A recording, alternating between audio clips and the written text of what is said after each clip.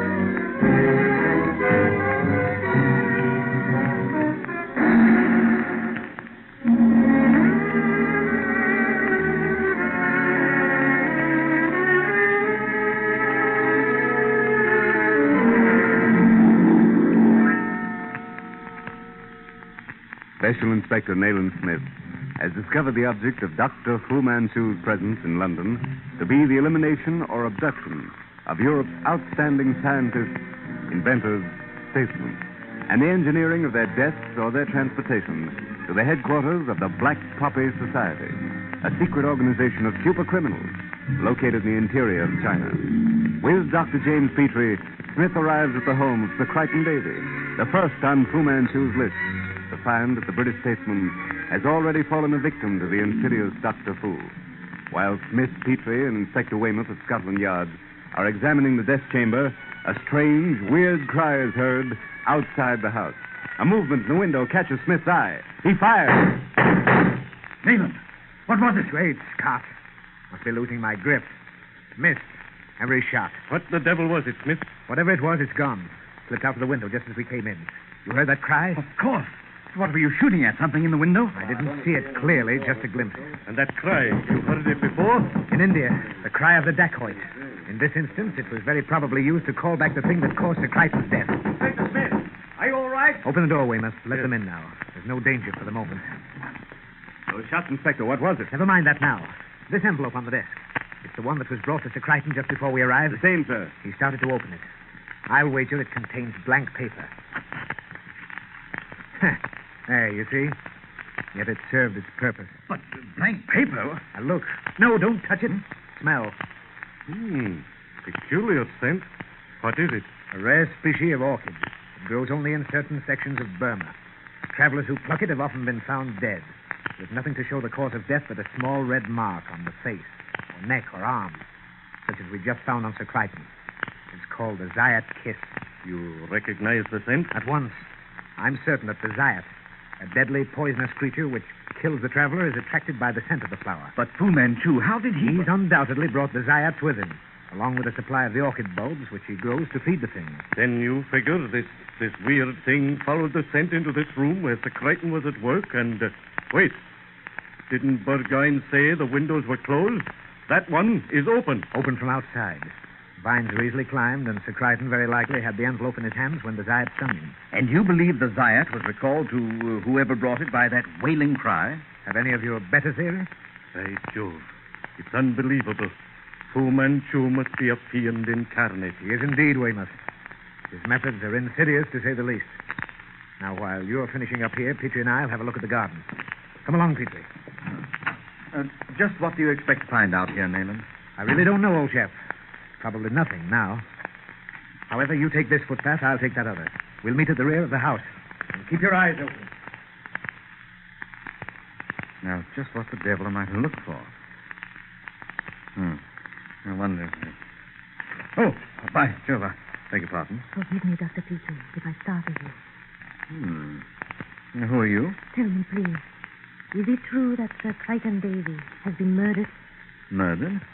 Well, I can't say definitely. But he is dead. Yes, he is dead. But who are you? I am no one whom you know. But I have information for the police. This letter. Will you give it to the proper person in authority? Person in authority?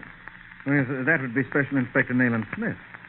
Yes, I'll see that he gets it. And when you have given it to him, leave him at once.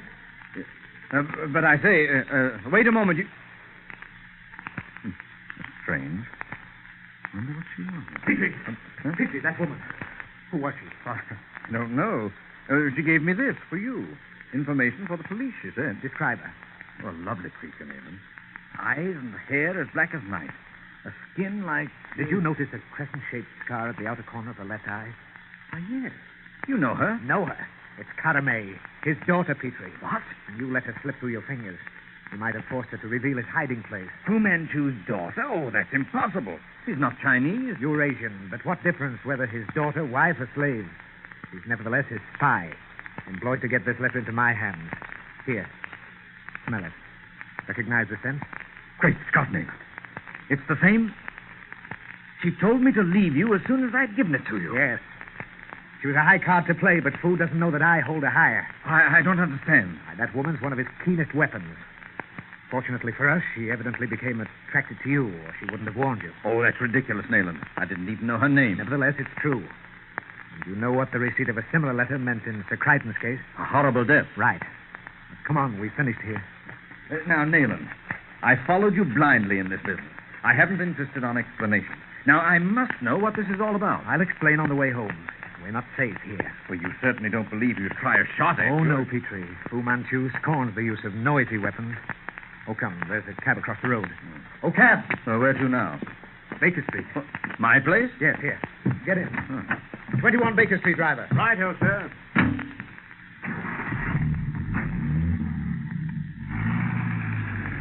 I say, Nayland, someone took the cab behind us. I think it's following us. I expected that. Well, if I escape alive from this business, old chap, I'll know that I lead a charmed life. But aren't you going to try to throw them off? Useless. Wherever we went, Fu Manchu would find us. You no doubt still wonder why a servant of the British government lately stationed in Burma appears in London in the character of a detective. Rather. Simply because I stumbled onto a clue, quite by accident. I discovered definite evidence of the existence of Fu Manchu. Well, is he an emissary of an Eastern power? I can't say definitely, but I do know that a certain Eastern power will be requested to see that Dr. Fu removes himself and his influence as far and as quickly from England as possible. And if your Eastern state refuses? Then, Petrie, anything may happen. A fanatic, Nayland. A madman with unlimited power. He's much more. Whether a fanatic or a duly appointed agent, Fu Manchu is undoubtedly the most malignant personality existing in the world today. He's a fluent linguist, both in civilized and barbaric languages. He's an adept in all the arts and sciences a great university could teach him, and many black arts that no university could possibly teach him. He has the brains of any 3 men of genius. But what is his object? His object? Why did René Corot fall dead in a Paris opera house? Heart failure, wasn't it? He died because his last speech had shown that he held the key to the secret of Tonking. And what became of the Grand Duke Stanislaus? Do you remember? Suicide, as I recall it. He alone was fully aware of Russia's growing peril. He alone knew the truth about Mongolia. That knowledge caused his death. But Sir Crichton Davy. He was the only living Englishman who understood the vast importance of the Tibetan frontiers. I'm beginning to see, Nayland. Yes, it was their knowledge of the East that doomed them. When any great leader dares to arouse the West to a sense of the awakening of the East, he's destroyed. Incredible. You mean to say that Fu Manchu controls this terrible secret movement? Exactly, Petrie. Fu Manchu and none other. Here you are, Governor. 21 Baker Street. Eh? Oh, yes. You are, driver. Thank you, sir. Look, that car back there. It stopped. Followed us every foot of the way, Nayland. Of course, Petrie. Come on, let's go in. But they followed us all the way. Aren't you going to do anything? Of what use? We could prove nothing against them. Further, it's very evident that an attempt will be made upon my life tonight, and by the same means that proved so successful in the case of Sir Crichton. You can't mean that he'll make an attempt against you here. I mean exactly that. We'll have an opportunity to observe the Zayat kiss in operation very soon. The scented letter given you by the woman is ample proof of that. Now, what caused Sir Crichton's death, Nayland? What is the Zayat kiss? I don't know exactly. Some sort of insect, I believe, which is attracted by this perfume. Well, what sort of insect? Again, I say I don't know. But forewarned is forearmed, Petrie. Fu Manchu has made the blunder common to all men of unusual genius. He's underrated his adversary. Let's go into the bedroom. Now let us appear to make preparations to retire. I'm sure we may rely on Dr. Fu's servants to attempt my removal, if not yours. Well, I say, roll those golf clubs in that blanket and put them in your bed. I'll do the same with these pillows in mine, eh? Yes. So. There we are. And now? Now turn out the light and take a chair into the corner by the door. You'll be hidden by anyone looking through the window, yet we'll be able to see a silhouette against the window in the moonlight. Lower the sash. Right. You shouldn't have long to wait. I've put the perfumed envelope on the coffee table in the center of the room. You know, it's a climb of 30 feet, Nayland, from the garden to my window. To a dacoit who very likely operates the Zayat kiss, an ivy-covered wall is a grand staircase. 2 o'clock. Presently, Petrie, presently. You have your flash? Yes, and my pistol. Good. When I give the word, turn your flash on the envelope on the coffee table. Don't shoot. This golf club of yours will do the trick. Are you certain, Nayland? Look, the window. The shadow that is above the sill. He has a box in his hand. He tossed it through the window. The flash, Petrie. Light. Great Scott, Nayland, look! Hold the light steady. Quick, man, quick!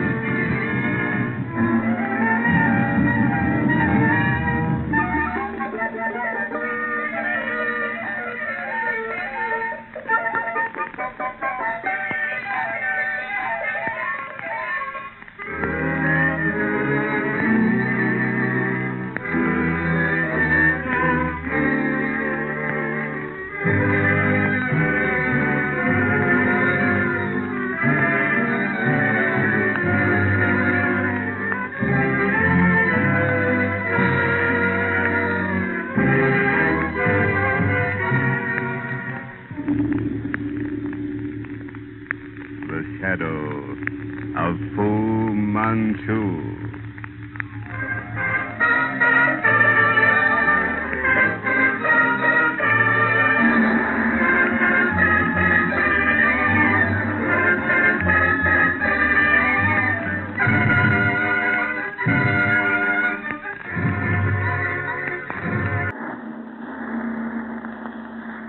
The Shadow of Fu Manchu. Based on the stories by Sax Rohmer.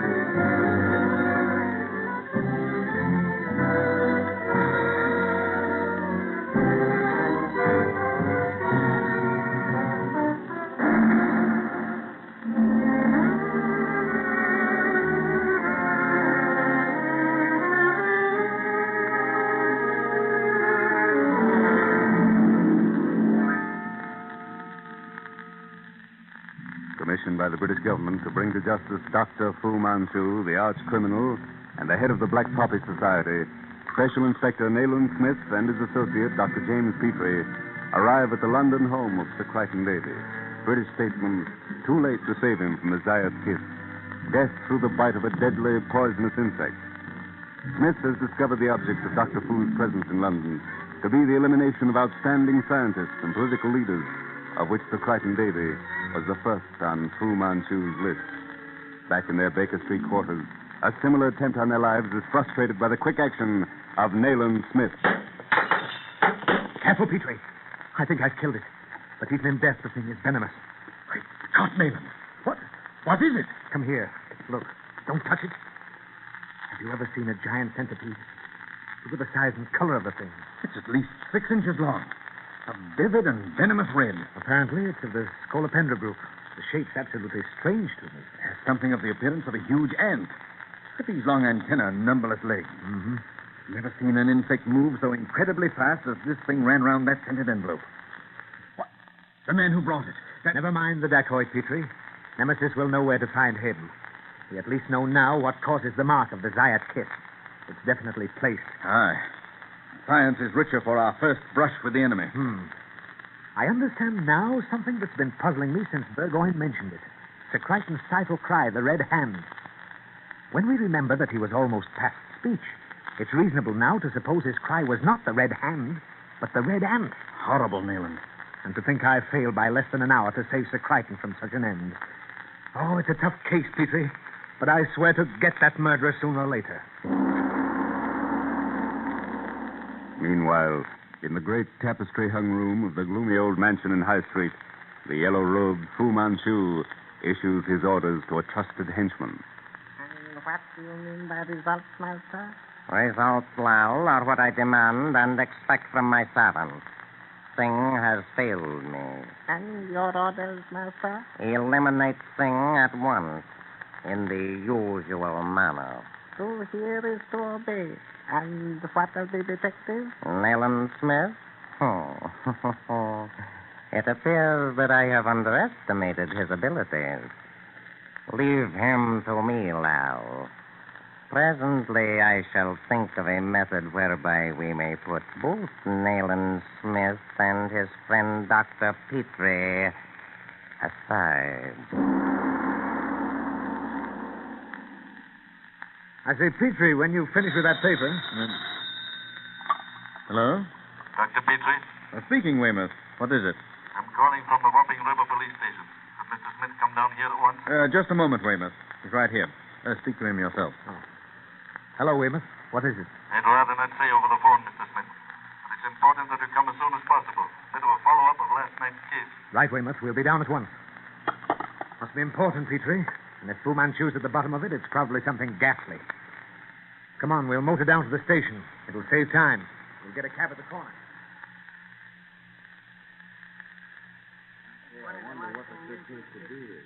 I'm Nayland Smith. I want to see Inspector Weymouth. Special Inspector Nayland Smith? Yes. Is Weymouth here? This way, sir. Right in here. Mr. Smith, glad you came. And you, Dr. Petrie. Oh, Welland, ask Inspector Reimer to step in here. Right on, sir. All right, Weymouth, what is it? Over here, Mr. Smith, on the table. I'll remove the sheet. By Jove. Who is it, Weymouth? It's Cadby, Dr. Petrie. The most promising lad at the yard. Disguised, eh? Rough sailor garb. Stained skin, gold ring in one ear. Aye, and look at his left hand. 3 fingers missing. It appears as though they'd been chopped off, Weymouth. It was almost the same with Mason. A week ago, he went off in his own time on some funny business down St. George way. And the following night, Thursday night, the 10 o'clock boat got the grapnel into him off Hanover Hole. His first 2 fingers on his right hand were clean gone. His left hand was frightfully mutilated. This is Inspector Reimer. Special Inspector Nayland Smith and Dr. Petrie Reimer. How do you do, Inspector? I overheard your remarks, Weymouth, about Gadby's and Mason's mutilated hands. That Latsko we picked out of the river, both his hands were mutilated in the same manner. Are these things on the table found in Cadby's clothing? Yeah, right, sir. Watch, money, knife. What the devil?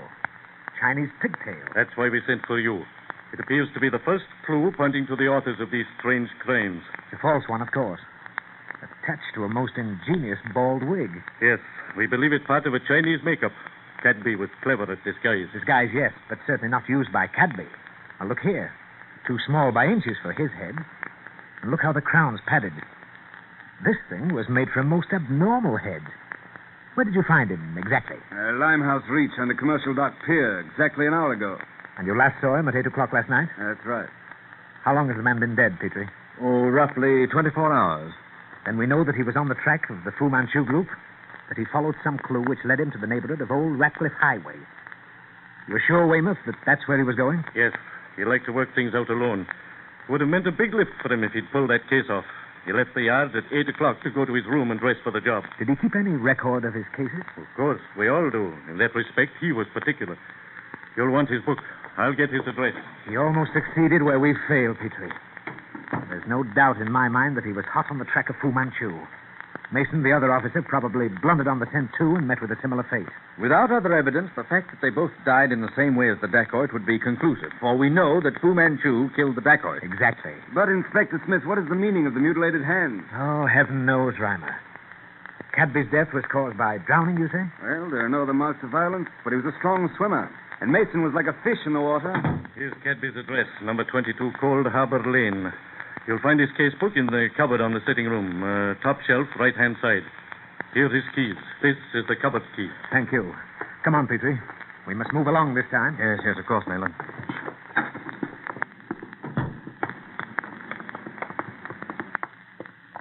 Good job we kept the cab. Number 22, Cold Harbor Lane, driver. As quickly as you can.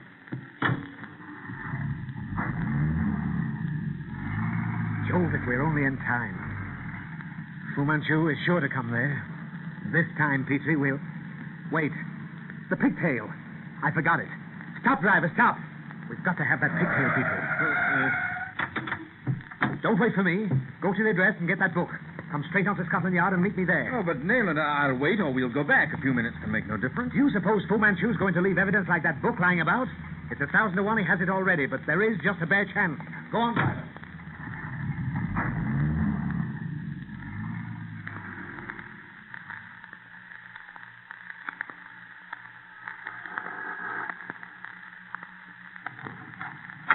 Yes, what do you want? I'm Dr. Petrie. Sorry to bring bad news regarding your tenant, Mr. Cadby. Bad news, eh? Oh, well, that was to be expected. The company kept. What with that wailing at the back of the house last night, and tonight again, just a moment before you knocked. Wailing? Just now? This police car should let me in. Where's Cadby's room? First floor, second door to your right. There's a woman in there now. Don't move. What are you doing in this room? Canamy. So I did get here in time. Oh, Dr. Petrie. What have you taken from that cupboard? Give it to me. Oh, I have taken nothing. Oh, Dr. Petrie, you must go at once. You are in terrible danger. Please go. Not until you give me what you took from that cupboard. Then you're going with me to the police. I will tell you all I can, all I dare. I know how to deal with your friends. But with you, I am lost. If you could only understand, you would let me go. Let you go? You have no claim to mercy. I am not free as your English women are free. What I do, I must do, for it is the will of my master. And I am only a slave. And you, Dr. Petrie, you are not a man that you can give me to the police. You have no heart if you can forget that only last night I tried to save you. You lured Cadby to his death. Oh, no, I swear I did not. I spied upon him, yes. But it was because he would not be warned that he met his death. I could not save him. Then save yourself by telling me where I can find Fu Manchu. Oh, I dare not. I dare not. Not if you would go to find him. Your friend, Nayland Smith. Yes, I would tell him. And he would die. No, that's ridiculous. Come on. Tell me. Could you hide me from him if I came to you and told you all I know? Well, the authorities would have... the authorities. They can put me on the rack if they choose. But not one word would I speak. But to you, I would tell all I know. Very well, then. Speak. Tell me where I can find Fu Manchu. Oh, no. Not now. Not... Good heavens. Dr. Petrie. I have been waiting for an opportunity to meet you personally. Fu Manchu. No, do not reach for your pistol. It would be useless. Take him, Lau. But be careful. Very careful. He must remain alive for the interesting little experiment we shall perform later.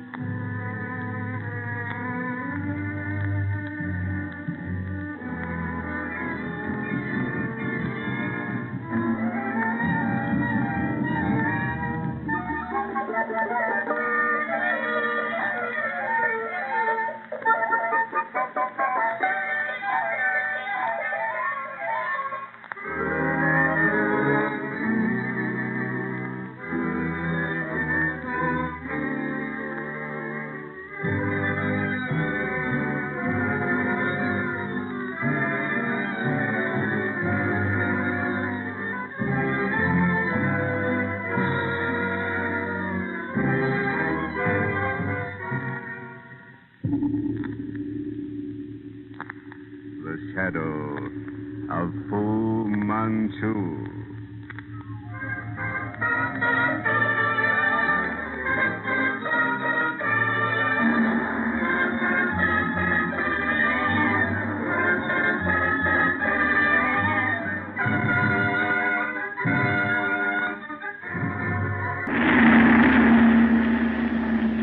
The shadow of Fu Manchu. Based on the stories by Sax Rohmer.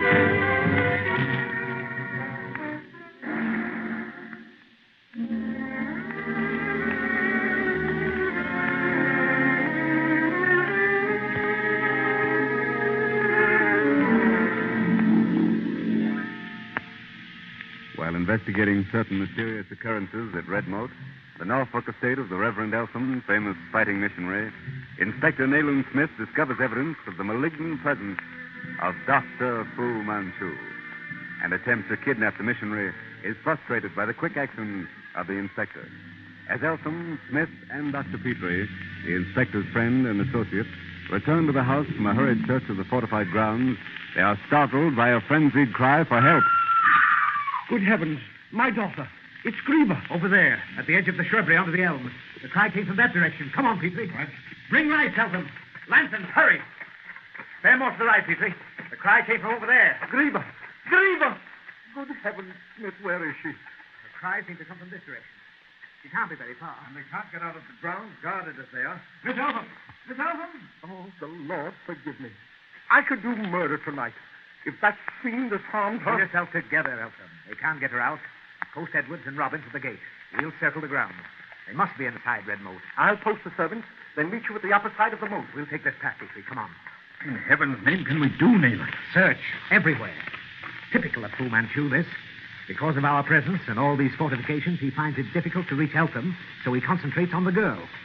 Heaven help her, Petrie, if she's fallen into the hands of Fu Manchu himself. He wouldn't murder her, Nayland. Oh, in her case, death would be merciful. I'm positive he's received instructions from the Seven not to do harm here, merely to prevent Eltham from returning to the Orient. But his methods of prevention are usually far worse than death. Oh, here comes Eltham and one of the servants. By Jove, Nayland, where can the girl be? Somewhere in Red Moat, rest assured. But where? Have you found anything, Mr. Smith? Nothing, Eltham. Absolutely nothing. There's not the slightest trace. One could almost believe they've taken wing. Good heavens. We've got to find her. Yes, of course, and we will. Is there any possible place we may have overlooked? Mr. Eltham! Yes, sir, quick! Robbins, he found something. Come. Robbins! Robbins! Yes, sir, quick! This way, by the sundial. There he is. Under the... Good heavens. Grieber. Grieber. Here, let me look at her, Eltham. She's dead. Dead. No, merely a deep faint. Here, Robbins, help me to the terrace with her. No. That's right. This is positively the most uncanny thing I've ever experienced. We covered the sundial in our search not 5 minutes ago, and there was nothing there. By Jove. I've got it. We're fools, Eltham. Loose the dog. Loose the dog. But the dog's crippled. I know it. And if anything human is hiding there, the dog will lead us to it. If it's a man, he'll run. Great Scott, why didn't I think of it before? Keep him on leash, Robbins. Keep him on leash. He'll lead us. Out of the house, quickly. I shouted purposely, Petrie. It would have been heard by anyone. I thought so. Eltham, find out what part of the grounds that alarm comes from. Right, Mr. Smith, at once. Here, Robbins, put Miss Eltham down on this bench, then go with Inspector Smith. I'll get one of the maids to help me here. Come along, Robbins. Above the moat, Smith. Hurry. How long, Robbins, have you been employed here? 3 years, sir. And Edwards? The same, sir. I see. And how long have these attempted robberies been going on? Not long, sir. It was a few days after the master told us he had decided to return to China that the first queer thing happened. Yes. Mr. Eltham told me of it. Someone tried to get at Mr. Eltham's collection of curios, eh? That was what the man we caught said, sir. But my opinion is... What, Robbins? That his collection had nothing to do with it, sir. He was lying. Why do you think that? Because, sir, begging your pardon, but I have only one of the maid's word for it, sir. She came upon Mr. Eltham on the terrace examining a strange design drawn on a flagstone, sir. Oh, she saw the design, Robbins? Yes, sir. She said it resembled a poppy with 7 petals. It was drawn in charcoal, sir. Oh, the black poppies. A simple enough explanation, Petrie, and one I should have discovered. We found a ladder of bamboo splints and silken cord hanging by 2 hooks from the top strand of barbed wire. And the jointed bamboo pole, what was it used for? Probably to attach the ladder to the fence. Oh. The end of the ladder was what Miss Eltham saw trailing behind whoever used it when she interrupted him in her father's room. And that was the long, slim creature that climbed to his window and which later she saw disappearing in the brush. Eh? Yes. And in the shrubbery behind the sundial, we found a huge cask sunk in a pit. A bush fastened to its movable lid concealed it. So that was where they hid themselves when anyone was about, eh? Clever, Nayland. Devilishly clever. They slipped into the grounds during the day while Eltham was in London, concealed themselves in the bushes until dark, then went to work digging their cache. But the excavated earth, what would be disposed of on the flower beds, where it would escape notice, of course. Oh. You see, Petrie, the problem of getting in was never a big one. But owing to Eltham's defenses, it was impossible, while he was at home at least, to get out after dark. I see. They needed a working base inside Redmore. Naturally. And Fu Manchu's assistant, he certainly had one, must have been in hiding somewhere outside. You believe it was Fu Manchu who was concealed in that cask? Oh, who else has such eyes as Miss Eltham saw from her window? Why, of course. And the nature of the outrage that Fu Manchu planned to prevent Eltham's return to the Orient, we learned from Miss Eltham's condition. It's easy to see that she stumbled on Fu Manchu at the very entrance to his burrow. Her cries were muffled, and she was dragged down into the cache. And when we'd concluded our search, her body was brought to the sundial and left there for us to find. Only a clever devil could think of such a scheme, Nayland. Right. Provision had been made against her recovering consciousness and revealing the secret of the hidden cask. My ruse of shouting to release the mastiff ended the visit of Dr. Fu within Redmoat. Oh, how is the girl? Well, she made slow recovery and couldn't remember anything that had happened after she saw Fu Manchu rise up before her in the shrubbery. In fact, her memory is a complete blank. In your opinion, that was due to what exactly? To the hypodermic needle puncture at the upper end of her spine. Unconsciously, then, Grieber furnished the explanation of how Fu Manchu planned to keep her father in England. By means of this operation, he designed to erase from Eltham's mind his plans to return to the Orient. If we only knew the nature of the fluid which produces such a mental blank. Oh, one of the many strange secrets of Dr. Fu Manchu, Petrie. Well, I can't understand why Eltham didn't tell you of the warning he received from the Black Poppies. The warning Robbins told you of. Simply because he had no idea as to its significance. He'd never even heard of them. Oh, by the way, have you seen this? Star Telegraph. Look at the item at the top of the personal column. Orient. Of abandoned visit. Eltham. Ah, so he's not returning to the east. Huh? I'm glad, for his sake and the girl's. But it marks another victory for Fu Manchu. Well, that depends, Nayland, on the way you look at it. Oh, and what about Sir Lionel Barton? You saw him today, didn't you? Oh, I saw him. He only just returned from somewhere in Egypt, digging in the tombs of Biban el Moluk.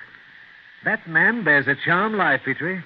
For on the evidence of his open letter to the Times, he's seen things in Tibet which Fu Manchu would have the West blind to. I think he's discovered a new keyhole to the gate of the Indian Empire. Well, what was his reaction to your warning against Fu Manchu? Oh, he laughed at me. Orientalist and explorer, he's the first to penetrate the forbidden city of Lhasa. The first to make the pilgrimage to Mecca. Now he again turns his attention to Tibet, thereby signing his own death warrant. Well, that he's reached England alive is a hopeful sign, don't you think? On the contrary, England is the web at the moment, and the spider's waiting, Petrie. And Sir Lionel is an impossible man to shepherd. You ought to see his house at Finchley. Huh? What's it like? Completely hemmed in by trees and bushes. Damp as a swamp. Smells like a jungle. Everything topsy-turvy. The man only arrived this morning, and he's already working, eating, and sleeping in a study that resembles an earthquake in an auction room. Any servants? A Bedouin groom, an Italian secretary, and a Chinese body servant, and heaven only knows what other strange people. Chinese body servants? Yes. A squint-eyed Cantonese he calls Kui. Oh, by the way, all Sir Lionel's baggage disappeared from the landing stage, including his notes on Tibet. Significant, eh? Of course. But he argues that since he crossed Tibet from the Kwenlun to the Himalayas without being assassinated, he certainly won't be murdered in London. Didn't I read somewhere that he'd unearthed a tomb in Egypt lately? You mentioned that he'd been there. Probably. As I came away, a sarcophagus as big as a boat was being delivered. It's something unique, according to Sir Lionel. And what do you propose to do? Oh, what can I do? I'm positive Fu Manchu will try to get at him. But, as I say, he merely laughed at my warning. You've taken precautions, of course. I had the yard send a man down to watch the house. What's Sir Lionel like, Nayland? A bull in a china shop. Tall, massive, unkempt. Built like a Kodiak bear. With a voice like a foghorn. I left him wearing a dirty dressing gown, stamping around his oriental furniture, works of references and mummies and pottery and spears and whatnot, alternately dictating his book on Tibet from memory and talking to me. He's certainly wasting no time. You know, we're making little headway in this business, Nayland. With all the forces of the law arrayed against him, Fu Manchu continues to slip through our fingers. Yes. I never read a report of someone found drowned, of an apparent suicide, of a sudden, though seemingly natural death without wondering. Fu Manchu's tentacles of evil embrace everything. You said that Sir Lionel bears a charmed life. Now, the very fact that you're still alive, Nayland, is a miracle. Oh. Well, now, who the devil can that be at this hour? Mrs. McGregor's in bed long ago. I'll see you as is. Right.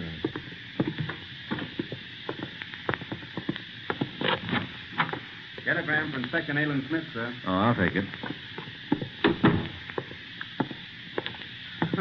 Your patient certainly called it ungodly hours, Petrie, old chap. Oh, not a patient this time. A telegram for you. A telegram from me? What on earth can this be? Good Lord. Petrie. Listen.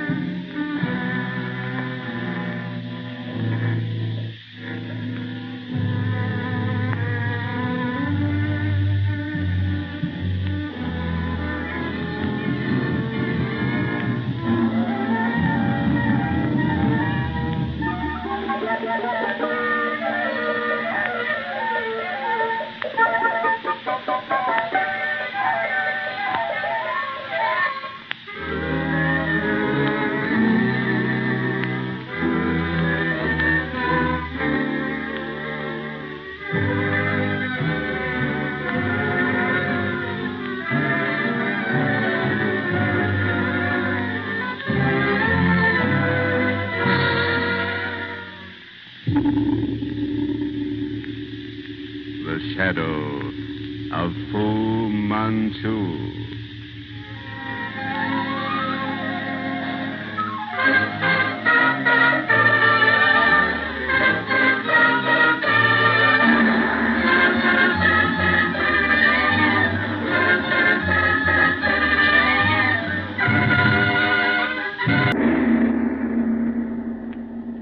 The Shadow of Fu Manchu.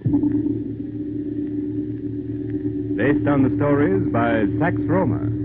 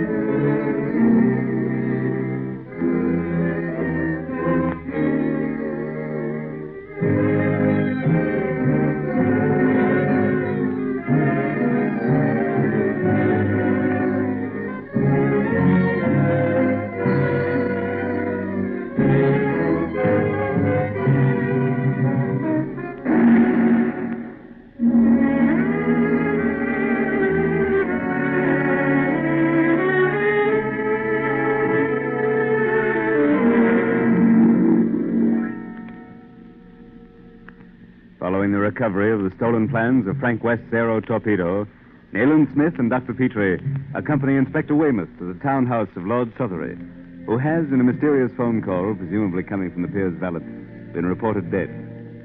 At Lord Southery's home, they learn from his family physician that the nobleman died quite naturally of heart disease. And the valet denies having called the police. Nayland suspects the hand of Fu Manchu. He accompanies Inspector Weymouth to Scotland Yard to check on the telephone call. Dr. Petrie starts for Baker Street alone. On the way, he meets Karame, who pleads with him to accompany her to the house of Fu Manchu to attend her brother. In the dusk of evening, we find Dr. Petrie and Karame approaching the waterfront abode of the sinister Oriental. This way, Dr. Petrie.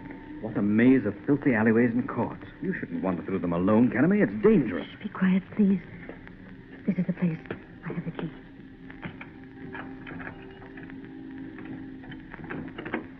Come, Dr. Petrie. Quickly. We cannot make a light. Here, give me your hand. I will lead you. Very well. Now, be careful here. Stairway. Move as quietly as you can. Though Dr. Fu Manchu and the servants were out, it is possible that one of them may have returned during my absence. Wait. No one here. Come. By Jove, what a place. I've never seen such exquisite furnishings. Oh, we must hurry. My brother is in the room beyond. What's that? Oh, it is nothing. Dr. Fu Manchu's pet marmoset there in the cushion. Hurry, please. Down this corridor. It extends the balcony across one end of the next room, and they look down into the chamber. Great Scott. A laboratory. And look. Down there on that couch against the wall. My brother. Oh, come quickly, Dr. Petrie.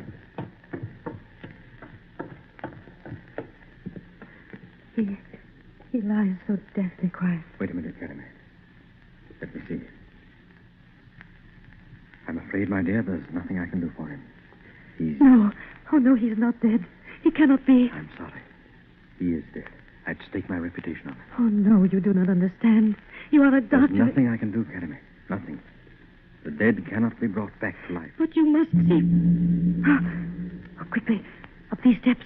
Fu Manchu has returned. Oh, hurry, hurry. In this little alcove. Here, behind this curtain. Be silent now and watch. Fu Manchu. On your life and mine. Make no sound. Now watch. Watch closely. He's taking your brother's pulse. He's pouring some drops into a graduated glass. Now he's making an injection in the boy's arm. Look. Color is coming to his cheeks. He's moving. He's raising his arms above his head. He shows no more unusual symptoms than if he'd just awakened from a natural sleep. Look. Fu is leaving. You see, Dr. Petrie, my brother is not dead. But without Dr. Fu Manchu, he is dead to me. Oh, how can I leave him when he holds the life of my brother Ali in his hands? But how does he produce the appearance of death? It is something in the wine. In another hour, Ali will be again as you saw him. You must get me that flask or some of the liquid. Very well. Wait a moment. I shall try.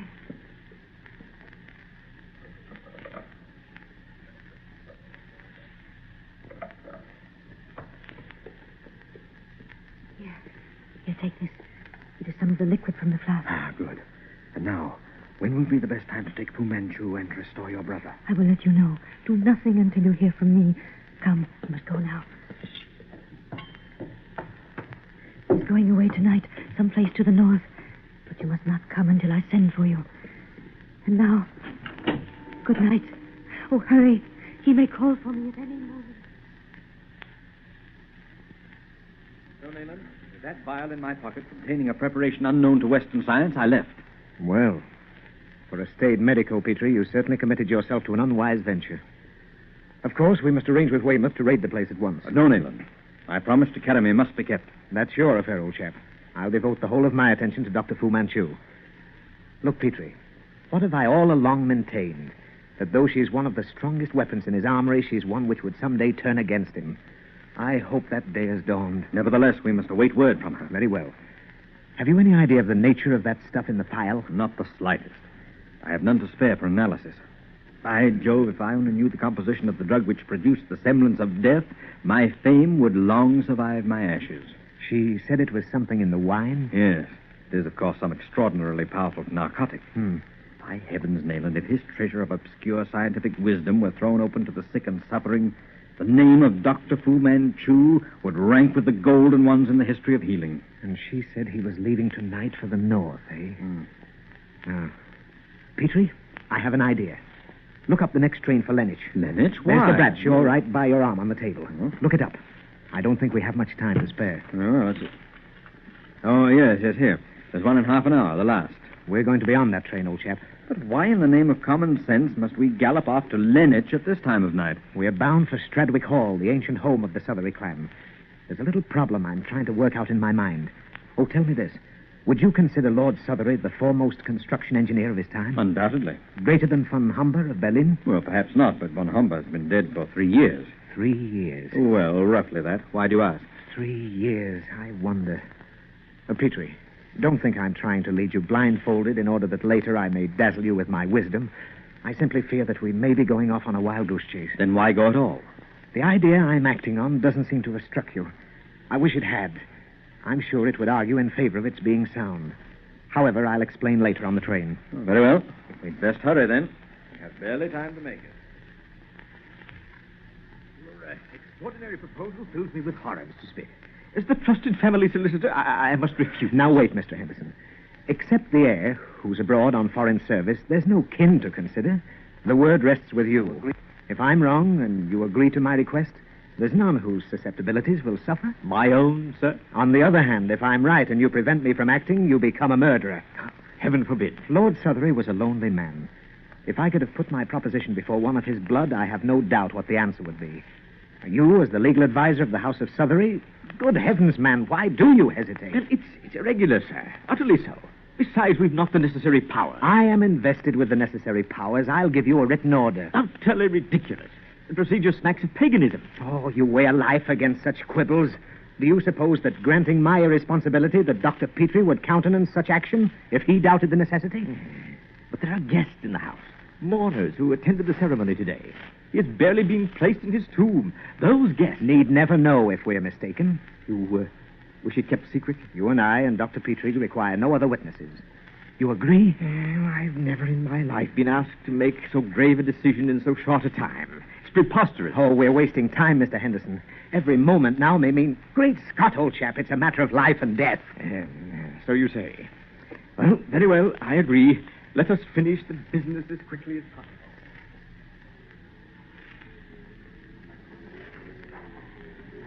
You brought the things I wanted, Petrie? Yes. The family tomb, gentlemen. I will... Unlock the gates, Henderson, quickly. Yes, of course. Witness, gentlemen, that I do this unwillingly, most unwillingly. Nevertheless, unlock the gates. The responsibility is mine. Oh, yes.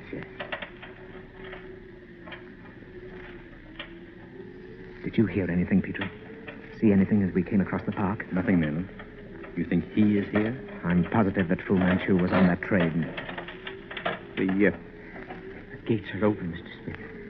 Hadn't you better light the lantern? Hold it up, Petrie. Just a moment. There we are. Now, be calm, Henderson. You are doing your plain duty to your client. Heaven be my witness that I doubt it. Lead the way to Lord Sothery's niche.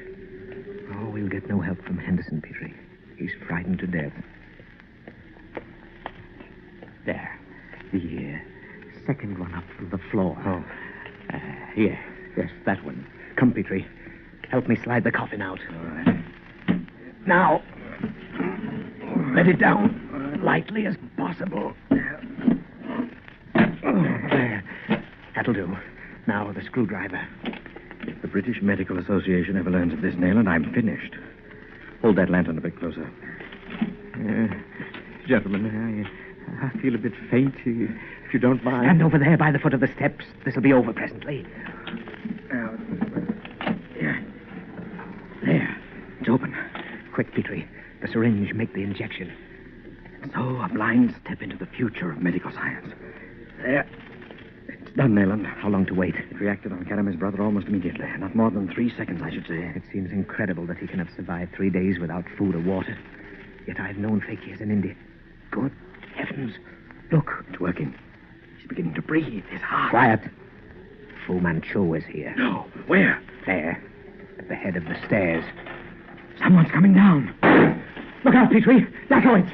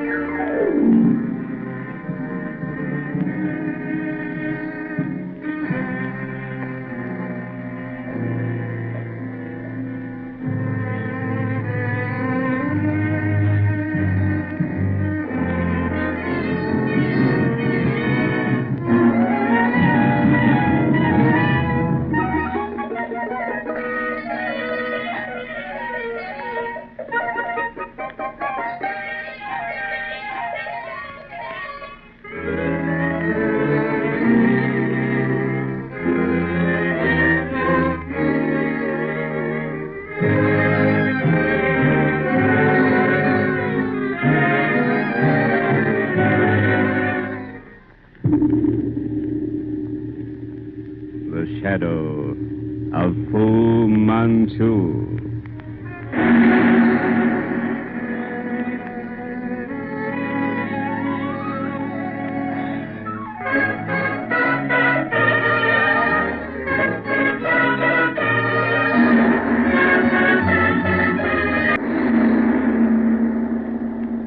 The Shadow of Fu Manchu.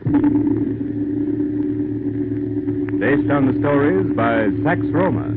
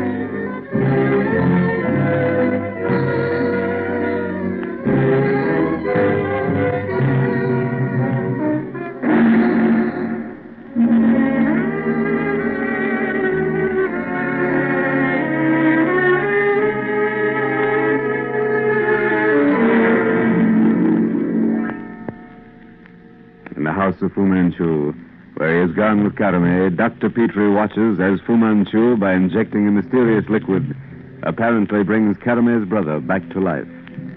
Karame gives Petrie some of the liquid, and later he describes his experience to Nayland Smith.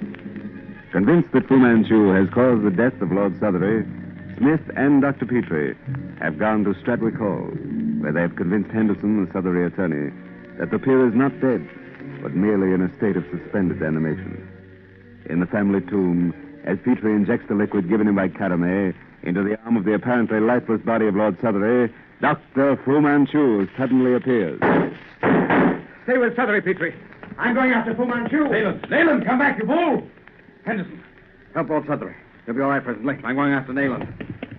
Nayland, here, Petrie. Are you hurt? I saw you fall. He had a dacoit with him. Look here. A knife, great Scott. Near thing for me, Petrie. Barely missed me. Listen, that car. Fu Manchu's. By Jove, Petrie, we've lost him again. But we've saved Lord Southery. Fu Manchu will credit us with a skill as great as his own. We must get to our car and try to catch him. Waste of time, Nayland. We have no idea in which direction he's gone. I have a good idea. Stradwick Hall is less than 10 miles from the coast. There's only one practical means of getting an unconscious man secretly from here to London. You don't think he meant to take Southery to London? Before shipping him to China, yes. His clearinghouse, as you yourself once said, is probably the Thames. A boat of some sort, eh? Seagoing yacht, lying off the coast in readiness. Fu Manchu may even have had it in mind to ship Southery direct to Shanghai and the Black Poppies. And he failed. This is a triumph for you, Nayland. Only half a triumph, now that he has escaped us. But we still have one chance. A raid on the house in Commercial Road. Have you any idea when the word will come from Karame? No, but because of her brother, she'll not delay. Oh, here comes Henderson with Lord Southery. Seems, gentlemen, I am risen from the dead. A weird moment, Petrie. A newly buried man speaking from the mold of his tomb. Lord Southery, you've been spared from the fate of heaven knows how many men of genius. What do you mean, sir? The Black Poppy Society lacks a Southery. But I'm certain that Dr. Fu Manchu was in Berlin 3 years ago. And without visiting the grave of your Teutonic colleague, who died under mysterious circumstances at that time, I venture to predict they have a von Humber. Oh, by heavens, sir. You mean to say that von Humber's not dead? I mean exactly that, your lordship. If you recall the circumstances under which he apparently died, angina pectoris, I believe it was, Petrie? So the papers stated. It's true. I met his physician in Paris shortly after his death. He assured me that von Humber had died very suddenly of a bad heart. As I remember the man, he was strong and robust. Practically a young man in his early 50s. And his death was a great shock to his friends. He'd never complained of heart trouble. Jove, sir. Now that you speak of it, von Humber's doctor did say his death was quite a shock. It's unthinkable. Impossible. Where Fu Manchu is concerned, your lordship, nothing is impossible. But who is this Fu Manchu? Why don't the authorities apprehend him? Perhaps, your lordship, that's the very reason they don't apprehend him. Because they don't know who he is, nor where to lay hands on him. I suggest that you guard yourself carefully. If you fall into the hands of Fu Manchu again, well, his futurist group in the Orient knows how to make men work.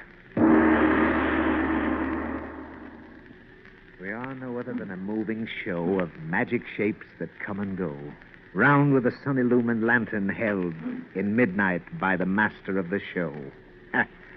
And in this case, Petrie, Fu Manchu is the master of the show. If we only knew exactly who he is, Nayland.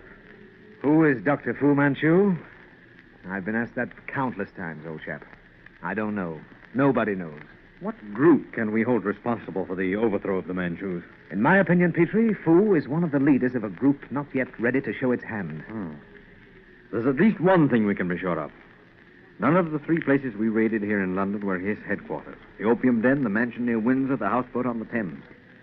Can it be the place to which Karame took me? Heaven only knows. That place in Commercial Road had a look of permanency, you said? Oh, very much so. Probably an old warehouse. Had that appearance from the outside, anyway. Inside, it was exquisite. I've never seen such oriental luxury. Rugs, inlaid tables, priceless hangings, bronze lamps. Mm-hmm. And the laboratory? I'd give 5 years of my life to spend an hour in that laboratory alone, Nayland. Hello. Karame? You... Yes? Where we left the taxi in Commercial Road. In half an hour? Yes, I understand. We'll be there. Well? We're to meet Karame in half an hour in Commercial Road. She'll lead us to Fu Manchu's house. How many men have you here, Weymouth? Enough this time, I hope. We have the place completely surrounded. The river police? Their launch with Mackay in charge is lying off the wharf. No escape that way. I see. Who's in charge of your outside men? Inspector Logan, one of the best. He has his instructions. All ready, then. Come, Karame. Lead the way. You will keep your promise to me? What do you want us to do? You and Dr. Petrie must enter first and bring out Ali. Until he is safe, you are to make no attempt upon Dr. Fu Manchu. How can we be sure we're not walking into a trap? You must accept my word. Ali, my brother, is in the laboratory. There is only one servant in the house. He dare not enter the presence of Dr. Fu Manchu without orders. And Dr. Fu, where is he? We have nothing to fear from him. He will be your prisoner in 10 minutes, if you do as I say. And the dacoit, where is he? Nowhere near the laboratory. I think I'd better come too. As you please, Inspector Weymouth, but move quietly. If you are ready, come.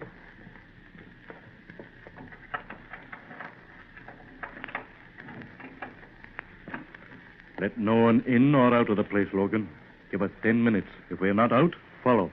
I'll see that this door is left unlocked. Right, Inspector. Come. We must not delay. Make as little noise as possible. Now, up these stairs.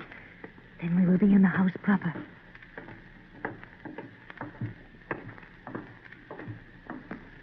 This is the outer room, Nayland. Beyond, the balcony and the laboratory. Move softly across this chamber. We dare not make a light. I'll use my flash. Come, quickly. At last. I stand in the house of Fu Manchu. A great moment, Petrie, for me. And one we'll not soon forget. A greater will be when we have Fu Manchu behind bars. Karame, where is she? This way. Along the balcony and down the stairs into the laboratory. Look, down there under that dim light. Is that the boy Petrie on that couch? Yes. Karame. Make no noise. Come, Dr. Petrie. Down these stairs, Nayland.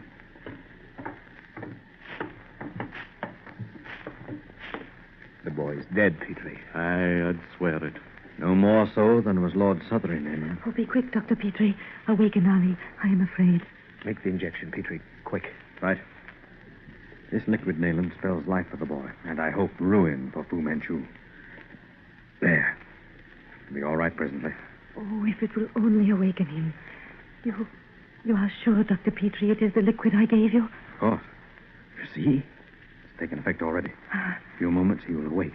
By the great Lord Harry, he's breathing.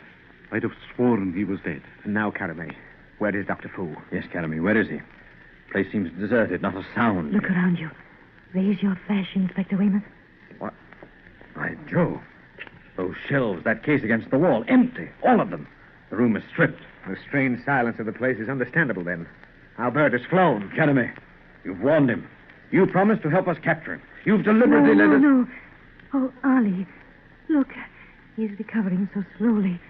Are you sure, Doctor, you've made no mistake? His pulse is strong, his heart action normal. But you, Karame, have misled us. I trusted you. Dr. Petrie has kept his word, Karame. You and your brother are free. If Dr. Fu Manchu is still in this house, lead us to him. He is here, and I shall keep my promise. But first, let Ali be taken out and placed in safety. Will you take him, Inspector Weymouth? I'll turn him over to Logan, Mr. Smith. I'll be back in a moment. Now, Karame, we've done our part. You must do yours. Oh, please, lower your voices. He is near us, and I am afraid. You have nothing to fear. But if you don't hold to your bargain, I shall place you in the custody of the police. Once more now, where is Fu Manchu?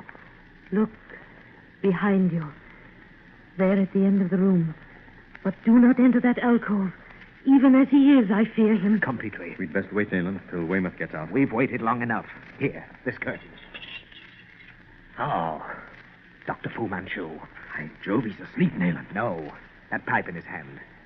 Don't you recognize the odor? Of course. An opium sleep. By Jove, what luck. We have him helpless. Come on, we'll take him. No. Close the curtain. The police must get to him in some other way. They must take him, not you, Dr. Petrie. Oh, Weymouth. What about the boy? With Logan. He'll send him to the station where they'll look after him. And now, where's our man? Here, Weymouth. Behind this curtain. By the great Robbie Burns asleep. Oh, seems helpless enough. What's wrong with him? Opium. A drugged sleep. Oh, a simple matter to take him, then. Little did I think it would be so easy when the time came. Nor I, Weymouth. But helpless as he is, I'll not be satisfied until you have handcuffs on him. Come then. We wasted enough time. Dr. Petrie, no. Do not go in there. You must not. On your life.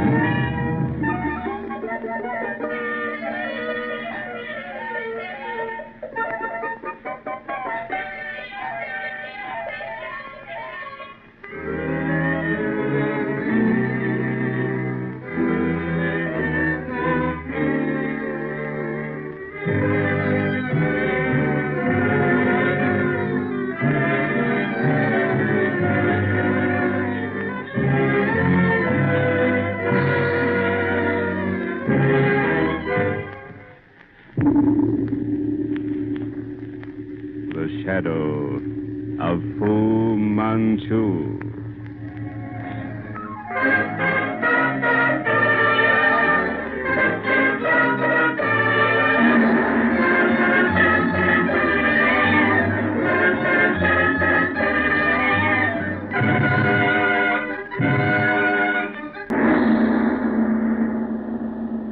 The shadow of Fu Manchu. Based on the stories by Sax Romer.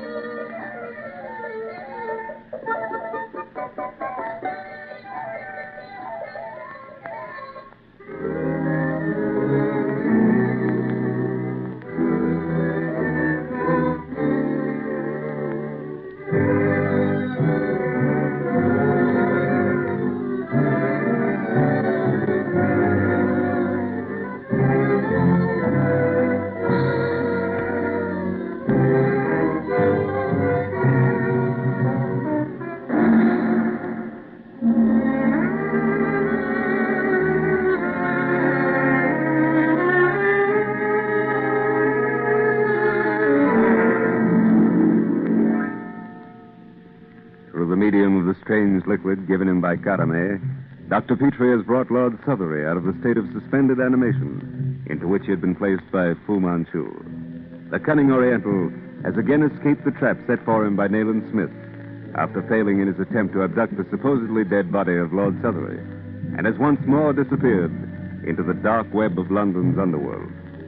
Nayland Smith and Dr. Petrie, on receiving word from Carame, have surrounded Fu Manchu's headquarters with police, and led by Carame have entered. They are accompanied by Inspector Weymouth. In a curtained alcove, they discover Dr. Fu Manchu apparently in a drugged stupor. As they step into the alcove, a trap suddenly opening beneath their feet plunges them into a dimly lit cellar. Oh, Petrie. Petrie, old man. Here, Nayland. Tied hand and foot. So am I. Helpless. Where the devil are we? Somewhere under Fu Manchu's house. In the cellar. Great Scott, what a place. It's huge. Look, down through those arches. A series of cellars, Petrie, under the entire building. Ugh, and the stench. Yes, hot and steamy. Smells of rotting vegetation. Something growing down here. Look on the floor and ceiling. Huge puffy things. What are they? Oh, some sort of fungus. Like giant toadstools. Poisonous-looking things. Yeah. What happened after we fell through the trap? I don't recall. Must have lost consciousness. Lal the dacoit brought us here from under the trap there. I came to as he dropped me here beside you. Oh, there he is. Beyond the second arch. He's bringing Weymouth over here. Yeah. Look how he avoids those plants, picks his way between them. Jove, what a situation. I must have been completely knocked out. I have no recollection of being carried here. Nor I. I seemed to drop into a suffocating mass of something soft and clammy. Gad, Petrie, what a beautiful trap. And we rush headlong into it like children. Even Karame seemed to have been taken in by it. Or do you imagine she deliberately led us into it? Oh, no. Her actions convinced me she knew nothing of it. By Jove, that devil. The depth of his cunning and his courage to sit there calmly waiting for us. Of course, he knew somehow that we were coming. There's the dacoit with Weymouth. I see. Coming through those toadstools. That room where we found Fu Manchu is probably where he does his smoking. And the trap was intended to protect him during his drugged sleep. Smith. Here, Weymouth. Did the fall through that blasted trap knock you out, too? For a few moments. Are you all right? As good as can be expected, with a knot on my head as big as an egg and hands and feet tied hard and fast. You don't know, Weymouth, what happened to Karame? No.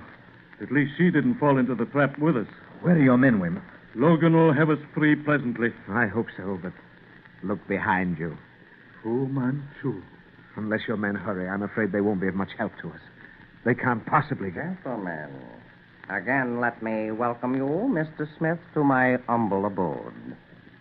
It seems, gentlemen, that you are much more worthy of my attention than I had at first supposed. But it is not too late to rectify that error. Now that you have us, Dr. Fu, what do you propose doing with us? That depends, Mr. Smith.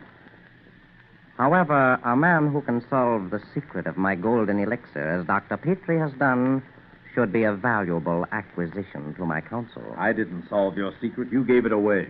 Gave it away, Dr. Petrie? I do not understand just what you mean. But for the moment, that is beside the point. Then come to the point. My men are breaking in now, and when they get here... Your men, Inspector Weymouth? They will not interrupt us.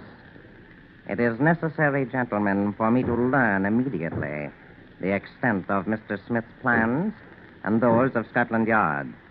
Therefore, you live for the present. And you'll swing in the near future, you and your filthy gang. I'll promise you that. I think not, Inspector. Most of my people are safe on departed ships. I shall also leave soon. You gentlemen, excepting Dr. Petrie, will remain here. I? Yes, Dr. Petrie. You are returning with me to my home in the east. You will be made welcome there. Listen. Let them pound and pound and pound. Hurry, Carpenter. Put some muscle behind that axe. It's been 15 minutes since they went in. Yeah, this door was built to stand. Joe was heavy. Ah, there she goes. One or two more now, and we'll be inside. Down. In the cellar, then. Down those stairs. There's another door. Come on. Good job. That one was unlocked. By Jove, what a rotten smell down here. Use your flashlights, men. The place is as dark as Lot's pocket. By Jove, Inspector. They've been using this cellar to grow stuff. Look, the floor and ceiling are covered with great toadstools. Never mind that. Over there. Under those arches in that lighted room. There they are. Oh, what a stench. Hurry, Carpenter. We've got to get them. Your men, Inspector Weymouth, It seems they have broken into my cellars. Aye, and when they reach us... Close the glass doors, Lau. They won't reach us, Inspector. What do you mean, Dr. Fu? You will see presently. Logan, here! This way, man! It is useless to call, Inspector. No sound can be heard beyond that glass door. But presently you will see your men and be powerless to help them. Nayland, Weymouth, this room is soundproof. Exactly, Dr. Petrie. And it is fortunate for us that it is. Otherwise... Otherwise what? This is my observation window, gentlemen. You are about to witness an interesting experiment. Something unique in the science of fungology. An experiment of yours, Dr. Fu, should be quite unique. Your attention, Dr. Petrie, has probably been drawn long since to the anesthetic properties of the common puffball. Well, and if so? Then you possibly recognize the fumes as you were brought here. The odor of rotting vegetation. Those huge growths out there. Exactly, Dr. Petrie. The cellar into which you gentlemen so rashly precipitated yourselves is charged with the anesthetic properties of the puffball. By a process of my own, I have greatly enhanced their value in that respect. That's what strangled us, Nayland, as we fell through the trap. Inspector Weymouth proved the most obstinate. He succumbed, however, in 15 seconds. You fiend! Logan! Help! This way! Save your breath, gentlemen. Though they can see you, they cannot hear. Dr. Petrie, note the white growth on the ceiling. It is a giant variety of my own culture. More of your diabolical fungus, I suppose. Diabolical? That is a matter of opinion. You are no doubt familiar with the death of the common housefly found attached to the window pane by a white mold. I am. I have developed the spores of this mold and have produced a giant species. Yes. If we could only warn Logan. Observe, gentlemen, the interesting effect of the strong light from the flashlights in the hands of those men upon my orange and blue fungus there on the floor. Horrible, Petrie. You know what's coming? Yes, we can do nothing. Those poor devils are doomed. I understand now the reason for the dimly lighted cellar and why the dacoit moves so carefully through those venomous growths. Fu Manchu, those men out there are blindly walking to some horrible death because they're doing their duty, following my instructions. Yes, Inspector? What have they done to you? Let them go. Turn them back, Dr. Fu, before it's too late. Turn them back, Dr. Petrie? By no means. We should then lose an excellent opportunity to study in detail a lesson in fungology. Oh, it's useless, Petrie. The man's a devil, a poisoner. Compared to him, the Borgias were children. We're helpless. Can't even warn them. Look, gentlemen, watch. Good heavens, those puffballs. They're dropping from the ceiling, exploding. Observe, gentlemen. Observe the symptoms of delirium. See how they laugh and swing their arms. Light. More light, Lal. Throw the switch to the arc light. God. Look, it's raining puffballs. The ghastly things seem alive. See how the men tear their clothes from their bodies? See how they scream and shout? Too bad we cannot hear them. Soon they will be raving maniacs. Petrie, Weymouth, keep his attention away from me. I've almost got my hands free. Look, gentlemen. Look, a triumph. My process. The scientific triumph of my life. By the gods, that fungus has covered them from head to foot. Clings to them like something alive. They're smothering Petrie. We'd only shot that fiend when we stepped into that room upstairs. They die. They die, For gentlemen. heaven's sake, Nayland, hurry. Roll away from me, both of you. I'm free. Cut our bonds, man. No time now. I'm going to try to save those poor devils out there. Now, Fu Manchu, may the devil protect you. Now, help! Take him now! He's no match for both of them, Weymouth. If I could only get my hands free. No use, man.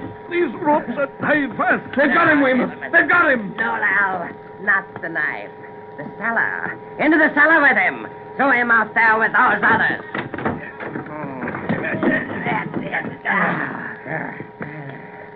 Good. Good. Close the door, Lal, quickly. Yes.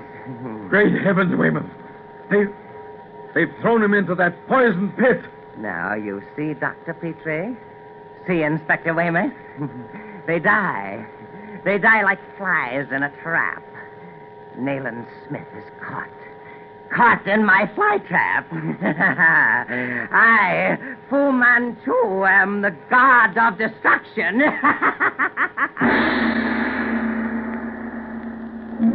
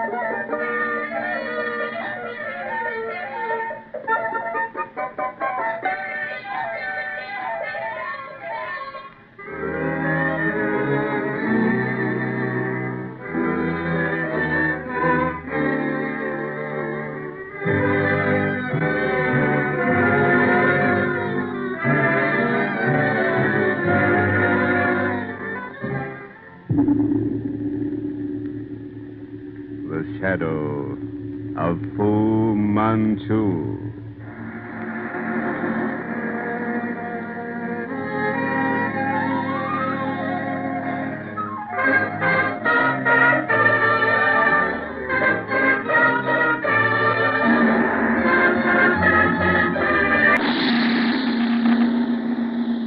The shadow of Fu Manchu. Based on the stories by Sax Rohmer.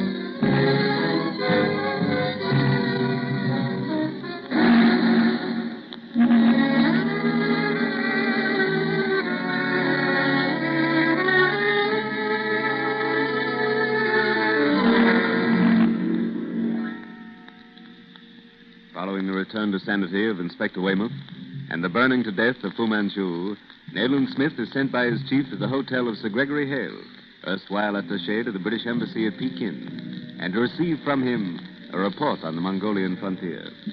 Smith, accompanied by Dr. Petrie, discovers Sir Gregory at the point of death. Unable to speak, Sir Gregory scribbles a few words in Smith's notebook before he dies. The paper reads, "Guard my diary. Watch Tibet and the Sifan. And beware the man with the limp." As usual, Petrie, we're in too late. 10 minutes earlier, and we might have saved Sir Gregory Hale's life. Beware the man with the limp. The sea fan. The sitting room. Come on. Lights, Petrie. Find the lights. He went out that door. Oh, blast it. There he goes. Down the end of the corridor. I'll get him. Look, that small brass chest. He left it there for me to fall over. An old trick, but effective. He got away, sir. Hmm? Disappeared. When I got to the corner, he was gone. The chest. That's what he was after. Oh, thank heaven you were too quick for him. What about the chest? Sir Gregory brought it to England with him. He's been guarding it for the past week, night and day, with a loaded pistol. Put it on the table. You know, Beatson, what it contains? No, sir. Every night he lay with his head on it. During the day, he never took his eyes from it. Close the door, Petrie. He didn't tell you, Beatson, what was in that chest? He said nothing? He'd cry out in the dead of the night. Beatson, you hear that woman? And then he was constantly listening for someone that he called the man with the limp. The man with the limp? He'd have me up with him during the night, listening with him. There he goes, he whispered, with his ear close to the door. Has he had any visitors? None, sir. He said that he'd seen no one but a Mr. Nayland Smith. He said Mr. Smith was the only man he could trust. You've gone through a trying ordeal, old man. No one could have done his duty better. This gentleman is Nayland Smith. Oh, thank heaven you've come, sir. Whatever can be done to carry out your master's wishes shall be done. Go into your room now and lie down until we call you. You need the rest. Yes, sir. Very good, sir. Thank you. Petrie, I want you to examine the body of Sir Gregory. Determine the cause of death if you can. I'll go over things out here. Let me know if you find anything. Here. Found it on the bed. Could it mean anything? What is it? A flower. Bruised, but fresh. Couldn't have been in the room very long. Now, what's the matter? Put that thing down, Petrie. On the table. Well, of course, but You didn't break that stalk? No, I found it just as you see it. Have you smelled the petals? No, I intended Don't to. do it. Pronounce slowly the word Sakya Muni. What in the name of... I mean it. Do as I tell you. Of course, Sakya Muni. Phew. All right. Now go and wash your hands thoroughly. There, in the bathroom. Beatson! Go on, Petrie. Wash your hands. You fall, sir. Have any flowers been brought into this room today? Flowers? No, sir. You were certain of that? Positive, sir. Who brought up the meals? No one, sir. There's enough tinned and bottled food here, sir, to last for weeks. I got it the day we arrived. No one has entered or left these rooms until you came tonight. Excepting yourself? Excepting myself, sir. Then how in the world... You washed your hands, Petrie, thoroughly? Of course, but why all... Later, old chap, later. Do me a favor now. Telephone down to the manager and ask him to come up at once. Then call Weymouth. But not a word to either of what's happened here. Oh, well. Telephone seems to be out of order. Oh. Well, I'll go down to the lobby. Righto, and hurry. Beatson, go with him. Yes, sir.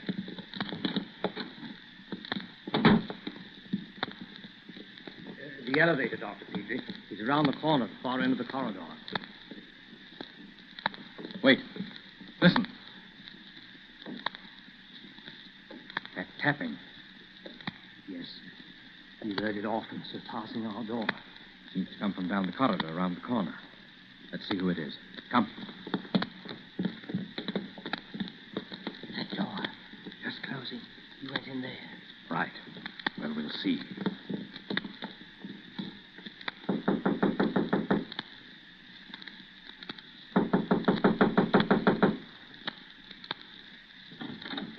Well, what you want?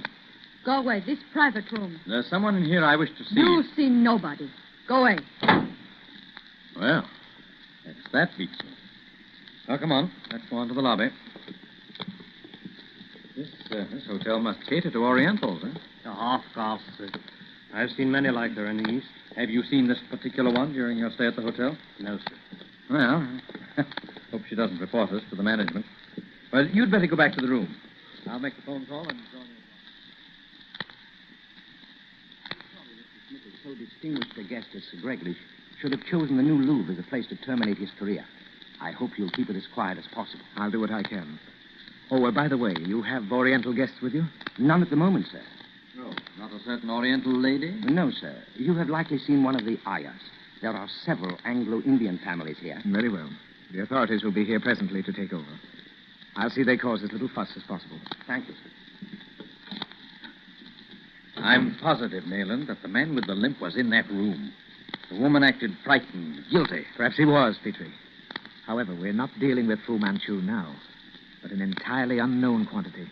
The sea fan. Just what the devil is the sea fan? The greatest mystery of the mysterious East. We know that Fu Manchu was in England, paving the way for a vast empire. An empire the rest of the world terms the peril. Well, such an empire must have... An emperor. Why not an empress? Oh, the lowly place held by women of the East. I can cite notable exceptions, both ancient and modern. However, a moment's consideration will disclose many advantages in the creation by a hypothetical group of an empress. Well, I don't follow. I should think a Now, man wait. would... There's a persistent tradition throughout the East that such a woman will one day rule over the world. Oh, legend, a superstition. I was assured some years ago by a learned pundit, a sort of Buddhist prophet, that a princess of very ancient lineage living in some secret monastery of Tibet was to be the future empress of the known world. And you believe that? I believe this tradition, or the group who seek to keep it alive, to be what is called the Si Fan. Some of what I've told you is legendary and some superstition. But part of it is true. Come, old man, really now, you're joking. By no means. And Hale blundered into this giant conspiracy, in which I'm certain Fu Manchu had a hand. And in that brass chest is something indispensable to the success of this vast movement. Then he was followed to this very hotel by agents of that group? Rather evident, isn't it? You're going to open the chest? Decidedly not. Hale's fate is warning enough for me to keep away from it. Since I was with him when he died, and they don't know how much I know. You have some idea how he died? The flower of silence. You found it. That thing on the table. You call it the flower of silence, then you must know something. I ran across it once.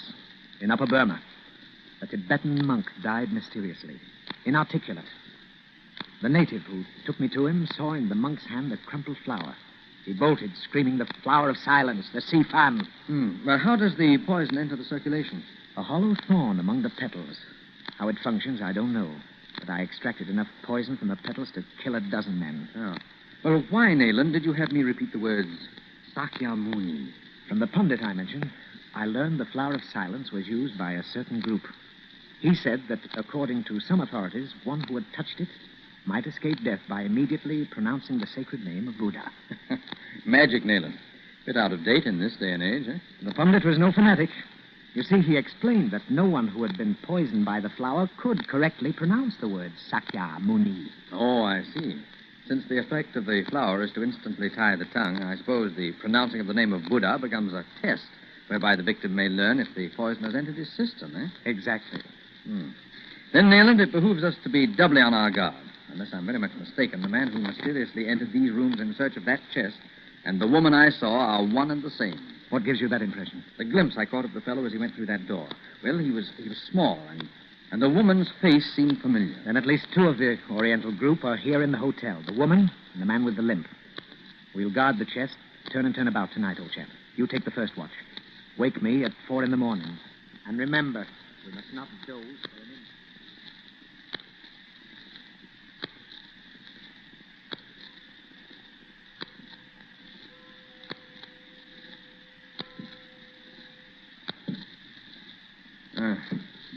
Joe. Strange tapping again. The floor above. Nayland. It's 4 o'clock. Nayland. Great Scott. Nayland, wake up. Peeping. What's happened? Quick, get out of the way. What's the matter, old man? Matter enough. This light fixture. It was hanging within an inch of your face. Look, fastened to the edge of it.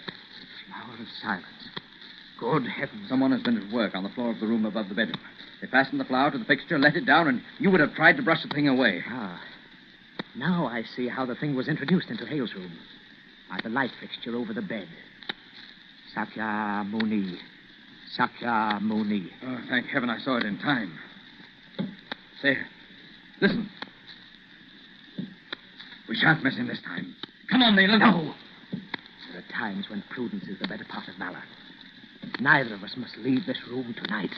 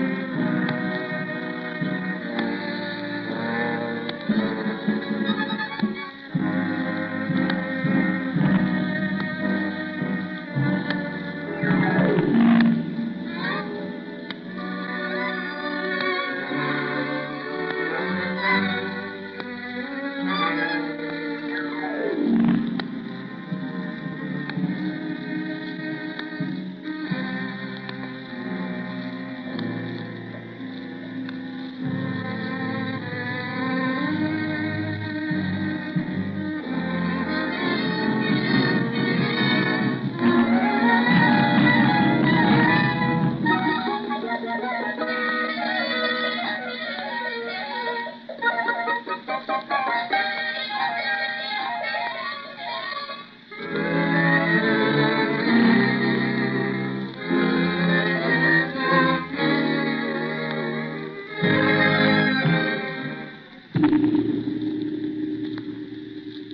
shadow of Fu Manchu.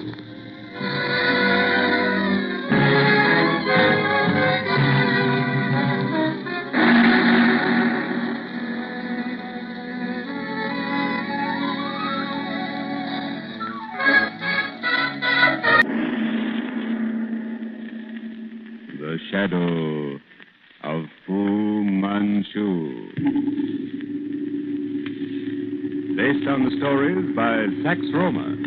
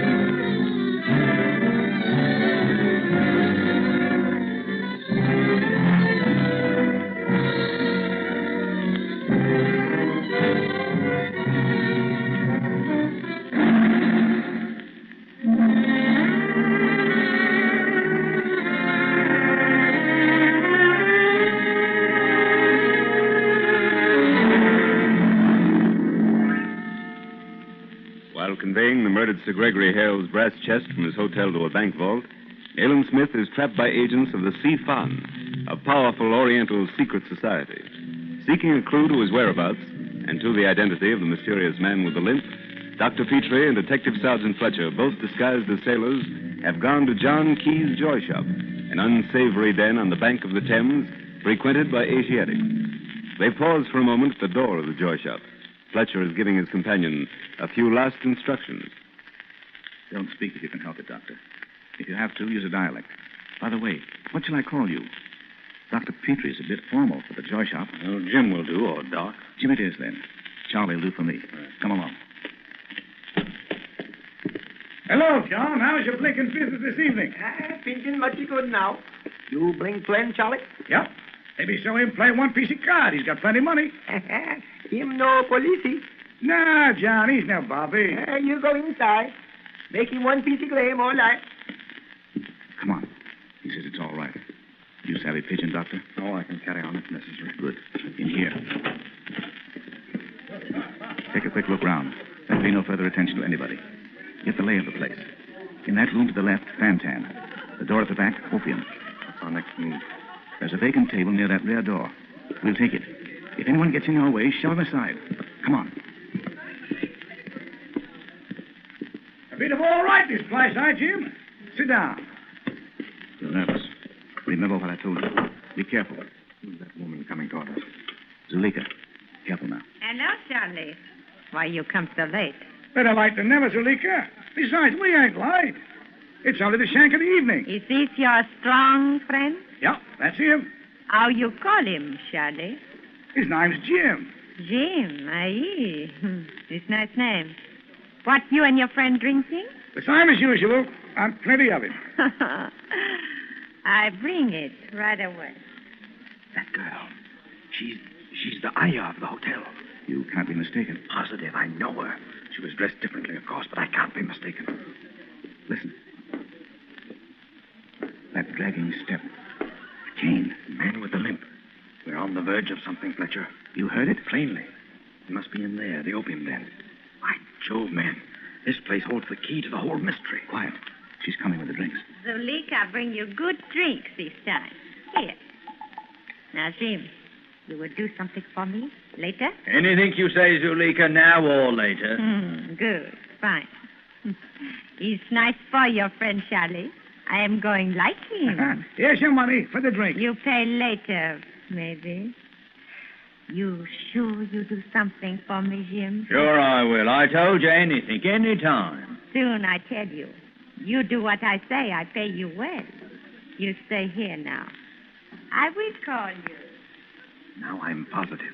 That girl drove the cab that came for Smith this morning. And it's plain Providence brought us here tonight. She's a member of the Sea Fan? Undoubtedly. Sit tight then and wait. We'll play the hand as it's dealt us. Don't do anything rash. Ah, now's the time. She's just come out of the opium den. She's motioned for us. Come on. Any plans? No plans. We'll be guided by circumstances. Softly now. Come now, you two. You will help me now, no? Righto, Zuleika. Lead the way. Come then.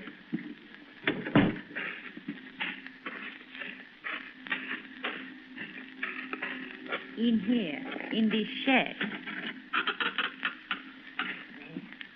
That big box on the floor. You two carry it and come with me. Where do you want it, Zuleika? This door. It opens on the wall. Bring the box there. Hurry. Right, Al. There we go, Jim. Hoist it up. The box, Fletcher. It's a coffin. Right. But what or who is in it? Smith. I'm positive. Look. It's just been nailed up. Hurry, you two. Bring the box here. Then I tell you what to do. Carry on, Petrie. Not the time now to show our hand. Come on. The box. Where we put it, Zuleika? It's blinking heavy, I say. You must carry it down walk steps to little boat. Right, El. Lead the way. It's not far enough, Fletcher. We can't take it to that boat. Right. One of you give the word, then. I'll take care of the girl. You get the box open. Ready? Now. What is it? Why you put down box? Bring it to Not little this time, Zuleika. Look out, Fletcher. She's making for the boat. I'll get her. The signal to Weymouth. Give me a gun. Weymouth! Weymouth!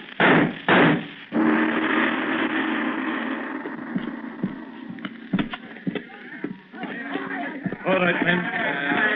Clean out that guy. Arrest them all. We'll have the box open in half a moment, Dr. Petrie. Get at it, Thomas. Ellis, use the crowbar. Lively now. While they're opening the box, Doctor, will they have a look at Fletcher here? He's hurt. Fletcher? What? By Jove, that's a nasty cut. How did this... She got me with a knife. Down there at the boat. Your friend, Smith. Easy, old man. They're opening the box. By Jove, Weymouth. Fletcher's fainted. He's hurt bad. Is he finished? Well, it's a nasty wound, Weymouth. Painful, no doubt, but not necessarily fatal. You see here? The knife slipped along a rib. We'll get him to the hospital immediately. I'll turn him over to the police surgeon. Right. Inspector Weymouth, we have it open. It's Mr. Smith's body, all right. What? His body?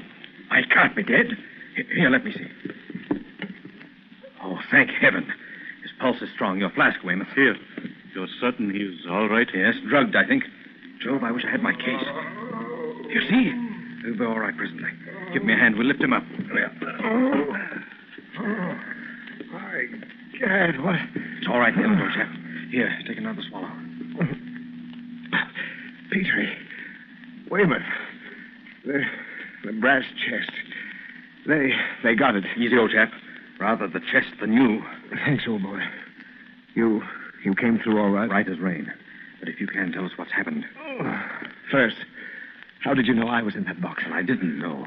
I was sure of it, though, the moment I saw it. You saw what else it contains? Look. By Jove. Gold ornaments, cups, vases. Looks like the loot of a cathedral. What is it, Nayland? The treasure of the Sea Fan, I believe. Where it came from or where it was bound, I don't know yet. You called it the treasure of the Sea Fan. You don't suppose that... Oh, not their entire resources, Weymouth. Something gathered here and there to be shipped, I suppose, to the society in the East. Then you and that box were also to be shipped to Seafan headquarters? I doubt that. I'm not important enough for the Black Poppies. The Black Poppies? You mean the Seafan, don't you? I mean, I'm certain now the Black Poppies and the Seafan are one and the same. If not that, they're at least working together. Lying there in that den, I learned quite a bit. You were in there while Fletcher and I... Yes, I heard you come in. I heard you talking with that she-devil who drove my cab this morning. Ah, then I was right about the cab driver. But how did you get into that box so quickly? While you and Fletcher were drinking in the outer room, Zuleika and one other took me out, drugged me, and I suppose nailed me up in the box. How did they work it, Smith? From the cab angle, I mean. Oh, easily enough. The windows were fastened down. Some sort of anesthetic was shot through the speaking tube. Some of the oldest and most shop-worn tricks are still the most effective. As used by the Seafan, yes. But they have others, Weymouth. Some that you and I never heard of. I see that. It also looks as if your plans had leaked through to these people somehow. Not the least doubt of that. My suspicions point to high quarters. Mr. Smith, in here, sir. That's Ellis. He's found something. By Jove, look there, Nayland. The missing brass chest. And John Key. He brought it in from the cellar. I caught him just as he was making off with it. I mean, don't like it, all this blabbering. Little bats make plenty trouble. Yes, you're in plenty trouble, John. You're going to prison because of it. I mean, don't like it, prison inspector. No can watch in my house. Don't worry about your house, John. It'll be a long time before you see it again. Take him away, Ellis. Come along, John. You're going to come with me now. Come on. The chest, Nayland, are you going to open it? I think not. I'll have it valued in the morning by Myers. Meanwhile, there's nothing more to be done here. We've gathered in most of the customers of the place, and I suppose you'll want to question them. No. They'll all be small fry. They'll know little or nothing. Don't hold them on my account. You'll be going back to the hotel or to Baker Street? For the present, Weymouth, the chief wants me at the hotel. You'll find us there in case you want us. Very well. I'll get in touch later then. Good night. Good night, Weymouth. Come along, Petrie. Well, Nayland, a pleasant little evening. By Jove, old chap, I wish you'd get rid of this chest. It's the key to all our troubles. And our contact with the enemy, Petrie. No, we'll keep the brass chest for the present. But you're going to put it in the bank vault, eh? I'm not quite certain yet just what I'll do with it. I'll know better after we've had it valued tomorrow. But if it contains Sir Gregory's report, I should think you'd be anxious to turn that over to the India office. I'm not sure it does contain Sir Gregory's report. At any rate, I'm convinced it holds something else as well. Something of vastly more importance to the Seafan. Then why not put an end to conjecture, to say nothing of the suspense, and open the thing? It's the only clue to the business that we have. There may be other clues inside. For the present, Petrie, I have a very definite reason for not opening it. Besides, we haven't the key. You're keeping something back, Nayland. Now, what is it? Bear with me a bit longer, old chap. Meanwhile, if what I suspect is true, any knowledge you might have of the contents of this little brass chest would be extremely dangerous to you. No more dangerous to me than to you, Nayland. However, if that's what you want. By Jove, I only just recalled it. The man with the limp. I heard him back there in that opium den where you were. You didn't by any chance see him? I did, Petrie. He was the one who gave me the drug. The man with the limp is Dr. Fu Manchu.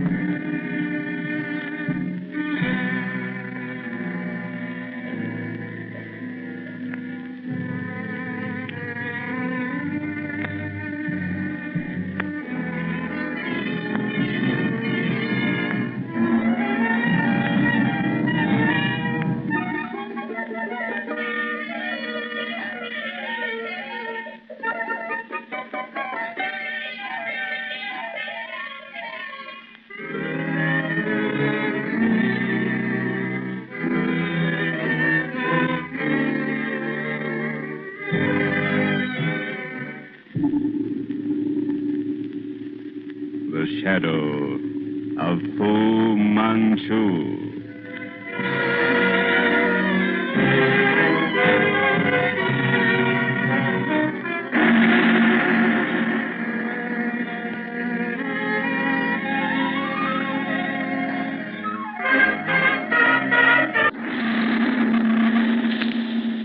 The shadow of Fu Manchu. Based on the stories by Sax Roma.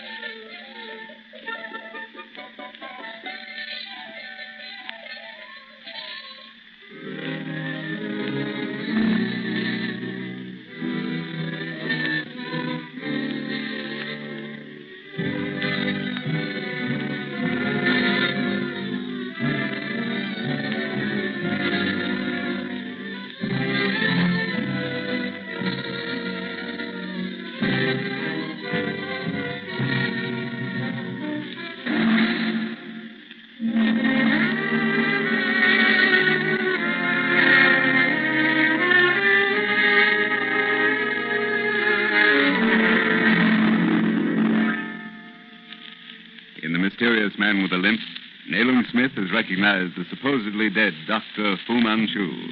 The brass chest left behind by the murdered Sir Gregory Hale and stolen by agents of the Sea Fund has been recovered and is once more in Smith's possession. Believing the chest to contain something of vital importance to the Oriental group, Nayland Smith has left it apparently unprotected in his hotel.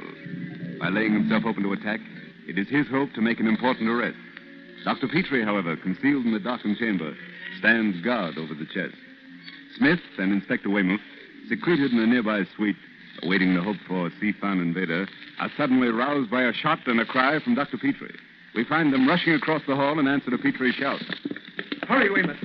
If only they haven't got Petrie. Petrie! Petrie! On the floor, Nayland. At the foot of the bed. Lights, Weymouth. Great Scott.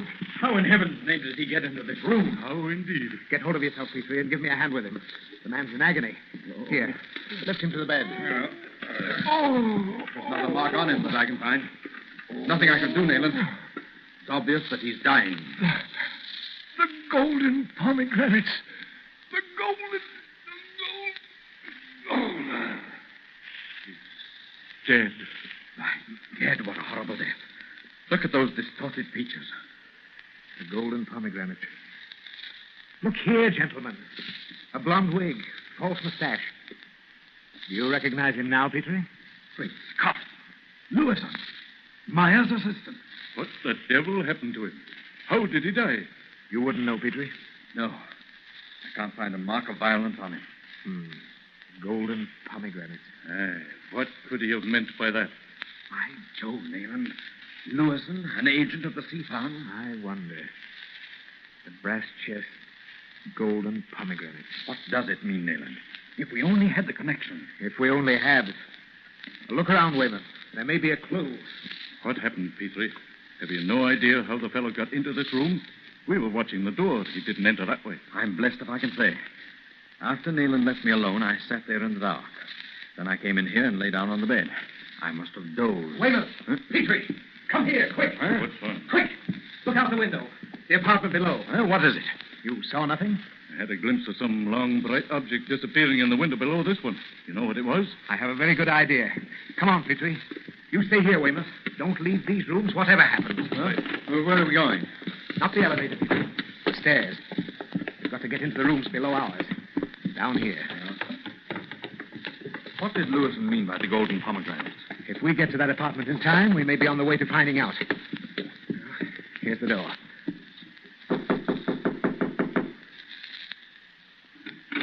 Well, what do you want? Careful. What? How dare you? Stand back, madam. There. Close the door, Petrie. Right. And now you sit down, madam.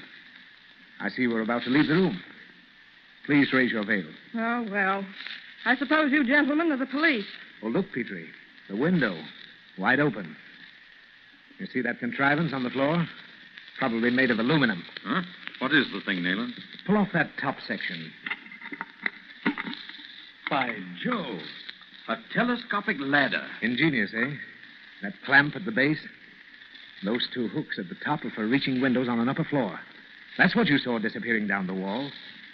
The lady here pulled it back in the room when her accomplice failed to return. I've never seen anything like this. Yes, it is ingenious. It's an American device. Forms part of the equipment of the modern hotel thief.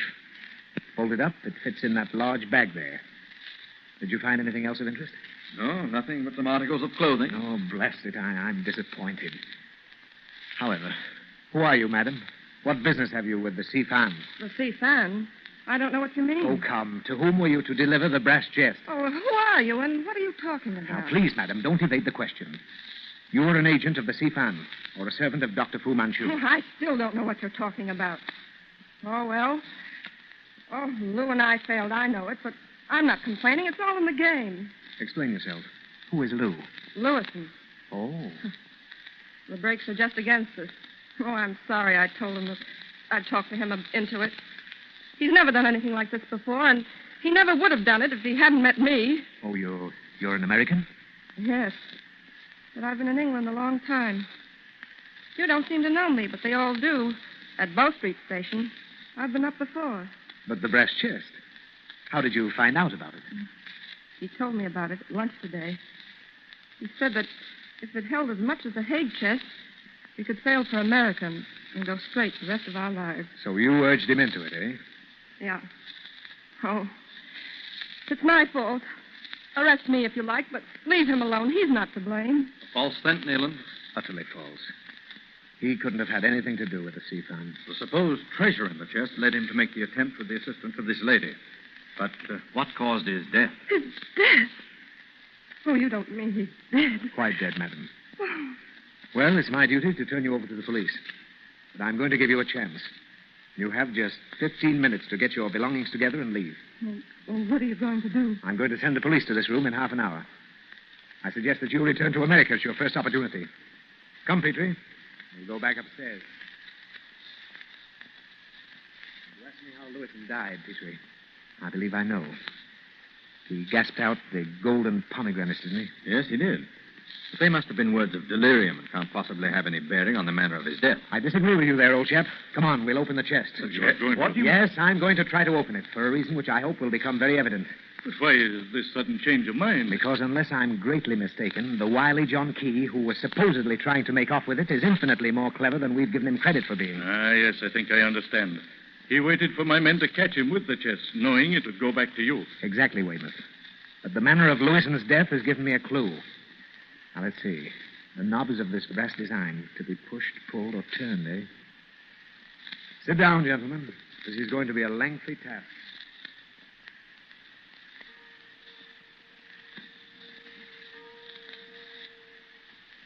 2 hours he's been at it without success. A good steel pinch bar would have opened it in 3 minutes. And ruined the chest, Weymouth. Yes. However, we may have to resort to the bar. Ah! I found the combination. Oh, now look. Before I raise the lid, don't under any condition reach into that box. You understand? Very well, then. By Jove, look. Fastened to that inner lid. The golden pomegranate. Yes, the golden pomegranates. They form the knobs or handles to that second lid. Beautifully carved, eh? And there's a hollow in each one to accommodate the fingers. Open it, Nayland. Presently. First, though, I want you both to come into the other room with me. We'll have another look at Lewison. Examine his fingertips, Petrie. Badly swollen, eh, Doctor? Yes. Look here. The index finger of both hands, oddly discolored, as though bruised from the nail up. When I first examined him, I took this discoloration to be the effects of some sort of acid. So did I. Antique dealers, in some cases, use acid to distinguish the real from the imitation. Now, back to the chest. I don't suppose either of you has a pocket knife containing a hook. No, but these handcuffs here, how'll they do? Better still. We'll open them as wide as possible and drop the 2 steel points in the hollows of the pomegranates. Like that. Now, we'll lift. Hear that? But the contents. 3 long bars of lead. And nothing else. And Sir Gregory's report? Contained in his diary, probably, which we still have to find. Move that lamp over here, Weymouth. Right. Now look into the 2 cavities where one is expected to put his fingers. Great Scott. So that's what killed Lewison. You see? In each cavity, the point of a steel needle. Those needles are now pressing against the points of the handcuffs. As they would against fingers inserted into those cavities. Of course. Those needles work in a groove. They are caused to protrude when the inner lid is raised.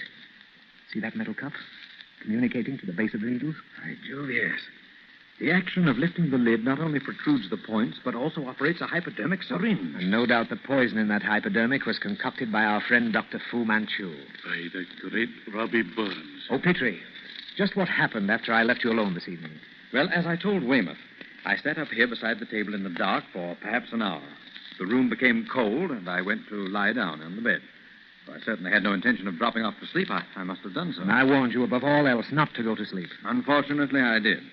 It was late, and I had no idea an intruder would enter by the window, if at all. It was to be expected anyone would try to enter by the door. And so you thought that Weymouth and I being on the watch, we'd of course catch him? Yes. I don't know how long I dozed. It couldn't have been very long, but the shaking of the bed awoke me. I don't believe I shall ever forget what I saw leaning over the foot of that bed. Oh, come, get to the point, Petrie. It was Lewison, of course. But a more inhuman, distorted face I have never seen. It gibbered at me crazily. His trembling hands grasped the bed rail, caused the bed to shake and rattle. Lewison was in agony and probably trying to get your help. He knew you were a doctor. Yes. He staggered round the foot of the bed, whispering something unintelligible. I fired as a signal. Then he fell to the floor. Heaven forgive the poor devil. He died in my stead. Now, Petrie, Dr. Fu Manchu will stop at nothing.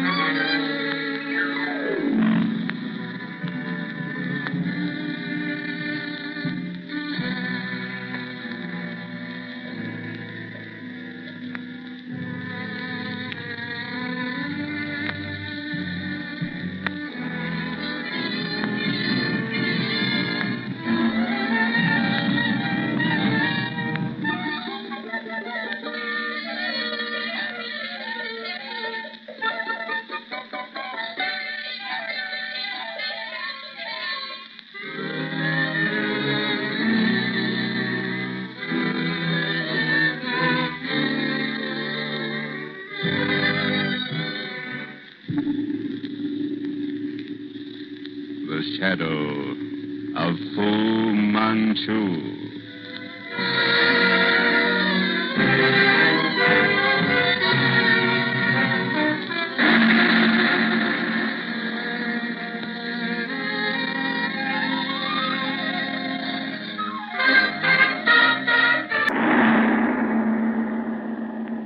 The shadow of Fu Manchu. based on the stories by Sax Rohmer.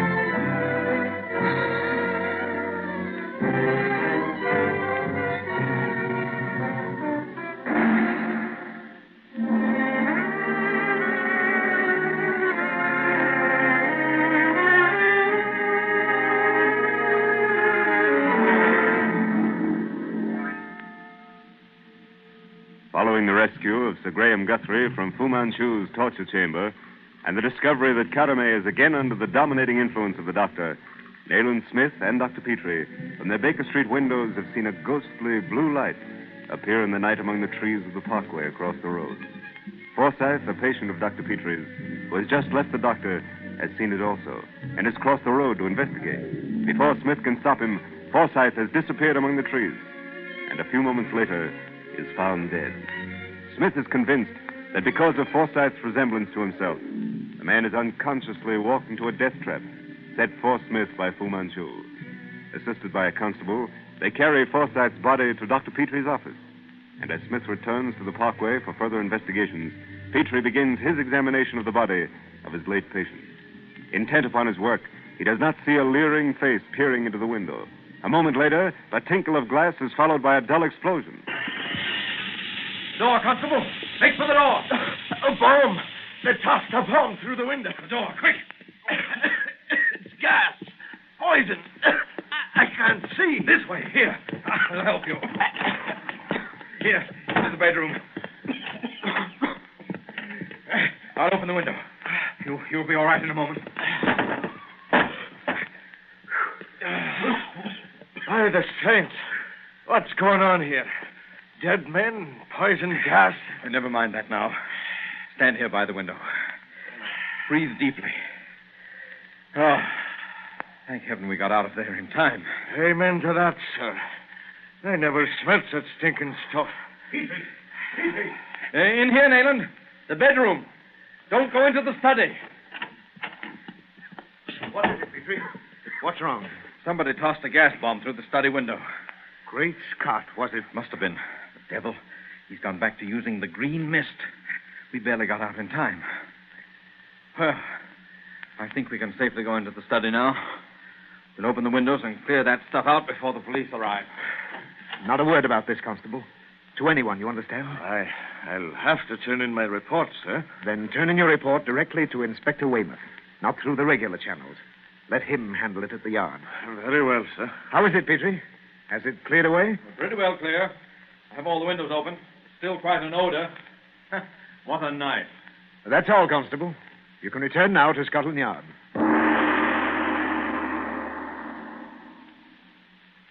Petrie, there are one or two things I'll want from your kitchen.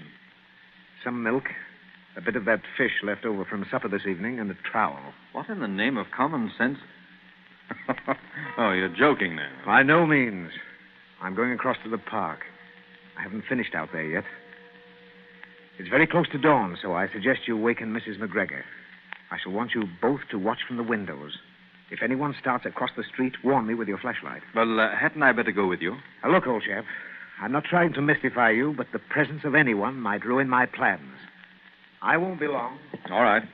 I'll waken Mrs. McGregor.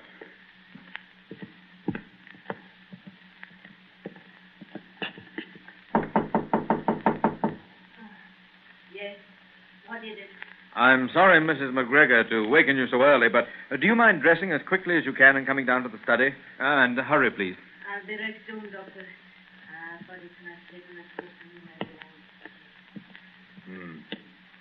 I wonder what Smith's looking for out there. I should have insisted on going with him. Why the milk and fish and the trowel? There's that flashlight. No, what is it, Doctor? I didn't take the time to dress properly. Well, you can do that later, Mrs. McGregor. I just want you to sit here and watch that clump of elms across there. Now, if anyone should... Jove, there's a taxi stopping at the far side. Someone getting out. She's a woman. And what would she be doing striking off across the park at this time of the morning? Stay right where you are, Mrs. McGregor, right here at this window. If anyone else starts across, turn the light on and off 3 times.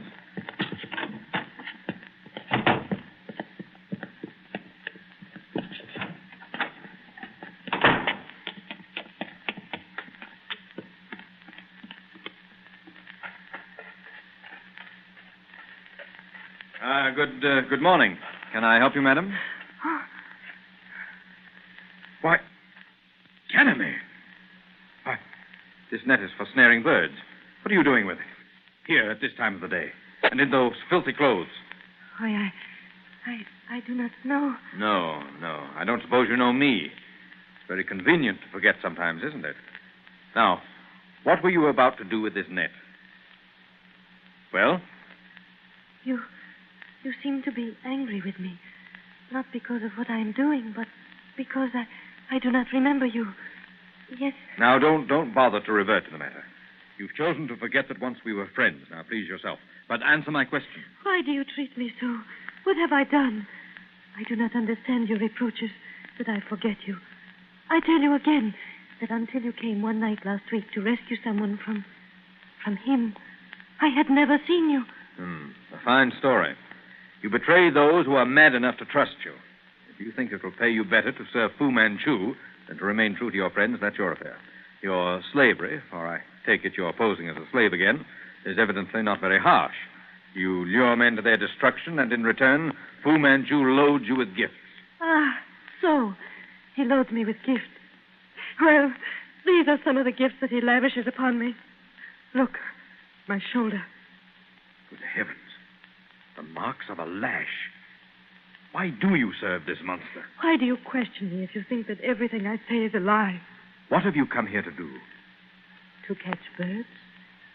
You have said so yourself. What bird? By Jove, the hoot of an owl. So, that's it, eh? All right, Canamy. I'm taking you to my house now. No, you will catch me first. Here now, wait. Oh, the devil, I haven't the heart. I say, Petrie. Oh, yes, here, Nayland. Where are you? Back here, among the trees. Just a moment. Did I hear you talking? Hello, what's this? A bird net. So I see. But where did you find it? I didn't exactly find it. Canamy had it and left it. Canamy? Was she here? Yes. As you can see her getting into that taxi on the far side of the park. My dear Petrie, you're an imbecile.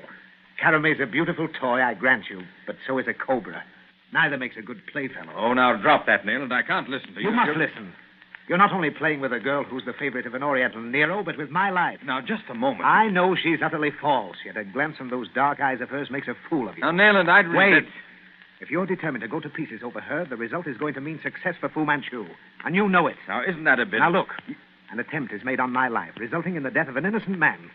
Then you come along and let the murderer's accomplice escape, merely because she's beautiful. Well, I'm sorry, Nayland. Well, forget it. Now, this wicker basket. Was it Caramy's? Yes. It contained the net and... This little parcel? Here. Smell it. You recognize the odor? Yes, of course. It's valerian. Yes. Then you have an idea of what Caramy's up to? No, not the slightest. I see. Come along, then. I've set things for a visit we shall make to this grove of trees tonight. I hope to trap something interesting. At midnight, we'll stand in the shadows of your street entrance.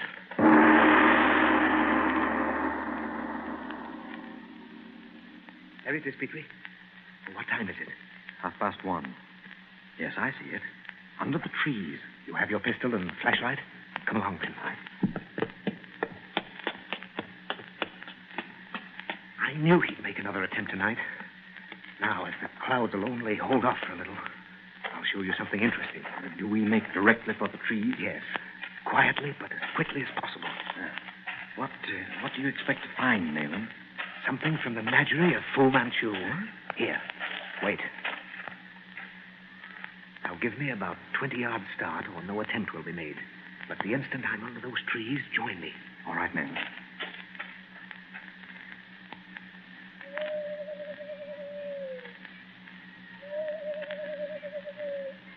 Be careful, Nayland. All right, Petrie. Come on. Hurry. Not so close, Petrie. Stand back. Back.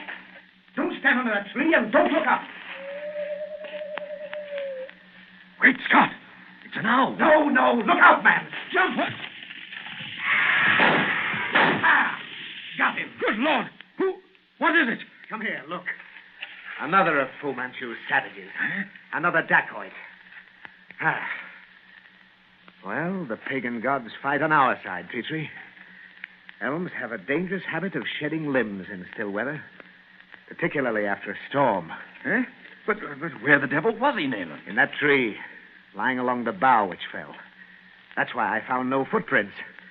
Last night, he probably escaped by swinging from bough to bough, ape fashion. Yes, but how could he have made those odd scratches we found on Forsyth's face and neck? Oh, he didn't do it, Petrie. It was something he carried with him in that leather bag over his shoulders. Oh, an owl? No, not an owl. He uttered that call himself. Well, we still have something to do, old chap. We must find... There. See it? Out there in the moonlight. Great Scott, it's coming directly for us. Shoot, man, shoot!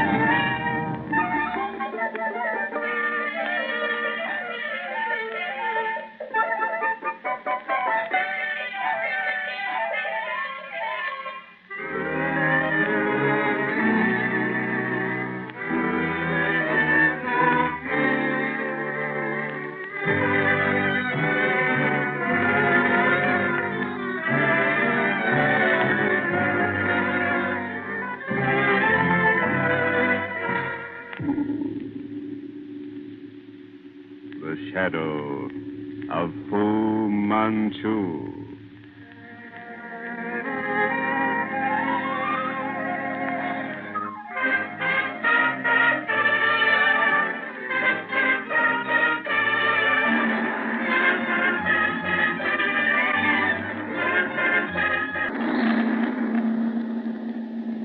The shadow of Fu Manchu. Based on the stories by Sax Romer.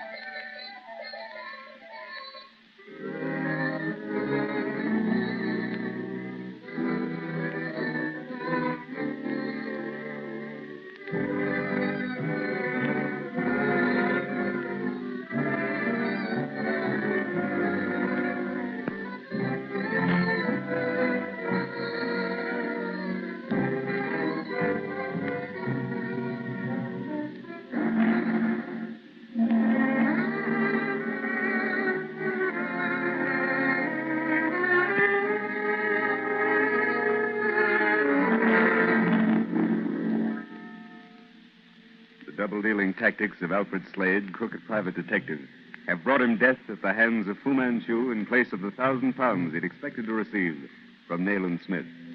But Fu Manchu's murder agent has carelessly left a clue to the manner in which Slade had been killed, in the form of a curiously carved cane, the duplicate of Slade's own stick.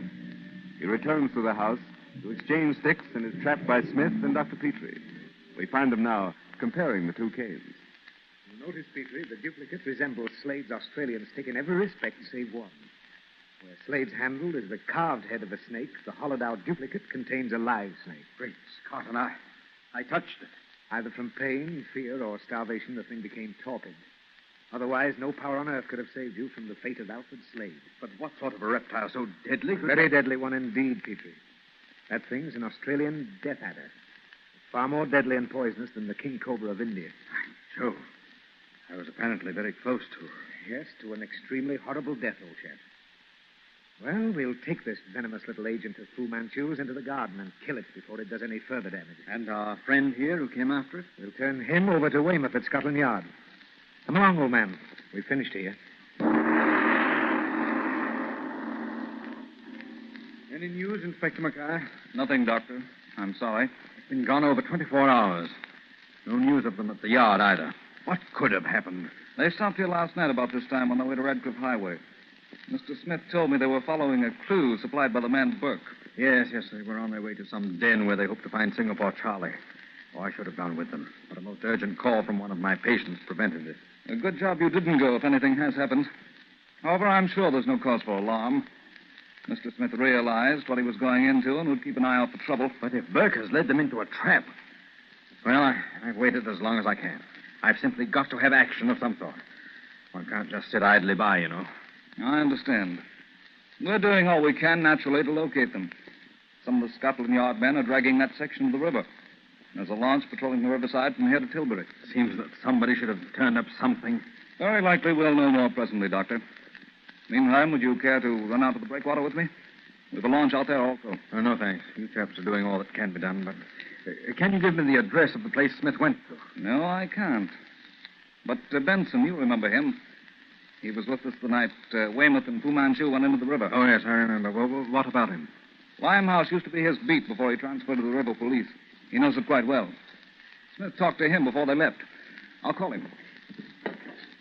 I say, Benson, I'll come in here a moment. This chap's a good man, Doctor. I suggest if you entertain the idea of going down there, you take him with you. Yes, Inspector. Benson, you remember Dr. Petrie, Nayland Smith's associate? Oh, yes. Glad to see you again, Doctor. How are you, Benson? You talked with Mr. Smith last night before he and Burke went into Limehouse.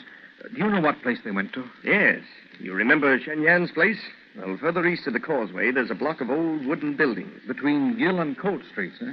I remember the place. Is Singapore Charlie in there now? He was, until Inspector Weymouth raided the place early this morning. Charlie got away, and there was no sign of Mr. Smith or Burke the American who led him to the place. Has it been definitely established that they went there? Yes, it has. 2 CID men were shadowing. They saw the pair go in. A signal had been arranged, but was never given. At 4:30, the place was raided, but no trace of Mr. Smith or his companion was found. Were any arrests made? Oh, yes. But there was no evidence to hold them by. Every inch of the place was searched. There wasn't a thing. I know definitely, for some of us rivermen were in the raid. And is the place being watched now? I can answer that, Doctor. It's being watched both from the river and from the shore. But I'm afraid our men are not there. Inspector Mackay is right, sir. Mr. Smith and Burke are certainly not in that place. As a matter of fact, it's padlocked since the raid. Lord knows where they are, but they're not in there. But they must be somewhere. Would you care to go with me, Benson, and show me the place? Gladly. That is, if Inspector Mackay... I had suggested you go with Dr. Petrie, Benson, but that's a dangerous section, and I don't know about you, Doctor. But don't worry about me, Mackay. I'm quite able to look after myself. I've simply got to do something, get into the search somehow. Right. Go along, Benson. And don't let Dr. Petrie out of your sight for a moment. And be careful, both of you.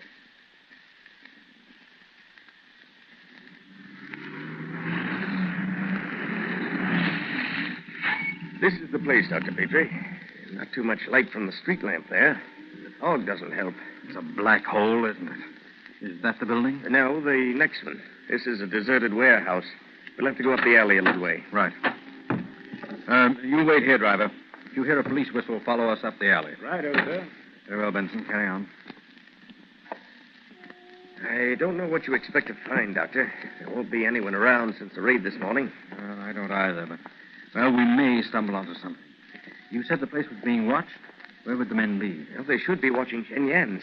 Very likely they're hidden out somewhere. Here we are. Shenyans. Is there any way we can get to the back, the riverside? Not through here.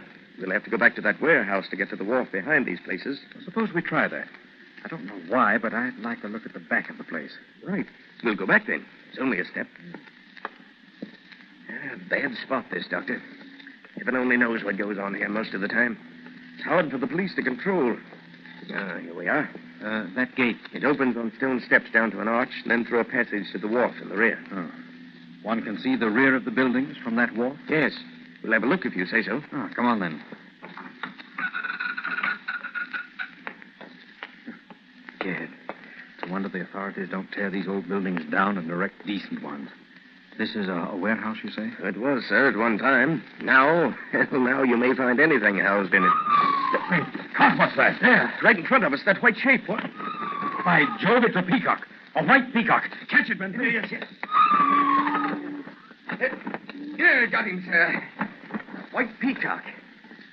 What's a bird like this doing down here in one of the dirtiest spots in London? By Jove, yes. I wonder. Probably escaped from some collector's place on the riverside. One never knows, Benson. It may mean something vastly more important. We'll take it back to the taxi. Come on.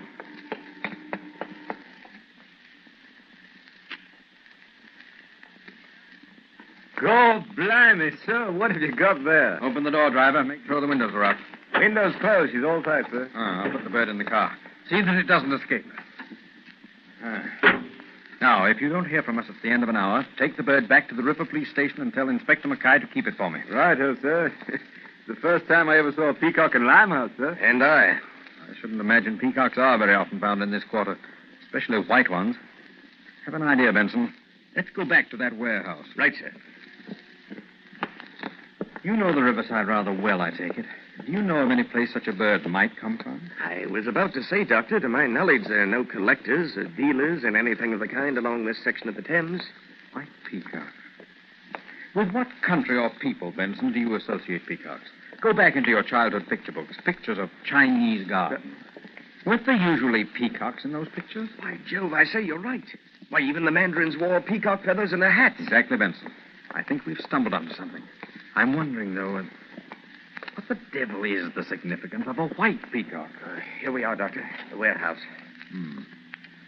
Dirty, broken windows. Or is that one above the arch open? Can you see? It's open, I'd say. At least there's no frame visible. Would you care to go inside the building with me? I have a feeling we're on the track of something. Right, Doctor. Anything you say. The only way in, though, is through this gate, down the stairs, and then there's a door on the right under the arch. You're armed, of course. You have a flashlight? Right here. Good. I also have my revolver under light. I think we'd better not separate once we're inside. Come along.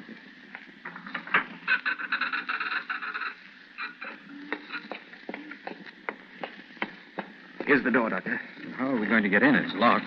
Let's see if any of my skeleton keys will work. Why, Joe, it wasn't locked at all. Just stuck. I say, that's odd. These old warehouses are all locked up tight. By Jove, Doctor, we have hit on something. Someone must have... Wait a minute. Did you hear anything? No. Listen. Nothing, sir. Oh, my imagination, probably. Only I thought... But let's try the upper floors first, then the cellars. We'll take these stairs at the end of this corridor. Come on. What was it you thought you heard, Doctor? Oh, nothing, I suppose. Can't be sure, but it sounded like a soft tapping somewhere above. Well, here are the stairs. Wait. Look at this. The prints of bare feet in the dust. Not alone bare feet, Benson. Look here. By Jove, man, these stairs have been used just a short time ago. And by several persons. Shall we go on? Yes. Just possible that some of Weymouth's men were in this morning during the raid next door. Possible, Doctor, but not very probable. Police officers are usually in the habit of wearing boots. Those bare footprints. Here, look. Well, we'll take every room and have a look inside as we go. Come along. Well, there's nothing in here but rubbish. No prints in the dust of the floor. Listen. By Jove! Fu Manchu! I say, Benson, where? Benson! Where the deuce are you? Benson!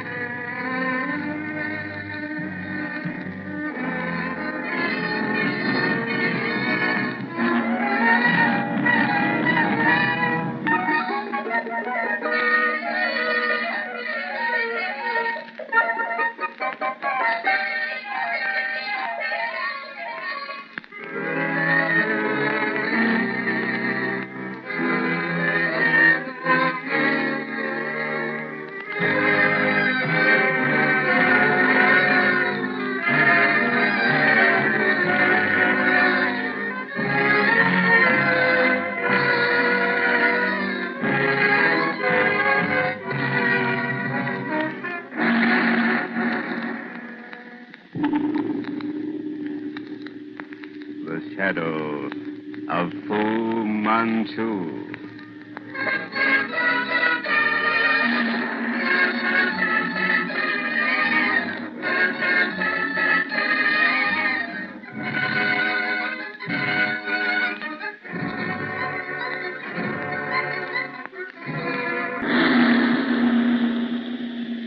The Shadow of Fu Manchu. Based on the stories by Sax Rohmer.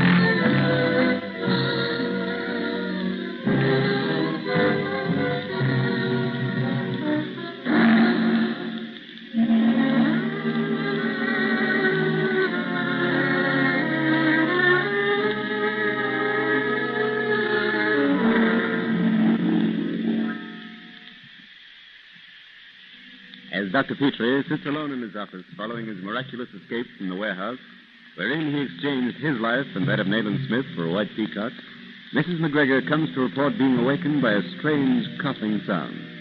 On the heels of her complaint, a cry for help from the bedroom of Nayland Smith startles them, and they discover Smith partially strangled. On being revived, he tells them an attack by a creature with abnormally long arms and a peculiar cough. The following morning, Inspector Weymouth reports that Burke, the ex-detective, has come to him with a plea for protection.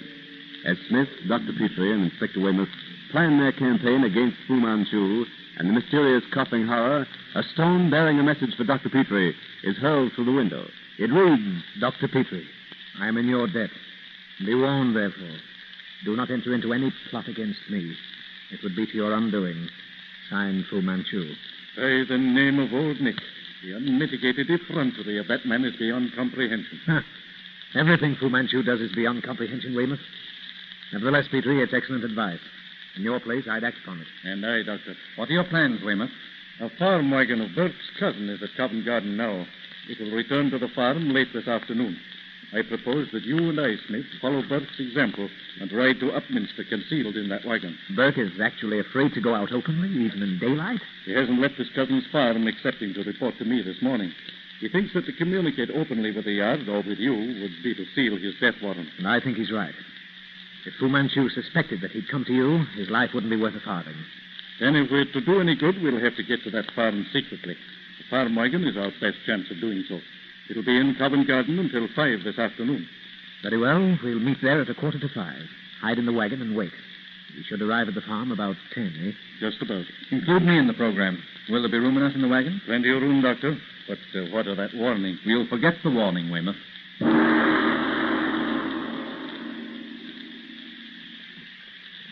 Did you find what you were looking for at the museum, Smith? I'm not sure, Weymouth. I think I did. What was it, Nayland?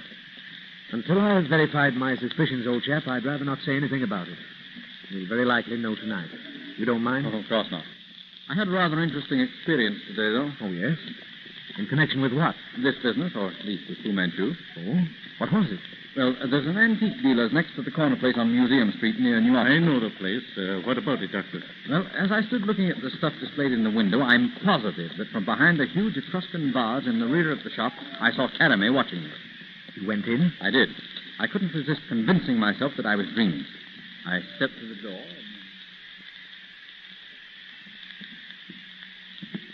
Can I show you anything, sir? That Etruscan vase at the back of the shop. Yes, sir. Will you come this way? It is excellent example of work of that period. Yes, it's very beautiful. And the price? £200, sir. It is very rare piece. I can see that. However, the price is quite beyond my means at the moment. Thank you for letting me see it. A pleasure, sir. Oh, by the way, as I looked in through the window, I thought I saw a lady of my acquaintance. There is no one here but yourself, as you see. Huh. Strange how I could have made such an error. Not at all, sir. It was very possibly due to reflection in window. You would care to look at something else? Oh, thank you. At some other time. Good afternoon. I left the shop then, but I'm absolutely positive that Carame was there not 5 seconds before I entered. The name of the shop, was it Nishiko Incorporated? It was. I made a special note of that fact. You looked behind the vase, of course. Naturally. There was no door or window anywhere within 10 feet. And I examined the vase very carefully for a possible trap door. In the vase? Why did you do that? Because the thing was amply large to hold a person the size of Carame. As I recall the place, there's a curtained doorway to the right of the wall as you enter the shop, behind the counter. You had no opportunity to look behind that? No, but the doorway is 20 feet from the vase and leads to a side room. I had a glimpse as the Japanese came out to wait on me. You're positive, Petrie, that it was actually Carame whom you saw and not just your imagination? Positive, Nayland. I've been racking my brain ever since, wondering where she could have vanished to. Had she gone to that side door, I should have seen her cross the shop. And you say there was no door, no window in the rear of the place she might have gone through? None. Aside from the entrance door and the one into that side room, there was only one small window high in the rear wall, at least 10 feet from the floor. Well, perhaps we'll look in on Nishiko in the near future. Oh, we seem to have arrived. This must be the place. Inspector Weymouth. Thanks a lot you've got me. You're alone, Buck? Yeah. Jim drove into Westminster with his wife and kids. Celebration or something. He won't be back till tomorrow night. Come on, we'll go into the house. Anything new, Burke, since you came from town this afternoon? No, not a thing.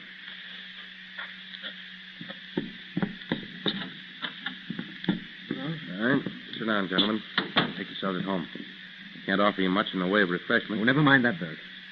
Inspector Weymouth tells me you've been having a bit of excitement out here. Well, yes and no. The place is being watched, and they're laying for me. Guess the only reason I'm alive now is because I'm keeping my eyes open. I won't give them a chance to get at me. Did the inspector tell you about the thing I seen at my window? The thing that coughs? Oh, yes. He also said something about some information you have for me regarding the group. Oh, well, yeah, that information ought to be worth something to you, though. I'm just a detective out of a job since Slade got his. Man's got to live, you know. What do you consider your information worth? Look, Slade found out that the high man of the group was coming to England to have a little talk with this Fu Manchu. And Slade found that out. Great Scott, how? I don't know. All I know is he got wise to it somehow. I think he even found out the big shot's name. Well, I've got Slade's personal file in the safety deposit box in a London bank. And you know who this man is. No wonder the Oriental group has marked you for death. That's the funny part. I don't know. And why? Simply because I haven't had a chance to go through those papers. But I know the stuff's all there. I'll turn the key to that box over to you for... Well, what do you think it's worth? I understand now why the things we found in Slade's home weren't of much importance.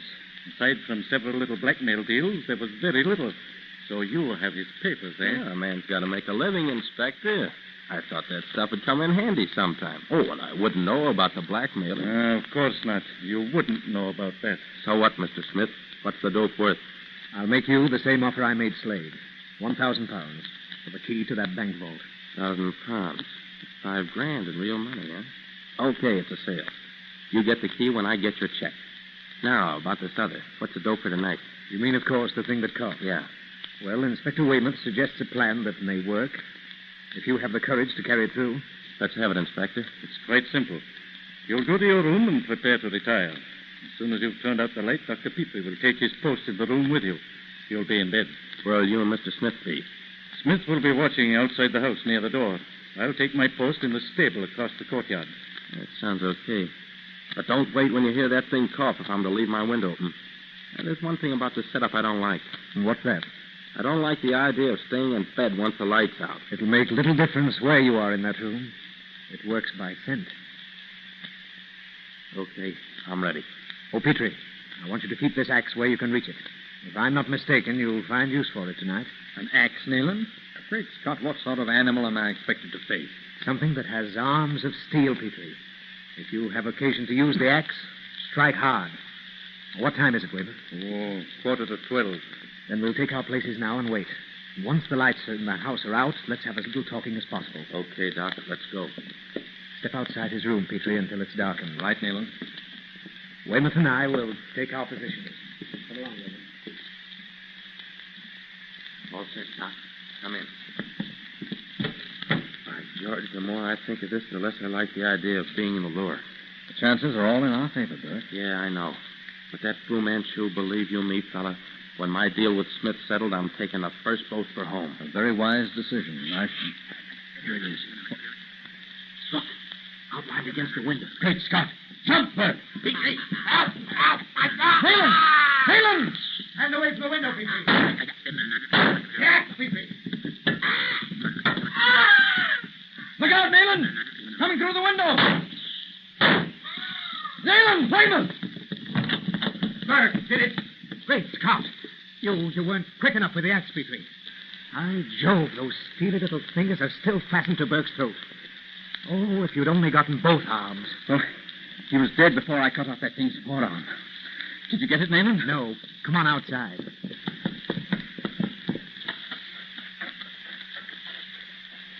Oh, look, Petrie. The thing turned on its keeper, too. There he lies. Good heavens. Who is he? One of Fu Manchu's dacoits. Look at his throat. I wounded the thing twice. You cut off one of its arms, and in its fury it came back, and there lies its second victim. Yes, but where is it? It's gone, Petrie. Why, look. Look here. Clenched in the dacoit's hand. Hold the lantern a moment. Yes, well, a paper. Well, what's written on it? Nothing but an address. On a leaf from Burke's own notebook. It worked by scent, Petrie, just as I warned him. Great Scott. I wonder what belonging of mine Fu Manchu has in order to enable that thing to track me.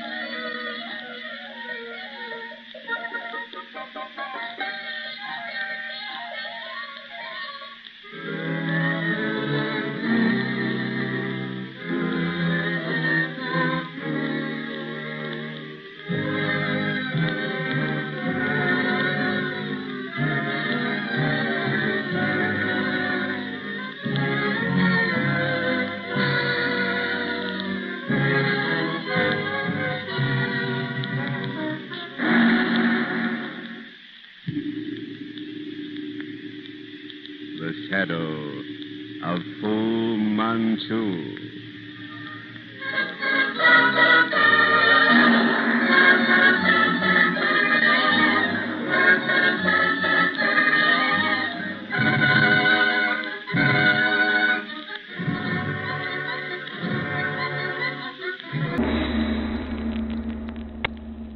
The Shadow of Fu Manchu.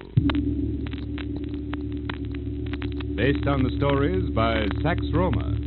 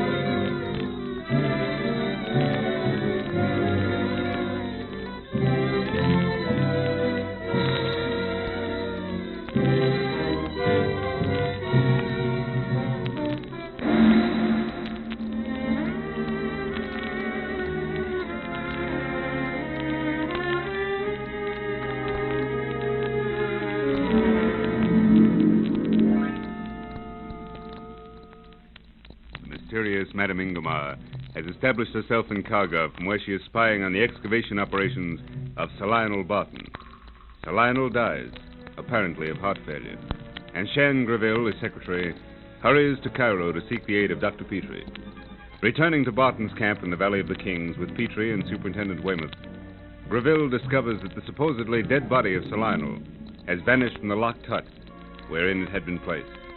Rima Barton, Sir Lionel's niece, discovers a small plaque bearing a replica of a white peacock, insignia of the dread Sea Fan. We find them in the hut, examining the plaque. That clinches it, Petrie. If there was any doubt before, there's none now. Agents of Dr. Fu Manchu and the Sea Fan are behind this business. Only too evident, Weymouth. But, Miss Rima, the photograph of the beetle nut tour, will you get it, please? At once, Dr. Petrie. I won't be a moment. Greville, before you brought Barton's body in here from the tent, this door was unlocked? There was no reason to keep it locked. Forrester and I locked it after we put Sir Lionel's body here. As I thought. Here's the picture. I hope it will help. Three faces, one indistinguishable, foggy. Great Scott. This one nearest the camera. It's the man who followed me to Cairo from Luxor. And the woman between them, holding her veil aside. Gad, Drib. Do you see? Yes, I see. It's Madame Ingomar. Miss Rima, how did you get this photograph?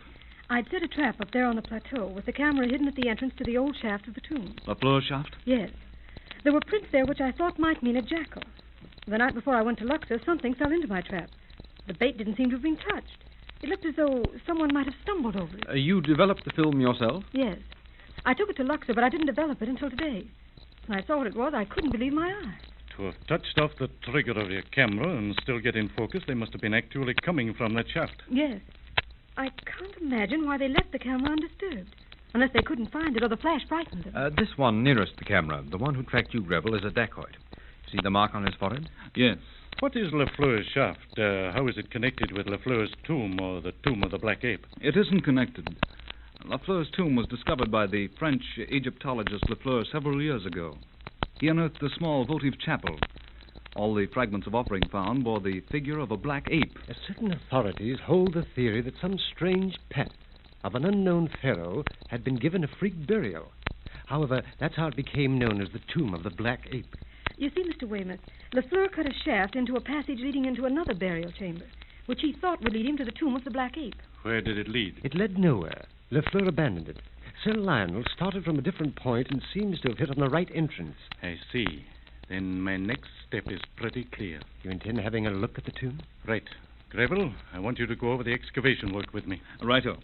We start now? At once, if you don't mind. Petrie, you and Forrester stay here with Miss Rima. We'll need Ollie to carry the lantern. Make the necessary arrangements. Miss Rima, I'm going to ask that you remain within sight, or at least call of Dr. Petrie or Mr. Forrester. Will you do that? Of course, if you wish it. Thanks. Watch her, Petrie. That photograph is damning evidence. Someone may decide to come after it. Don't worry, old man. Arm Forrester and put him on guard. Right. All right, Weymouth.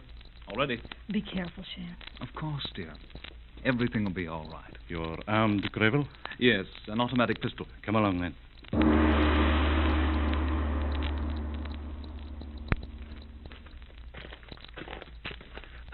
How much deeper is this shaft? One more ladder down. I suppose one could get accustomed to this and the smell. All the tombs of Upper Egypt had the same odor. It's a characteristic. Here we are. That's better. I hate to think of the climb back up. I'm not quite as young as I was. Which way? This way. That's the way to the original entrance up that slope. It's blocked off some yards along beyond the bend. Where it originally came out, heaven knows. However, this is our way. Follow Ollie. There's a pit just ahead. Pass to the left. It doesn't lead anywhere, but it's deep enough to give one a bad fall. Quite a steep downgrade. Yes, it'll level out soon. We were starting in on a stone portcullis, a barricade, which Sir Lionel believed opened into the actual burial chamber. He had a system all his own in dealing with those barriers. A few hours' work could have seen us through. Well, here we are. Is this your portcullis? Yes, Sir Lionel had almost... Greville, Effendi. Look. By Jove. What is it? That opening in the bottom left-hand corner. Large enough to admit a man. What of it? There's another in the right top corner. Does it mean anything? It means that someone has finished the job. And finished it as Sir Lionel had planned. Then we are going in. Give me that lantern, Ali. I'll go first. Nay, Effendi. Ali goes first. It may never be said that Ali Mahmoud is afraid. Lead on, then.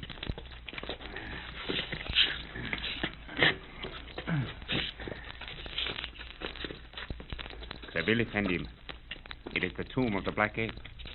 Look at the walls. Yes. The fresco, Weymouth. Black Ape. And there, Effendi. A sarcophagus open. A wooden mummy case inside, eh? Correct. That opening in the far wall must be an anteroom, eh? Probably. Either that mummy case was the least valuable object, or everything else had been taken out. Or the thieves were interrupted in their work. A gloomy spot, Greville. Well, there doesn't seem to be anything.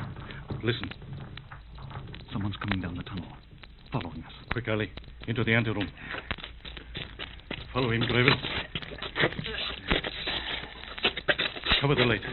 Now, not a sound. Greville, Effendi. Be quiet. Whatever comes into the tomb, don't move. Effendi, there is someone who... Will you be quiet? He's out in the tunnel.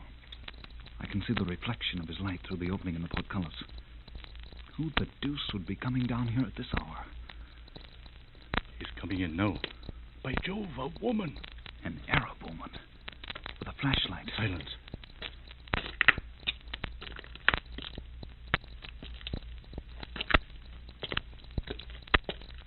She missed flashing the light in here. She's going out again. Now, what was she after? I think she looked into the sarcophagus.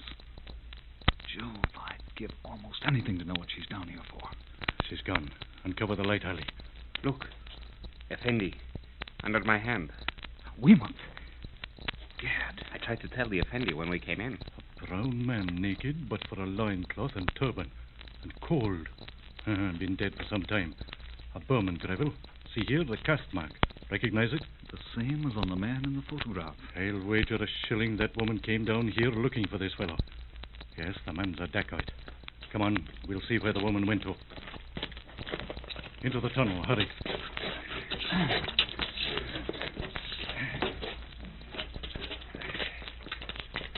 Watch out for the pit. Right. We should catch her on the ladders. Stay back with the light, Ali. Joe, she's not up there. She'd still be in sight. Where the devil... Listen, Effendi. She's gone up the slope to the old entrance. We've got to Weymouth. She can't get out that way. Come on. She's the clue to the mystery. She's the one who's stolen Sir Lionel's body. I recognized her, did you? Without the hint provided in Reema's picture, I'd have known her in spite of her disguise. Madame Ingomar. I thought so. Here's the bend. Careful. There's a solid wall of rock. Well, by Jove. Your wall of rock appears to have been tampered with. That opening is large enough to drive a lorry through. Come on, let's see what's beyond. Effendi, look up. There is no need to go farther. He's right, Weymouth. She's gone. I know now how she got out so quickly. We're in Lafleur's shaft. They've opened it. So that's how they got in and out, eh? I wonder how they knew. Well, Madame Ingomar's above ground and gone by this time. Right. I want to have a good look at that sarcophagus back there. Come on. Madame Ingomar, eh? Quite a woman, Greville. Aye, young man, we're dealing with a she-devil. What the deuce does it all mean? It's beyond me. It means that our worst suspicions have been proven correct. She's an agent of whoever's taken over Fu Manchu's job, or of the C-Fan. Here we are. If I ever saw one, this fellow on the floor is a servant of Fu Manchu. Greville, if Barton was in a cataleptic state, as Petrie and I believe, then this fellow returned to kill him. But who strangled this Berman? Aye, who? He certainly didn't die at the hands of his friends. Have you any idea what they were after down here? No more than you, Weymouth. However, the first thing any excavator would do would be to open that mummy case. It might hold a clue to what was in the tomb. And that appears to have been done. By Jove, you're right. I had noticed. The wooden pegs holding the lid have been removed. The lid must have been raised and lowered again. Those two wedges kept it from closing entirely. There's a gap of an inch or more all around the lid. What's the meaning of that? I don't know. Unless to make it easier to lift again. Good idea, and we'll take advantage of it. Hold the light high, Ellie. Take hold here with me, Greville. Don't move to any other part of the lid. There may be fingerprints. All right. Now. Careful, careful. It's heavy. Hold it. I'll have to take the other end. Right. Be careful. Right, now, lift. I didn't know those things were so heavy. Now, slide it up onto the floor. Some of them are almost impossible to... Great Scott, Weymouth. Look. Allah. Mashallah. By the gods. It's Sir Lionel Barton.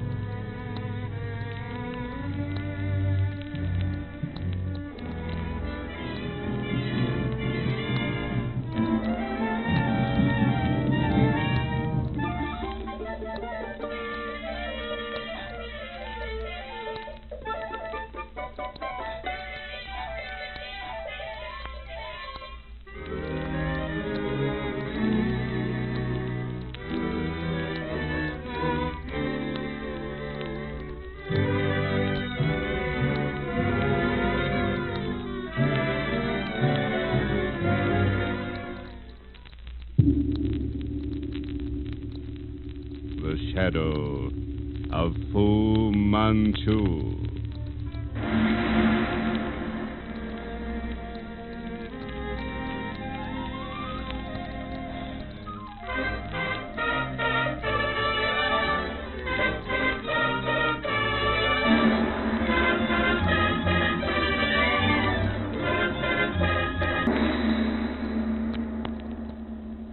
The Shadow of Fu Manchu. Based on the stories by Sax Roma.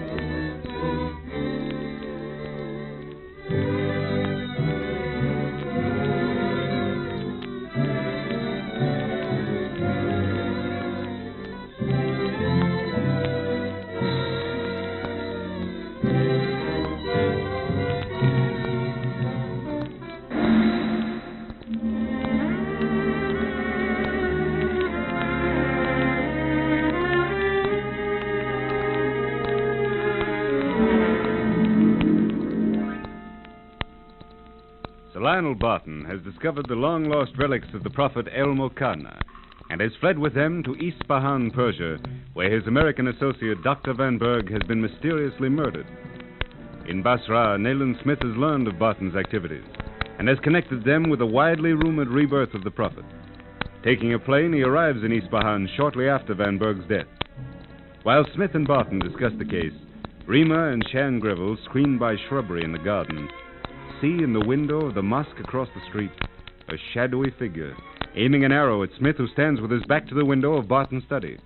Rima screams a warning as the archer lets fly with his arrow. Then Greville and Rima rush to Sir Lionel's study.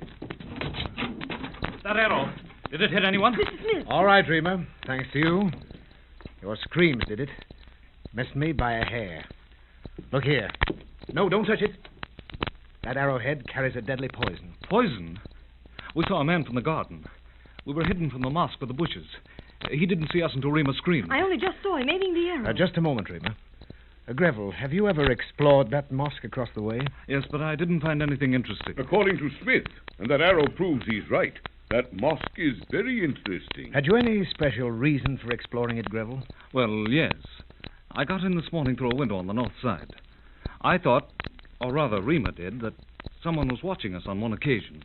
What occasion? During the inquiry into Van Berg's death, when Stratton and Woodville were here. You never mentioned that to me. That's all I wanted to know, Greville. And now I want to impress upon your minds that we three, and Rima and Ali, are in greater danger of our lives at this moment than any of us has ever been before. That's putting it pretty strongly, Smith. I'm recalling to mind our experiences with Follow Sui at the Tomb of the Black Ape, the house in Karga. That's past, Greville. I'm not putting this too strongly. I'm not in the habit of saying things I don't mean. But apart from Rima, there's a further and very much graver consideration. What, Mr. Smith? Well, your uncle here has inadvertently stirred up something which at this particular stage of world politics is calculated to swing the balance in the wrong direction. You mean... The blowing up of that tomb revived the legend of El-Mokana. It brought to the front certain living believers in his doctrine. Naturally, they weren't slow to take advantage of that accident. By Jove, Smith. Now, I have the names of several men in Afghanistan, Persia, and Khorasan who are associated with the movement. And the spread of the thing is phenomenal and dangerous. I've known since our arrival that our party was the focus of some evil influence here in Isfahan. Those confounded relics. Exactly, Greville, the relics. The way the cry El-Mokana swept through the east points to organization.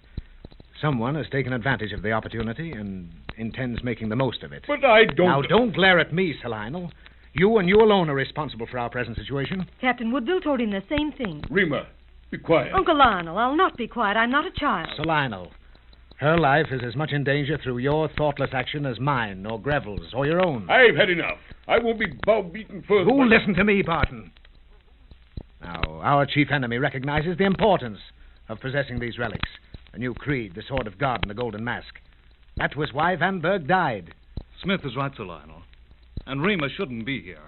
We'll send her You'll send Rima nowhere, Shan. I'm staying right here. If only for the one reason, Greville, that it's too late. Rima wouldn't be out of our sight, but what she'd be in the hands of the enemy. You should have thought about Rima, Sir Lionel, when you started this mess. It's too late now. But the attempt to get the relics failed. They won't... The first attempt failed. The first. There were certain odd features connected with that attempt. And it'll be repeated. Bosh. They certainly can't be simple enough to repeat. Our enemy knows that the method by which he got into Van Berg's room is beyond us. He also knows the green box is no longer in that room. He knows it's here. How can you be certain of that? Your uncle advertised the fact. Witness the two Persian officials who came to inquire into Van Berg's death. They were in the house. They know the box is now in your uncle's room. By the gods... Don't interrupt, sir. Just listen. I had hoped to conceal my presence here from the enemy. But in spite of all my precautions, they know I'm in this house. Proof? The arrow. I'm certain now I was covered. The fact that your guide, Amir Khan, deserted to the other side is also quite significant. To me. How do you know he deserted? Gave up good pay to go over to the other side. The very fact that he vanished and did give up a good job should be proof enough of that. However, I mean to bring things to a head. Bring things to a head? Haven't they come to a head already? Look, Salina, look. You've taken some risks in your time, but this time you've stirred up something too big for you. Now, instruct Ali to prepare for a departure in the morning. Do everything you can to make it appear that this is your last night in Ispahan. I've told you once. Must I repeat? I can't possibly leave Ispahan for the moment. Several days at least before Sir Lionel, I wish it to appear you are leaving.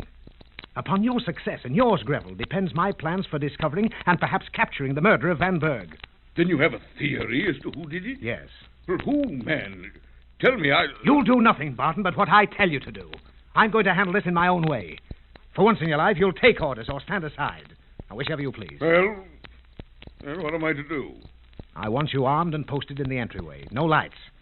You'll watch the street through the iron grill, but don't open the door under any circumstance until I give the word. Now, please remember that, Sir Lionel. And I, Smith? The post of greatest danger, Greville, unless you do exactly as I say. Well? I want you and Ali, both armed, of course, posted in this room with the chest. You seem pretty certain there'll be another attempt. I'm so confident of it, Barton, that we'll all take our various posts very this night. The attack may not come tonight, but it will sooner or later, and I expect to be prepared. You haven't assigned me to a place, Mr. Smith. You, my dear, are to remain in your room. I believe it overlooks the street. Yes, and a portion of the garden. And the front of the old mosque across the way, eh? Only a corner, thank heaven. The creepiest old place I've ever seen. Stay in your room. Lights out. And keep away from the window. At least far enough so that anyone with binoculars can't see you. I want it to appear that we're all asleep. Is that understood? Yes, Mr. Smith. Ali and I are to remain here. Anything else? Don't make a sound, no matter what you hear or see, no matter who or what comes in through that window. Don't show yourselves. Just watch. However, if you're attacked, shoot and shoot fast. Clear? Yes. You're to leave the window open with the shutters closed, but not latched. The room is to remain dark.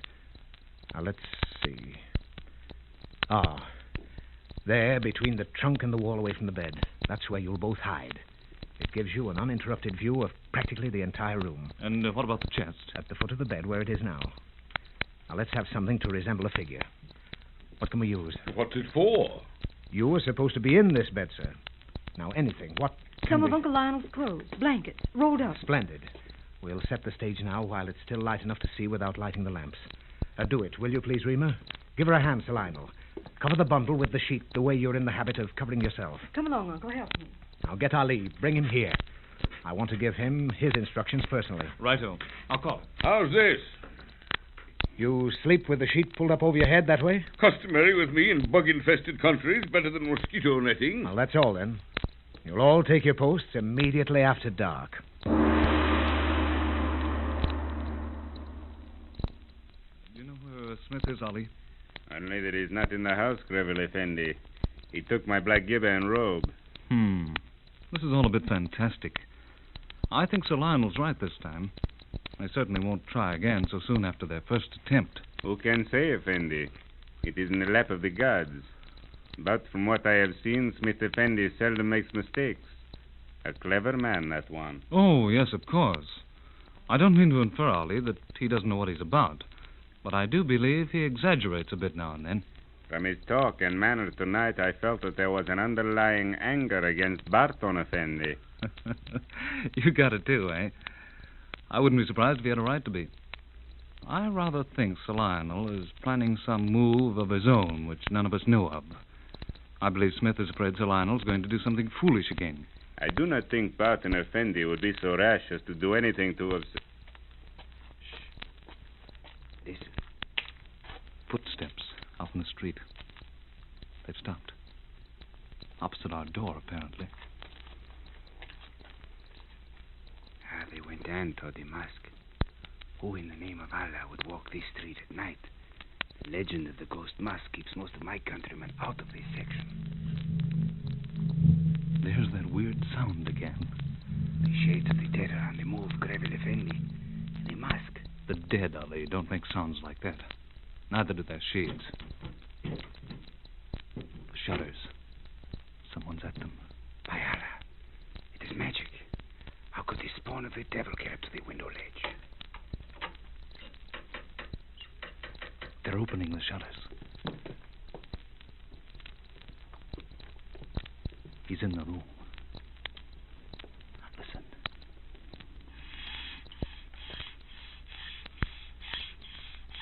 He's spraying the bed. It's Mimosa.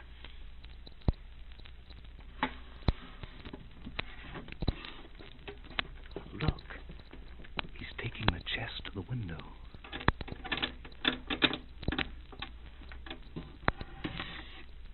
By Allah. He shoved it out the window. Great Scott. He jumped.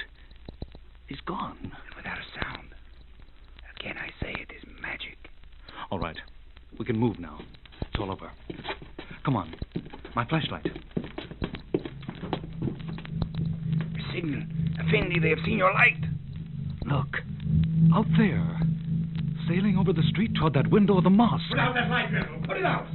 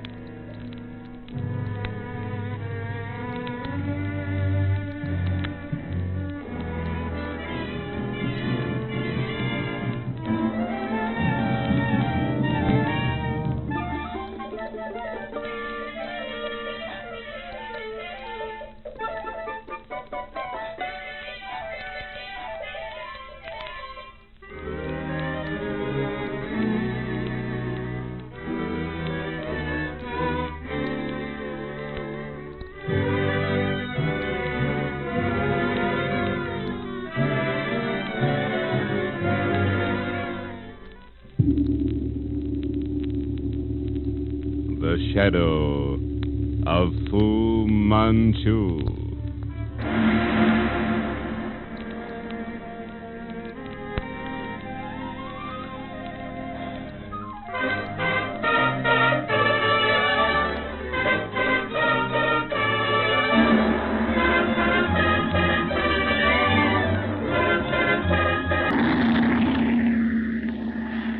The shadow of Fu Manchu. Based on the stories by Sax Romer.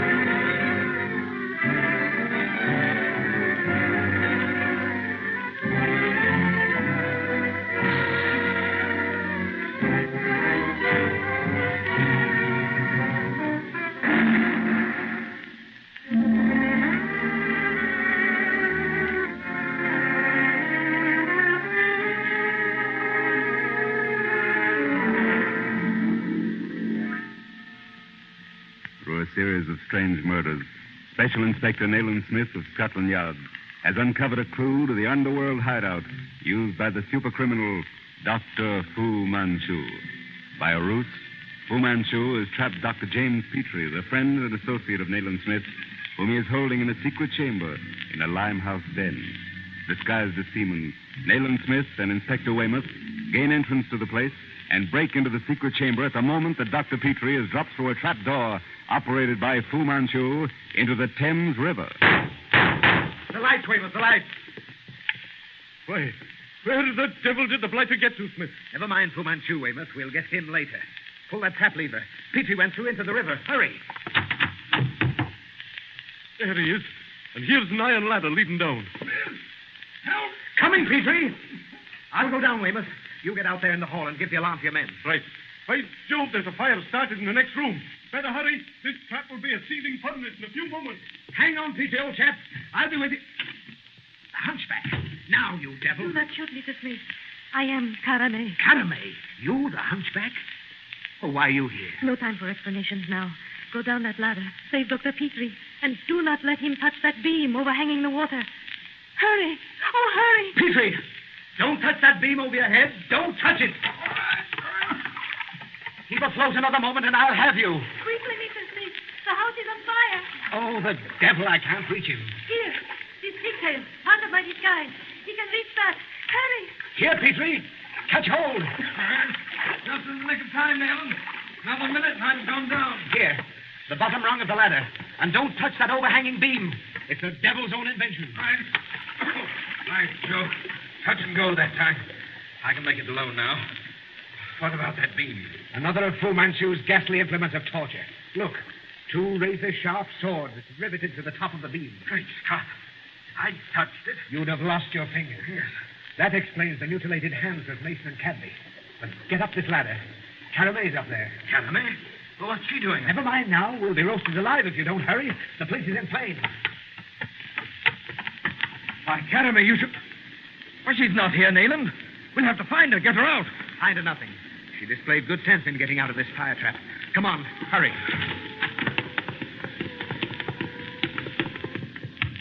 There they are. Never mind, men. By the Lord Harry Smith, we're just going in after you. Orders are to let that trap burn to the ground. The engines will keep the fire from the other buildings. All right, Dr. Petrie. Oh, yes, Weymouth, yes. How did the fire start? Ask your friend Fu Manchu. Is everybody out, Weymouth? Fu Manchu is still inside. At least none of the cordon of men have seen him leave the building. By Jove, Nayland. Perhaps we're well rid of him. It's a horrible death to wish a man, but... No, not until I see his dead body will I believe it. But Carame... Yes, a woman, Weymouth. Did you see a woman come out? Not a woman in the place. police. None came out. Oh, then she's still inside. Nayland, we've got to get her. Hunchback, did he come out, Weymouth? Yes, and gave us the slip as fancy as you please. Petrie, that hunchback was Caramay. What? Caramay? Then she's clever, Smith. She got away clean. She was with those we took, 7 or 8. But just now, when we counted noses, she was gone. And so is Singapore's Charlie. You want it over here, Inspector Weymouth? Will you come? Right. I'll get in touch with you later, Mr. Smith. Say, Nayland, did you bring the pigtail with you that was found on Cadby? Yes. I'd hoped to meet the owner. Have you got it now? No. I met the owner.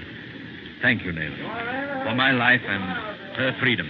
We'll never really excel at this business of man-trapping, Petrie. We're far too sentimental.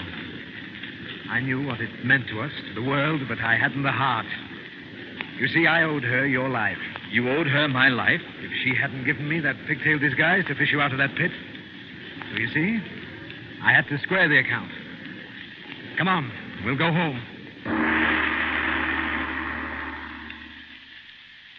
An ideal rural spot, Redmoat, eh, Petrie? Yes, but to my eyes, every shadow holds fantastic terrors. My ears, every sound is a signal of dread. To think that the hand of Fu Manchu stretches over Redmoat. Yes, and at any moment ready to release some strange oriental horror upon its inmates. Well, we dared to hope him dead, but we know now that he lives. Come in. Father will see you now, gentlemen. Oh, thank you, Miss Elton. We'll go right down. Come, Petrie. Sending for you, Mr. Smith? Mr. Elton, you see in me a man groping in the dark. Today, I'm no nearer to the conclusion of my mission than the day I left Mandalay. You offer me a clue, I'm here. And I thank you for coming, sir. Your affair, I believe, stands this way. A series of attempted burglaries or something of that kind has alarmed your household. Yesterday, returning from London in a private compartment with your daughter, you were both drugged in some way. Your daughter awoke and saw someone else in the carriage. A yellow-faced man with a case of instruments in his hand. Correct. I was, of course, unable to enter into particulars over the telephone. The man was standing by one of the windows. Directly he observed that my daughter was awake, he stepped toward her. What did he do with the case in his hands, Miss Elton? I didn't notice particularly. In fact, I was so frightened for the moment that I recall nothing more than beyond the fact that I tried to arouse Father. You failed to arouse him? Yes. Then hands grasped my shoulders and I fainted. But someone used the emergency cord and stopped the train. If you mean that I did it, I have no recollection of doing so, Mr. Smith. And of course, no yellow-faced man was on the train. Mr. Eltham, when did you awake? We were both aroused by the guard. And upon reaching Great Yarmouth, you immediately called Scotland Yard. Well, you acted very wisely, sir. Oh, by the way, how long were you in China? You know that? Well, it is perhaps not so strange that you should be aware of my residence in China, Mr. Smith. By my not having mentioned it to you, may seem so. The fact is, I left China under what I may term an episcopal cloud. I have lived in retirement ever since. Yes. Go on, please.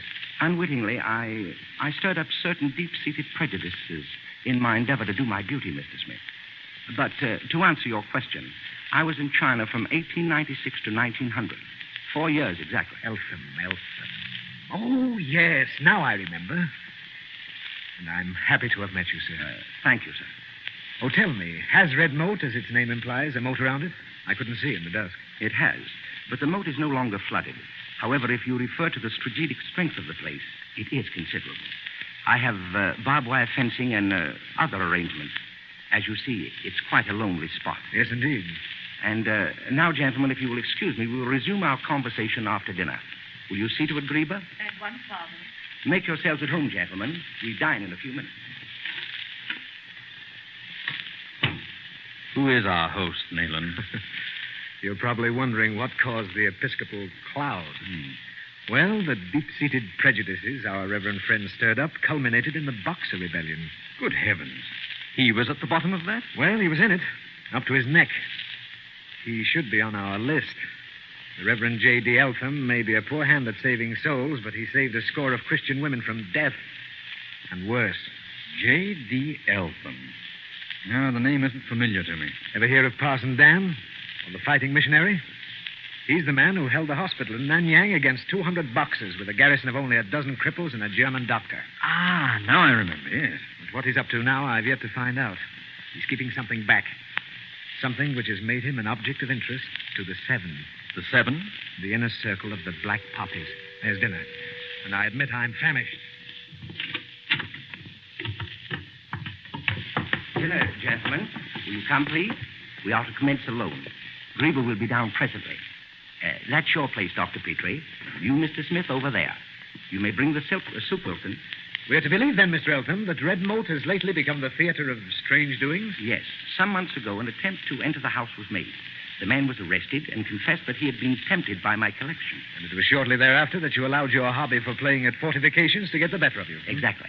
I have virtually fortified Redmoat against trespassers of all kinds. There is only one way in through the main entrance. 2 gates, one above and one below. Any other defenses, Mr. Eltham? A series of electrical bells, which I shall show you later, which ring when any attempt is made to scale the walls of the moat or penetrate the barbed wire. But it was not the visit of the burglar which prompted these elaborate precautions. Well, I'm aware of that. Having invoked official aid, I must be frank with you, Mr. Smith. Following the attempt to break in, I received a warning. The advent of an Oriental. My daughter, too, saw him. Then it was the incident in the train, following closely upon this other, that led you to solicit official aid. Quite. And yet I desire to court as little publicity as possible, Mr. Smith. I'm sorry to have to press you, Mr. Eltham, but what was the nature of the warning you referred to, and from whom did it come? Mr. Smith, I'm contemplating an immediate return to the Orient. Oh, now I understand. Well, why didn't you tell me this before? It's the key for which I've been searching. Your troubles date from the time of your decision to return? Yes. And that warning came from China. From a Chinese? From the Mandarin Yen Sun Yat, to be exact. Yen Sun Yat warned you to abandon your visit and you reject his advice? Listen to me, Mr. Eltham. The Mandarin Yen Sun Yat is one of the 7. Why, I don't follow you. If this official is a friend of yours, believe me, he saved your life. You'd be a dead man now if it weren't for him. You must accept his counsel. No, I'm called back to the Orient. I shall go and... Great Scott, Nayland. Oh, good heavens, it's Griever.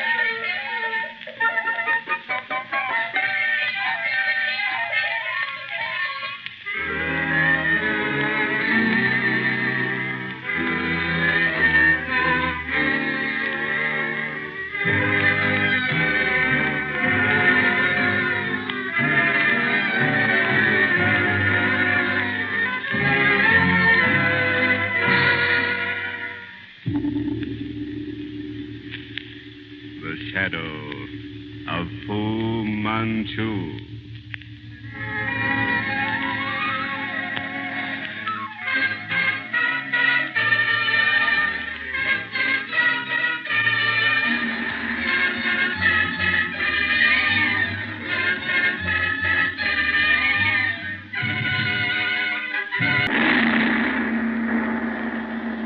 The Shadow of Fu Manchu.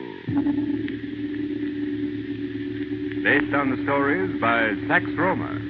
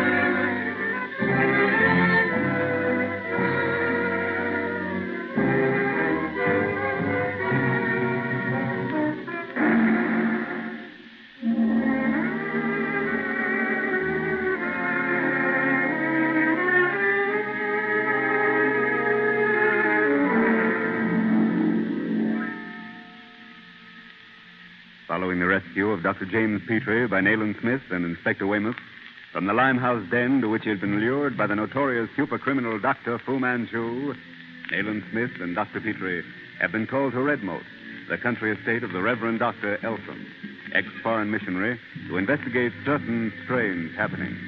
During dinner, Nayland Smith's questioning of the former missionary is interrupted by a piercing scream. Great Scott! What was that? Good heavens. Griever, my daughter. This way, Smith, upstairs. The door at the head of the stairs. First to your right. Wait, Eltham. Let me go in first. Ah, there, by the window. Is she? She's fainted. Get my bag from my room, someone. I'll get it, Dr. Petrie. Look after her, Petrie. I'll take a look at the balcony outside her window. Right. Oh. Are you all right, Miss Eltham? Here, Dr. Petrie, your bag. Is she all right? Griever, are you... A glass of water, Eltham. Yes, she's all right. Nothing out there, absolutely nothing. No way for anyone to reach this room. Oh, Father. Yes, Griever, dear. Here, Doctor, the water. Drink this, Miss Eltham. You'll be right as rain presently. What was it, Griever? What happened? Please, Mr. Eltham. No questions just now. Give her an opportunity to recuperate fully. Right. Mr. Eltham, tell your gardener and any other men servants you have on the place to search the grounds. I'll go with them myself. I've got to question her, Petrie. Of course. I merely wanted Eltham out of the way. Now, come, Miss Eltham. Are you feeling better?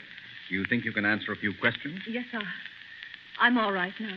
We're anxious to know what alarmed you. I'm almost afraid to tell Father. He'll think I'm imagining things. It was two green eyes. They looked up at me from the steps leading to the lawn, and they shone like the eyes of a cat. Are you sure it was not a cat, Miss Oh, Eltham? they were too large, Mr. Smith. Something dreadful in their appearance. They glowed like green coals. Green eyes. Father thinks that shut up here we're safe from whatever threatens us.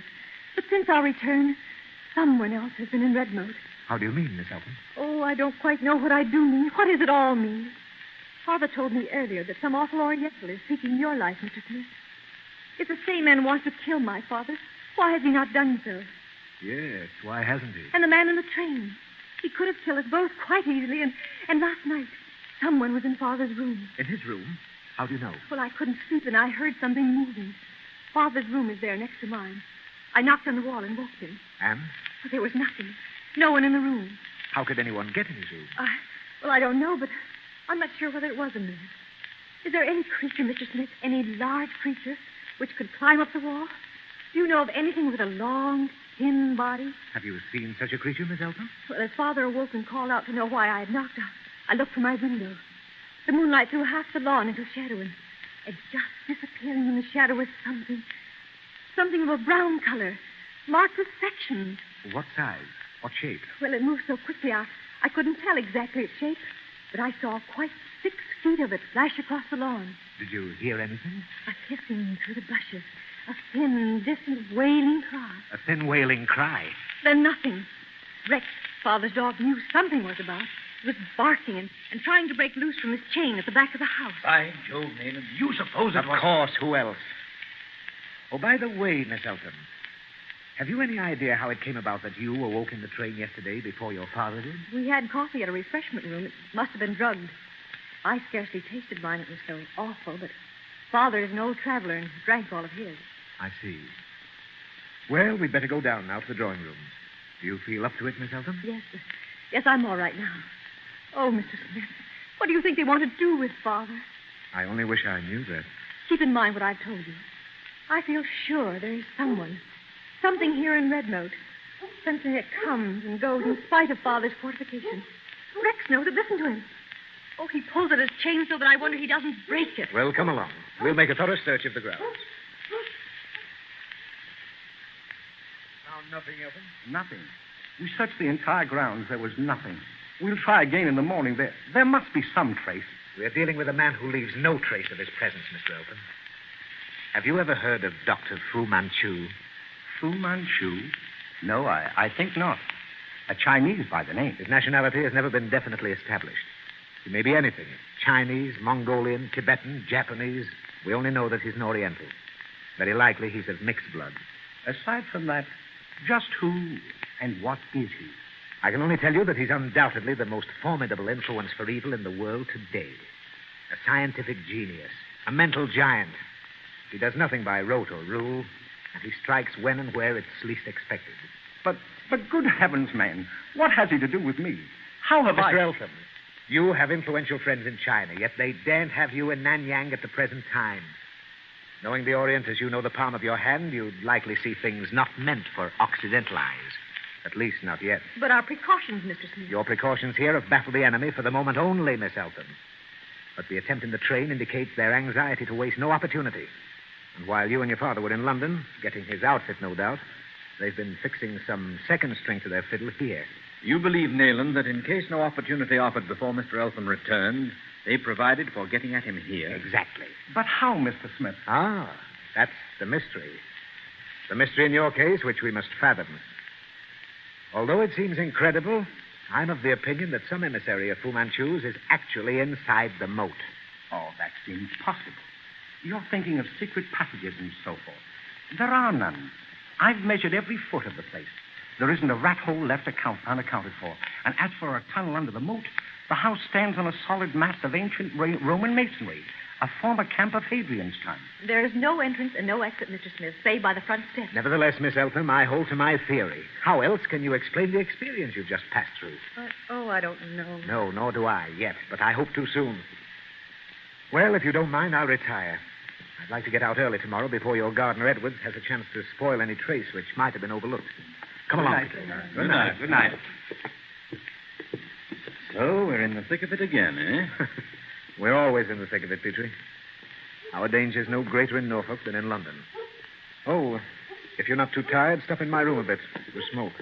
I feel like talking. Glad to. Leave the light off. Come sit by the window. Eltham's dog's restless tonight. I feel that something's about to happen. By Jove, what do they want with Eltham? It is a mystery, old chap. That man in the train with the case of instruments. The apparition of the green eyes tonight. Can they have been the eyes of Fu Manchu, Nayland? No one else, Petrie. Some peculiarly unique outrage is being contemplated. You can wager on that. Something calling for the presence of the master. But do you suppose he's trying to prevent Eltham's leaving for the Orient without killing him? Quite possible. He probably has instructions to be merciful. And heaven help the victim of Oriental mercy. That dog. You notice the difference in the tone of his barking? Savage anger. There's something... He's broken loose from his moorings, Petrie. Look, he's tearing across the lawn toward the shrubbery. Get your gun, man. That dog's on the scent of something. Come on, the dog has treed someone. Rex has found something. Smith, wait, I'll go along. If you have a gun, bring it. Hurry, Petrie. You stay here, Miss Eltham, in the house. No, I'm coming along. Did you see what Rex was following, Mr. Smith? No. There he is. This way, Smith. I'll see him. Come back, Eltham. Come back. The man's mad, Petrie. Heaven knows who or what's out there. He shouldn't have gone into that shrubbery alone. Come on. Dog, stop. Did you think to bring your flash, Petrie? Thank heaven I have it in my pocket. Over here, then. Under this big elm. What is it, Mr. Smith? Have you found... Rex, your dog. I'm afraid he's done for. Look here.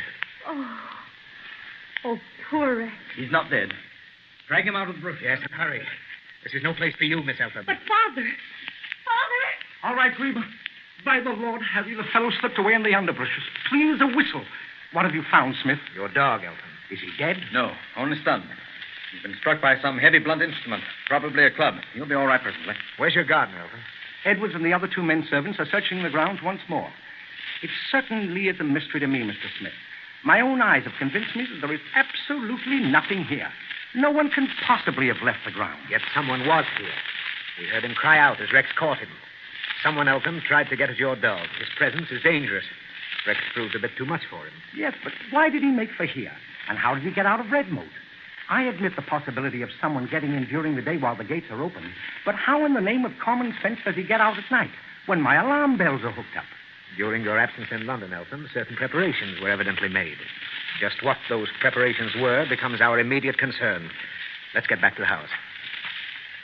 The prime object of those preparations was to enable someone to gain access to your room, Eltham.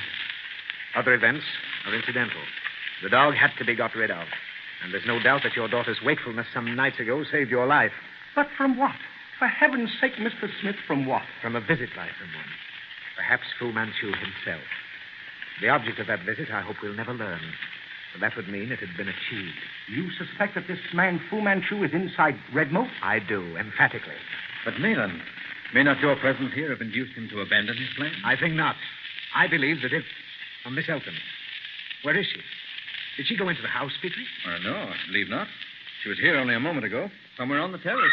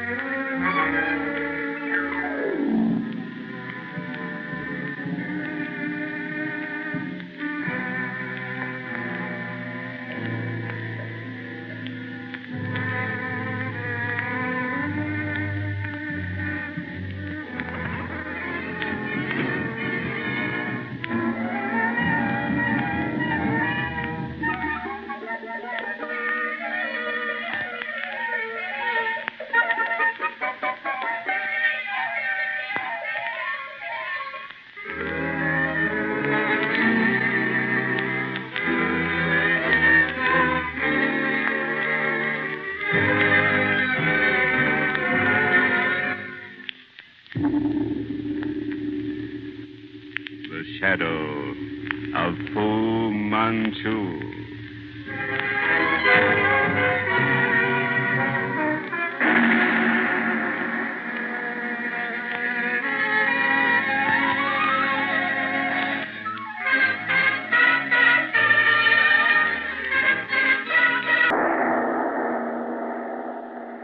The Shadow of Fu Manchu.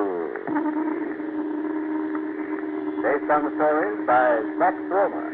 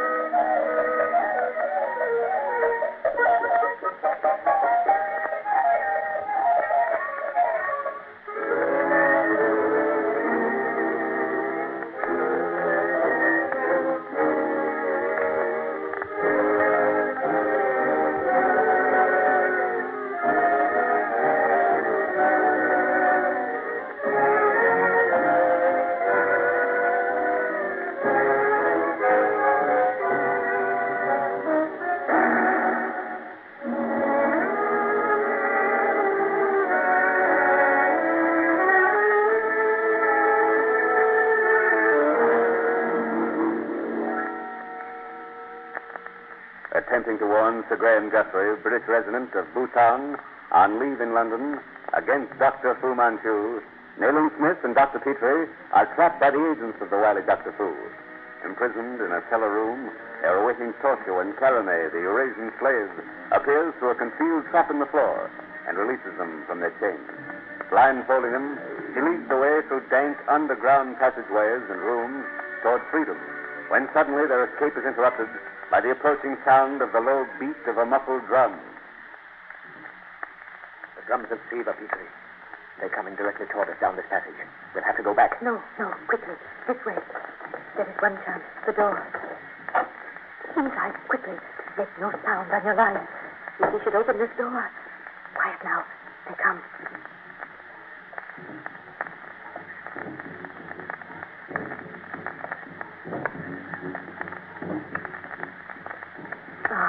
Thank heaven they have passed.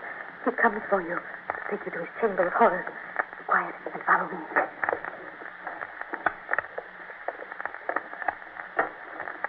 He doesn't suspect you, Academy. If he did, Nayland Smith, I would die.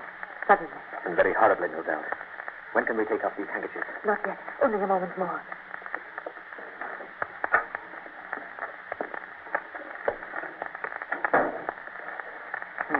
We're on the garden path, Petrie. Be still. You're not yet out of danger. Here, let me help you. Give me your hands, Nayland Smith. Boat? Yes. Great Scott, Nayland, where are we? What stream is this? The Thames, the Tigris, or the Styx? Oh, do not speak, Dr. Petrie. For my sake, if not for your own. You are still in grave danger.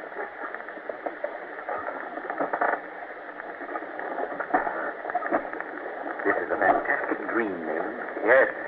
Blindfolded, a silent escape from a river, with a girl who might well have stepped out of the pages of the Arabian Nights. An Oriental adventure brought to England. England?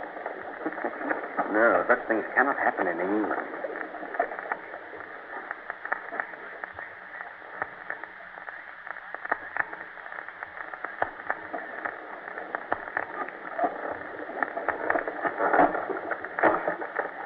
This is far enough. Now, let me help you out. Careful. What about these blindfolds, Academy? Oh, not yet, please. Now, walk as you are facing. 10 paces. You will find yourselves on a path. The clock will strike presently. I rely upon your honor not to remove the blindfolds until then. You owe me this. We do. You mustn't go back, Academy. We'll take you with us. Take care of you. You must not return to that place. Twice I have asked you, Dr. Petrie, to take me from you. You spoke of police protection. You would let them lock me up, imprison me, and make me betray Fu Manchu. But no, it is too late. And your police, they are helpless against him. Remember, until the clock strikes.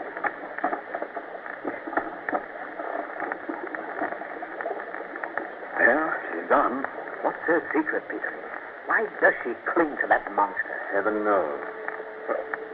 Thank goodness we can take these off now. Where the devil are we, Nayland? Towing path on the Thames. Look over there. The moon shining on towers and battlements. Why, it's Windsor Castle. 10 o'clock. 2.5 hours to save Sir Graham. Well, let's run for it. We may catch a train. Come on.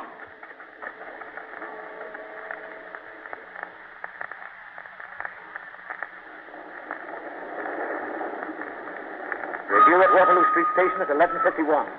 Just 30 minutes left to get to the other side of the river and reach his hotel. Nayland, what was that wailing we heard? And what did Fu Manchu mean when he referred to Rangoon? I noticed how it affected you. Oh, there was a ghastly business there in 1908. An utterly mysterious epidemic. And that awful wailing was associated with it. In what way? What do you mean by an epidemic? It began at the Palace Mansions Hotel in the cantonment. A young American was staying there. One night he went to his room, locked the door, and jumped out of his window. Broke his neck, of course. Suicide? Apparently. But there were unusual features in the case.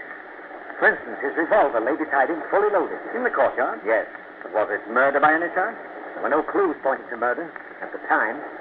His door was found locked on the inside. Had to be broken open. But this whaling business? That developed later. It was only noticed later. A French doctor named Lafitte died in exactly the same way at the same hotel, though he occupied a different room. Now, here's the extraordinary part of the affair. A friend shared the room with him and actually saw him do it. Saw him leap from the window? Yes. The friend, an Englishman named Martin, was aroused by the wailing. I was in Rangoon at the time, so I know more of Lafitte's case than the young American. I spoke to Martin personally.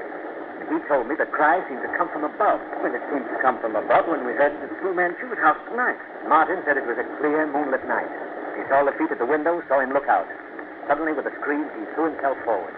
Crashed headfirst into the courtyard below. And what then? Martin ran to the window and looked down.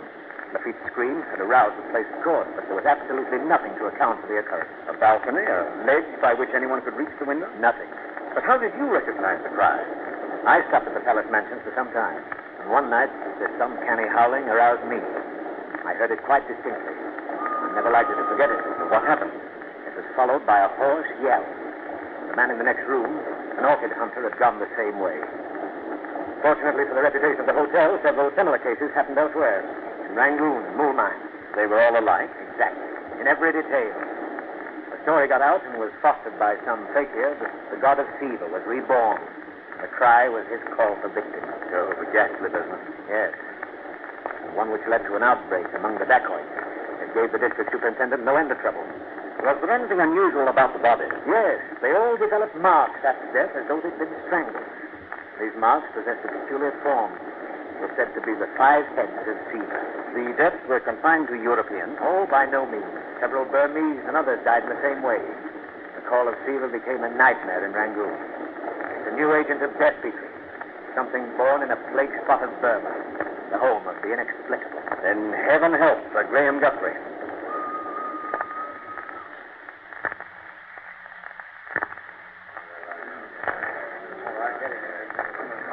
We still have a few minutes, Petrie.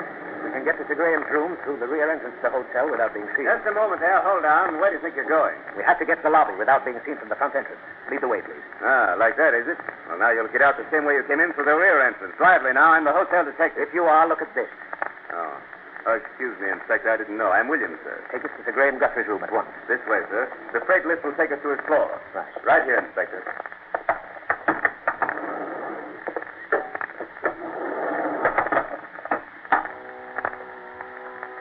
Sir Graham's in his room? He's been there all evening, sir.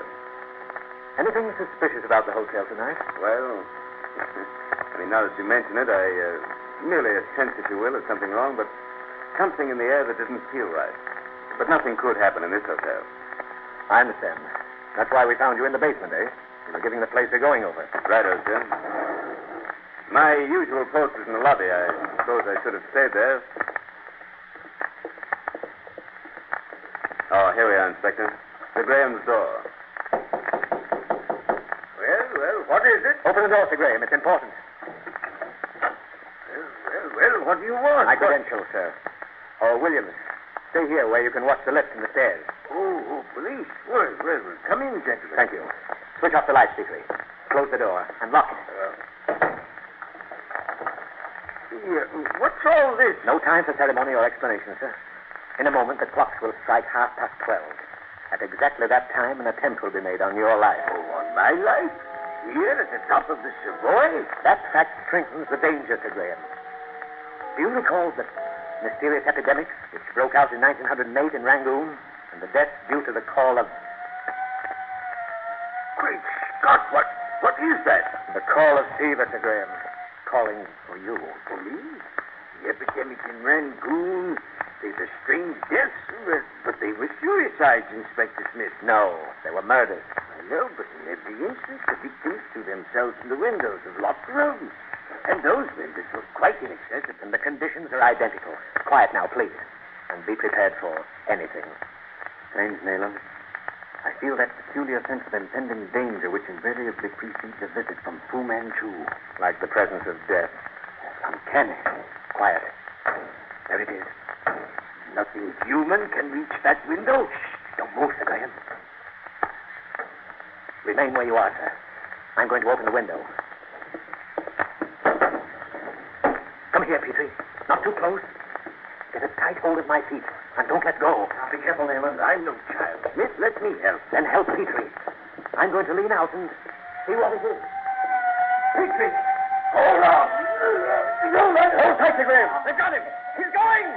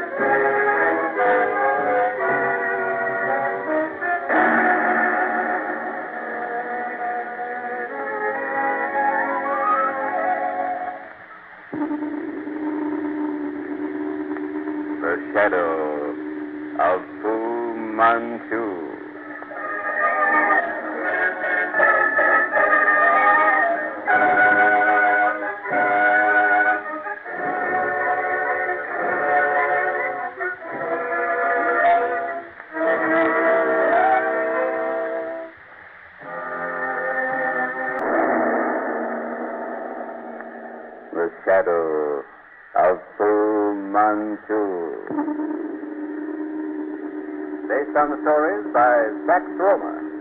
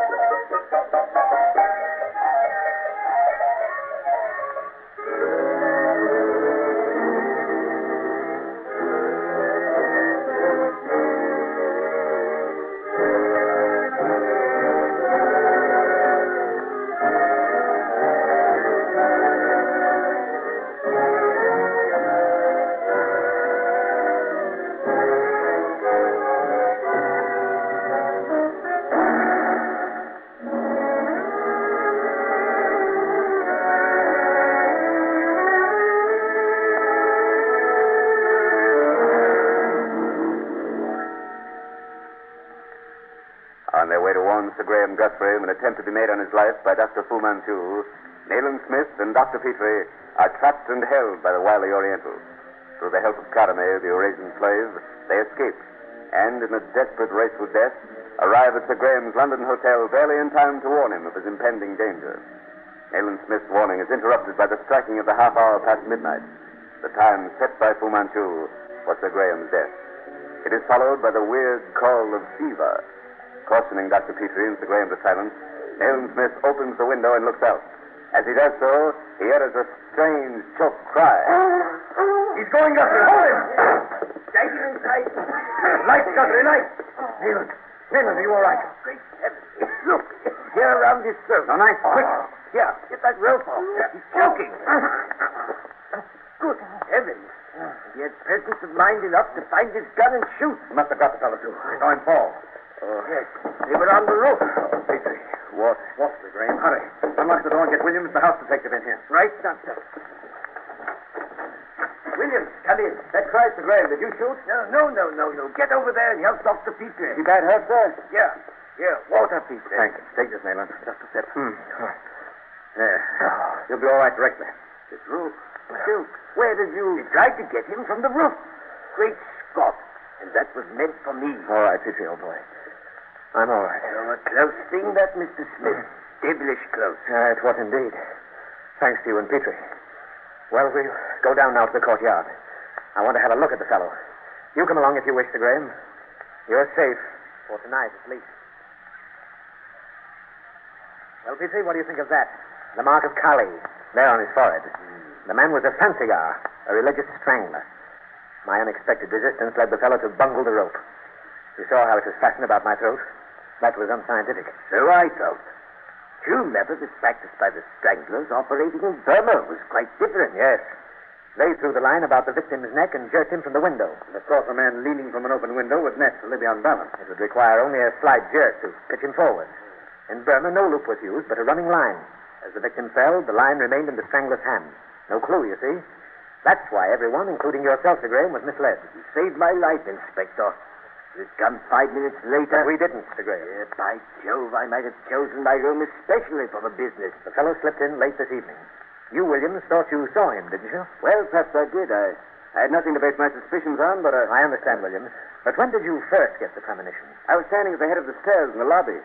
The party was coming up, 2 ladies and 2 men. Mm-hmm. Something seemed to be crawling along behind them, but when they passed me, there was nothing there. I couldn't be sure. I know. Those fellows are as elusive as shadows. It's positively uncanny how they're able to get about. But, Nathan, what is the motive of the call? Partly religious and partly to awaken their victims. Now, don't ask me how Fu Manchu has gained power over the fancigar. That man has secret knowledge of things that so far we know absolutely nothing. And yet at last we're beginning to score. Aye. But your victory took you close to death tonight, my friend. I owe my life to you, Petrie. Once to your strength of arm, and once because Carame... Don't speak of her, Nayland. Fu Manchu may have discovered the part you played tonight. In which event? Heaven help her.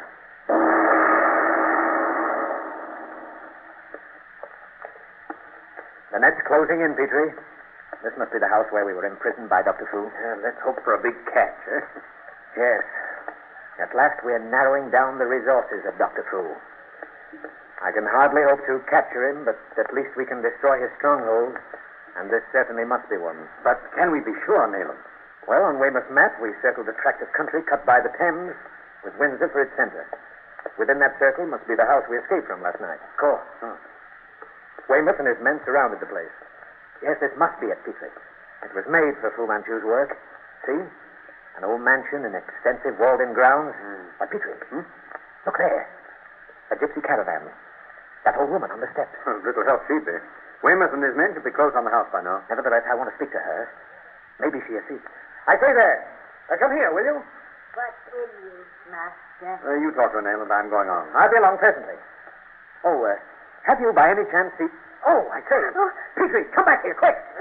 What is it, Nayland? Never mind me, Petrie. Catch that fellow behind the wagon. After him. Don't let him escape. It's a dacoit. Right. Oh. There, my dear. There's no use struggling. Oh, let me go. I know nothing. Nothing. Oh, no, of course not. But this time, young lady, I've caught you, not Petrie. Well, the fellow got away, Nayland. Got away? Where did he go? Well, since he seemed to possess the attributes of a fish, I couldn't say. He tricked you. What's that you have in your hand? Oh, it's a knife. Someone threw it and barely missed my head. Why, of course. He was in the water, not 3 yards from where you stood. You must have seen him. Was there nothing visible on the water? Only a wild fowl, nothing else. Oh, a wild fowl. That's an old trick, Petrie. What you saw was a decoy. The man's head was concealed in that wild fowl. The moment you turned your back, he stood up and threw his knife. Well, it's useless to look now. He's made good his escape. Well, I'm certainly not familiar with all the tricks of these murderous friends of yours. But why the devil are you hanging on to this old gypsy woman? Gypsy woman? Use your eyes, man. Here, watch. Oh, wait. Carame. And the wet sponge will do the rest. This time, Carame, we have you. I say. Look there, Nayland. Smoke. Oh, confound it. Fu Manchu set fire to the place. And this time we were right. But, of course, he's had plenty of time to remove his effects. The man's daring is incredible. He gives himself till the very last possible moment, and we blunder upon 2 of his outposts. I lost one, Nayland. I'm sorry. No matter, we have the other. I expect no further arrests, and the house will have been so well fired by his assistants that nothing can save it. However, we have here in Carame a lever which should serve to upset Fu Manchu's whole plan. You need not hold me so tight, Nayland Smith. I will come with you. What are you going to do with her, Nayland? Oh, nothing very drastic, old chap. After all, we owe her something. But she's coming home to Baker Street with us. There are some questions I should like her to answer.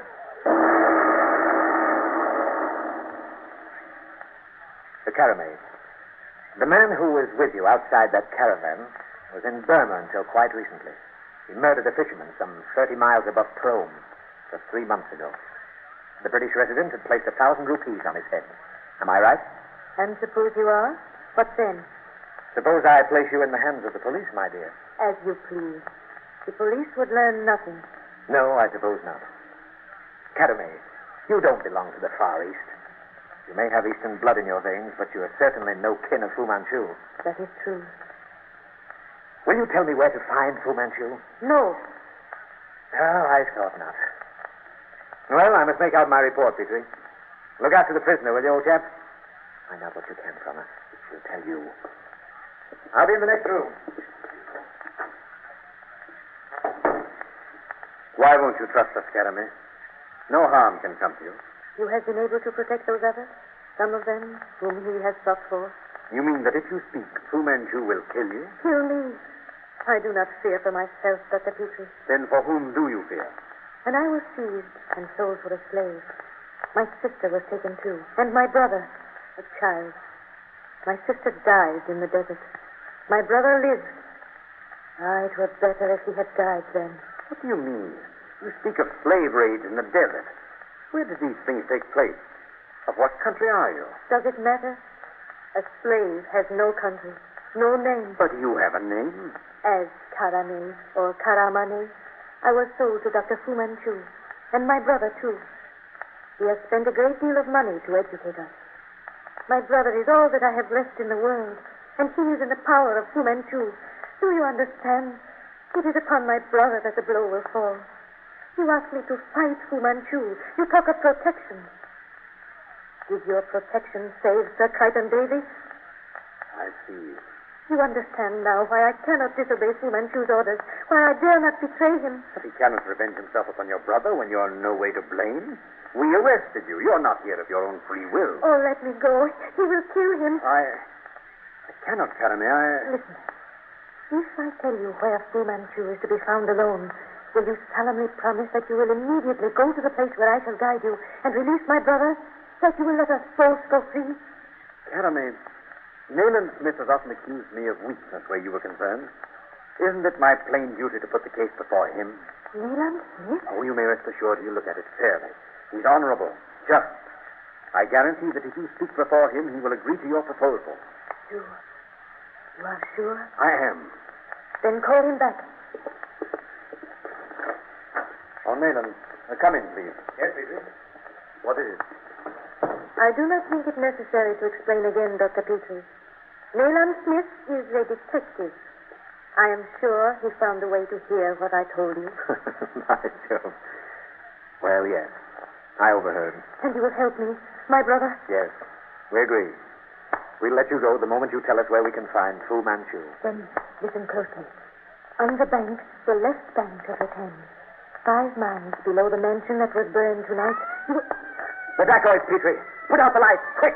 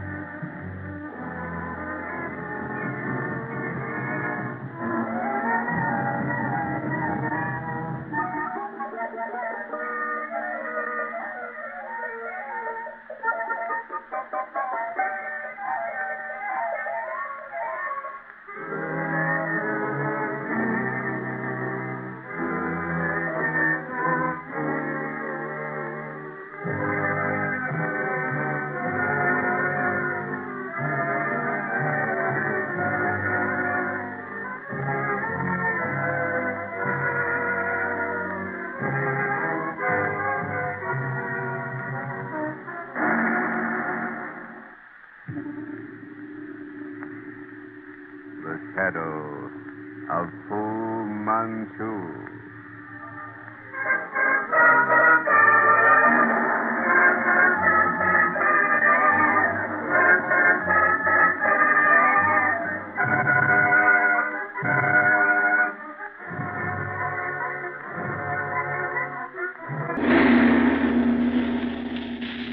The Shadow of Fu Manchu.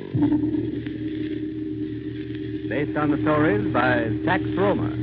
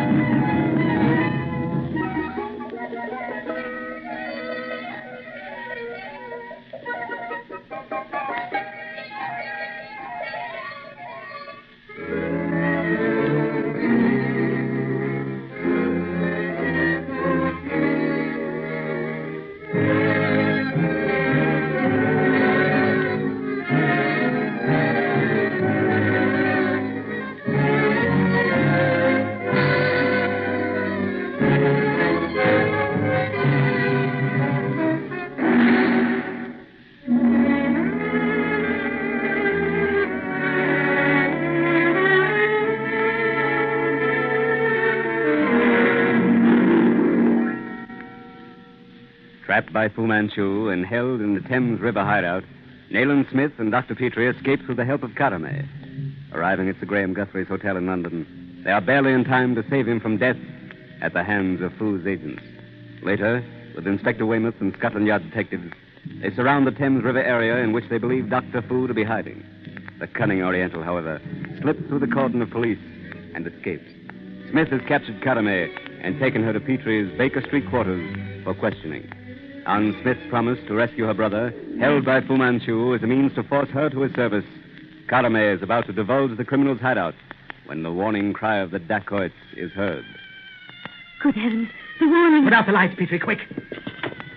How could Fu Manchu have known we had Karame here? It's uncanny, Nayland. It would be if it were any other than Dr. Fu.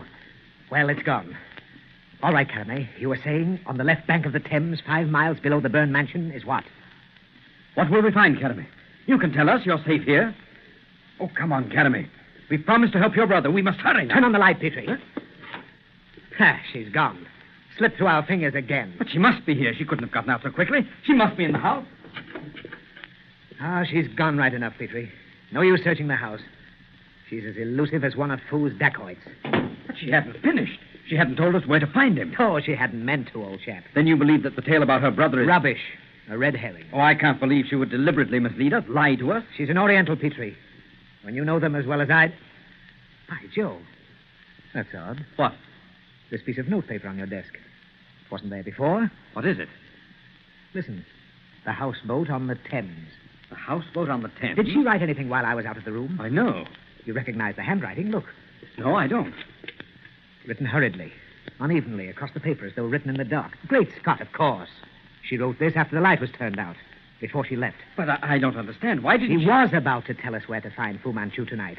On the left bank of the Thames, 5 miles below the mansion that was burned. The dacoit warning interrupted her. And she finished by leaving us this clue? Right. Well, I apologize to the lady for thinking her story rubbish to lead us from the trail. Old chap, this little piece of paper should mean the capture of Fu Manchu this very night.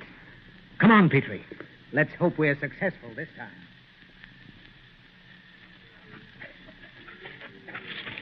A dangerous business, Nayland. Our trying to take this monster alone. Wouldn't it have been better to have told Weymouth what we had in mind? And have a troop of heavy-footed police stumbling through the dark? Might as well have brought the Royal Marine Band. Well, there's the light ahead of us. That's probably the houseboat. If we keep it straight before us, we can't miss. He certainly has isolated himself, if it is Fu in that boat. Lowe's cottages are half a mile behind us. Not another habitation between them and the river. Wait. What is it? You heard nothing? Nothing but the wind. We might be walking into a nicely set trap, old man. No, I trust Karame.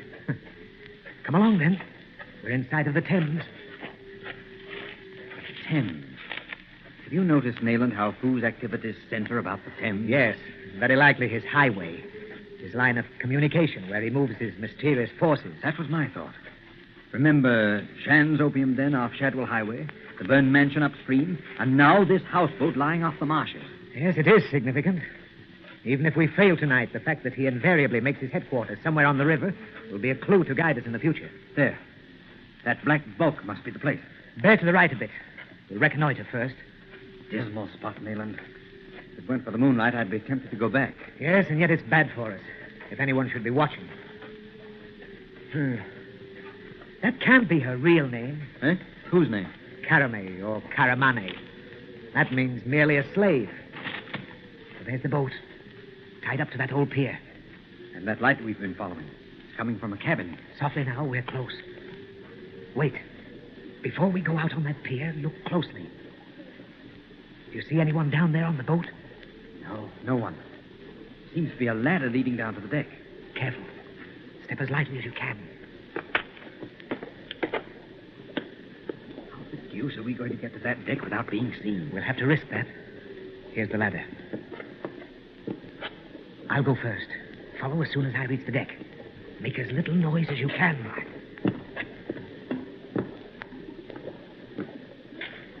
All right. Come along. Oh, we've made enough noise to arouse the dead. Should have taken our boots off. Stay behind me. Here's the door. Open. Are you ready? Revolver? Confound it. No, I haven't got it. Well, I have mine, and we can't turn back now. Come on. Sit still, Dr. Fu. I have you covered. Put up your hands and don't try any tricks. This time the game's up. Find something to tie him up with, Petrie. I would advise Dr. Petrie to glance behind him before he moves. An old worn-out trick, Fu Manchu. I'd given you credit for better... Nayland, don't look round. Keep him covered. The dacoit has a knife at my throat. An impasse, Nayland Smith. You thought I was alone. So I was, but my faithful Lau followed you. I thank you, Lau. The honors are even, Mr. Smith, or are they mine? Don't you move, Fu. I warn you, or I'll blast you to kingdom come. And should you fire that gun, our estimable Dr. Petrie also dies. Again, I say, an impasse. Stalemate. May I ask how you discovered my retreat? This houseboat has been watched since dawn. So, and today you forced me to burn a house. You have captured one of my people. I congratulate you. But she would not betray me, though lashed with scorpions. I advise you to go now and set her free. And if I don't? Then someone very dear to her will die. However, the present situation calls for a suggestion. I know nothing of your resources outside this cabin.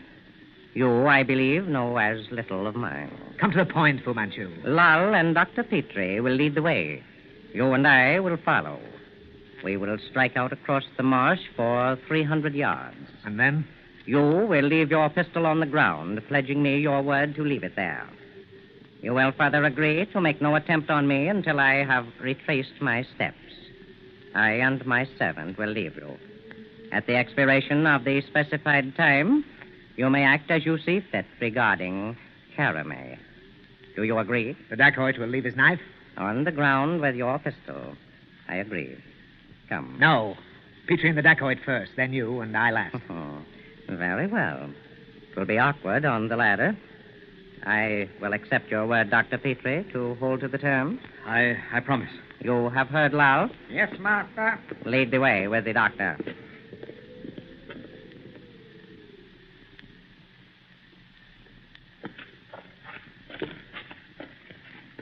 And here, Nayland Smith, we part.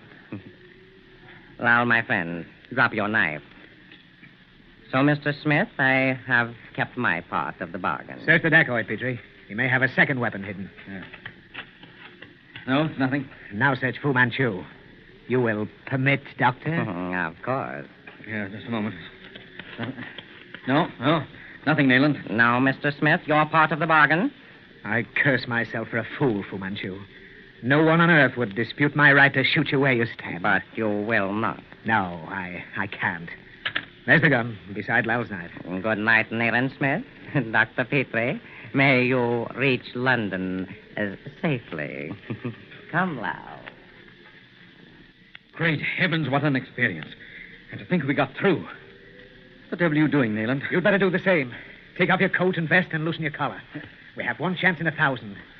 Thank heaven we're both fit. I don't understand. Tonight, old chap, we literally have to run for our lives. Eh? East is the river, to the south, Fu Manchu.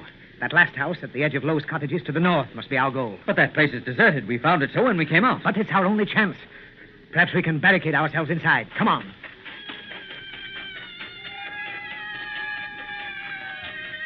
Hear that? 3 at least. 3 armed dacoits. I'm afraid it's hopeless. But your pistol. You forgot it. No. A 7 of the crown in the east makes this motto. Keep to your word, though it break your neck. It's a mile at least to that deserted cottage. And another quarter mile to any that's occupied. Ha! Our chance of meeting a living soul besides Dr. Fu's killers is practically nil. Save yourself for the first half mile, old chap.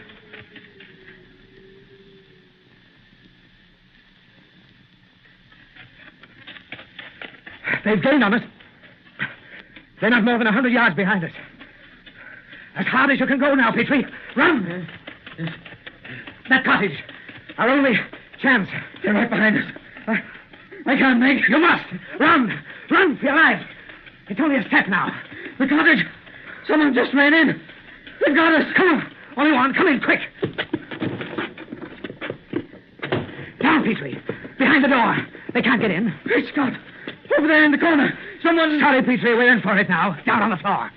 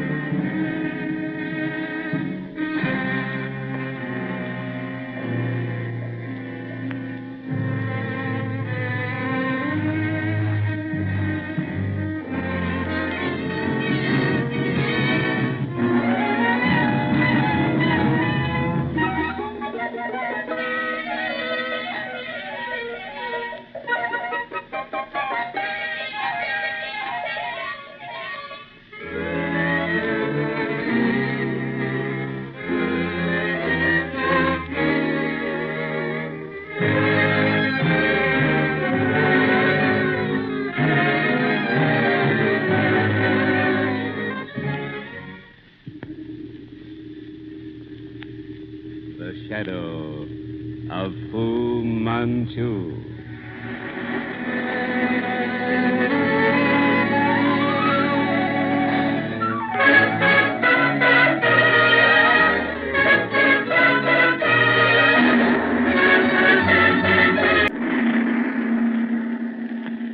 The Shadow of Fu Manchu.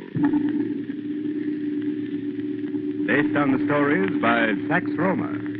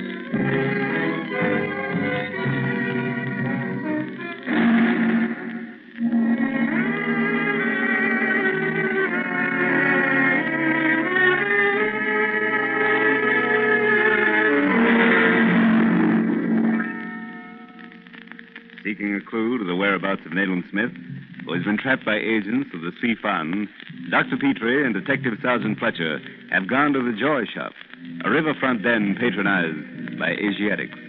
While there, they hear the dragging step of the man with the limp. And later, in a coffin-like box, they discover Nayland Smith. With the help of the police, Smith is rescued, and the brass chest stolen by agents of the Sea Fund is recovered. Smith astounds Petrie with the statement that the man with the limp is none other than Dr. Fu Manchu himself. We find Smith and Dr. Petrie in their hotel room next morning with Mr. Myers, a buyer of antiques, and Lewison, his assistant. Myers is examining the chest. This box, Mr. Schmidt, is valuable. I might add that it is unique. What do you think, Lewison? Quite valuable and unique. An example of the Toulon Noor work, 16th century or even earlier. Mr. Myers, how does the workmanship on this chest compare with the one in the Hague collection? It has points of similarity. Sir, I should say the workmanship of this specimen is very much finer. Lewison? Very much finer, yes. In a word, then, you'd be prepared to make me a substantial offer for this chest. Well, I have not yet seen the interior. Well, unfortunately, I don't have the key. Coffers of this description, sir, and workmanship are nearly always complicated. Conjuring tricks, if you follow me. They rarely open by such rational means as lock and key. Exactly, Mr. Schmidt. The current chest in the Hague collection, for instance, opens by an intricate process involving the pressing of certain knobs and designs. And the turning of others, yes. The Hague box was ultimately opened by one of Christie's experts. Pardon me, but wasn't that the chest, the Hague chest, I mean, in the celebrated case of Hague versus Jacob? Exactly, sir. The original owner, a member of the Young Husband expedition, had been unable to open the chest. When opened at Christie's, it proved to contain jewels and other valuables. Have you tried to open the chest, Mr. Smith? No, not yet. From its weight, I am inclined to believe that its contents might prove interesting. With your permission, sir, Mr. Myers will endeavor to open it. I don't care to have it opened at present. But you would be foolish, sir, to accept an offer for the chest without knowing what it contains. I've invited no offer, Mr. Myers. As a matter of fact, I don't wish to sell. Well, I am a businessman, Mr. Schmidt. I'll make you a businesslike proposal. 100 guineas for the box, cash down. and our commission to be 10% on the proceeds of the contents. You must remember, Mr. Smith, that we may have to force the box in order to open it. Which would, of course, decrease its market value and make it a bad bargain at 100 guineas. I'm sorry, gentlemen, but if I place the box on the market, you shall have the first refusal. For the moment, if you'll just send me a note of your fee, I'll be obliged. But, Mr. Smith, the offer... Sorry, Mr. Lewison. I'm not prepared to discuss the question any further at present. I am sorry, sir. Good day, gentlemen. One moment, Myers. Since you do not intend opening the box, Mr. Smith, have you any idea of its contents? None, Mr. Lewison. But with my present inadequate knowledge of its history, I wouldn't care to open it. Very well. You probably know better. Yes, come, Lewison. Good day, gentlemen. Good day to you. You see, Petrie, if we're ever short of funds, there's enough on that table to retrieve our depleted fortunes.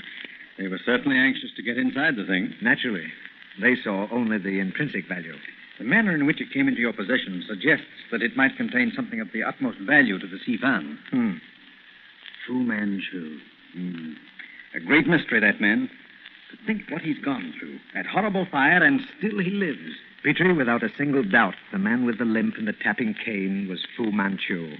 Nayland, now that the mystery of the absence of a keyhole in that chest is explained, I'm sorely tempted to try to open it. I'm positive it holds the answer to this entire mystery. And I think otherwise. I have a sort of fancy, superstition if you like, that nothing, not even our miraculous good luck, could save us if we once knew the secret of that chest. By Jove, Nayland, there are times when you amaze me. I know. Usually you're the one with the sense for divining Fu Manchu's presence, or one of his agents. Well, that second sight appears to have visited me now, and it directs me to avoid opening that chest. Well, then, for heaven's sake, man, do something with it. The bank vault is the only logical place for it. I'll take care of it tomorrow. But now, Weymouth's expecting us at the yard. Get your hat and come along. Eh? Why, yes, of course. But Weymouth... Come along, Petrie. You know Weymouth doesn't like to be kept waiting.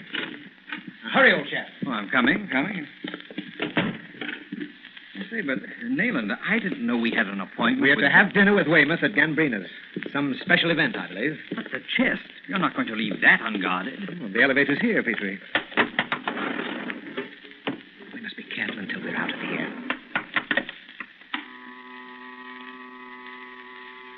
Oh, by the way, Petrie, I understand from Sir Basil that Caramel's sailing date has been postponed. Oh, yes, for a day or so. Something to do with Wilson's not being able to leave as soon as he expected.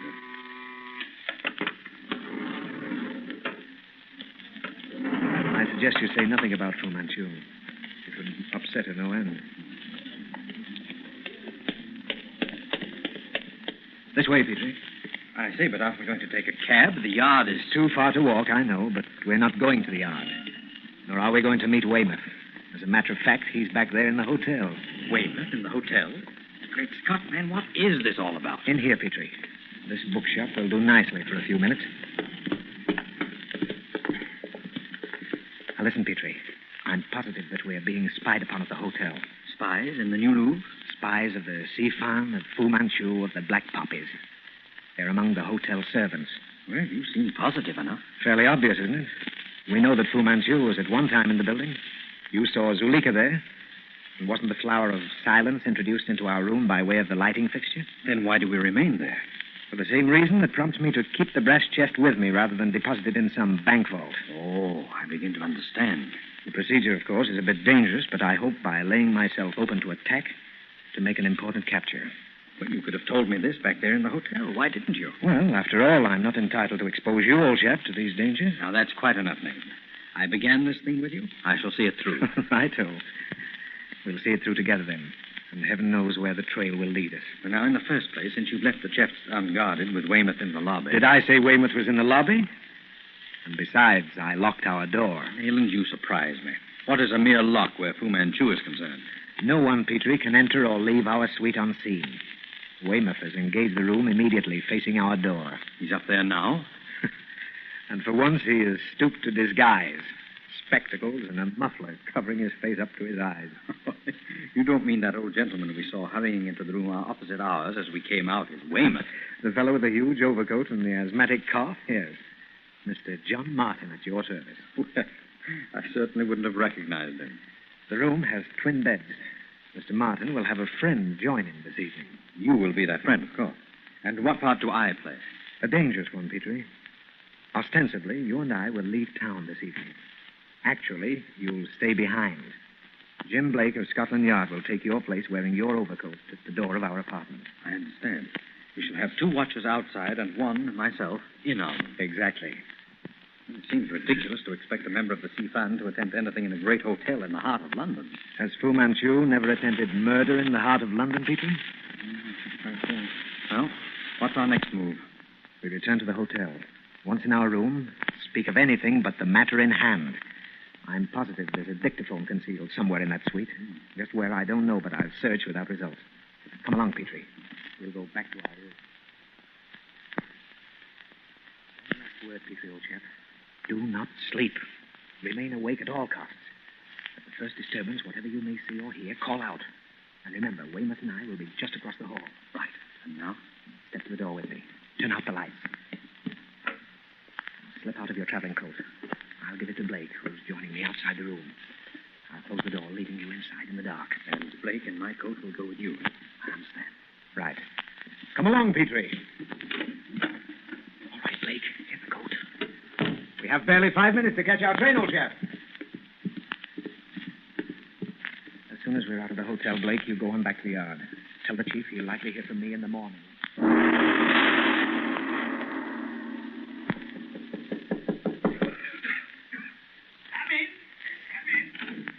Hello, Martin, old top.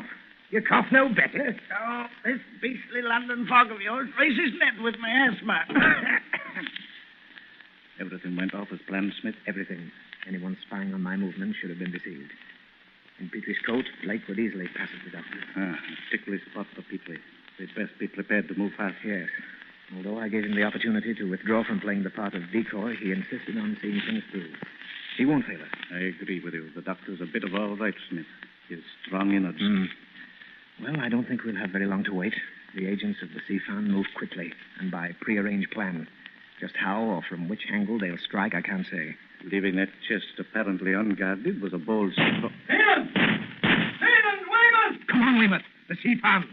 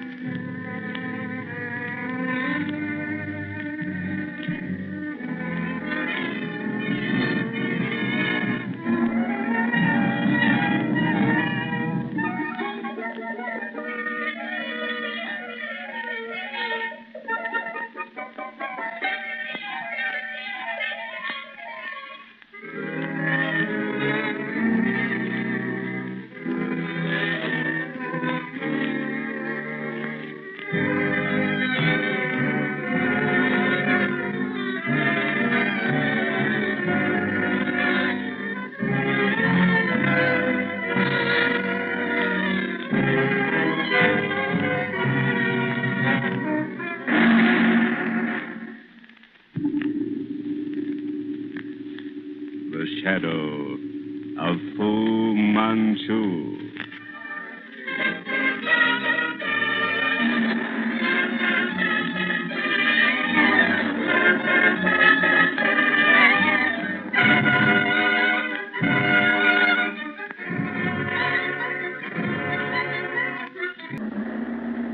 The Shadow of Fu Manchu. Based on the stories by Sax Rohmer.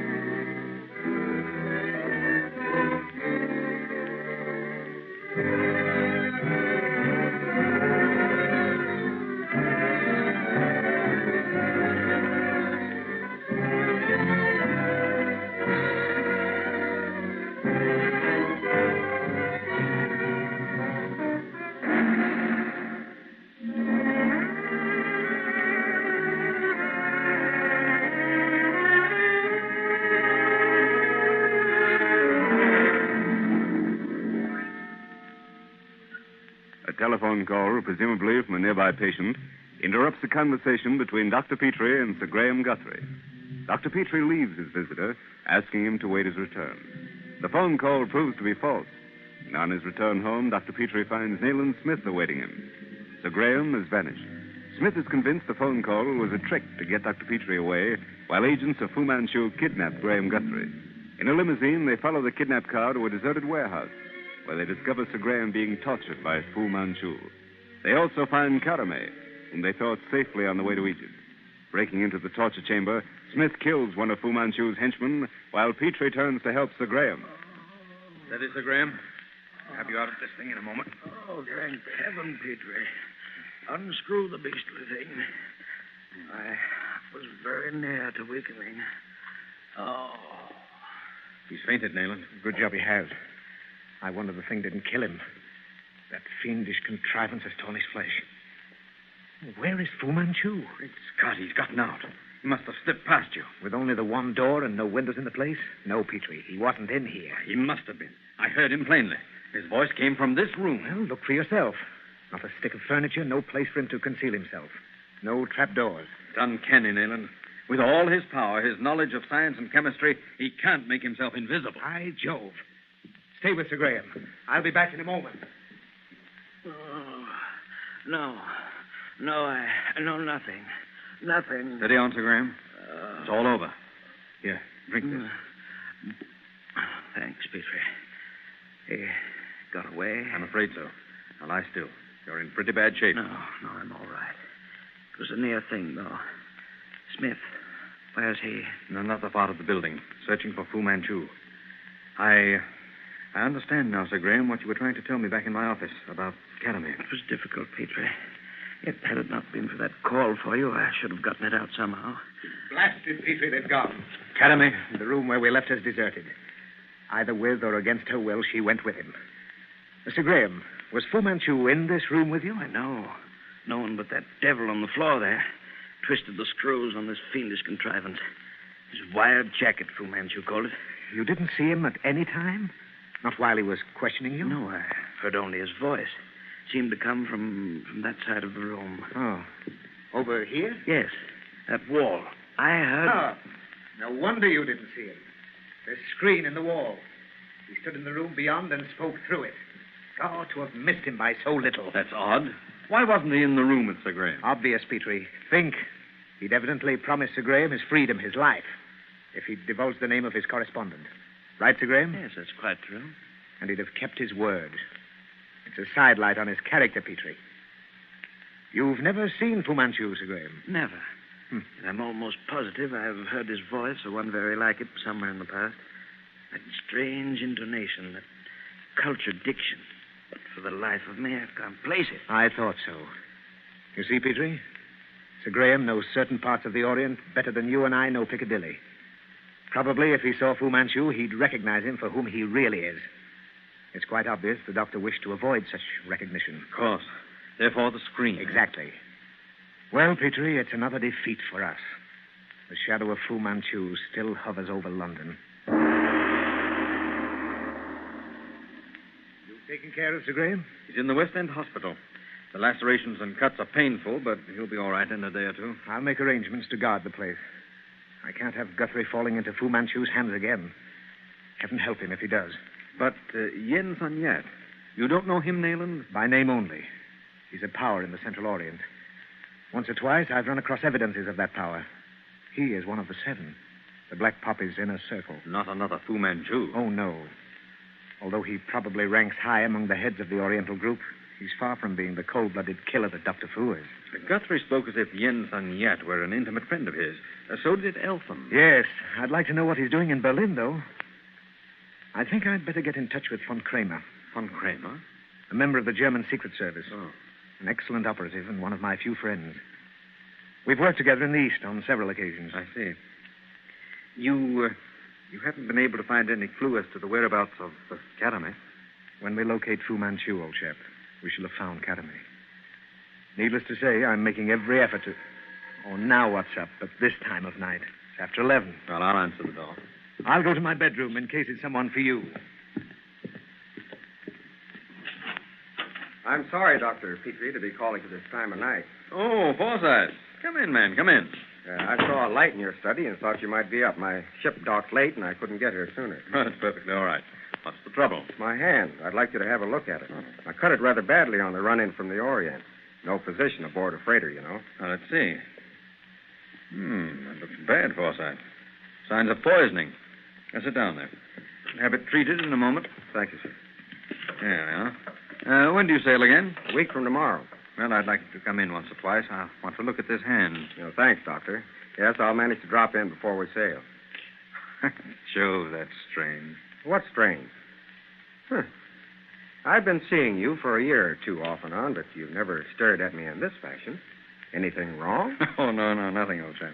I was merely thinking of your uncanny resemblance to a friend of mine. If you had lighter hair and a mustache, you'd be the perfect image of my friend Smith.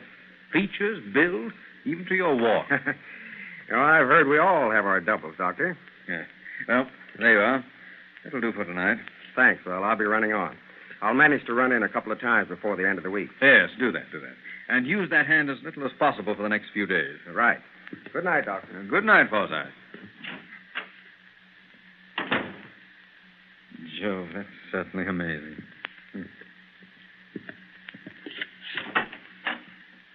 Why, Nayland, why the deuce are you sitting in a dark room? Come here and watch. Huh. What is it? I don't know. Watch that clump of elms over there in the park. Oh, where's your patient? Eh? Oh, why, he must be... Oh, there he is, standing at the gate. Don't lean out of the window. Oh, for heaven's sake, why not? I'll tell you presently. You saw him? Yes, I can't make out what he's doing. He's standing there at the gate. He's seen it, too. Watch those elms. There it is again. See it? That's strange. You mean that vaporous blue light close to the ground? Yes. Look how it flares up. Now it's rising higher. There. It's died away again. I've been watching it for some time. It's ghostly looking. What is it? Don't ask me, old man. I don't know. Oh, there goes your patient, crossing the road. He's going to investigate. We must stop him, Petrie. Well, I'll call him. Not a sound. Come along. We'll catch up with him. Out through the side entrance. Hurry. Now, we mustn't appear to have come from this house. So don't cross the road directly. I'll go up there and cross. You go below. Out of the light of the street lamp. Cross then and run for those elms. I wonder what that glow could be.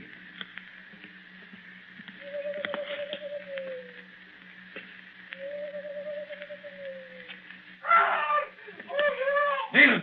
Smith! Great Scott, where are you? Help! Great heavens! Nayland! Here, Petrie. I'm coming. Tell me, that poor devil. Is he dead? Yes, I'm afraid so, Nayland. This sailor's met the death designed for me, Petrie. See, in build, even his walk, he resembled me. Great Scott. I told him that not 5 minutes ago. Here, turn him over on his back. I'll look him over. I'll hold the flash. Good heaven. Look at his face. Yes, those wounds, irregular, in small clusters, as if made by the claws of a bird. They're horrible deep scratches, like tattoo marks. The injured surface is bloated. It's poison, Nayland. Yeah. What's going on here? What have you devils done? By the saints, I'll... Drop that whistle. Flash your lantern here and don't ask foolish questions. Now, read this. If you have any further doubts, you may call Inspector Weymouth of Scotland Yard from this gentleman's house. Oh, I'm sorry, Inspector. I didn't know. It's all right. Help us carry him. We'll keep out of the light, Petrie, and... Constable, this mustn't get into the press, you understand? I understand, sir. Mum's the word. We'll take him to the house. Now, let's get along with it. On the surgery table, Constable. Right, sir. Make a thorough examination, Petrie. You, Constable, phone for an ambulance as quickly as possible. Yes, sir. Nayland, you're not going out there again? Yes, I'll be all right. I'm taking the flash. The Constance's lantern, too. Keep him here until I return. Take the constable with you, man. There's something out there. No, he'll only be in the way. Oh, Constable, remain here with Dr. Petrie until the ambulance arrives anyway. I'm taking your lantern with me. Right, sir. Turn on that light over the table, please. Yes, sir. Hey, the saints, sir. The poor devil looks as if he'd struck his head in a meat grinder. How are them cuts made? Scratches of some sort. Form of elongated punctures. Clusters, pear-shaped. How did it happen, sir? Did he say anything? Only a cry for help. Tried to speak. The muscles of articulation must have been affected almost instantly. By Jove, the sea fan, the poison flower. What's that, sir? A flower? What's the sea fan? Oh, nothing, Constable, nothing. Lower that light a bit more, will you? Then hand me the box of cotton. How's that, sir? Doctor, look at the window there. Hey, what are you doing out there? Look out, men! Down on the floor!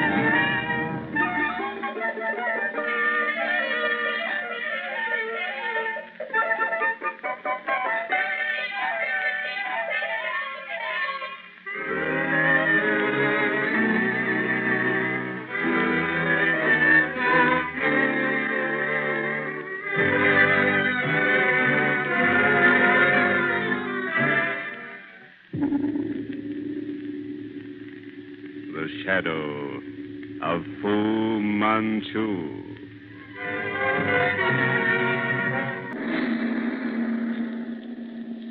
The shadow of Fu Manchu. Based on the stories by Sax Romer.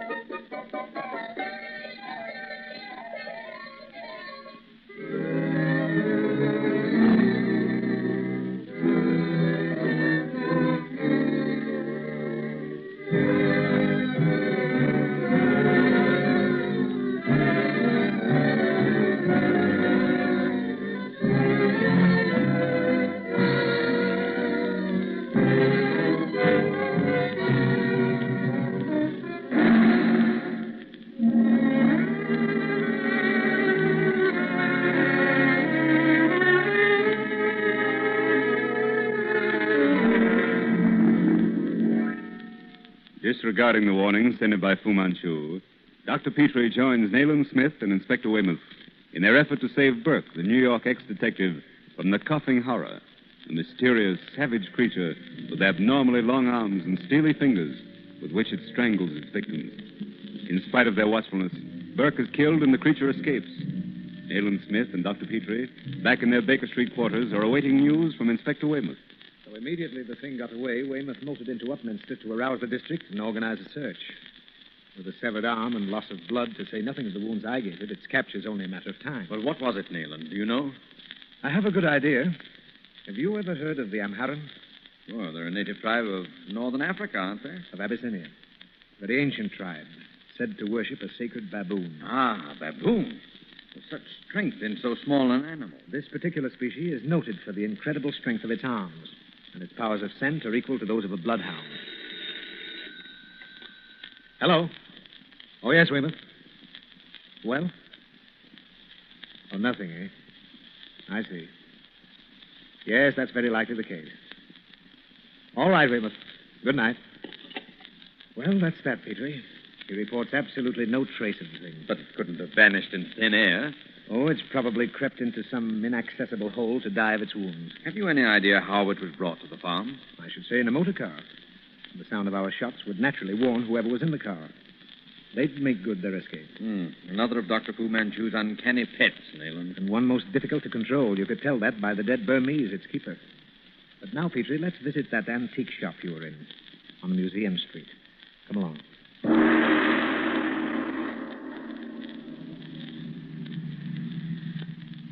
Here's Museum Street, Petrie. Stop here, driver. We'll walk from here.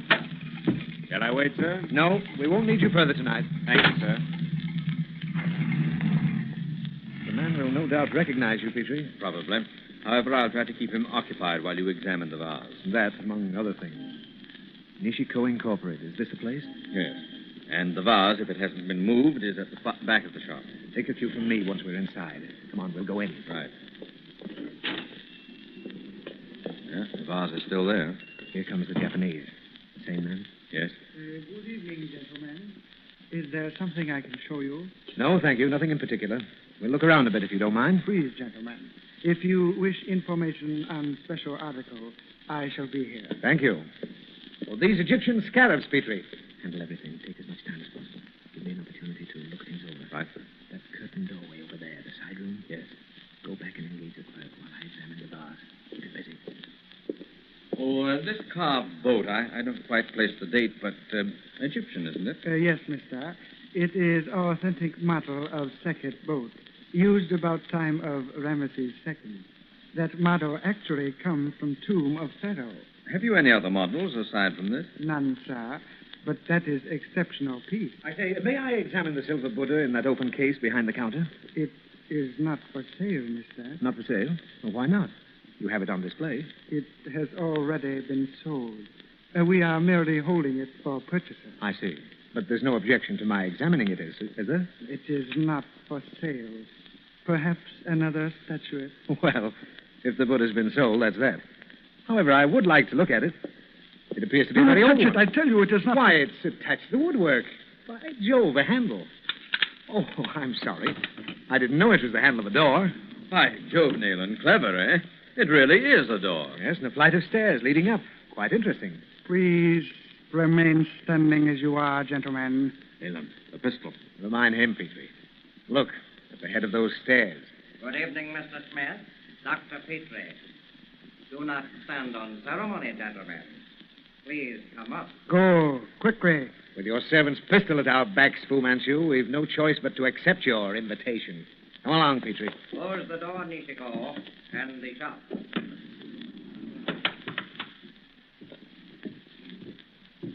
Come up, gentlemen. Hassan here you have met once before. These others are also members of my household. Come in. Perhaps, Hassan, it were better if we made sure our friends are unarmed. Nothing, Master. Very good. I appreciate your faith, gentlemen, in my good intentions. But you will forgive me if I must inconvenience you. The handcuffs, Hassan, and see that our visitors are securely fastened to those rings in the wall. Well, why all the precautions? There doesn't seem much chance for our escape. You shall see presently. Hassan, you may leave me with my guests now. You too, Ali. Dr. Petrie, you are aware of my esteem for your attributes, and you will appreciate the pleasure your visit affords me. I'm sorry I can't say as much, Dr. Fu. A pity. Inasmuch as I look to you, when you have overcome your prejudices, to assist me in my work. I have already told you, Fu Manchu, that I should rather die than assist you in any undertaking. That shall be remedied, Doctor. Even now, I am conducting an experiment that will convert you from your misunderstanding of my true motives and adjust your perspective. You mean? Nothing difficult, Doctor. Merely the injection of a certain fluid into the spine. You will thereafter see eye to eye with me. Now, gentlemen, I must leave you for a time. When I return, we shall conclude our little experiment on Dr. Petrie. Pleasant prospect, Nayland. Lower your voice. There's only a curtain between this and the next room. Because I used some of the liquid he himself discovered, and which came from his own supply, he believes me to be a wizard of chemistry. I'm wondering, even though you told him the truth, if it would relieve the situation, as far as you're concerned. Probably not. However, I couldn't implicate Karame. Heaven knows what he might do to her. She gave me the liquid, you remember. Yes. On the other hand, isn't it you told him it would... Listen. Someone coming.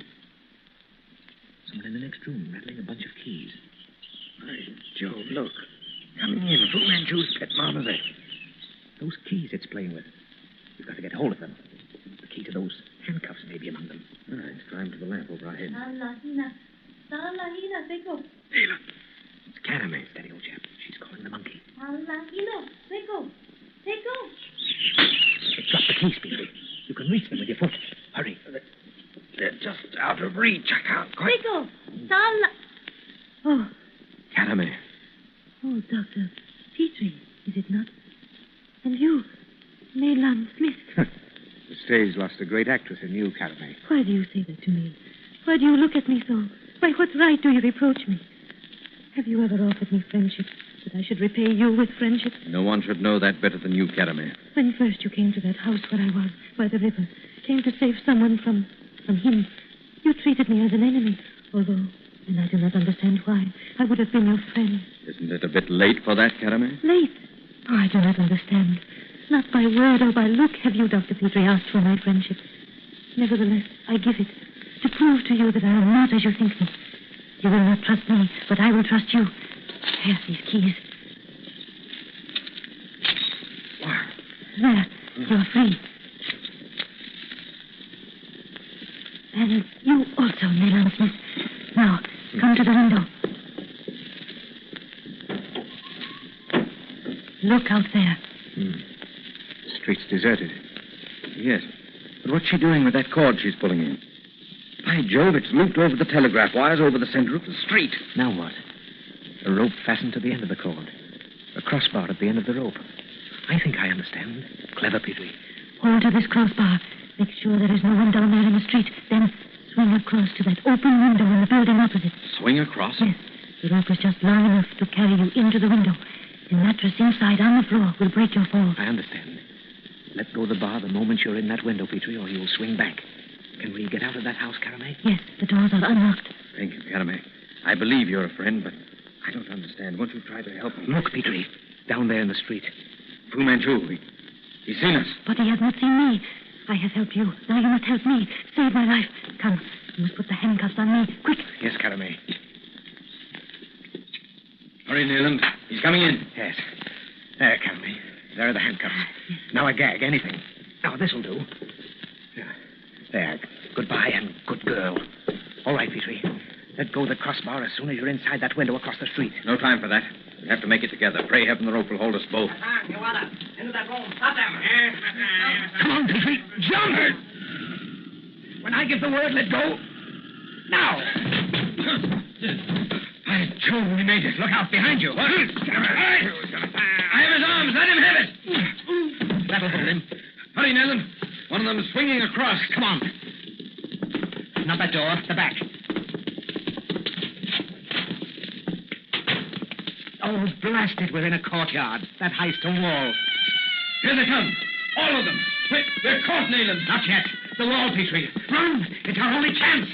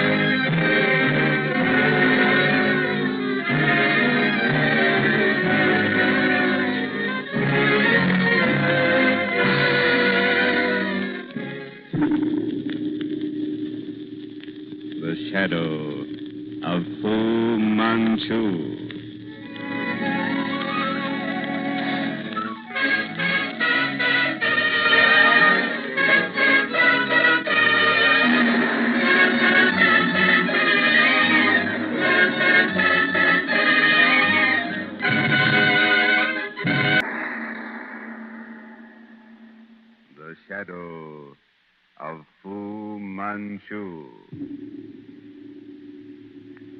Based on the stories by Sax Rohmer.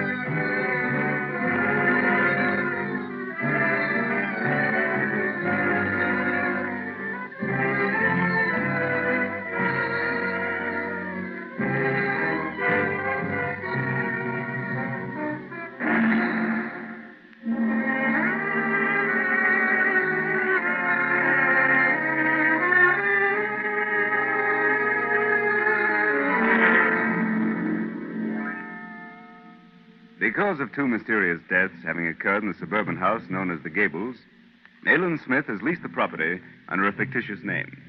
According to Inspector Weymouth, the house is haunted. Smith and Dr. Petrie have taken possession, and during the night, they are startled by the faint musical chiming of bells. Seeking an explanation, they are horrified by the appearance of a luminous hand clutching a great knife in the darkness of a corridor. The appearance of the fiery hand is accompanied by an unearthly wail. Fleeing from the house in apparent panic, they return to their Baker Street lodgings, where we find them in a discussion of the phenomena. Now, perhaps, Nayland, you'll explain why you subjected me to that ordeal. Here. Do you recognize this scarf? Great Scott. Exactly, old man. It's Carame's. Carame, in that place? Why not? Anyway, yesterday morning, I got the keys and went there alone. With a large brace and bit, eh? Yes. To bore holes in the wainscoting of various rooms. For heaven's sake, why? Because there wasn't a crevice large enough for a mouse to get through. I rectified that, however, with my brace and bit. And in front of each hole, I placed a trap, baited with cheese. Open that bag, will you? Now, mind your fingers. Some of them are possibly still set. Mouse traps, dozens of them. Huh? All sprung. Why, no, by Jove, you've made one catch. A white mouse. Examine his tail. What? By Jove. A tiny bell fastened to the root of the tail. Yes. And the explanation for the astral bells. But if there was no opening through which the mice could get into the house, they must have been admitted into the walls from the cellar. They were. And after a scamper under the floors and through the walls, they returned for the food they were accustomed to receive. And this piece of silk scarf, where did you find it? In the wine cellar. No cellar proper is shown in the plans of the Gables. But there is one? There must be. And the entrance to it must be in that wine cellar. You have other evidence of that aside from this scarf? I learned that when the last tenant died, the lights in the entire house were extinguished. That could only be done by pulling the main switch, also located in the wine cellar. And by Jove, Carame being there proves that Fu Manchu... Exactly. Fu Manchu's had a hiding place under the Gables. Which explains his complete disappearance from his usual East End haunt. Yes. The place, very likely, has another entrance further along the road. There's a studio there leased to a Russian artist. He's abroad at the moment. Well, how do you explain the appearance of the fiery hand?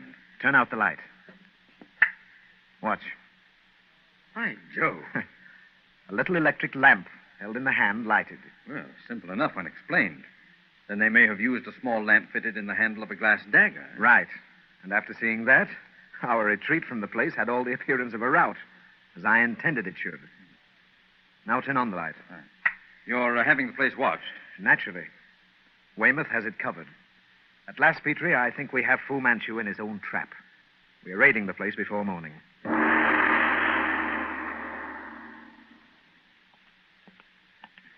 The gables, Nayland. Aren't we going in here? No. Weymouth has his instructions. He has 20 men covering the place from every angle. We're going to the Russian studio. Is there any possibility of this Russian being one of Fu Manchu's creatures? Oh, I rather doubt that. Well, this is the place.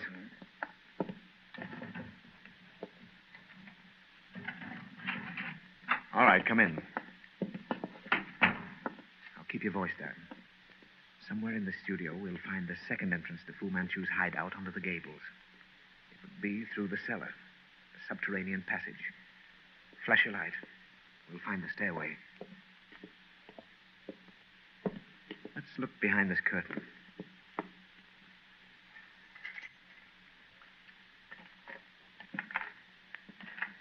Right, Nayland. This floor. Nayland!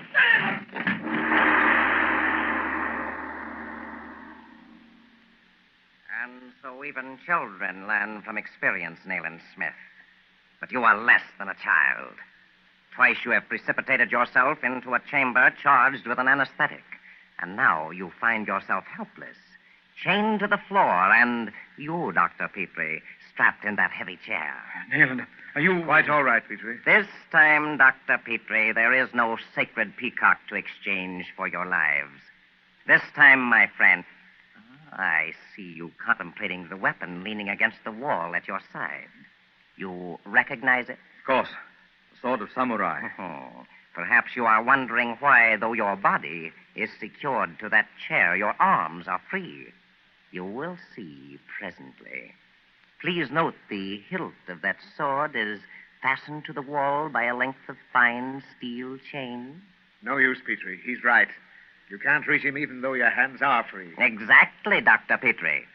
But apropos of the sword, the ancient tradition of harikiri still rules in the great families of Japan. It is a sacred ritual, an explanation of which would no doubt bore our friend, Mr. Smith. Therefore, I will enlighten you upon one point only. Oh, is this necessary? It is for Dr. Petrie's benefit, Mr. Smith. Even a samurai, Dr. Petrie, sometimes hesitates to complete the operation of harikiri, and the weapon beside you is known as the friend's sword. You understand? Never mind the ritual, Fu Manchu. I'm familiar with it. Then perhaps you will explain to Dr. Petrie. The friend stands behind the hierophant, the one committing harikiri. If the hierophant hesitates, the friend cuts the spinal column. Wait, Nayland. You believe, Dr. Fu, that I would... Dr. Petrie, I hold you in high esteem. In regard to your companion, I entertain very different sentiments. He has one quality, however, which I do admire. His courage. Then you cannot think that I would... I would wish that so courageous a man should show himself a samurai. Always his friend, Dr. Petrie, you shall remain so to the end. You called, Master? Bring in that for which we have arranged, Hassan. Hearing is obeying, Master. In this instance, Dr. Petrie, the ritual will be carried out in a slightly different manner from the usual. It should prove interesting to observe. Hassan returns. Place the gates in position, Hassan. Good heavens, Petrie. The 6 gates. The knowledge of my country serves you well, Mr. Smith. Nayland, what is it? Note the construction of this cage, Dr. Petrie. A bit less than 5 feet long, 2 feet high and 2 feet wide, with the ends, top, and both sides of tight wire mesh. The bottom, as you see, rests on the floor, which also constitutes the floor of the cage. What is the meaning of this cage, Fu Manchu? You will see presently. Mr. Smith shall have the honor of acting as hierophant, admitting himself to the mysteries. And you, Dr. Petrie, shall be the friend. 5 sections. Those 4 sliding partitions. They can be raised or lowered at will. The small arches cut in the bottom of each fit snugly over a human body, dividing it into 5 sections. The head and the feet of the subject, as you see, remain outside the cage. That thing covers him? Are you yellow fiend? What do you... Save your breath, Petrie, old chap. I know what's coming. When I give the word, use the sword. Weymouth. Where is Weymouth? The sack, Hassan. What Watch closely, Dr. Petrie. Take note. Hassan inserts the neck of that leather sack into the compartment covering Mr. Smith's ankles and shakes it. Yes. Good heavens! Those are... 5 Cantonese rats, Dr. Petrie. The most ravenous in the world. They have eaten nothing for 5 days. You black-hearted devil! If you intend killing him, why don't you do so quickly? There is nothing so interesting to watch, my friend, as a bit of refined torture. You may have noted my partiality for dumb allies, my scorpions, my death adders, my baboon men, and now my rats. Stop! Stop it, you fiend! Can't you see those brutes are beginning to... Exactly, Dr. Petrie. I credit Mr. Smith with the courage to sustain the raising of all the gates.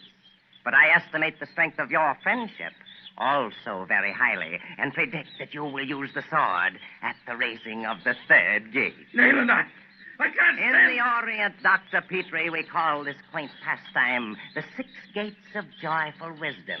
Hassan, more rats. Another bag. The sword, Petrie.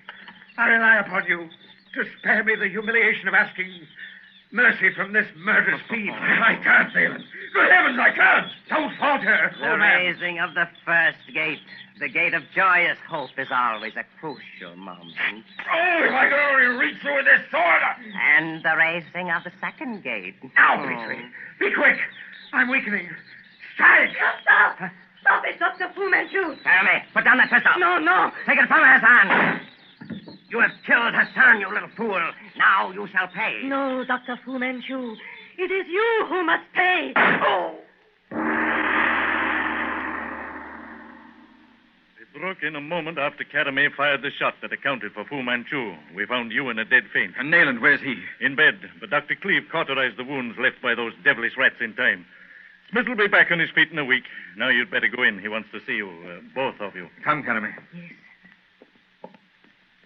Hello, Petrie. Nayland, old man. And you, Caramé, my dear. You're all right now? Oh, yes. The loss of memory which he placed upon me is gone. I remember now everything. Thank heaven for that. But Fu Manchu, his body, Nayland. What have they done with it? Weymouth tells me they haven't been able to find it. The end of the vault collapsed and buried the body 2 minutes before they got it out. Then this time we can be sure he's dead. I wonder.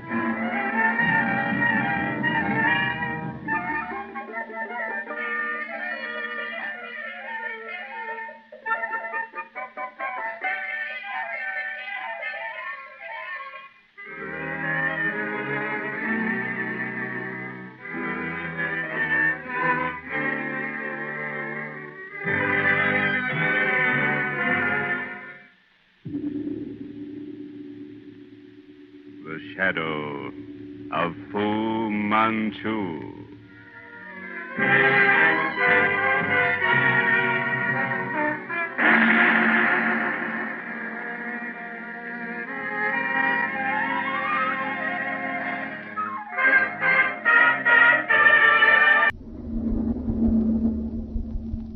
The Shadow of Fu Manchu.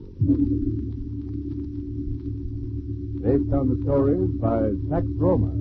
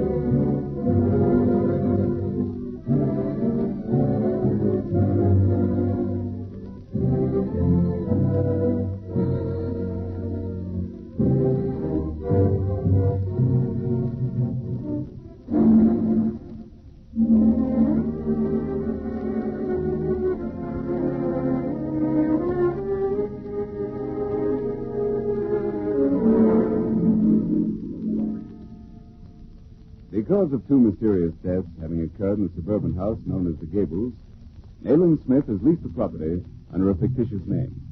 According to Inspector Weymouth, the house is haunted. Smith and Dr. Petrie have taken possession, and during the night, they are startled by the faint musical chiming of bells. Seeking an explanation, they are horrified by the appearance of a luminous hand clutching a great knife in the darkness of a corridor. The appearance of the fiery hand is accompanied by an unearthly wail. Fleeing from the house in apparent panic, they return to their Baker Street lodgings, where we find them in a discussion of the phenomenon. Now, perhaps, Nayland, you'll explain why you subjected me to that ordeal. Here. You recognize this scarf? Great Scott. Exactly, old man. It's Carame's. Carame, in that place? Why not? Anyway, yesterday morning, I got the keys and went there alone. With the large brace and bit? Yes. To bore holes in the wainscoting of various rooms. For heaven's sake, why? Because there wasn't a crevice large enough for a mouse to get through. I rectified that, however, with my brace and bit. And in front of each hole, I placed a trap, baited with cheese. Open that bag, will you? And mind your fingers. Some of them are possibly still set. Mousetraps, dozens of them. All sprung. Why, no, by Jove, you've made one catch. A white mouse. Examine his tail. What? By Jove. A tiny bell fastened to the root of the tail. Yes. And the explanation for the astral bell. But if there was no opening through which the mice could get into the house, they must have been admitted into the walls from the cellar. They were. And after scampering under the floors and through the walls, they returned for the food they were accustomed to receive. And this piece of silk scarf, where did you find it? In the wine cellar. No cellar proper is shown in the plans of the Gables. But there is one? There must be. And the entrance to it must be in that wine cellar. You have other evidence of that aside from this scarf? I learned that when the last tenant died, the lights in the entire house were extinguished. That could only be done by pulling the main switch, also located in the wine cellar. And by Jove, Carame being there proves that Fu Manchu... Exactly. Fu Manchu's had a hiding place under the Gables. Which explains his complete disappearance from his usual East End haunt. Yes. The place, very likely, has another entrance further along the road. There's a studio there leased to a Russian artist. He's abroad at the moment. Well, how do you explain the appearance of the fiery hand? Turn out the light. Watch. By Jove. A little electric lamp held in the hand lighted. Well, simple enough when explained. Then they may have used a small lamp fitted in the handle of a glass dagger. Right. And after seeing that, our retreat from the place had all the appearance of a rout, as I intended it should. Now turn on the light. You're having the place watched? Naturally. Weymouth has it covered. At last, Petrie, I think we have Fu Manchu in his own trap. We're raiding the place before morning.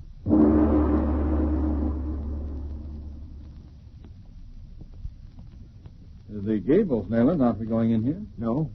Weymouth has his instructions. He has 20 men covering the place from every angle. We're going to the Russian studio. Is there any possibility of this Russian being one of Fu Manchu's creatures? Oh, I rather doubt that. Well, this is the place.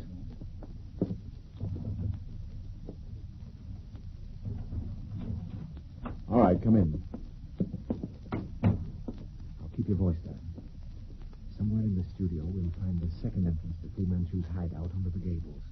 It would be through the cellar, subterranean passage. Flash a light. We'll find the stairway.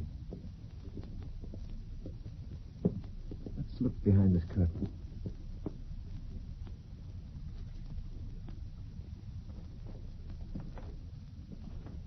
Right, Nayland. This floor. Nayland!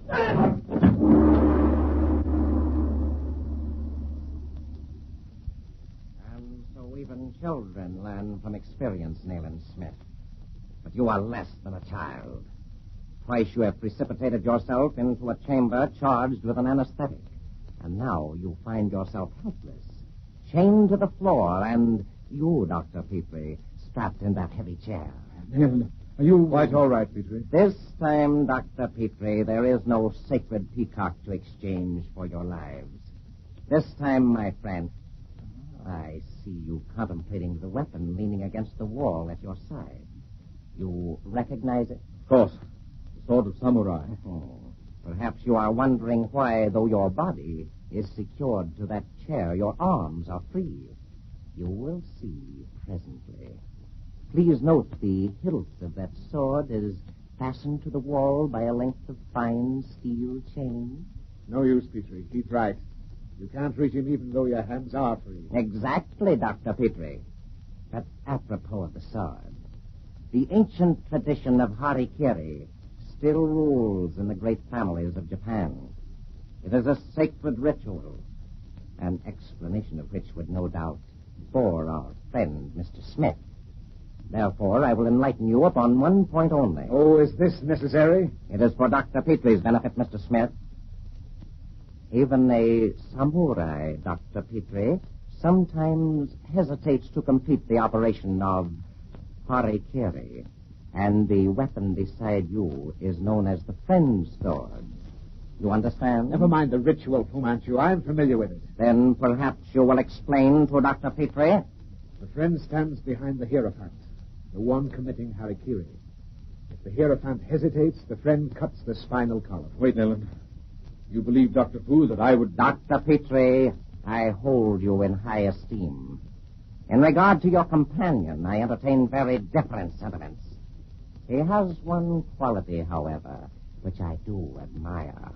His courage. Then you cannot think that I would... I would wish that so courageous a man should show himself a samurai.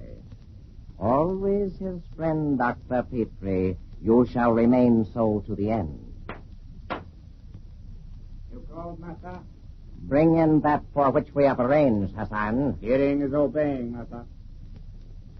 In this instance, Dr. Petrie, the ritual will be carried out in a slightly different manner from the usual. It should prove interesting to observe. Hassan returns. Place the gates in position, Hassan. Good heavens, Petrie. The 6 gates. The knowledge of my country serves you well, Mr. Smith. Nayland, what is it? Note the construction of this cage, Dr. Petrie. A bit less than 5 feet long, 2 feet high, and 2 feet wide, with the ends, top, and both sides of tight wire mesh. The bottom, as you see, rests on the floor, which also constitutes the floor of the cage. What is the meaning of this cage, Fu Manchu? You will see presently. Mr. Smith shall have the honor of acting as hierophant, admitting himself to the mysteries.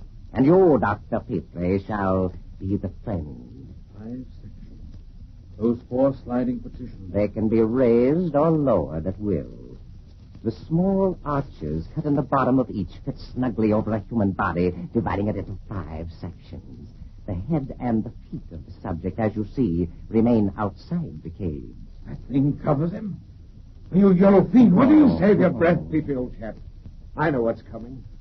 When I give the word, use the sword. Weymouth. Where is Weymouth? The sack, Hassan. Watch closely, Dr. Petrie. Take note. Hassan inserts the neck of that leather sack into the compartment covering Mr. Smith's ankles and shakes it. Yes. Good heavens! Those are... 5 Cantonese rats, Dr. Petrie. The most ravenous in the world. They have eaten nothing for 5 days. You black-hearted devil! If you intend killing him, why don't you do so quickly? There is nothing so interesting to watch, my friend, as a bit of refined torture. You may have noted my partiality for dumb allies, my scorpions, my death adders, my baboon men, and now my rats. Stop!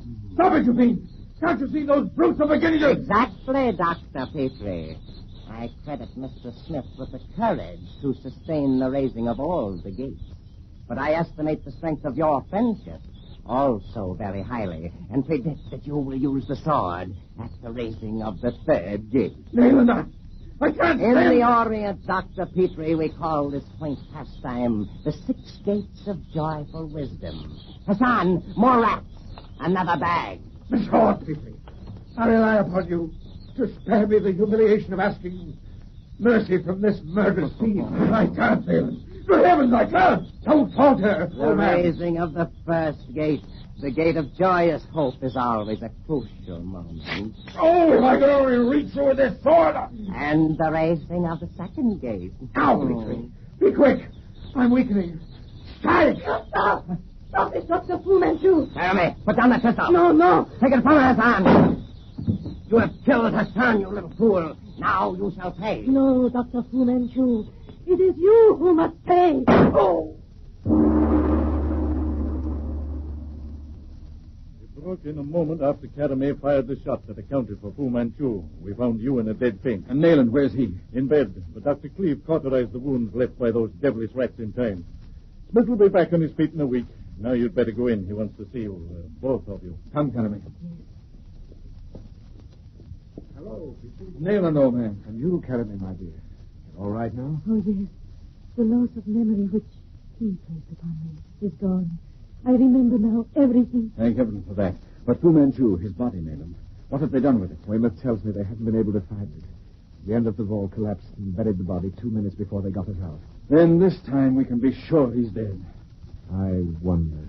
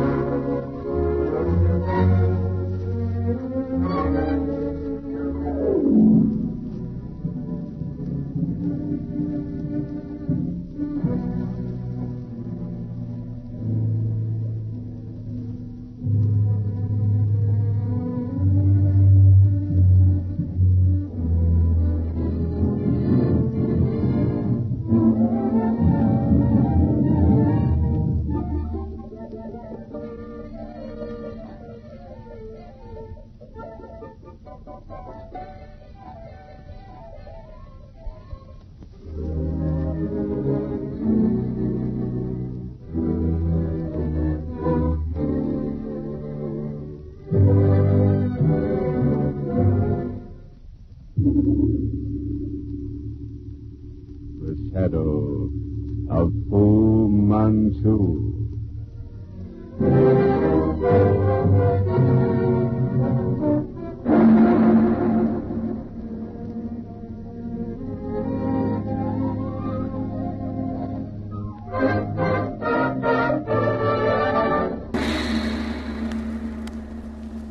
The Shadow of Fu Manchu.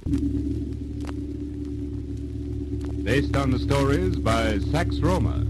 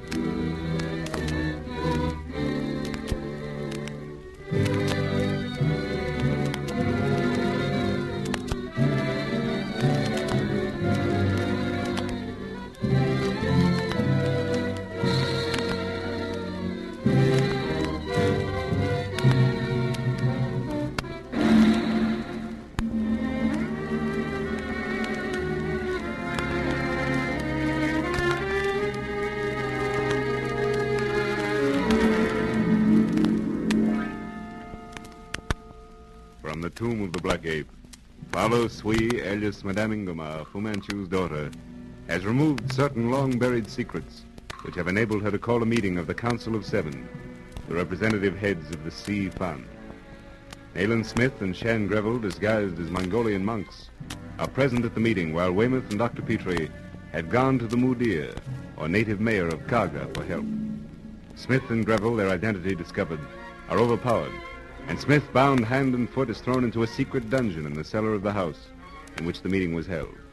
Weymouth and Petrie, reinforced by native police, arrive to find the house deserted, with no trace of either Smith or Greville.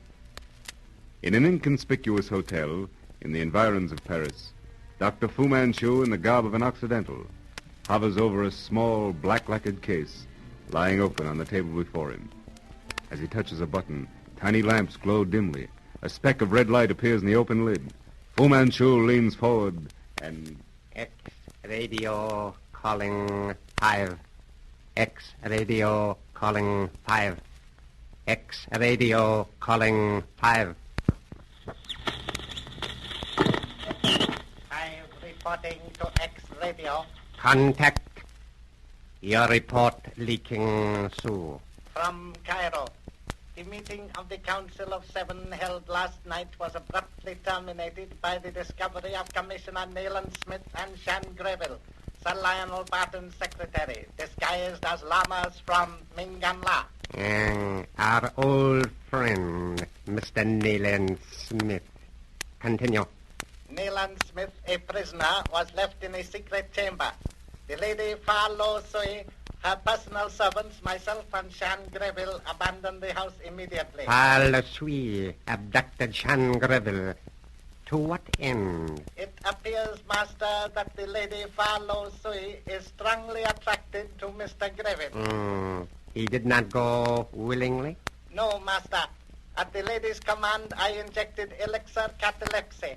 Her plans for this unwilling suitor and for the immediate future? The lady plans to remain in Cairo for the time being. She then intends to proceed to London by way of Marseille. No definite date set for departure. Mr. Greville she plans to take with her. You have covered your tracks well, my friend. You are not suspected of still being in my confidence? No, Master. Good. Pay attention. I am now in Paris. I shall precede you to London. My X-radio key shall be open each night between 11 and midnight. Report nightly between those hours. Weymouth, oh, thank heaven you're back. Any news from Alexandria? None, Petrie. 'Tis as though she had never been. My entire force has drawn blank. MacLeod may strike something. He's in Port Said working on a plain hunch. Gad, the Council of Seven dispersed into thin air. Nayland Smith missing, Greville missing, and Said disappeared with the car. Where the devil can they have all gotten to? Heaven knows. But there's not a trace, not the slightest clue. Well, I have a bit of good news as far as Barton is concerned. So? You remember I cabled Hawkins of London, the brain specialist, regarding a suggested treatment for Sir Lionel? Yes. Well, he cabled back saying he had communicated my problem to a Dr. Amber, a former assistant who, fortunately, was in Cairo at the moment and would call. Oh, did he? Yes, while you were in Alexandria. He suggested a treatment and sent me some odd preparation with instructions for its use. Oh. I injected and, well, Barton has fully recovered. By Jove, that is good news. Let me add, Weymouth, excepting that he has absolutely no recollection of what took place from the time he was attacked in his tent until he opened his eyes in the hotel at Luxor. Ah, blast it, then we're still in the dark about what they found in the tomb. Is there any chance of his ever remembering? I don't know, Weymouth, to be frank. How about this Dr. Amber? Can't he suggest anything? Well, Dr. Amber has left his hotel. I was informed he'd gone to Europe last week. But otherwise, Sir Lionel's all right, eh? He's still a bit weak. Otherwise, he's as fit as ever. The stuff Dr. Amber sent me, as suggested by Hawkins, acted almost like one of Fu Manchu's antidotes. Yes? Oh, just a moment. For you, old chap. Thanks. Hello. Yes, MacLeod. Who chartered her? Oh, I see.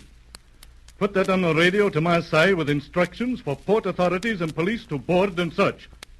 Never mind that. I'll take the responsibility. Goodbye. I wonder now. What was it? It's possible that MacLeod has struck a lead. He's been over the books of the Suez Canal Company and found where a steamer chartered by the Minpack Transportation Company Limited cleared port side last week for Marseille. Well, I imagine many steamers, even under charter, clear for Marseille. Aye, but not all of them cleared with 6 passengers, 1 woman and 5 men. The woman was veiled, traveling with her invalid brother. Her 4 servants were all Hindus or Burmese. What? Cad Weymouth. Could it be? Tis enough for me to take a chance on. I'm taking indefinite leave. I'll try heading them off at Marseille by plane. You're chartering a special plane? I am. On His Majesty's service, Petrie. I'll be leaving in an hour. Good. Make room for Catamay and me.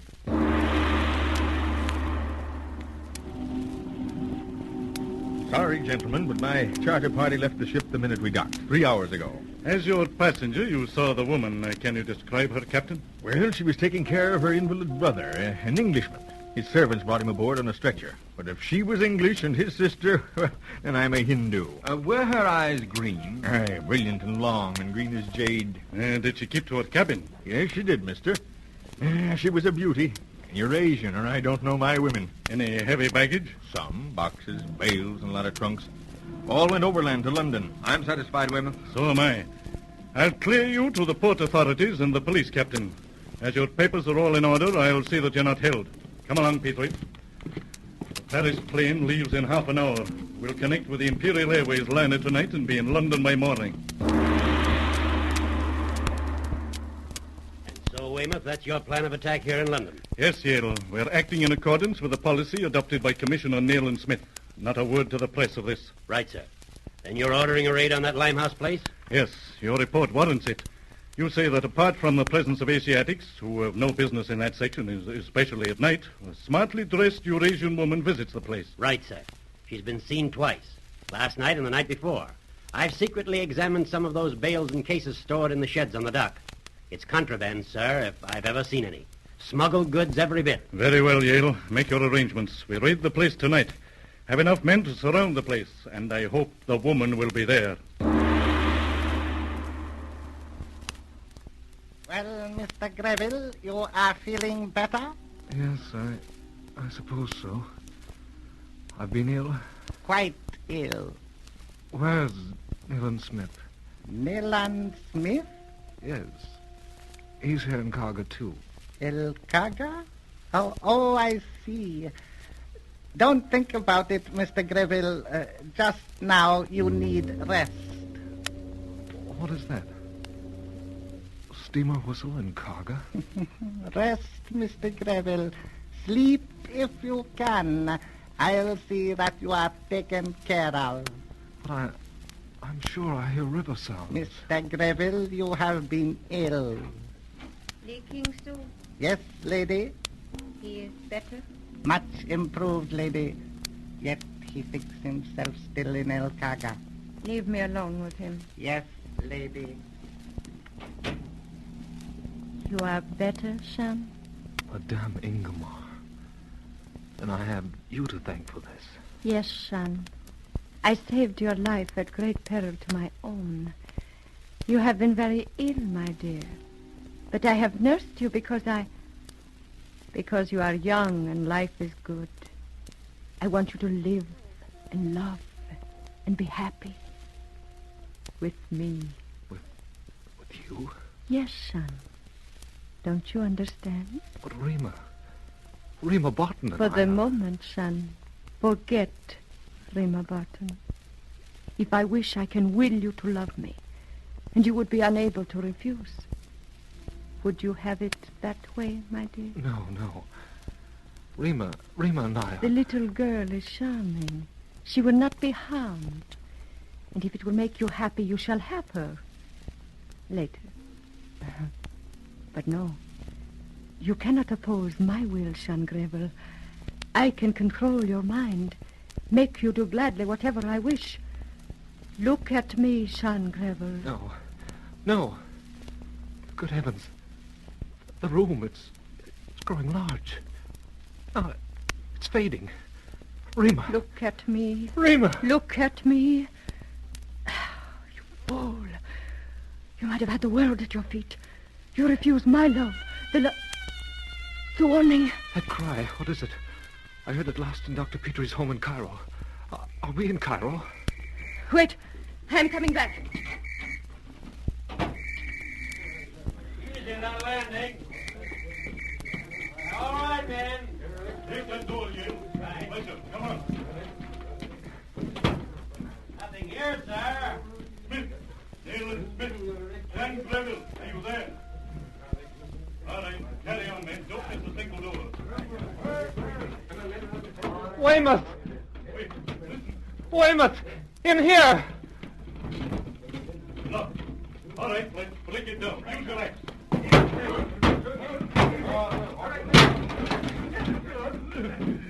By Gad, Greville! Oh, Weymouth. Thank heavens.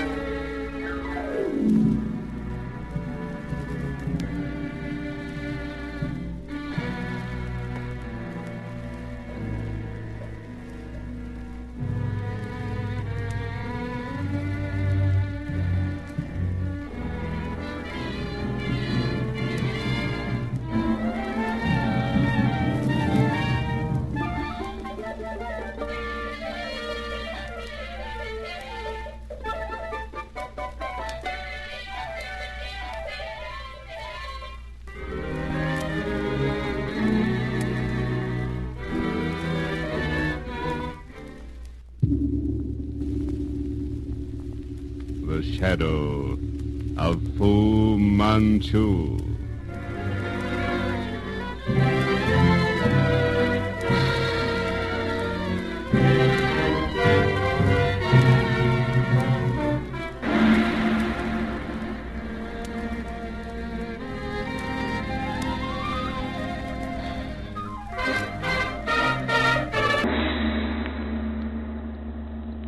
The shadow of Fu Manchu. Based on the stories by Sax Roma.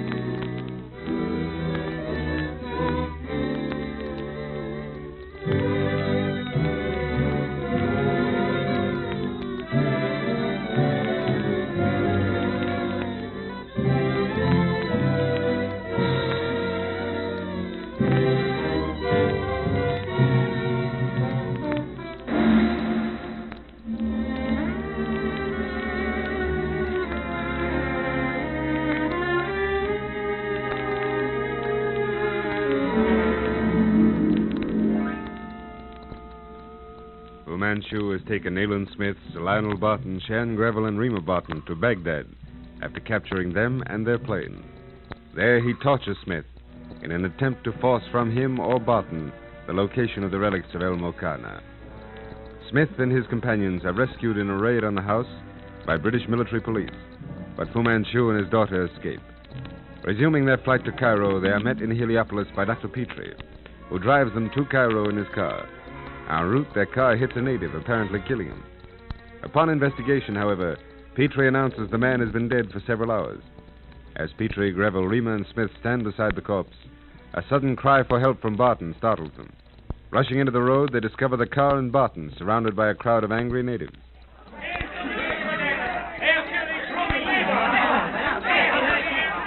Look out for knives, Sir Lionel. Silence, you sons of devils! Silence! Sorry, the English police. Look, Speedy, the dogs have killed a true believer. Regal, silence, all of you. Your call, sir? What's the trouble? That remains to be investigated, Sergeant. You turned up at the right moment. My name is Smith, Nayland Smith. Were you advised of my coming? Oh, yes, sir. We were instructed to keep an eye out for you and your party. Ante Ruhu! Get out, all of you! Imsha! Imsha Baselma! Carry on, Mr. Smith. I'll handle this. Your name, please? Sergeant Banks, British Egyptian Military Police, on special duty here tonight. I see. Sir Lionel, the suitcase is safe? It is. That's what the dogs were after. Yes. Oh, Sergeant, you'll find a dead man in that coffee house there. Your car killed him? Our car struck him, but he's been dead for several hours. Dead before you struck him? He was pushed out in front of us as we turned to pass a cart. That's odd. Very well, sir. I'll take care of it. Thank you, Sergeant. Drive on, Petrie. Very well.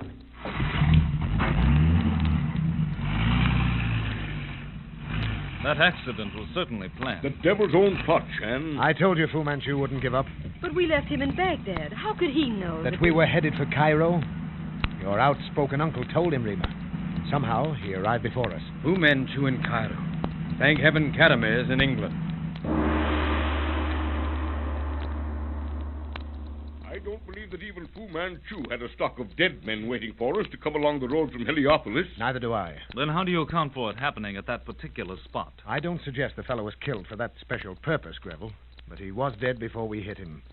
Petrie believes he died of poisoning. What, if anything, does that mean to you? Only that the use of the body, as it was used, was very likely an inspiration on the part of the local agents planted there. He was pushed out in front of us from close beside the coffee house. I'm positive of that. Yes, and where he actually died, we'll never know. But it's a new trick. Fu Manchu, Mr. Smith. I'm positive of that, Rima. Only Fu Manchu could devise such a thing. But only you and I, Smith, could go him one better. I travel light, but my baggage is valuable. It's no laughing matter, Barton. Oh, when is Ali Mahmoud due in Cairo? He'll do well to get here with a heavy kit in a week. Why do you ask that? I thought we knew each other well enough to share confidences. What the devil do you mean by that? What I say. If it conveys nothing, forget it. I shan't forget it. But I shall continue to run things in my own way. You certainly didn't expect me to leave anything as valuable as the Mukana relics with Ali. You made the suggestion yourself, and so we planned it. However, I'm not going to quarrel with you. But now I would like to make a suggestion. Just a moment, Nayland. We're all old friends here. We've gone through some trying times together, and after all, there's a common enemy. That's right, Sir Lionel. And now, for heaven's sake, let's be honest, at least with each other. I don't know all the facts, but I suppose you do, Nayland. Now, you, Barton, are the stumbling block. You're keeping something back. Now, lay your cards on the table, man. What's your suggestion, Smith? A P&O liner leaves Port Said for Southampton tomorrow. I suggest that Rima sails on it. Why should I be sent home, Mr. Smith? What have I done? Why should I miss all the fun? Fun? Good heavens, I'm thinking of your safety. But I've spent months in isolated camps in Afghanistan, Persia, and a dozen other places, and I'm still alive. I don't doubt your courage, my dear. You've plenty of that. But while your uncle maintains his present impossible attitude, we're all in very grave danger of our lives, your own included. Rima, your uncle's youthful enthusiasm, if I may call it that, makes him lovable, no doubt, but he's the most dangerous companion a man ever had. Exactly. They're right, Sir Lionel. And while we're on the subject, there's one thing I can't forgive you. You too, eh? Well, speak up. What is it? That you permit your mad enthusiasm to expose Rima to danger of death. Rima, my dear, they're all against us. But we'll carry on nevertheless, and by the living gods in our own way. Very well, Sir Lionel. Then whatever happens, you'll have no one but yourself to blame. And I don't mind telling you that if it weren't for the rest of us, I'd wash my hands of the whole business and return home. Now, just a minute, Uncle. This appears to be a private war.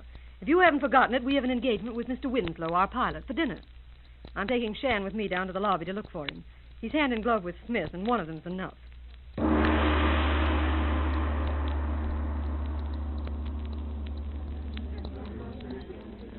What a pity, Shan, that such old friends should have cause to quarrel. Yes, it is. But with all due respect to Sir Lionel, he's the cause of it. I know. And yet, just as Dr. Petrie said, his enthusiasm makes me love him. Yes, and me too. Right now, he's in one of his most awkward moods. He's got something up his sleeve, and he's afraid Smith's going to spoil his big effect. Well. Miss Barton and Mr. Greville. I thought you'd all forgotten that you invited me to dinner. No, not at all, Winslow. Oh, I'm certainly glad you didn't dress Mr. Winslow. Every last thing we have is coming with our luggage from Isfahan.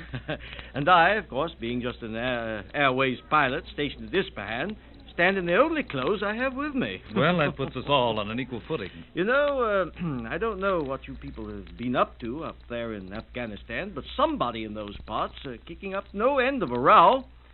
I've been hearing things since I dropped you on the sands of Egypt this evening. What have you heard, Mr. Winslow? I should say that you've bolted just in time. They claim a sort of new Mahdi up there somewhere. News is all over town. Native quarter particularly. Well, let's have the rest of it, Winslow. Well, they've got the story of this veiled bloke mixed up with the strange weather here. It's infernally hot. Probably a storm brewing.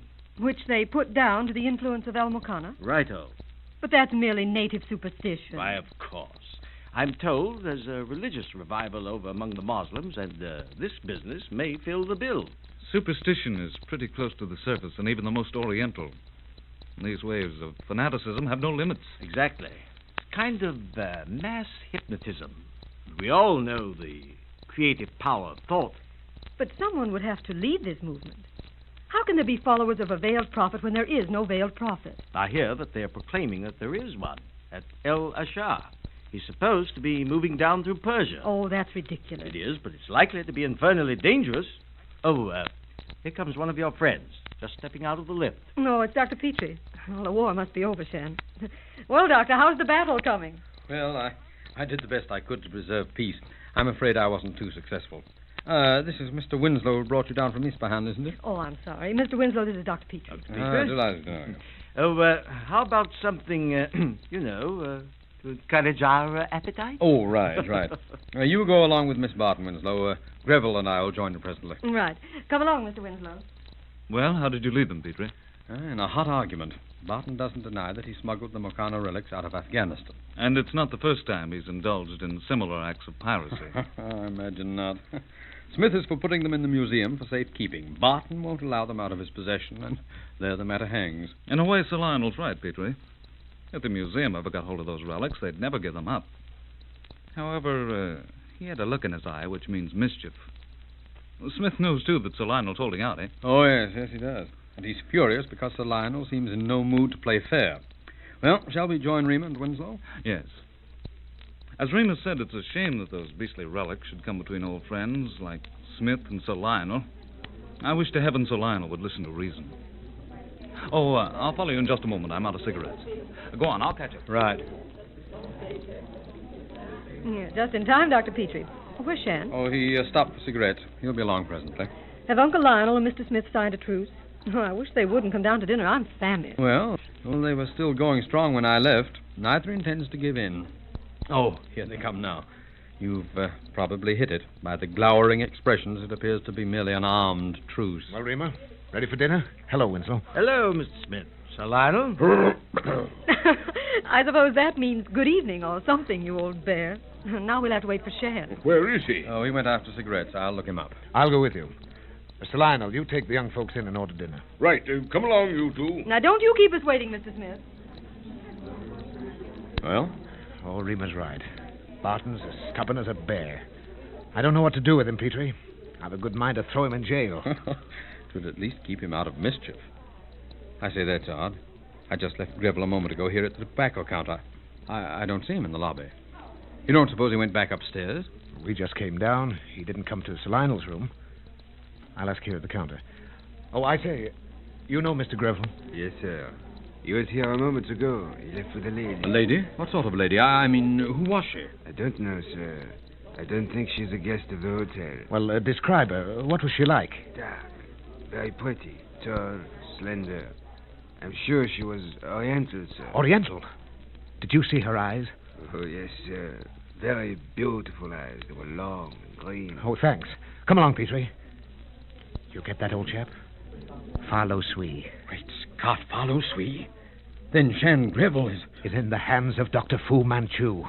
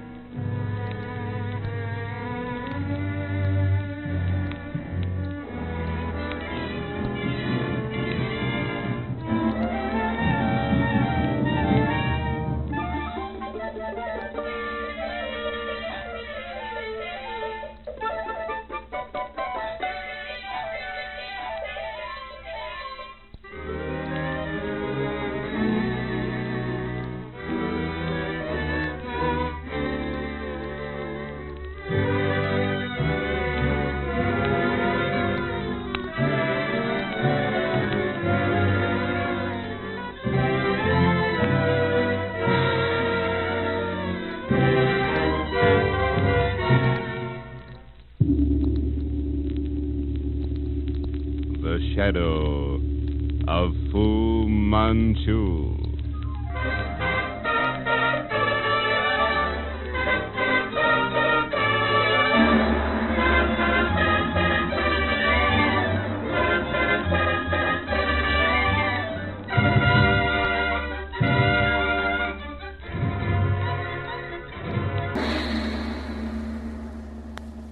The Shadow of Fu Manchu.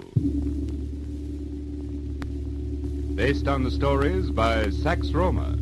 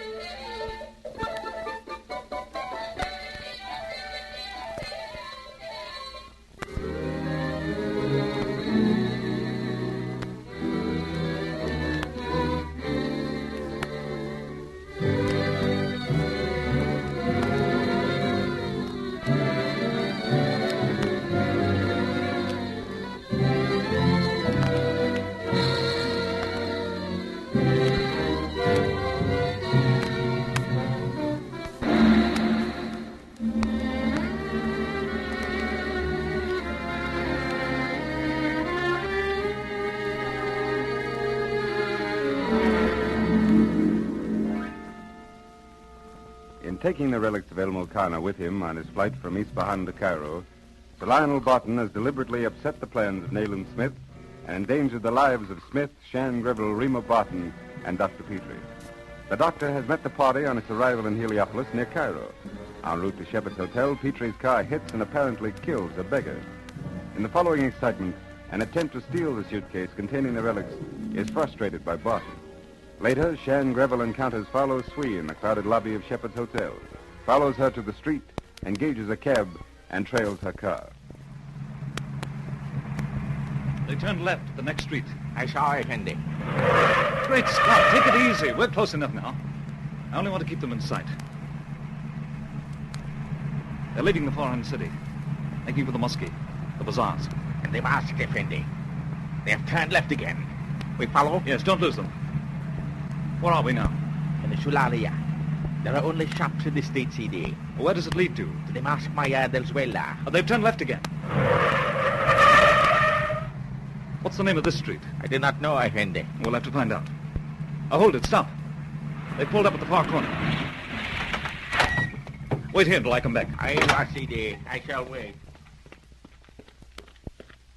What the deuce can Follow Sweet be doing in this section of town?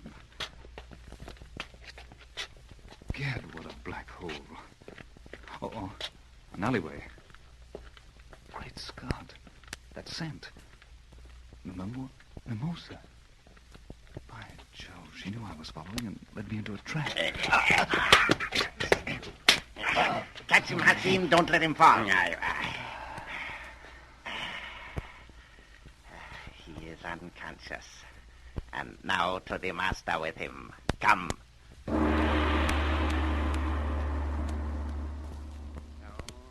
Now fasten his ankles, Abdullah. Then he shall write a brief note.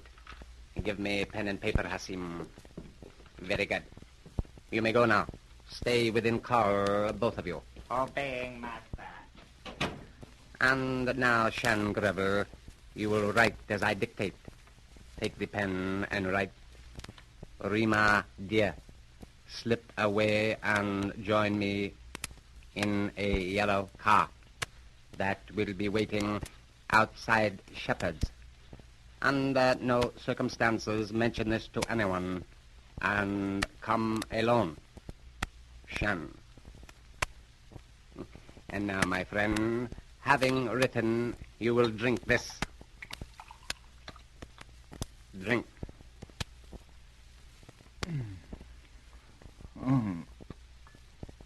Well, what the deuce? Please do not excite yourself, Mr. Grevel. You are in no danger. Great Scott.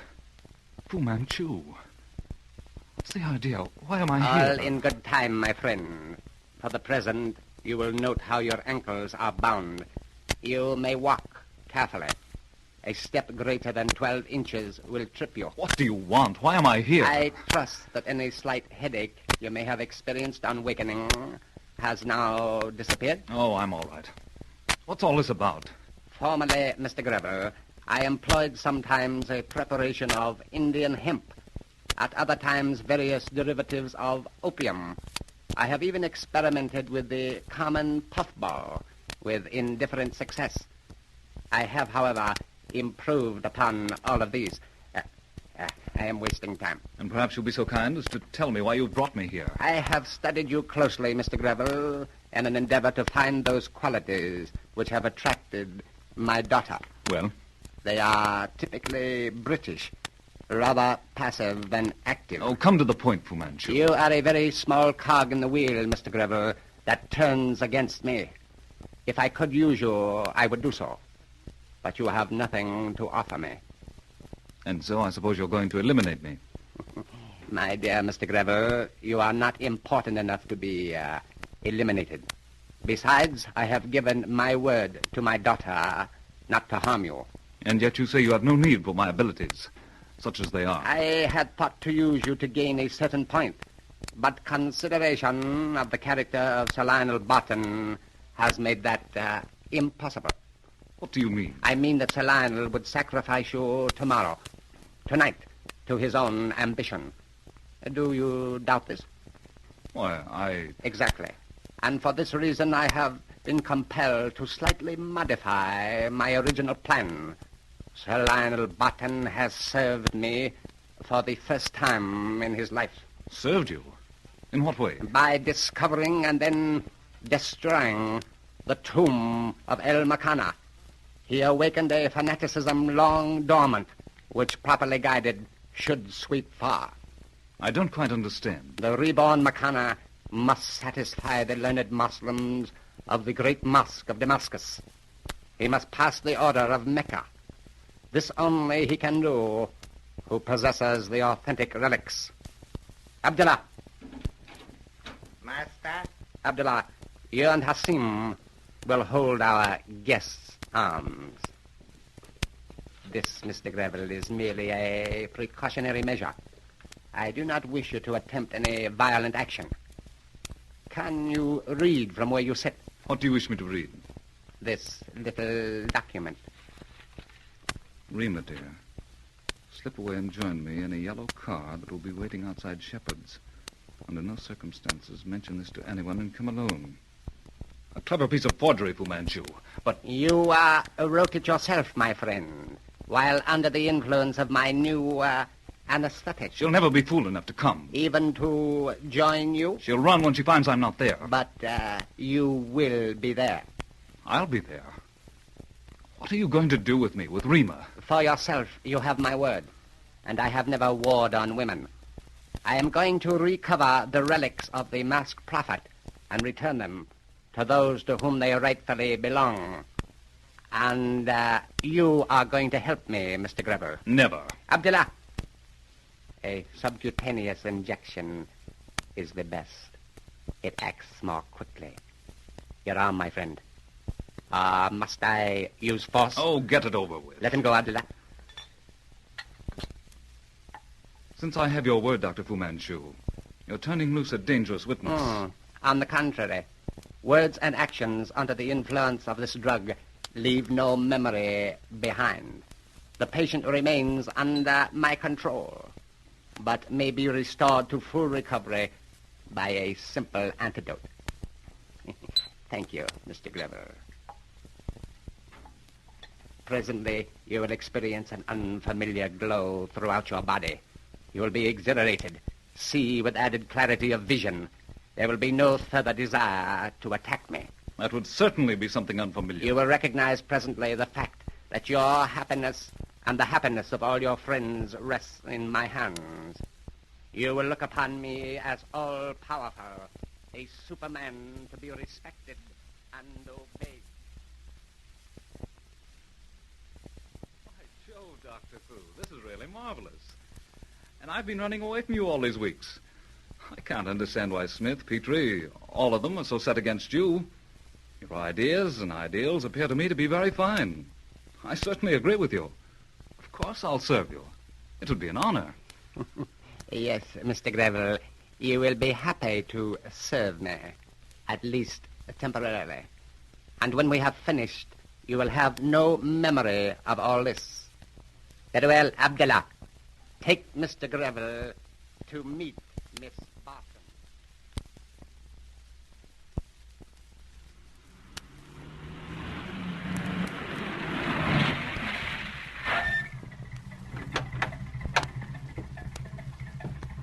Stand here in the light, Effendim, where she can see you when I bring her to the terrace. Yes, I know.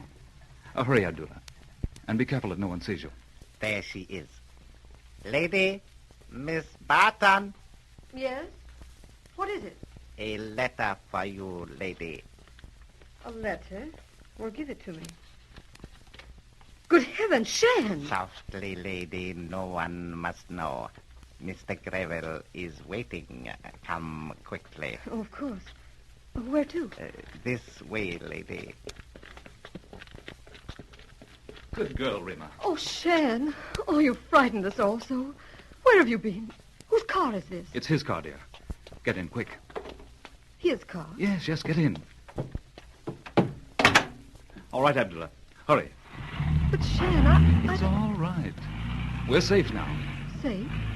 What do you mean, Shan? Where are we going? To him, dear. To Dr. Fu Manchu. Fu Manchu? Good heavens, Shan, you're mad. Driver, stop. Be quiet, Rima. You'll spoil everything. No, driver, stop.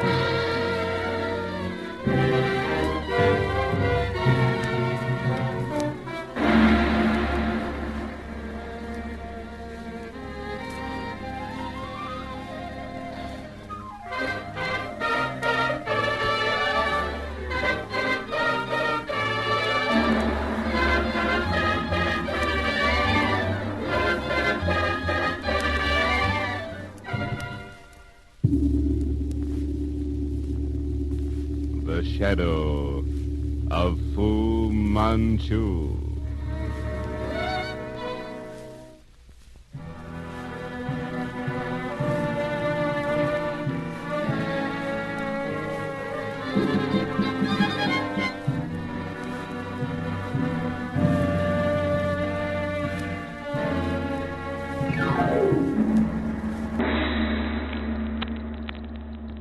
The shadow of Fu Manchu. Based on the stories by Sax Roma.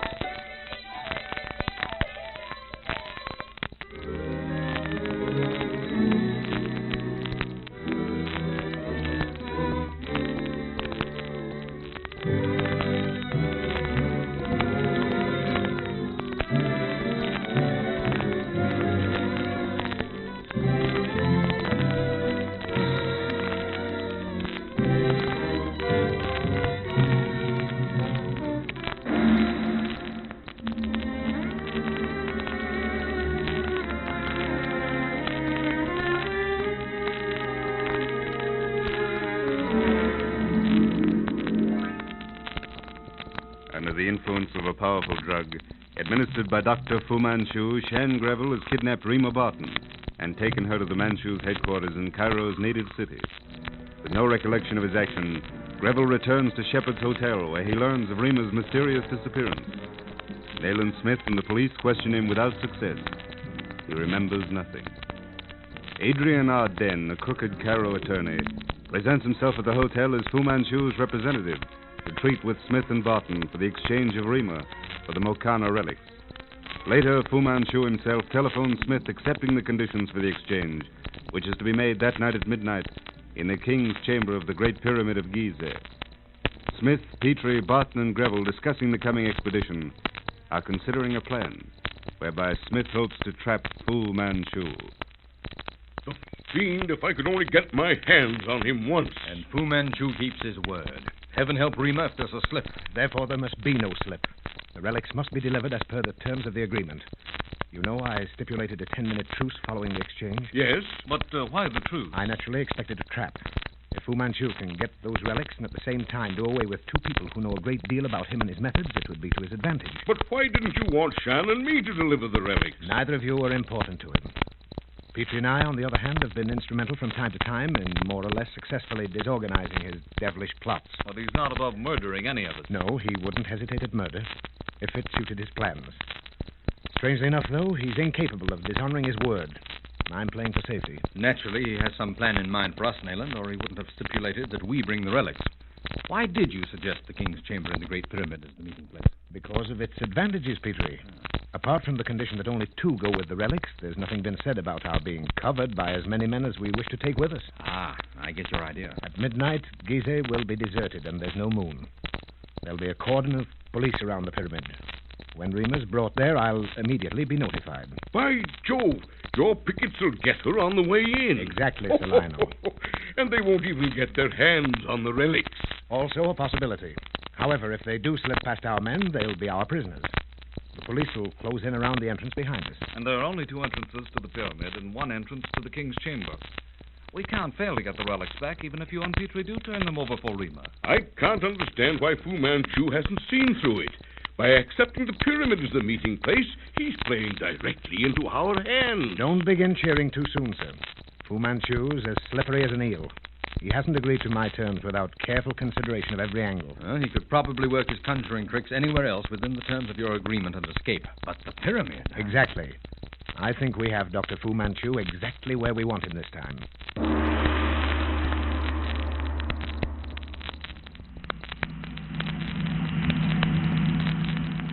11:30. No need to drive so fast, Petrie. There's plenty of time. There's Giza just ahead. Everyone will be asleep in the village by this time. Slow down, Petrie. There should be a constable along here somewhere.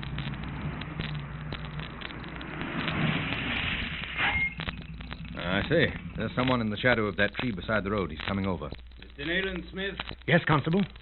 Any cars past here? Nothing much, sir. 2 or 3 hotel parties for the Mina house over there. No one else? Well, I've noticed a lot of Bedouins around here tonight. Bedouins?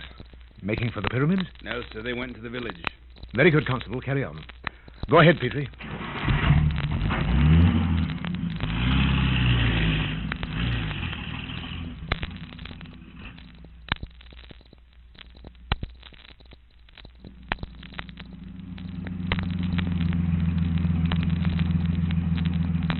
There's the Mina house. Top in the shadow of the hotel wall, Petrie. Right. Oh, and here's another of Hewlett's men, I'll bet. In disguise this time. Who is it? Enderby, sir. CID. Oh, right. Anything to report?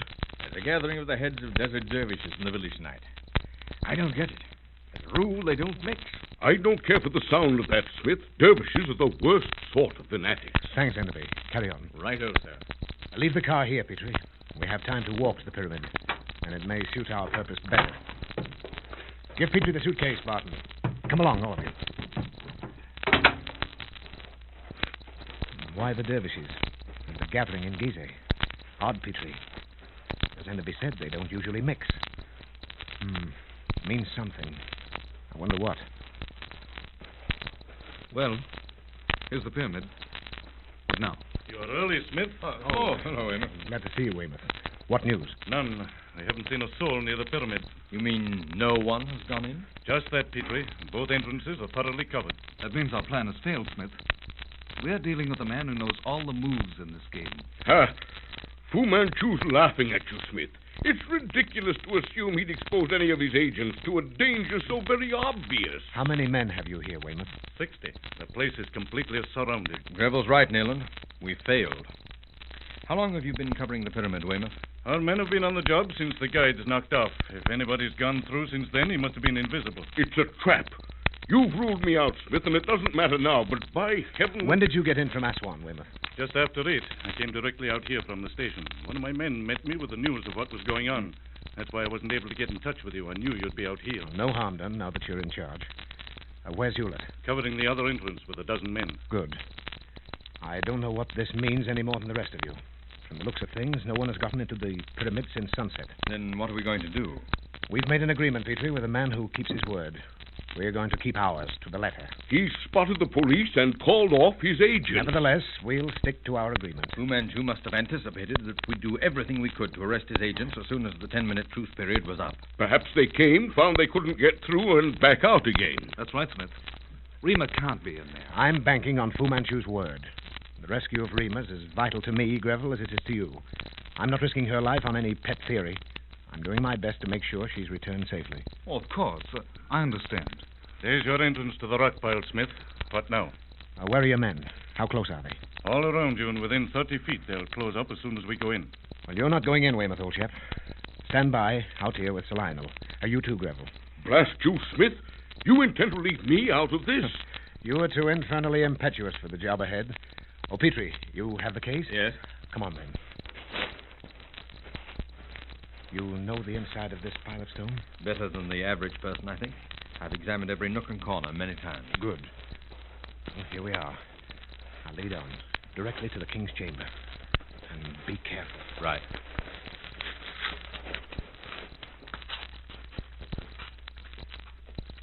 Now, this passage leads to the only entrance to the inner chambers. The king's among them. Throw the beam of your light ahead. Wait. Stand still. What is it? listening for? Anything. You know, if I hadn't spoken to Fu Manchu on the phone today, I'd swear we're alone here tonight. No doubt we are. And yet nothing's impossible where that man's concerned. He accepted my terms and agreed to the meeting place. And I'll be very much surprised if we don't find his agents in the King's Chamber with Rima. Come on. What passage is this? It leads to the Great Hall, which in turn will take us to the King's Chamber. It isn't far now. You're certain of the way? Listen. You hear that? The deuce can it mean? A gong in the Great Pyramid. Signal, Petrie, to let someone know we're coming. The devil only knows how they got in. But I was right. We're not alone. Uncanny sound. How much farther? Up this incline to that dark, narrow opening. The entrance to the passage leading to the King's Chamber, isn't it? Yes. Well, that proves Fu Manchu's agents got in here without being seen by our men. I still have a hunch we're walking into a trap, Nayland. And knowing the places you do, how could Fu Manchu's agents profit by getting rid of us? 20 men are back there covering the only 2 entrances. 40 more are within call in case of an Arab raid. Yes, but the gong. If they got in unseen, certainly they can get out. I know. It reduces our chances to 1. The word of Fu Manchu. Well, I've never known him to break it, Nayland. But there's always a first time. I call it a beastly slim chance. I'm confident we won't be touched for 10 minutes after Rima's been turned over to us. And after that? After that, old chap, war. Come along.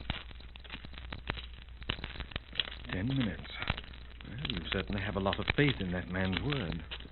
Well, murderous and deadly as he is, he'd lose face in his own estimation by deviating 1 iota from his given word. Well, how the deuce could his agents have gotten by the cordon? I don't know.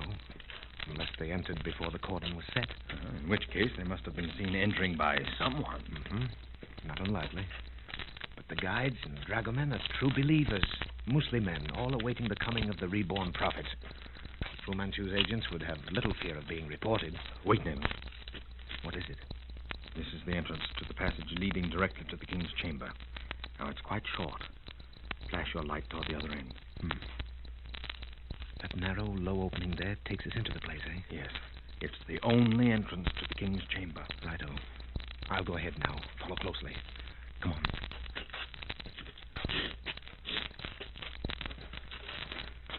Careful of your head. This opening's quite low. Gad. Even with that flash, the place is as dark as this. What's the deuce? Great Scott! Look behind! A stone barrier has dropped over the opening. We're trapped, Nayland.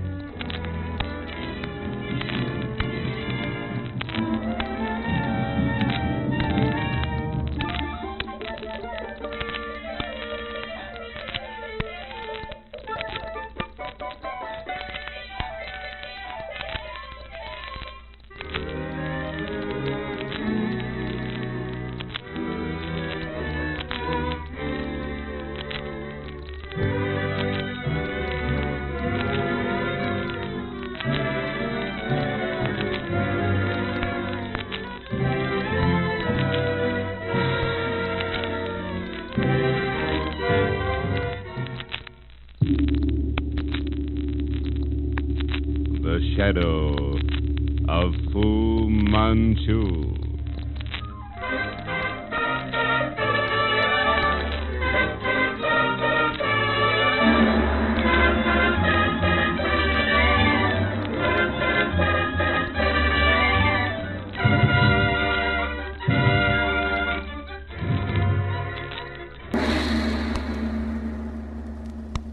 The Shadow of Fu Manchu. Based on the stories by Sax Roma.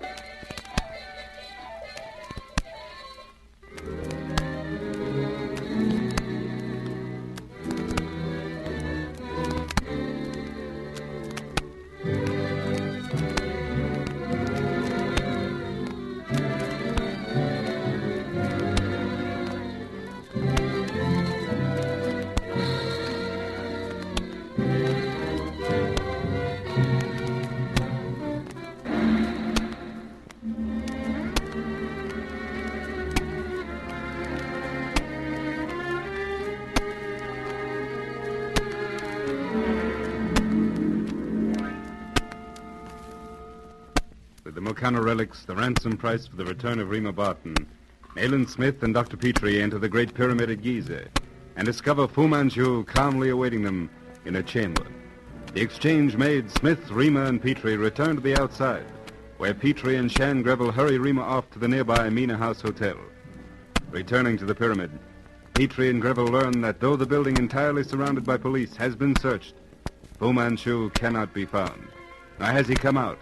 As Smith and his companions stand before the pyramids discussing the situation, a crowd of fanatical Arabs move toward them with the shrill cries of...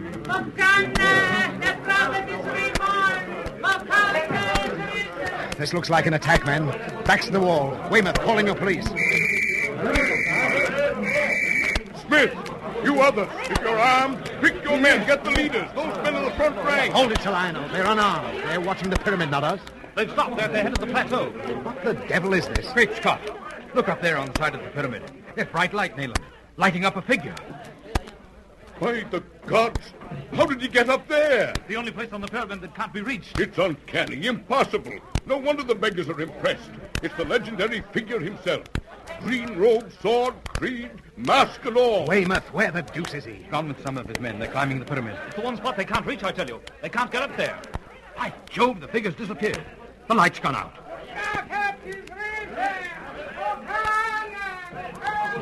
Ah, the blighters are getting out. Going back to the village. Well, gentlemen, Dr. Fu Manchu has set us a nice problem. Either he or some disciple has been posing as the reborn prophet. From Afghanistan right down to Egypt. By gad, I believe you're right. It certainly looked that way. I know I'm right. Up to now, he tricked them. If he hadn't gotten hold of the relics tonight to show them to that gang, he'd have been found out sooner or later. This spark is going to set off a bonfire, Nayland. He tricked us, Smith. He tricked us. But by the gods, I've tricked him. What do you mean? Nothing at all. Oh, I don't trust you, Barton. Well, there's nothing else we can do here. It's up to Weymouth and the police now. Sir Lionel, did you search Davidson's shaft? That rat hole? No. And I'm not going to. Have the blasted pyramid closed and watched, and that's all there is to it. How the deuce could he have gotten out? I wonder. We went through it with a fine-tooth comb. The king's and queen's chambers, the great corridor, and the underground chamber reached by Davidson's shaft. Then you searched Davidson's shaft? Yes, and found nothing. How he got out, I don't know. Well, I suppose we can go back to the Mina House Hotel, then? Yes, Weymouth knows what to do. He'll carry on here. Come on. How about transferring Rima to Shepherd's tonight? What's your hurry to get back to Cairo, Barton? Ali Mahmoud. I want to be there when he arrives with our baggage. And Mina House is too close to the pyramids in case Fu Manchu... Fu Manchu? What? In case he's still in the neighborhood. Well, as long as he has the relics, he won't bother you. But perhaps you're right. It isn't a good idea to have our party separated. What do you think, Petrie? Can she be moved? Yes, I'll look after Rima. You and Barton and Greville go back to Cairo. I'll be along later with Rima.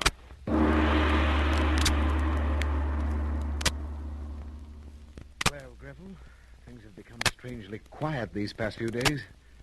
Oh, by your memory of that period between 8 and 3 o'clock the other night, it's still a blank? I'm sorry, Smith, yes. It's as though that period of time had been lifted out of my life. He will be crowned in Damascus. Those words mean nothing more than that a beggar whispered them to you. That's all. And the repetition of the words in Follow Sui's letter. The phrase irritates me. I can't get it out of my mind. As you say, things have become strangely quiet here in Egypt. They have, since that blasted pyramid episode. What can you make of it? And the dervishes seem to have completely vanished. Gone back to the desert. Or to Damascus. By Jove, I wonder. Nothing came from the watch over the pyramid. Fu Manchu and his daughter have vanished utterly. Now, what does it mean? Probably that their base of operations has been changed. The absolute absence of rumors bothers me. You ask what I make of it, Barton? Frankly, I don't know, but I'm going to find out in Damascus. Well, so it's the Mukana business that brings you to Damascus, eh? Right, Glenn. What do you know about it? What do you know about the phrase, he will be crowned in Damascus? Ah, so you've heard. Yeah, you would naturally, being in it up to your neck. Government at home is a bit wrought up over it. Uh-huh. From all I've been able to gather, the movement's about due to come to a head here in Damascus. I see. Well? Underground telegraph has it, and you know how fast news travels in this part of the country. But there's to be a general gathering of wise men, several hundred of them, here in the great mosque in the next day or two, at which the reborn prophet is to appear in person. With the sword of God, the creed engraved on the gold plates, and his face hidden by the golden mask, I suppose. Right. But there's another rumor floating around among certain influential imams who oppose the Mokana. Oh? What is it? These men claim that the insignia borne by the new Mokana, proving him to be the reborn prophet, the sword, the creed, and the mask, are fakes. What? Fakes? Oh, where the devil did that originate? In Persia. Isfahan, I believe. Fakes, eh? Oh, Glenn, I think I'm beginning to see light. I'm remembering something Barton said a few days back. He said he's tricked us, but I've tricked him. Oh, I don't follow. Bring me up to date, old chap. Ever hear of Dr. Fu Manchu? Fu Manchu? No, the name's unfamiliar. Korean, Tibetan, no one knows rightly what he is. It was at Rangoon where I first came in contact with Dr. Fu Manchu and the Sifan. But I think he's the one who's been impersonating the Makana. I know he has the lost relics in his possession. By Jove, impersonating the Mokana. He or one of his disciples, yes. Without the relics, he had to resort to trickery to hold his followers. Well, now that he actually has them, you see the possibilities? Gad. In possession of the mask and the sword, he could drive those fanatics into a frenzy. As he did there on the pyramid last week. He's a master of strategy, Glenn. He had those dervishes in the palm of his hand without uttering a word. Well, no wonder Damascus is seething. I understand now what they mean by he will be crowned in Damascus. If there's any truth in the rumor that the relics are fakes, I think I know what Sir Lionel had up his sleeve all the time. He knew all along the things were imitations? That could be the answer. Well, then, where the deuce are the authentic relics? Suppose Barton, fearing reprisals by the Makana's followers, had duplicates made up in Isfahan. Wouldn't that account for the rumor of fake relics? Yes, if there's been a leak through whoever made them up for him. But that still doesn't place the authentic articles. Sir Lionel Barton's not only intelligent, Glenn, he's clever and cunning to boot. Why do you suppose he blew up that tomb? Certainly not, as he claims, to cover his tracks. Barton doesn't work that way. By gad, I see what you mean. The authentic relics are still back there under that mass of ruins. It's a possibility. Fakes, eh? By the gods, Glenn, it just came to me. Barton spent days with an old jeweler up there in Isfahan. Solomon Ishak, that's the name. Want me to help you run the thing down? Yes. Our job here will be to stop Fu Manchu from playing the Makana. How's your Arabic? Oh, as good as ever. Well, if you're game, we'll be at that meeting at the Great Mosque. We could go as fire dervishes. Right. I'm going to denounce Fu Manchu or whoever's behind that golden mask as an imposter. That the relics are fakes. The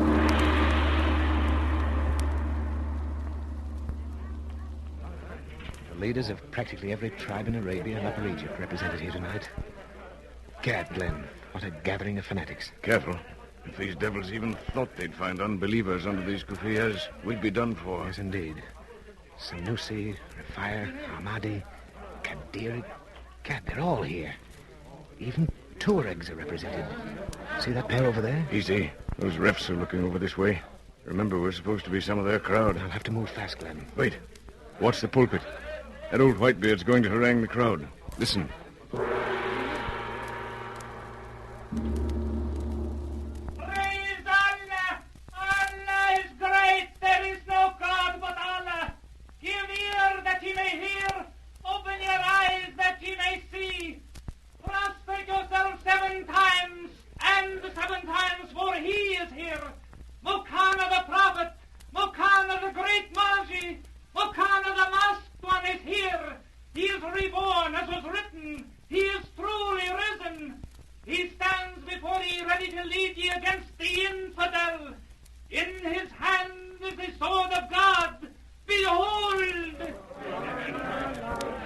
There, Nayland.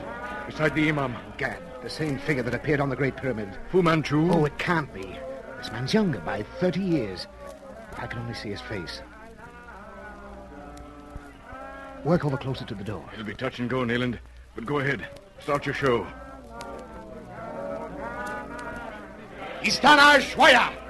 Istana! Wait! Listen to me, men of Islam. That man who wears the mask of Makana is not the true prophet. He's an imposter. The relics he bears, the mask he wears, are not the true ones. They're imitations. They were manufactured in Isfahan. It's trickery. They're spies. They desecrate the prophet. All right, Glenn. Come on, let's get out. Make for the side door. There, beside the altar. Hurry. Into their nutteries. Stop them, their spies. Infidels. Death to them. Not the main entrance, Nayland. This way. The side entrance by the altar. Look out, Glenn. Look out.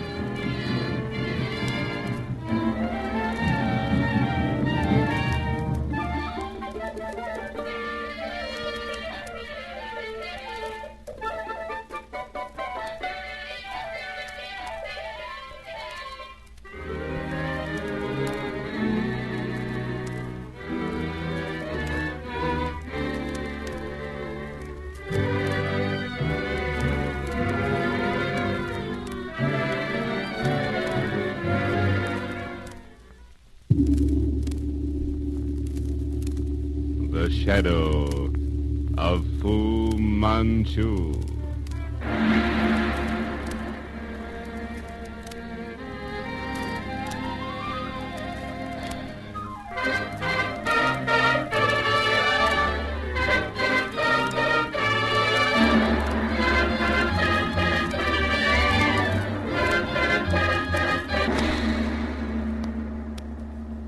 The Shadow of Fu Manchu.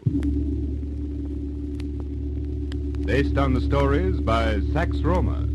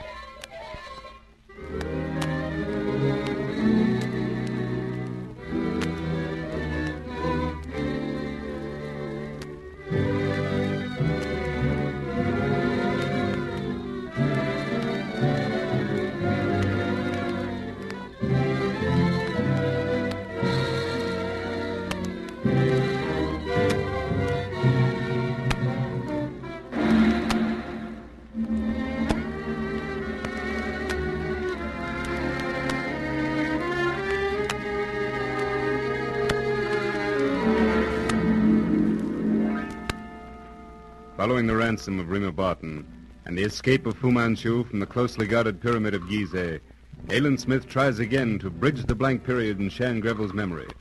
But he recalls only the phrase, "He will be crowned in Damascus," spoken to him by a beggar. On a hunch, Smith flies to Damascus, where he learns from Glendenning, a British Secret Service agent, of a mass gathering of natives to be held in the great mosque of Damascus. At this meeting, the reborn prophet is to be crowned. Disguised as natives, Smith and Glendenning go to the meeting, where Smith denounces the new Mokana as an impostor. Recognized as Christians and surrounded by angry religious fanatics, Smith and Glendenning fight their way toward a small side entrance. Christians, infidels, unbelievers!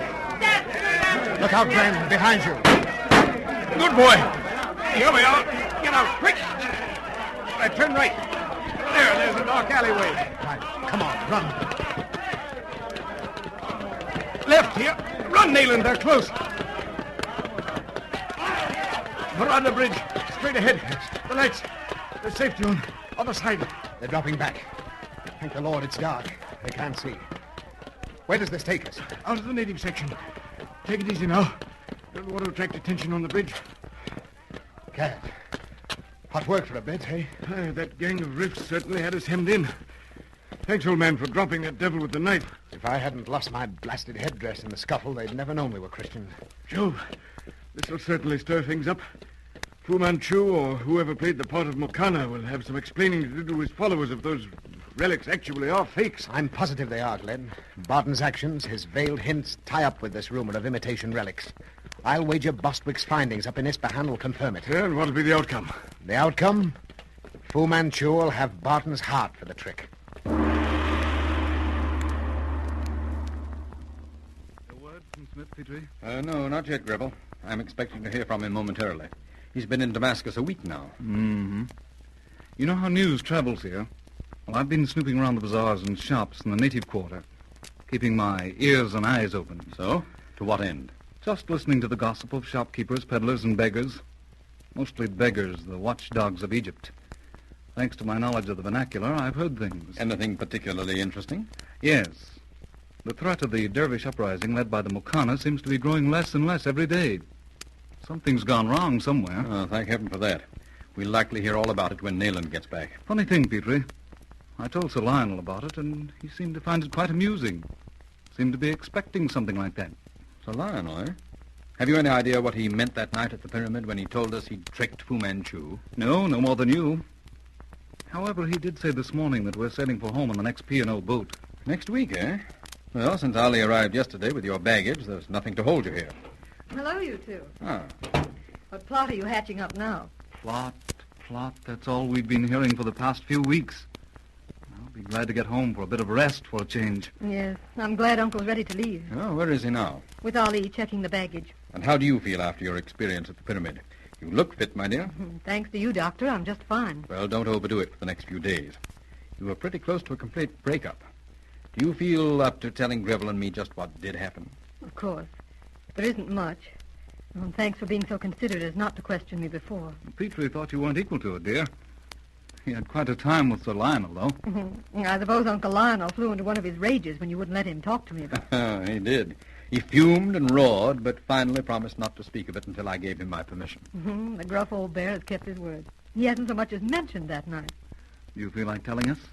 Well, I hate even to think of it, but... Well, you don't remember, Shan, that you came to the hotel after me. No, I don't remember. All I recall is that I left the hotel to follow Fu Manchu's daughter. And I remember coming back. The period in between is a dead blank. Your disappearance scared me half to death. When that man brought me your note, That was a forgery. It must have been. Well, these are facts, Greville. Remember, you can give no evidence of what happened during that time. Yeah, that's true. Well, anyway, I followed him out to where you were waiting beside a car. What kind of a car? A yellow Rolls? No, it was a small, dark sedan. You jerked me into it and told me you were taking me to Fu Manchu. I told you that? Why, the deuce didn't you scream, call for help? I tried to, dear. You kept your hand over my mouth. Where did you go, Rima? Out through Gizeh village, by the pyramids. The car stopped on the causeway, and a tall man dressed in black got in. I recognized him. Was it Fu Manchu? Yes. And the horrible thing about it all was that that he was younger than when I saw him in London. Yeah, very much younger. I was forcibly struck with the same impression when we saw him later in the pyramid. He spoke to you, Shan. Strange words I didn't understand, and you fell back on the seat as if you were dead. And then what? Well, he blindfolded me, and we drove for hours, it seemed. When the car stopped, we went into a house. The blindfold was taken off, and I was in a room alone with him. Wasn't Greville there? No.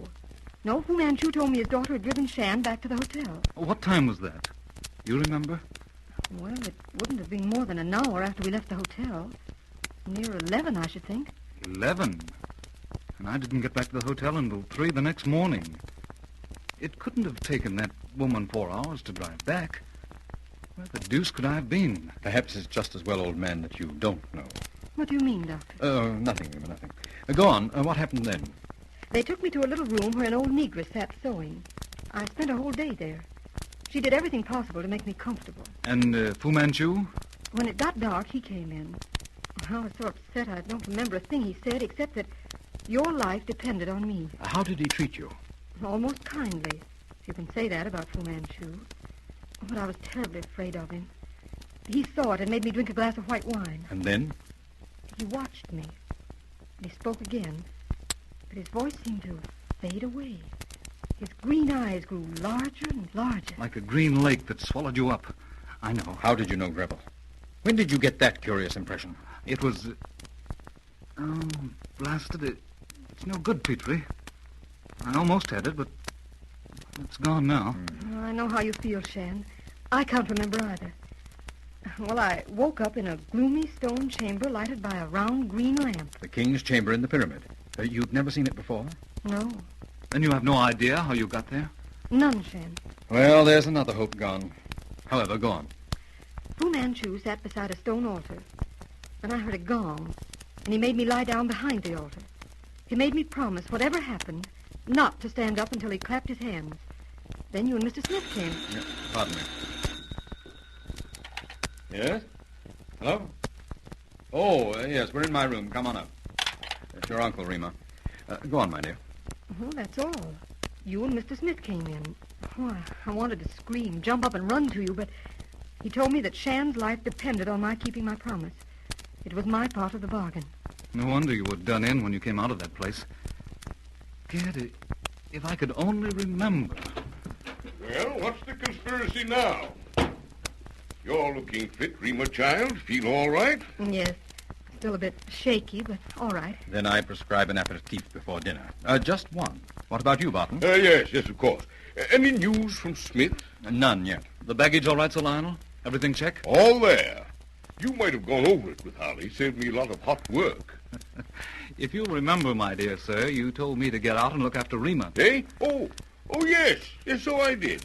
Forgot it. Greville tells me you're sailing with the next P&O for England. Right. Next week. It's time we were getting out of Egypt. Need a rest, all of us. Why don't you come along? Oh, no, not yet. Calumet isn't expecting me for several weeks, and I can't run out on my patience. I hope Smith gets back before we sail. I'd like to see him. Come in. Telegram for you, Dr. Petrie. Oh, thanks, Hassan. It's from Damascus. Nayland. Excuse me a moment. Yes, certainly, Doctor. Well, Rima, a couple of months at Greywater Park should put you right in shape for the winter in London, eh? Well, if you don't mind, Uncle, I'd rather stay in London. I don't feel safe at the park since our experience there with... Oh, nonsense, child. Don't you worry about that heathen trickster anymore. He has his relics, and he's out of it now. You're as safe at the park as you would be in a church. Eh, Shan? Well, I'm not dead set on the park either, Sir Lionel. Afraid of spooks, eh? Both of you. Rot. The sea air and what's the matter with you, Petrie? I don't quite know what to make of this. It's from Nayland, right enough. Quite a long message. We can't help you unless you tell us what it's all about. It's rather disturbing in a way. It says something here about fake relics. What's that? Fake relics? How the devil did he... what else does he say? There's a Dutch Lloyd liner leaving Port Said tomorrow night for Southampton. Well, what of it? Smith insists that you sail on her, Sir Lionel. What? He's mad. Not an inch. I won't budge an inch.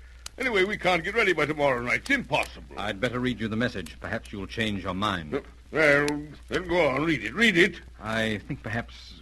Rima, will you excuse us, my dear? Why should I leave, Doctor? It very likely concerns us all, or you wouldn't hesitate. Please read it. Very well. Listen.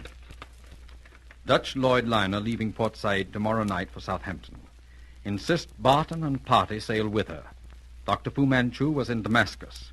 Has discovered relics are fakes. He disappeared last night. Have learned since that he is on his way to Cairo. His object is to find Barton.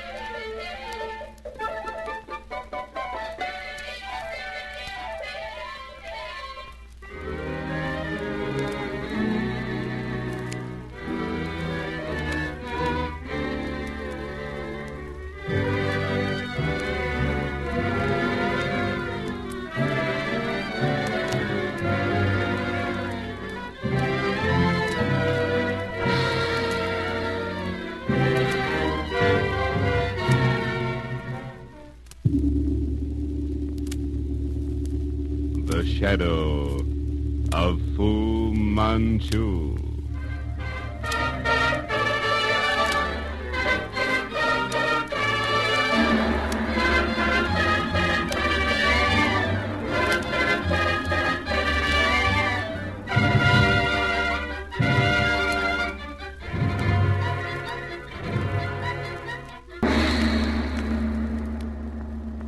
The Shadow of Fu Manchu. Based on the stories by Sax Roma.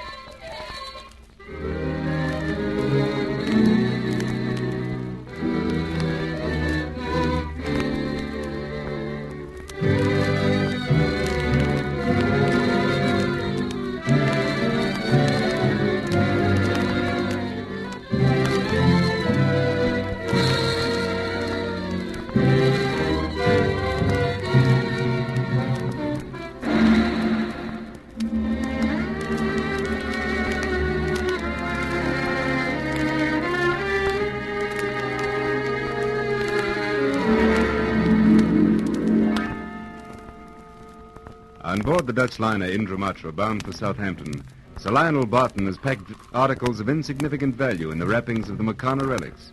and has turned them over to the purser to be placed in the ship's safe. During the night, the safe is robbed by agents of Fu Manchu, who, with the supposed Mokana relics, leap into the sea and are picked up by a seaplane. Upon his arrival in London with the authentic relics intact, Sir Lionel Barton and his niece Rima go on immediately to Greywater Park, Barton's Norfolk estate, while Shan Greville and Paul Rickson, a friend of Greville's, take up their quarters in Barton's townhouse. As the two friends arrive home after a late dinner at a nearby club, the voice of Falo Sui, Fu Manchu's daughter, calls to Greville from the basement window of a neighboring house. As Greville and Rickson enter the house through the window to investigate, they are overpowered by several silent and unseen figures. Easy, sire. You have nothing to fear. Then take this bag off my head and let me see you. What do you want? No harm shall come to you, sire, if you remain quiet for only a few moments. Rick, where are you? I got a sack or something over my head, too, but I'm okay. This was the only way, Greville Effendi. But now, you are free. What the Sam hell? Somebody whisked the sack right off my head. Mine, too. Matches, Rick. Yeah. Well, I'll be dirty name. Not a soul in the place. Hey, let's get out of here, Graham. I'll try that door. Must lead to the upper hall. Yeah. It's locked. How about that closet? No, nothing there. Must have climbed out the window. With me standing square in front of it? By Jove, you're right. Let's get out. Back through the window. Yeah. Now, what the deuce do you suppose could... Hello down there. What's going on? Oh, Constable, not a word about this. You wouldn't believe it anyway. It's all right, Constable. We thought we heard a row here and came down to have a look. Nobody there. Come on up here where I can have a look at you. I live next door, Constable, and this gentleman's stopping with me. We were just about to go in when we heard a row. What sort of row? Well, I don't know exactly, like scuffling. You been inside? We looked in through that window. You see it's open, nobody there. Oh, must have been mistaken, sir. You know, this place has been vacant for several years. I have heard, though, it's been sold lately to be turned into flats. Well, sorry I couldn't find a case for you, Constable. Righto, sir. Better luck next time. Good night, sir. Good night. Come on, Rick. I think we can do with a little refreshment. Yeah. What the dickens was the object in that grip? No hold-up. They didn't touch my wallet. I don't know what they were after. Here we are. Yeah. You know, that fellow spoke with an accent. Oriental of some sort. Indian? An Indian would have addressed me as Said. This fellow said Effendi. He was an Arab. And the woman, Falo Sui. You're sure you heard her? I'm not dreaming. Yeah, it was a woman's voice, all right, but what became of her? Who could profit by... By gad, the museum room. Come on. Huh?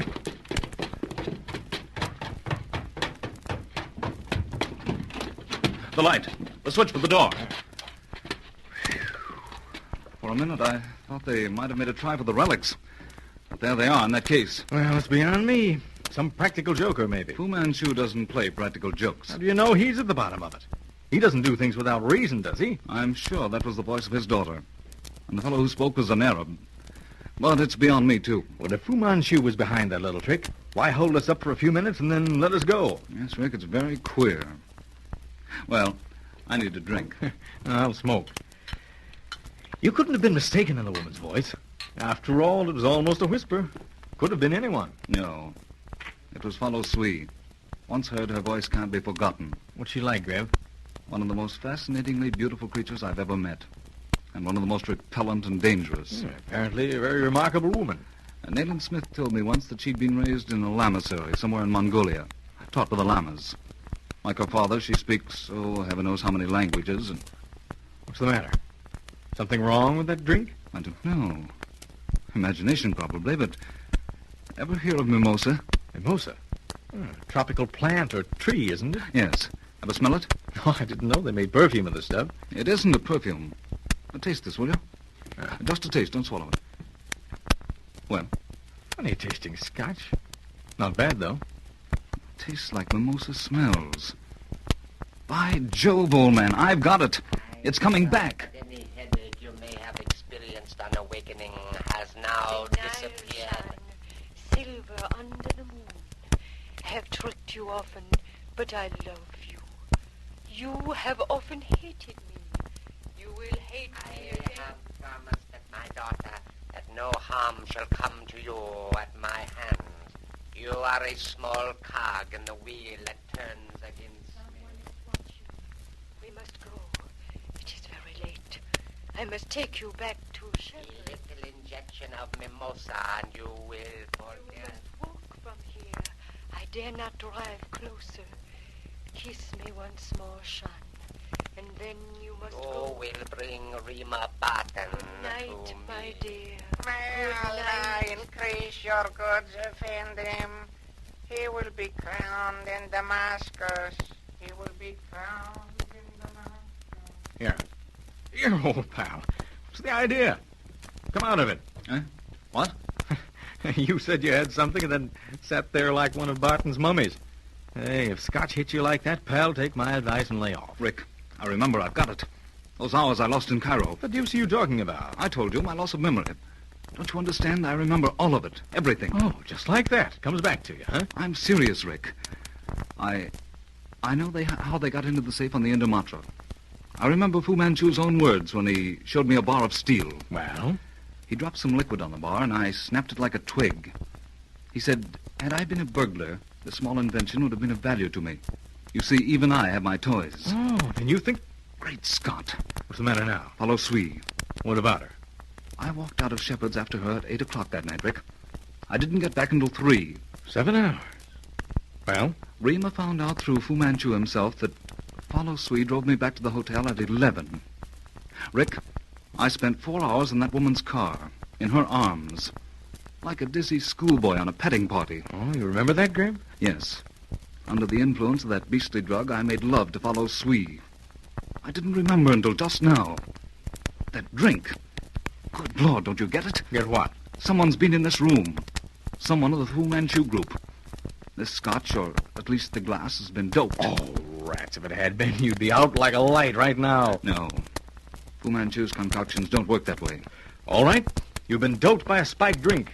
I'll admit it did taste queer, but why? I wonder. Perhaps we were held up in that house next door to give someone a chance to drug this scotch. Maybe you got something there. Anything missing from this room? No.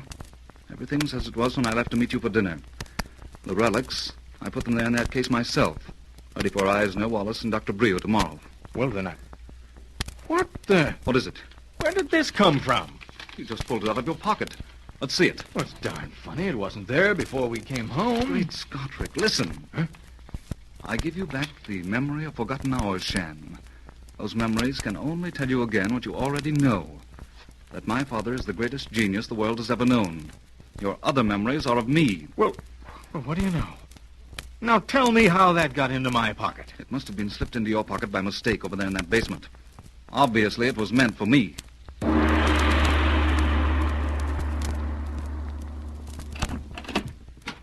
Professor Eisner, Dr. Brew, Mr. Hall Ramsden, and Sir Wallace Sims have arrived, Mr. Greville, sir. I've shown them into the museum room. Thank you, Betts. I'll go right down. I'll place the relics here on the table, gentlemen. You may examine them with the lenses there. Yeah. Thank you, Dr. Greville. And here are photographs regarding every step of our operations. Yeah, very good. If there are any questions, gentlemen, I should be glad in Sir Lionel's absence to answer them to the best of my ability. Can I help you in any way, gentlemen? Mr. Greville, I understand that you were present when Sir Lionel opened the tomb of El Mokhana. Yes, I was, Professor Eisner. Were you actually present at the time these relics were unearthed? Strange question, Professor. Yes, I was. You seem to share some common opinion about the relics, gentlemen. Is there anything wrong? Well, since it has been arranged for Sir Lionel to address the Royal Society next Thursday on the subject of these relics, we all recognize that there must be some strange mistake, or else... Barton, whose sense of humor sometimes gets the better of him, is playing a joke on us. What the deuce do you mean, Sir? Now, please, gentlemen. You have examined these relics recently, Mr. Greville? Not since they were put in that case. Well, then, please, my friend, look at these plates with the lens. Why, yes, of course. Good Lord. Yeah. You see, it is beautifully done and rubbed down very fine, eh? But these relics, Mr. Greville, are imitations.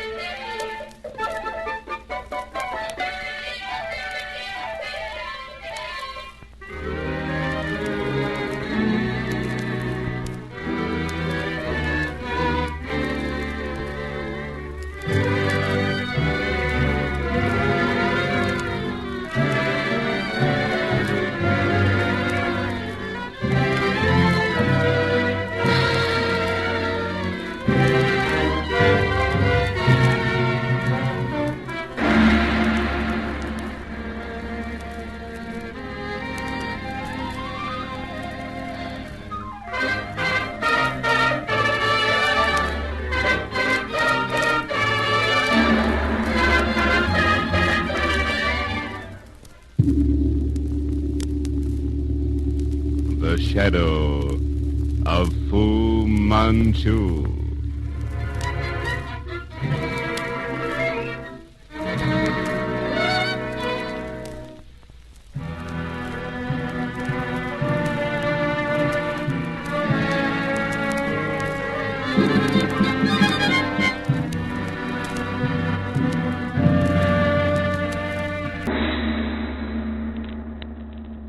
The shadow of Fu Manchu.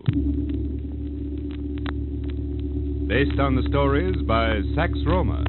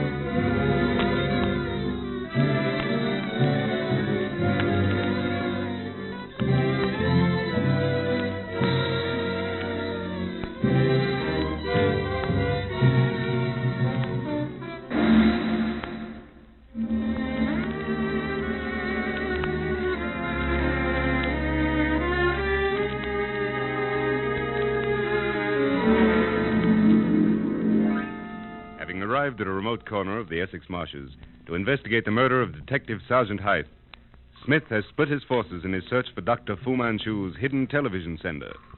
Dr. Petrie and Kerrigan are making their way along the river when they stumble upon an old hut. Inside, they find a mandarin's cap. And Kerrigan, certain that Fu Manchu will try to retrieve it, sends Petrie to summon Smith while he waits in the hut. Suddenly, Ardata enters, and as she is about to leave with the cat, Kerrigan stops her. As he forcefully compels her to come with him, the sound of drums are heard. The drums of Fu Manchu. The drums of Fu Manchu. Don't move, Kerrigan. Alexei, no!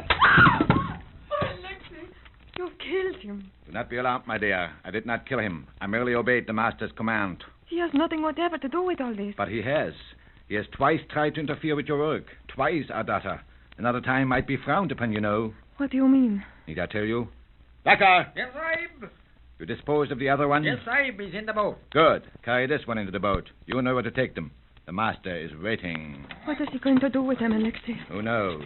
Our illustrious master is very whimsical. Perhaps they will die, and yet live. Alexei! Come, my dear. We must hurry. It is best not to keep the master waiting. The sound of the drums is not a pleasant one.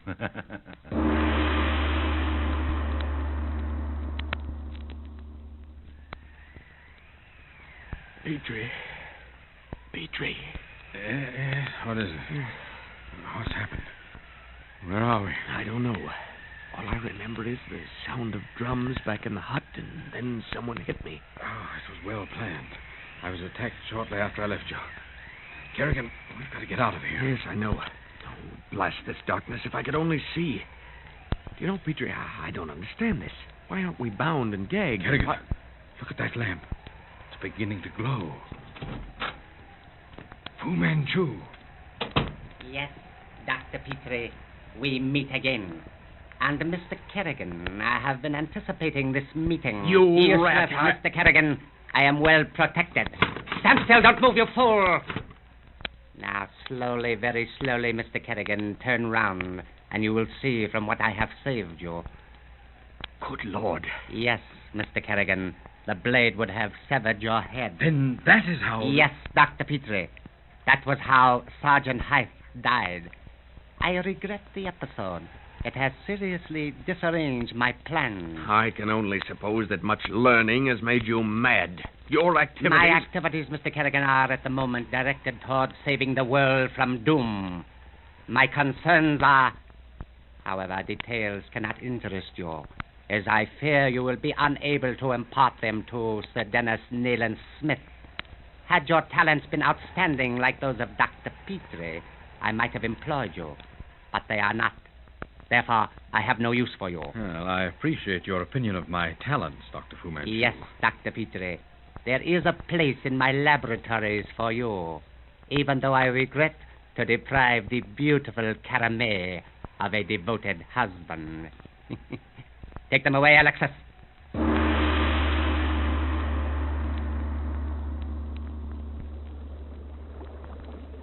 That'll hold him. Come on.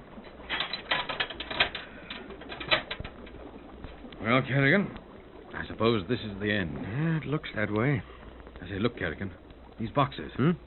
This looks like a smuggler's nest. A smuggler's nest? Petrie, we must be at the Red Lion Inn. By Jove, you're right.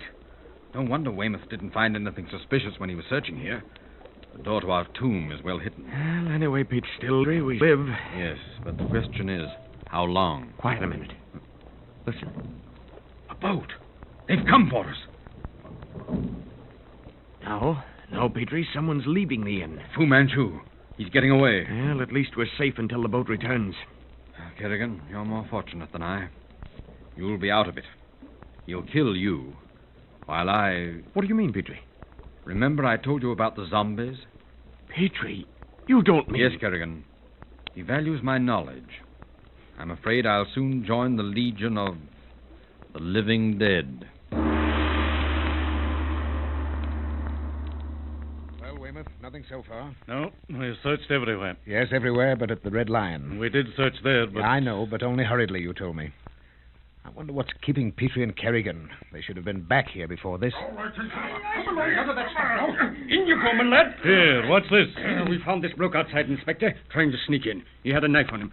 It is. Oh, an East Indian dagger. Well, what have you to say for yourself? Answer up, by heaven, I'll... Just a minute, Weymouth. It's quite possible the fellow doesn't speak English. I'll bet he does. Who sent you here? Not no.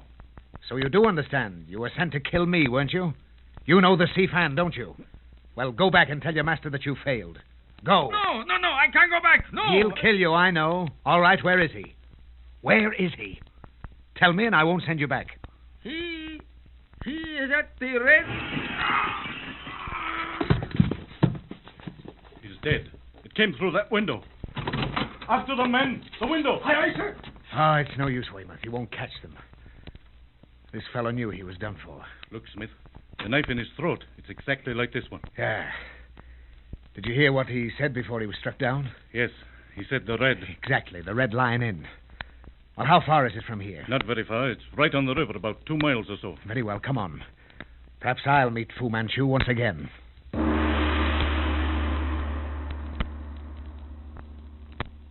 That's the inn right there, Smith. Desolate-looking place. Yes, it is. All right. Station your men around the inn. Don't stop anyone from entering, but be sure no one leaves. Right. You heard that? Right, sir. Place seems to be deserted. Might as well go in. Is there anyone here? What is it that you want? A scotch and soda, please. You travelers? Yes. Oh, how far is it to the station? 2 miles down the road. Here you are. All right, thank you. Interesting place you have here. Mind if we look around a bit? Why, no. What's in these boxes? None of your business. Get out. I'll have no snoopers around. Go on, get out. Not so fast, my friend. I'm a police officer. Oh, you are. Well, there's nothing here. I told the police that yesterday when they were searching. I thought so. Why, blast you, you've no right to... tuppence, I chuck you in the river. Griggs. Yes, sir. Arrest this man. What? Book him under a smuggler's charge. Yes, sir. Here, you can't do that. Come on, Weymouth. Right. Let's have a look around. Oh, here's a door. Closet. Well, that's coming from down below. Basement. I think I hear running water. I hear voices. Down the steps, Weymouth. And don't hesitate to shoot. Come back here. Stop. Ah, they got away. Look here on the floor. Kerrigan and Petrie. They're not dead? No, just unconscious. Get them upstairs quickly.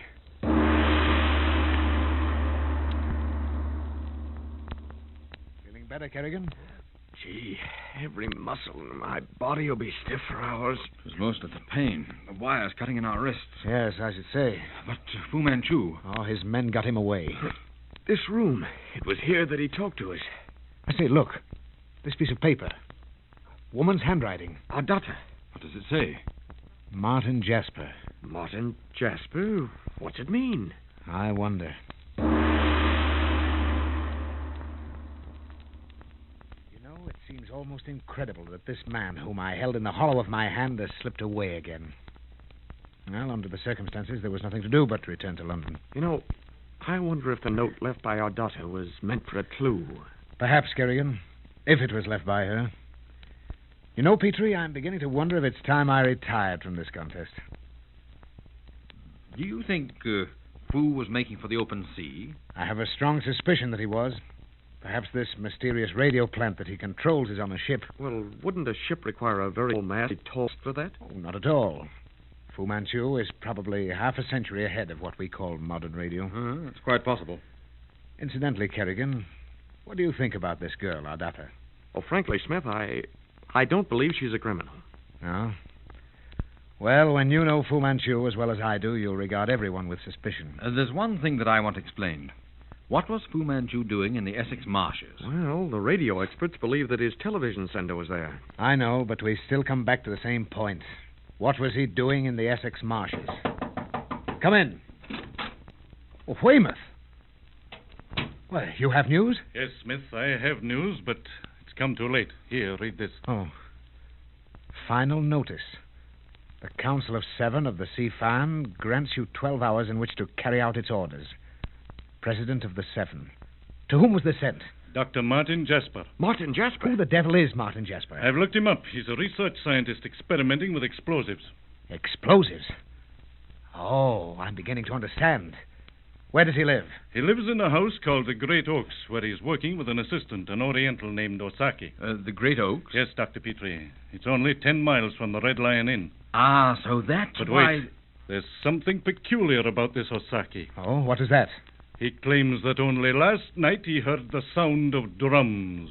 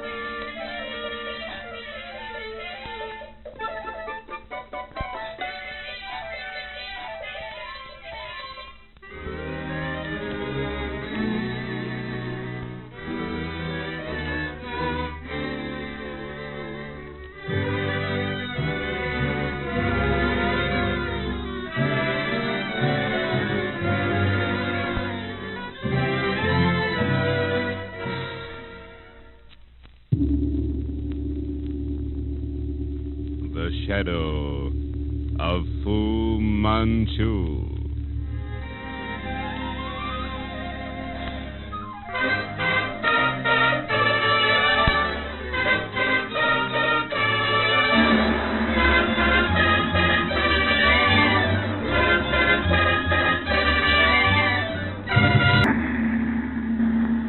The shadow of Fu Manchu.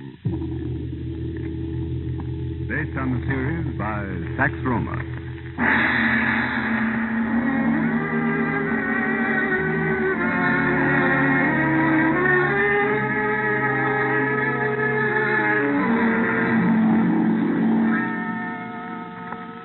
London at midnight.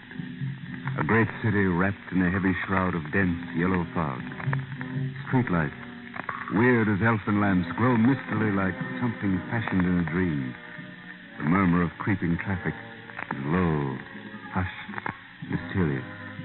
Behind an ancient wall surrounding unkept lawns, a vast, gloomy old mansion crouches like an evil beast of prey. Amid walls concealed in heavy tapestries, magnificently figured in golden dragons. The floor carpeted with rich, deep-piled Chinese rugs. At a huge dragon-leg table, covered with scintillating globes, tubes, and instruments unknown to Western science, sits that master scientist, that prince of evil, Dr. Fu Manchu. Enveloped in a heavy yellow silk gown, he thoughtfully studies through long, narrowed eyes the glow of the green light of a fashionably gowned, exquisitely beautiful Eurasian woman who stands beyond the table, watching him fearfully. Presently, he nods slowly, leans forward, and... You have followed my instructions, Caramel? The message has been delivered to Sir Crichton Davy at number 5 West Spoon Road. Good. And our friend who believes he can forestall the hand of Dr. Fu Manchu, Mr. Nayland Smith, the detective, what of him? Well? At this moment, Master, he approaches the house of Dr. James Petrie in Baker Street. Oh, Dr. Petrie of Baker Street. A fool to be pitied. Then it is time, Caramel, for me to finish my business with Sir Satan Davis.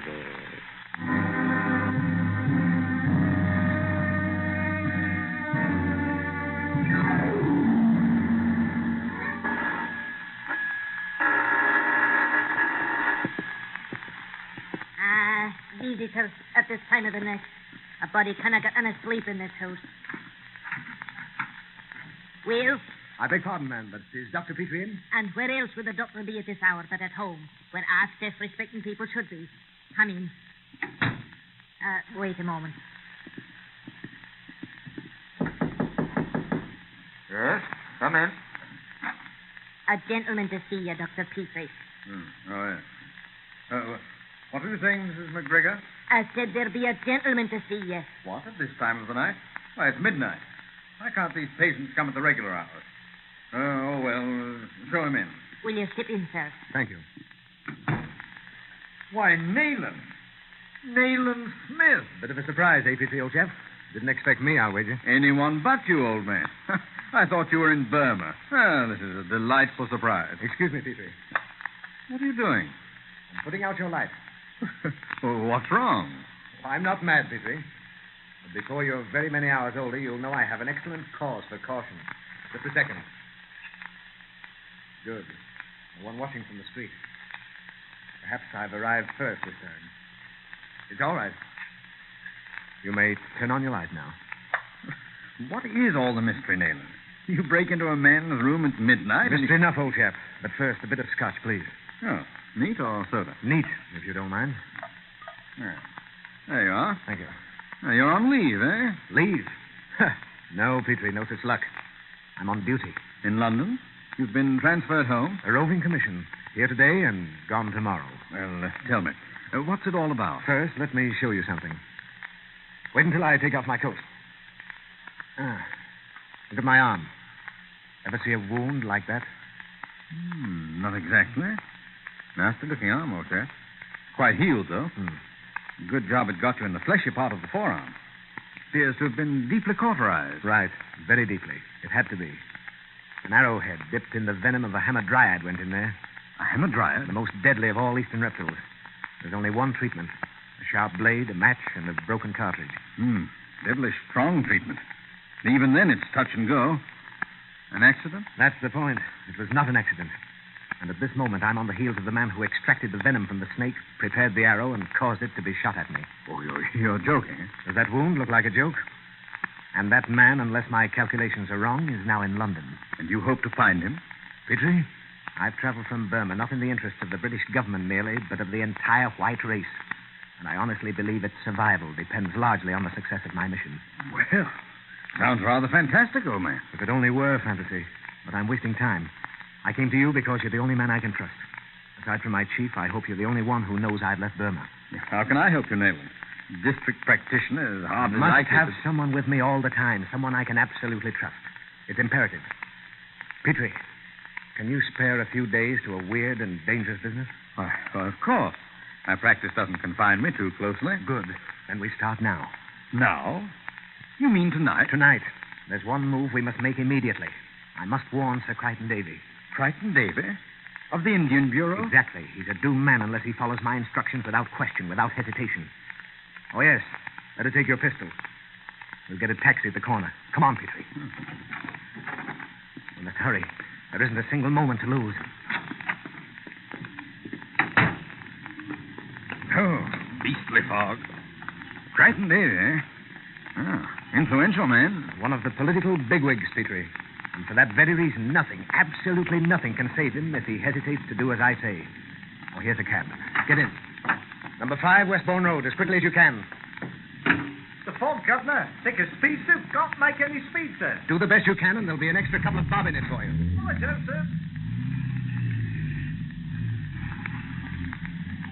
Petrie, I don't know when the blow will fall, nor how, nor from where. Nevertheless, our first duty is to warn him. You know the criminal, Nayland? Who is he? The Prince of Evil. The ultimate expression of Oriental cunning. A superman of incredible genius. A phenomenon such as occurs only once in generations. Had he so willed, he might have revolutionized science. Been the greatest scientist of our day. Odd how some mental geniuses turn their talents to evil, eh? But who is he? What does he look like? Imagine a man tall, lean, and feline, high-shouldered, with an expansive brow like Shakespeare, and a face like Satan, a close-shaven skull and long, magnetic eyes of the true cat green. Invest this personality with all the cruel cunning of an Eastern race accumulated in one great intellect, and you have a picture of Dr. Fu Manchu. Fantastic character, old chap. Fu Manchu. Suggests an assumed name. Perhaps, perhaps not. However, it's not... Here you are, Governor. Just down the road there. Quite a crowd there at the entrance, Nayland. Constables. Stop here, driver. Wait for us. Come, Petrie. Keep moving. Don't crowd up here. You can't get in. What is it, Constable? Your authority, sir. Special Inspector, Criminal Investigation Department. What's happened? It's that, Inspector. Sir Crichton Davy is dead. Dead, eh? Then I'm too late. Inspector Weymouth is up in the library, sir. Thank you, Constable. Here, We'll go on. get back there. Come along, Petrie. Murder, Nayland? Of course. Clever, insidious murder. And I'll wager he's left no clue. Oh, I suspected Crichton Davy would be next, and I was right. But I'm too late. That's hard, Petrie. To think I knew and failed to save him. Here, the library. I say, he was here. The great Dr. Chalmers Cleve of Harley Street. Never mind him. I want your diagnosis. Inspector Weymouth? Yes. Who might you be? Special Inspector. My credentials. This is Dr. Petrie, my associate. Oh, yes, of course. Well, I'm glad you came, gentlemen. There's a bit of a mystery here. Dr. Cleve, Inspector Nayland Smith, and Dr. Petrie. Dr. Cleve? Your opinion, Dr. Cleve, as to the cause of death. Frankly, Inspector, I don't care to venture an opinion regarding the immediate cause. Sir Crichton was a morphine addict, but there are indications not in accordance with morphine poisoning. A post-mortem would establish the fact? Possibly, if we ever arrive at the fact. What do you mean, Doctor? Just that. I doubt very much if the true cause of death can be established. A most mysterious case, Inspector. You don't mind Dr. Petrie making the examination? On the contrary, I should value his opinion. Please, Petrie. Over here, Doctor. On the couch. Features oddly puffed. Clenched hands. Hypodermic marks on the left arm. This faint red mark on the right forearm. You've noticed it, of course, Dr. Cleve? Yes. Not unlike the imprint of rouged lips, sir. It's not a birthmark, I can vouch for that. A local inflammation, I should say. Well, I rather doubt that. Nor anything constitutional. Does it suggest anything to you, Petrie? I'm sorry, Nayland. No. Nothing. I agree with Dr. Cleve. It's most curious. Heart failure? I can't be certain. As Dr. Cleve says, a post-mortem might clear the atmosphere. Inspector Smith, perhaps you'd like to question Sir Crichton's secretary. This is he, Mr. Burgoyne. Oh, thank you, Weymouth. I understand, Mr. Burgoyne. Sir Crichton was taken seriously ill in this library. At 11:30. I was working here, he in the little study there. I see the connecting door is closed. It was closed then? It was. Always is. It was open, however, about 11:25 for a moment when a message came for Sir Crichton. Message? What was it? I couldn't say. It was brought by a district messenger. I placed it at Sir Crichton's elbow on the desk. Yes, and then? 5 minutes later, Sir Crichton burst open the door and staggered in here with a strangled scream. He fell to the floor, and as I lifted him and carried him to the couch, he gasped something that sounded like the red hand. Before I could reach bell or telephone, he was dead. The red hand. You believe he referred to this red mark on his arm? No, sir. I do not. The red hand. The red hand. I wonder. Could it... Great Scott. The Zayat kiss. The study, Burgoyne. Have you been in there since Sir Crichton died? Why, yes. For a glance round only. That is, I stood in the door. You didn't go inside? Why, no. Windows, other doors, everything. Closed or open, did you notice? Closed, sir, tightly. I came out again immediately. Fortunate for you, old man, that you're not at this moment lying there beside Sir Crichton. By Jove! What's that? Petrie, Weymouth, come with me. You others stay clear. The instant we're inside that study, Burgoyne, close the door. Petrie, at the least sign of movement, on the furniture, floor, anywhere, shoot and shoot quick. Come. Careful, gentlemen. Don't touch anything on your life. That wailing. What in the name of heaven? Stand still. There it is. Don't move.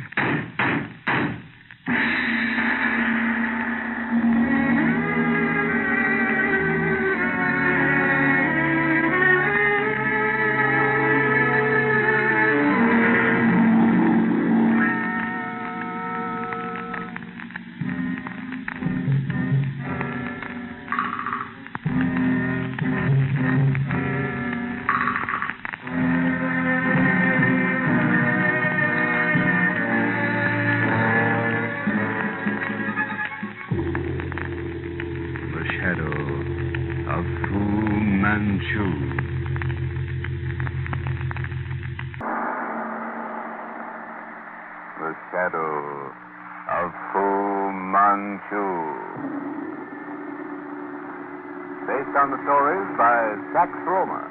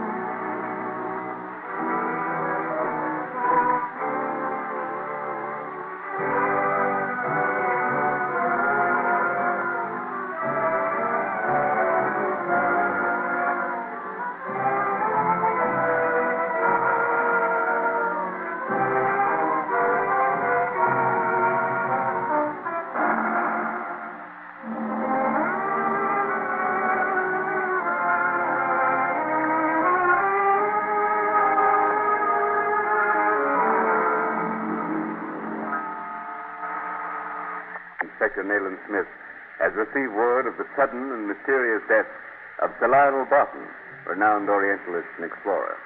At Rowan House, Sir Lionel's home, Smith finds that Strasser, Sir Lionel's secretary, is the victim, having been mistaken for his employer.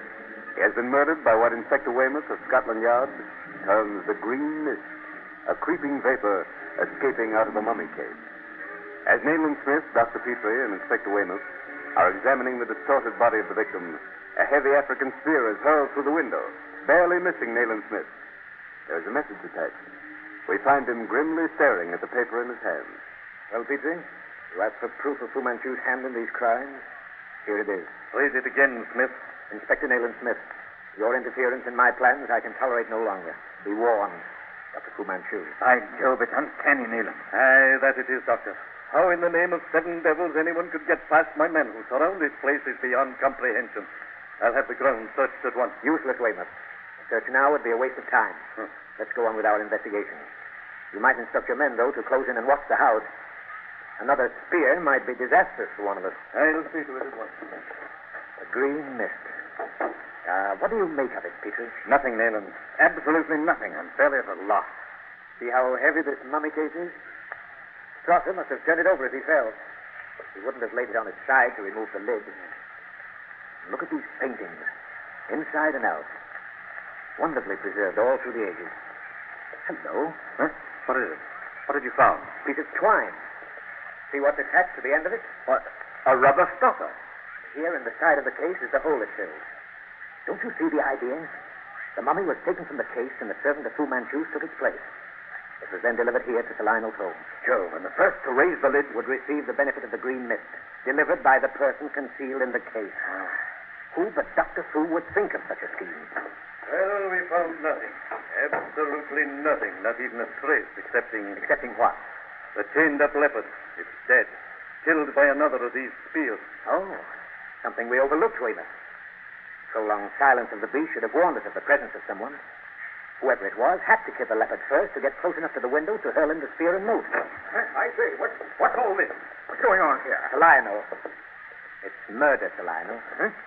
I warned you, and you see you've had an awfully narrow escape. George, I should have listened. Prosser, is he dead? Quite dead. What does it mean, Mr. Smith? Simply that a visit was paid your house by Dr. Fu Manchu, the man I warned you against today. But great Scott, why did he kill Strasser? Strasser, you see, wears your dressing gown. Does that mean anything to you? My God, he was mistaken for me. Exactly, Sir Lionel. He was after the jewels in the mummy case. And Qui, also dead. Why? Well, if I'm not mistaken, he was in the pay of Fu Manchu and lay in hiding, awaiting just such an opportunity to murder you. He killed me? I doubt that, Mr. Smith. He's been in my employ for several years. In some way, Sir Lionel, Fu Manchu got to him and possibly forced him to act for him. I don't like to contradict you, sir, but I don't think this is the work of your Dr. Fu Manchu. What do you mean? I had a wire from Professor Rimbaud tonight. That's why I left the house so suddenly, to meet him at the Travelers' Club. However, in one thing you were right. No one but Strasser knew of my absence. You saw Professor Rimbaud? I did. He knew of my discovery of the tomb of Makara. Knew that the sarcophagus had been brought untouched to England. He warned me not to open it. Oh, what reason did he give Sir Lionel for his warning? He gave me curious particulars of the strange death of Pierre Manette, the French Egyptologist. Particulars new to me. What were the nature of the particulars? Pierre Manette discovered, but kept secret, the tomb of a Mentai, another of this particular brotherhood of magicians who are familiar with the magic art. Another magician, you say, Sir Lionel? You mean this Makara was a magician? Yes, as was also a Mentai. It appears that Pierre Manette opened the Mentai's mummy case on the spot and was found dead beside it, apparently strangled. I recall reading of Manette's death. The particulars were missing. It was hushed up by the Egyptian government. How long, Sir Lionel, had this mummy case lain at the dock? 2 days. I'm not a superstitious man, Mr. Smith, but I thank heaven that I was not here to see what came out of that sarcophagus. So do I. Because whatever the magician Makara had to do with the matter, by means of the sarcophagus, Fu Manchu made his first attempt upon your life. He failed this time, but he'll try again. And Fu Manchu does not fail twice. Late the following night, Nayland Smith and Inspector Weymouth are engaged in an investigation at the dock of the disappearance of the mummy. For the moment, Dr. Petrie is alone in his Baker Street quarters. Seated at his desk, he is engrossed in a treatise on Oriental poisons. A stealthy movement in the dark hall outside his door attracts his attention. Snatching up his pistol from where it lays at the desk at his elbow, he leaps to his feet and turns as a hooded figure steps into the room. Don't move or I fire. Who are you? Take off that cloak. Oh, no. No, put down your pistol, Dr. Petrie. I must speak to you. Caroline. Good heavens, what are you doing here? How did you get in? Fu Manchu has a duplicate key to your house door. I stole it tonight to come to you. A duplicate key to my door? Yes. Oh, I have never betrayed a secret of my master before. But you must replace that lock at once. Fu Manchu, your master? I thought you were his daughter. His daughter? No, I am his slave. Slave? In England? Oh, that's absurd. You're a free agent. You can't control your actions. Have you ever been under the influence of a brain so powerful? Oh, but you cannot understand. Frankly, I can't. Why are you here at this time of night? I have come to ask you again to take me away from him, to hide me where he cannot find me, ever. Well, I could place you under police protection. Your request must be a pretense. Otherwise, why do you keep the secrets of Fu Manchu when they mean death to so many? Death? Death is nothing. I have seen my own sister die of fever in the desert. Seen her thrown like carrion in a hole in the sand. I have seen men whipped until they prayed for death. I have known the last myself. Death? What does it matter? Then prove that you really wish to leave the service of Fu Manchu by telling me what killed Strasser. I do not know that. But if you will take me away so that I cannot return to him, I will tell you all I do know. And it is much. But while he is my master, I will never betray him. Then let me place you under the protection of the police. Police? Your police cannot protect me from him. If you will not take me away yourself. Oh, but you do not understand. You will never understand and release me from him. What time is coming? I must go. I've remained away too long now. But listen. Go away, now, without delay. Go away, Dr. Petrie. Do not stay here tonight. And Nayland Smith? What is Nayland Smith to me? But you are in great danger of your life. Do you not understand? Go away from this house. Go away tonight. But it just... Well, by Jove. I suppose I should have held her until Nayland returned. Oh, Nayland. You met her on the stairs? You saw her? Who do you mean? Academy. She just this moment left me. You must have met her. Academy? Why, what the devil was she doing here? She came to warn me. And you let her go? Oh, why didn't you detain her? That's the third time we've had her in our grasp, and you allow her to go. But she came of her own free will to warn me. Why, I don't know. Because she loves you, you idiot. Will you believe me now? If you'd insisted, she'd have told you all she knows. Well, I couldn't. I simply couldn't. She disarms me, Nayland. Because you realize she's in love with you. The dignified doctor that you are, you won't admit it. Well, she is, old chap, believe me. Why pretend to be blind to it? You don't know the Oriental mind as I do. But I quite understand the girl's position. How so? Because while she fears the English authorities, she would submit to you. Now, if you'd only seize her by the hair and drag her to some cellar, hurl her down and stand over her with a whip, she'd tell you everything she knows, and then salve her strange Eastern conscience with the reflection that speech was forced upon her. Nayland, now... Why, of course.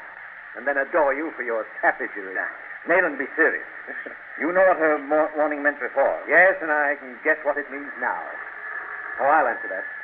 I think I know what it is anyway. Inspector Weymouth, Mr. Smith. Oh, thank you. I'm Weymouth by district messenger. I left him at the dock. He was to send me any evidence he might find. This will likely be fragments of the mummy. Do you know where the mummy was removed from the case? Yes, the dock. Someone else was in the sarcophagus when it reached the Lionel's house. A mummy case is practically airtight, so the use of the rubber stopper, of course, was for ventilation. How this person killed Strasser, we've yet to learn. And also how he escaped from a locked room. And what about the green mist? Huh? Well, the green mist can be explained in several ways. Remember, we have only one man's word for it that it actually existed. At best, it's a confusing piece of evidence. And I'm afraid we're attaching too much importance to it. Can we attach too much importance to anything Fu Manchu employs in his mad scattering of death? Oh, so it's got you at last, eh? Well, I was a skeptic too, Petrie. Until I found myself in conflict with the wily doctor's playthings.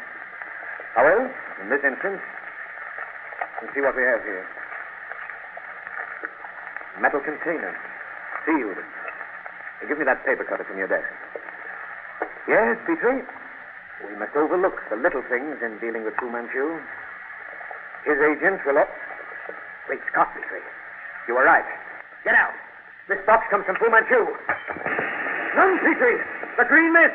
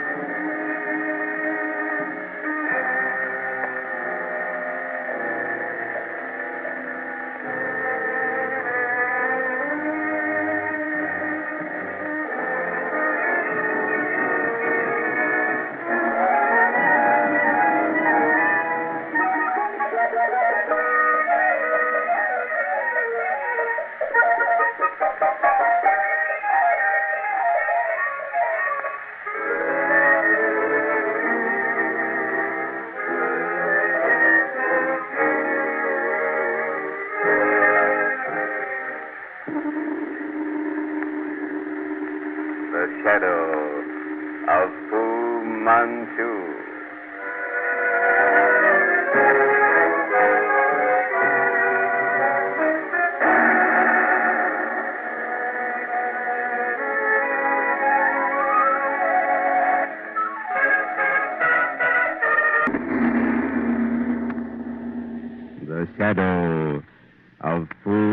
Manchu. Based on the stories by Sax Rohmer.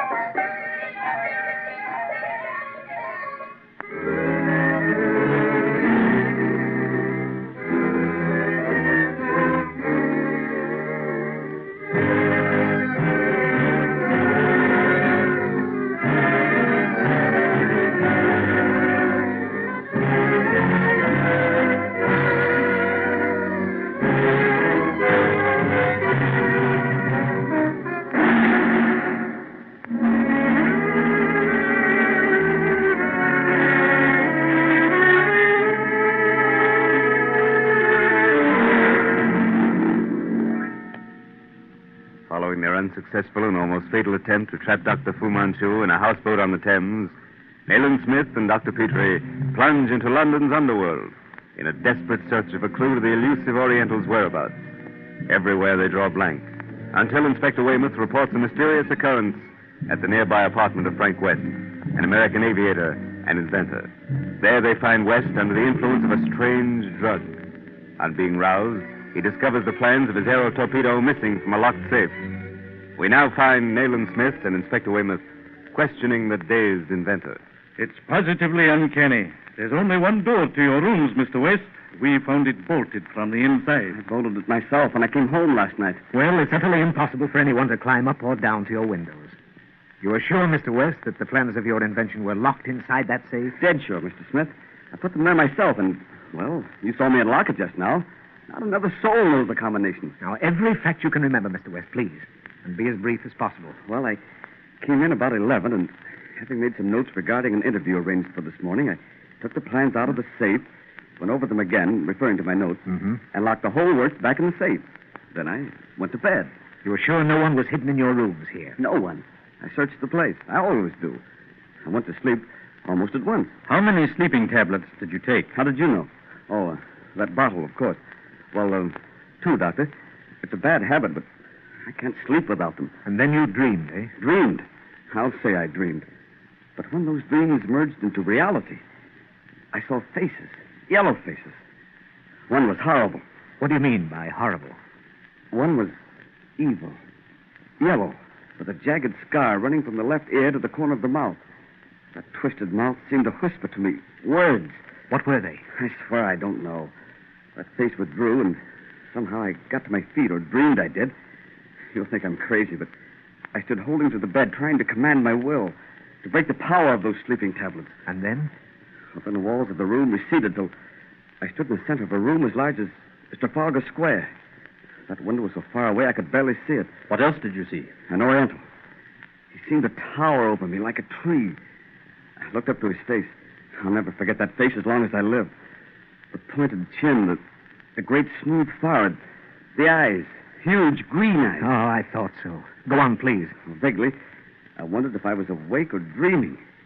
I must have spoken aloud because a strange voice said, "Yes, you are dreaming. But at will, I can render the subjective objective." I couldn't have dreamed those words, Mr. Smith. No. What happened then? Well, then those green, blazing eyes stared into mine, held me powerless.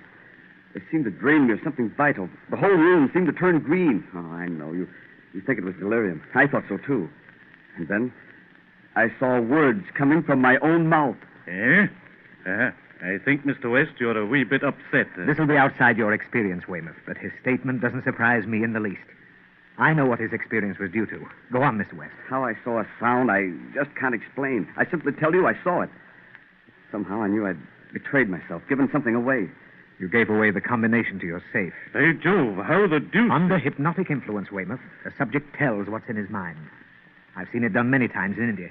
And then, West? Well, then the room was empty, normal size. I dragged myself to the hall, the phone. I called Scotland Yard, and that's all I remember. Andaman second, Whitehead Stewart. What was that again, Smith? Andaman. I seem to recall hearing that word somewhere. Last night? The Oriental spoke it? I don't know, but somewhere... Weymouth, when's the first train to Tilbury? By 5:22 from Fenchurch Street. Oh, too late. We'd never make it. Look, take a taxi and pick up 2 of your best men to leave for Shanghai at once. Charter a special to leave for Tilbury in 25 minutes. And have another cab wait for Petrie and me downstairs at the door. Right. I'll arrange it at once. And now that you can think clearly, Mr. West, of what does your experience remind you? Why... Now, think, man, think. The errors in perception regarding time, the idea of seeing sound, the illusion of the room changing in size. By Jove, cannabis indica. Indian hemp. You must have had an unusual dose, old man. Exactly. It's quite evident, West, that last night someone substituted hashish tablets for your sleeping tablets. Perhaps not pure hashish. Dr. Fu Manchu is a profound chemist. But how? When? I was here. My door was locked. You had a visitor during the afternoon, perhaps? Why, yes, in the late afternoon. It was a lady?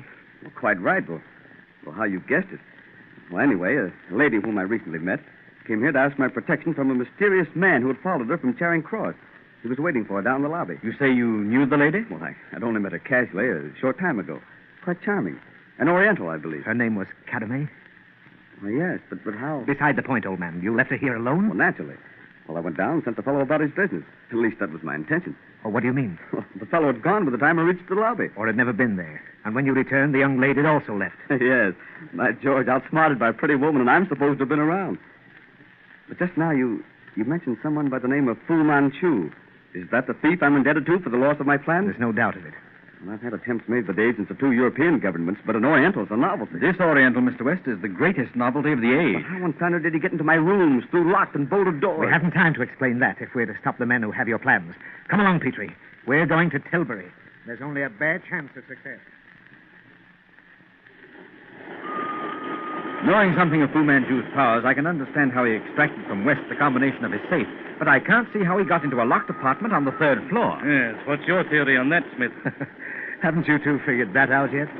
Don't the peculiar tracks on the window ledge mean anything to either of you? Well, I suppose they do furnish the key to the mystery, but how? Have you forgotten Fu Manchu's habits, more particularly of his pets? Well, I admit, Nayland, I'm completely at sea. And a man couldn't climb to that window no matter how agile he may be. How about Fu's pet marmoset? The monkey. By Jove, old chap, I believe you've hit it. Yes, they were the prints of a small monkey.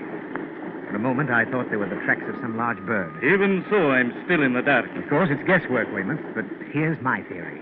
For want of a better one, it does cover the facts. It's contrary to Fu's character to keep any creature for amusement.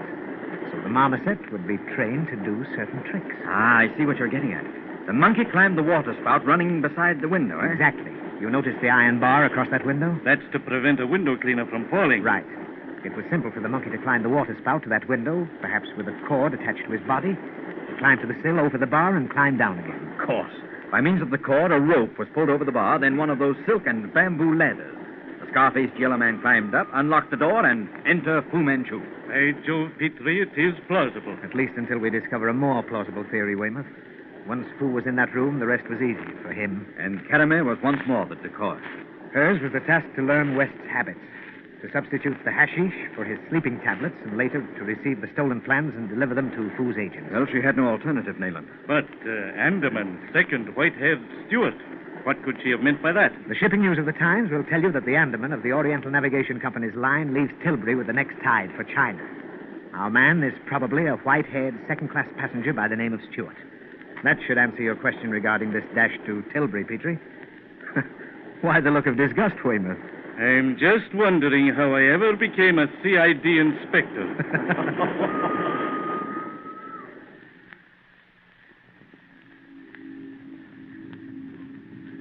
Inspector Nayland Smith? Yes, sir. You followed my telegraphed instructions, Captain. Yes, I did. We have 9 Orientals listed as second-class passengers. One of them has a scarred face, such as you described in your wire. He's listed under the name of Ram Singh. And the other? Well, oddly enough, we happen to have a passenger aboard in either class by the name of Stewart and none with white hair. I'll send for Ram Singh. If you will, please. Oh, one moment. I'll go with you. Weymouth, see that your men here understand their instructions. Yes. All right, Captain. Oh, by the way, do you have a steward aboard with white hair? Let's see. Why, yes, as a matter of fact. He's the chief steward in second class. I see. And where would he be at the moment? Well, he'd be on the docks in charge of second-class stewards who are helping the passengers. Oh, thanks, Captain. On second thought, I'll let you see to this Ram Singh fellow. I'll stroll about a bit. I'll see you shortly, Captain. Here he is, sir, Ram Singh. Well, I hope you have the right man in this fellow, Inspector, for everyone's sake. The company will have a nice suit on their hands otherwise. I'll assume that responsibility, Captain. Oh, you are registered on the passenger list as Ram Singh. Is that your name? It is, sir. Mm-hmm. The papers you and your master, Fu Manchu, took from Mr. West's safe last night. Give them to me, please. Papers? Mr. West? Fu Manchu? I do not understand, sir. All right, Weymouth, search him. Davis, Ashley, go through him and make a thorough job of it. I appreciate your cooperation, Captain. I hope we didn't delay you too long. You may sail as soon as we leave your ship. I suppose you're taking this fellow with you if you find what you're after. Inspector Weymouth will take charge of him. Well, you were right, Mr. Smith. I think this is what you want. It meets the description of the packet containing the plans as given by West. Mm-hmm. Very clever. Petrie, our friend Fu Manchu certainly misses no detail. Oh, yes, Weymouth. This seems to be it. Well, Mr. Davis, you and Ashley have been spared a boring voyage. We're holding this fellow? Oh, by all means. Turn him over to Davis and Ashley. You'll go back to London with us, Weymouth. We're not finished until we've returned West's plans to him. Come along. Oh, thank you again, Captain. Well, Nayland, at last we have to our credit one victory over Fu Manchu. Perhaps, Petrie. Perhaps.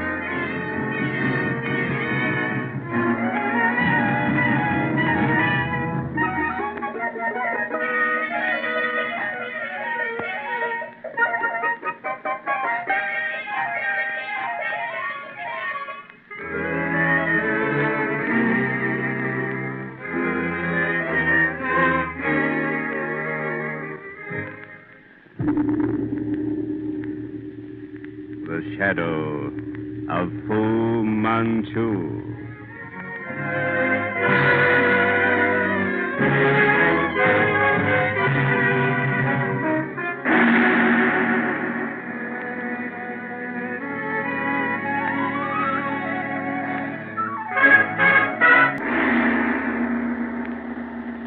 The shadow of Fu Manchu. Based on the stories by Sax Rohmer.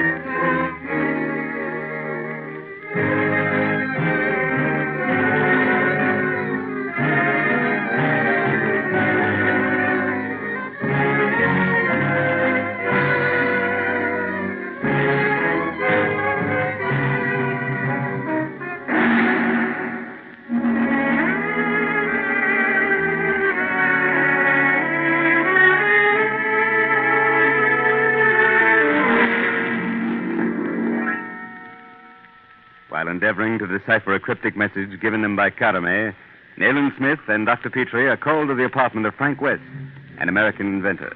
There they discover West drugged, and the plans for his new aero torpedo stolen from a locked safe. The inventor tells of seeing a yellow face in a vivid dream and describes Dr. Fu Manchu. Nayland Smith is convinced that Karame's message must be a clue to the bearer of West's stolen plans. His theory is proven true when they discover a sealed packet, presumably containing the plans, and a second-class passenger of a ship about to sail for the Orient. We find Nayland Smith, Dr. Petrie, and Inspector Weymouth in a taxi on their way from Fenchurch Station to West's apartment. I hope, Weymouth, you'll arrange to keep this out of the papers. Fu Manchu will eventually learn of the failure of his plot to get West's plans out of the country and into the hands of the Black Poppy Society in Shanghai. But for the present, he must be left in the dark. Right, Mr. Smith. That means Ram Singh is to be kept incommunicado. Temporarily, at least. For the time being, Fu Manchu must think those plans are on the way to the Orient. Nayland, your attitude in this entire affair, at least in our recovery of West's plans, puzzles me. Now, back there on the Andaman and since, you seem to be vastly amused by something. Now that you speak of it, Petrie, I must say I am under the same impression. Perhaps I missed something again, but for the life of me, I can't think what. We caught our men, found the plans all intact, and here we are. Now, somehow, Nayland, I feel let down. The thing came off too smoothly. Without a single hitch, eh? That's it, as though it had been rehearsed. Perhaps it was, Weymouth. However, in this instance, I believe we were simply very lucky. Oh, here we are, back at West's place. I imagine he'll be very much relieved at the return of his plans.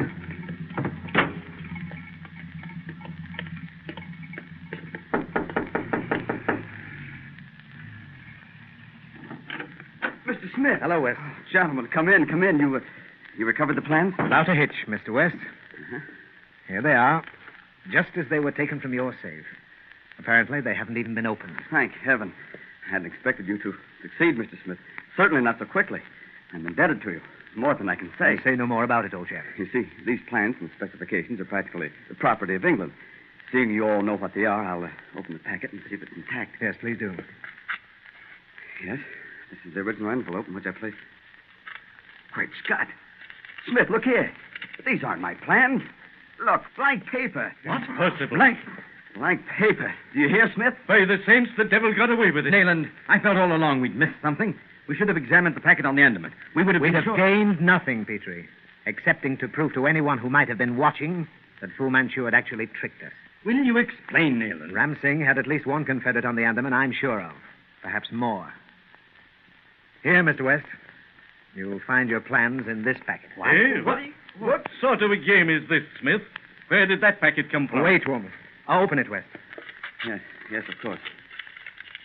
Oh, thank the Lord. These are the plans. No mistake about it? No, these are the ones, all intact. But good heavens, Nayland, You see, Petrie, Weymouth, I knew before the captain ever brought Ram Singh to the bridge of the Andaman that we'd find nothing on him. Or at least not Mr. West's true plans. Well, how did you know that? How could you know? Because I had them in my pocket while you were searching Ram Singh. I had to let Ram believe I was satisfied with what we'd found and make no immediate examination of the packet. Which I certainly would have done, Petrie, if I hadn't been certain of where the real ones were. I still don't understand. Recall Karame's message, Weymouth. Andaman second, white-haired Stewart. It took us long enough to guess what the first part of that message meant. I didn't fathom the last part until I had a talk with the captain, just before he went after Ram Singh. When you left his office with him, eh? Yes. We all thought it might be a second-class passenger with white hair by the name of Stewart. But when the captain assured me there was no one of that name listed on the ship, the thought struck me that perhaps the word Stewart might have been misspelled and could mean steward. I was sure of it when I learned there was a white-haired cabin steward among the crew. By Jove, I must say I never thought of that. Fu Manchu did exactly as I'd have done under like circumstances. He covered the real bearer of the plans with a smoke screen. In this instance, Ram Singh, whom he sent openly with false papers. The white-haired man must have been the person Karame met at the coffee house. You found the papers on him, of course. Huh? No. They were so sure of my being led astray by the false scent that they weren't particularly careful. I found the plans in the steward's cabin in the most obvious of places, under his mattress. And the steward? I had him quietly picked up by a couple of Tilbury dock police. Oh. You'll find him at the Old Bailey police station. That man, Weymouth, must be kept hidden under any circumstance. Ram Singh, you may let go whenever you like. But he'll go directly to Fu Manchu and report the recovery of the false papers. That's exactly what I want him to do. We'll continue to use him as the smokescreen. Dr. Fu mustn't learn of the steward's capture. He must believe him on his way to the Orient. Understand now? Of course. We'll leave the gentleman in the belief that his man got through. But why didn't you let us in on all this? Sorry, old chap. There wasn't time in the first place, and then... Pardon me, gentlemen. Yes. Hello? Yes, it's Mr. West speaking. Inspector Weymouth? Yes, he's here. One moment. Someone asking for you, Inspector. Thank you. Hello? Yes, Wheeler. Lord who? Southery. I'll be along immediately. Stay there until I arrive. If we're finished here, Mr. Smith, I think you and Dr. Petrie had better come with me. Lord Southery has just been found dead at his London house. Come along. We'll get a cab at the corner. And you see, Dr. Thomas, the cause of death was due to heart failure? That's my diagnosis. He'd later developed symptoms of angina pectoris, but I hadn't anticipated a fatal attack so soon. Any other physician called in? I did everything possible and sent for Sir Chalmers Cleeve, but the patient died before he arrived. What time was that? I was called near noon. I sent for Dr. Cleeve about 12:30. How long had you been treating him for heart trouble? 3 months, to be exact. I see. And you regard the circumstance of his death as due to that disease? I do. Dr. Cleeve quite agrees with me. There's no room for doubt. You, Petrie? I agree with Dr. Thomas. There's absolutely no room for argument. You gentlemen are with the police? Inspector Weymouth will tell you that neither Dr. Petrie nor I are connected with the police. But then, why were the police, Inspector Weymouth and Mr. Wheeler here, called to investigate a natural death? Eh? But the yard was called. Correct, Wheeler? Right, sir. The person who called shortly before 1 o'clock said he was Lord Southery's valet. Gave his name as Barry. I was given the assignment, sir. Oh. Did you speak to the valet? No, sir. I was let in by a maid. I see. Let's have the valet up here. Get him, Wheeler. Right, sir. I assume, Dr. Thomas, that this is the first you know of Barry's calling Scotland Yard? It certainly is. This is Barry, Mr. Smith. Oh, Barry, who instructed you to call Scotland Yard and report your master's death? Scotland Yard, sir? I don't think I understand, sir. Then you did not call the Yard shortly before 1 o'clock? I did not, sir. Then who the devil... Just a moment, Weymouth. Tell me, Barry, at the time of Lord Southery's death, or immediately thereafter, did you see or hear anything unusual? Anything unaccountable? No, nothing, sir. No strange sounds outside the house, for instance? No, sir. How long have you been with Lord Southery? 10 years, sir. I see. Thank you, Barry. Well, Weymouth, Petrie and I can be of no further help to you here. We'll be at Baker Street if you want us. Oh, I suggest you trace that telephone call. Let me know about it, will you? Of course. Come along, Petrie. Right. Oh, thank you, Dr. Thomas. Nothing unusual about Southery's death. Ha! He just returns from the East and after a brief illness dies of heart failure. But for that mysterious phone call, Nayland, I would diagnose it as such myself. Sir Chalmers Cleeve is a great physician, yet he saw nothing suspicious. If Fu Manchu is responsible for Lord Southery's death, there wouldn't be anything suspicious to see. Fu Manchu leaves no clues.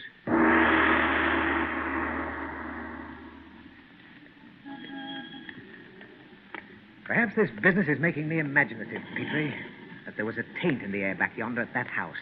Peculiar to houses whose doors bear the invisible death mark of Fu Manchu. You believe he had a hand in this? I'm as sure of it as if I'd seen him strike the blow.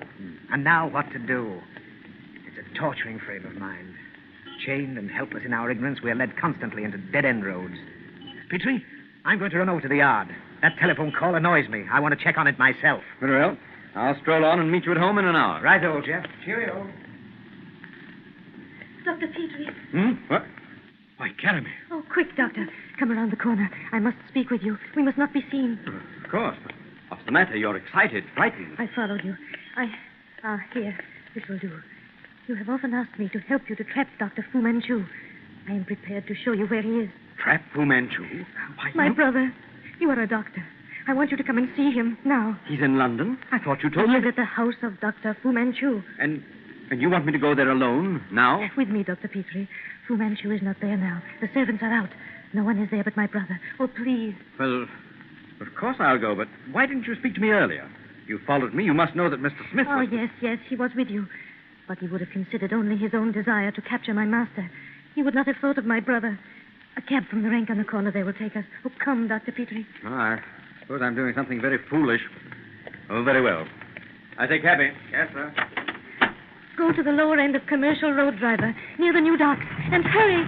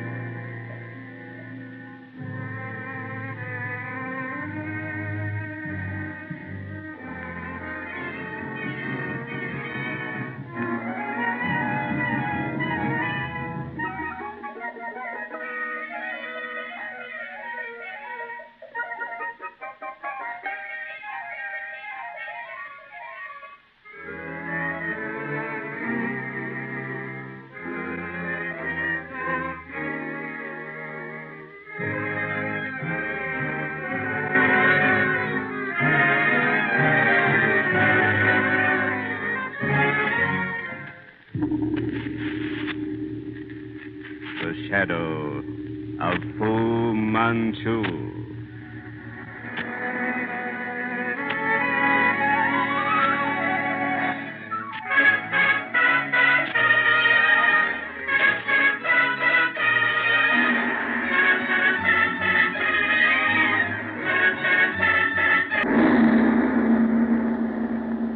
The shadow of Fu Manchu. Based on the stories by Sax Rohmer.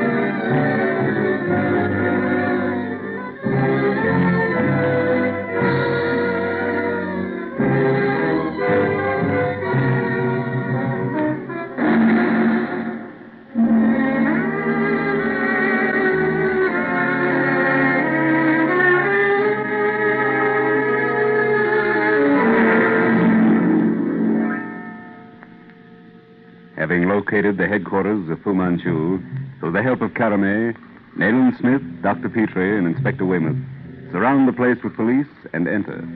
They discover Fu Manchu apparently helpless in drugged sleep. In attempting his capture, a trap opens beneath their feet, plunging them into the cellar below. Bound hand and foot, they watch from the protection of a glass chamber as police break into the outer cellar and are strangled by the poisonous vapors from huge fungus-like growths covering floor and ceiling. Smith breaks his bonds and attacks Dr. Fu, but overpowered, Smith is forced from the glass room into the poisonous vapors of the cellar. As he gropes blindly along a dim wall, fighting for breath, a small opening suddenly appears before him.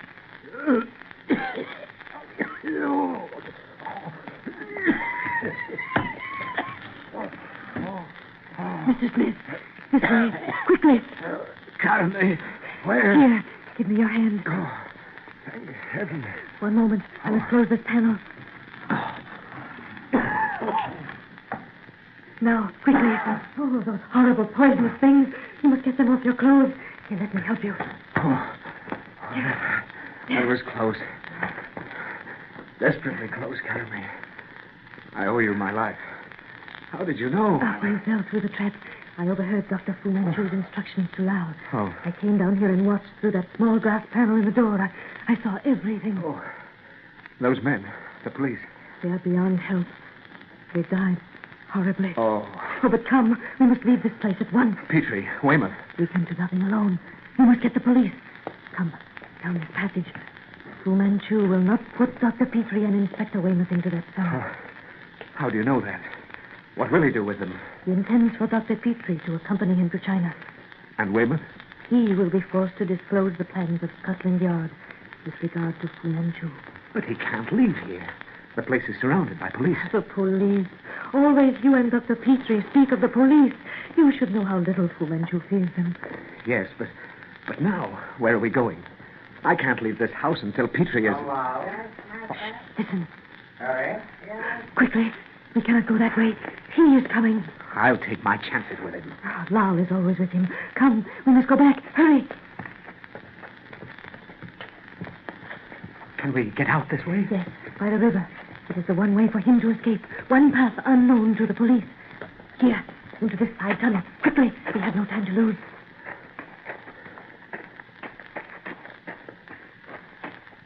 Here's the door. Yes, that is it. It opens onto an outer stairway. Now, down the stairs. Quickly, to that small landing stage. We're trapped, Caramay. There's no way we can leave this pier. It is his private landing place. Only those closely connected with him know of it. It is under the old commercial dock. There, at the end of the stage, his launch. We must hide there. Right. It'll be the last place he'd expect to find us. Have a launch. Quickly. It is our only chance. By Jove. Concealed completely from the river. Oh, if I'd only thought of this. Here. Hide in this aft cockpit. Shh. Someone is coming. Now, take this gun. Quiet. We're safer here than anywhere else. He wouldn't dream of our being on this boat. So loud. Place the doctor there beside the inspector. Fasten them to that deck rack. Great Scott, it's Fu Manchu. Weymouth is on this boat. And now, Petrie. Where's he taking them, Caramay? There is only one place. His yacht. Where is it? How can he locate it in this fog? It lies somewhere at sea, off the mouth of the river. Lal knows and we'll find it. I'll take the helm, Lal. Lay your ports for the yacht. No light. The fog will cover our retreat, but watch closely for police launches.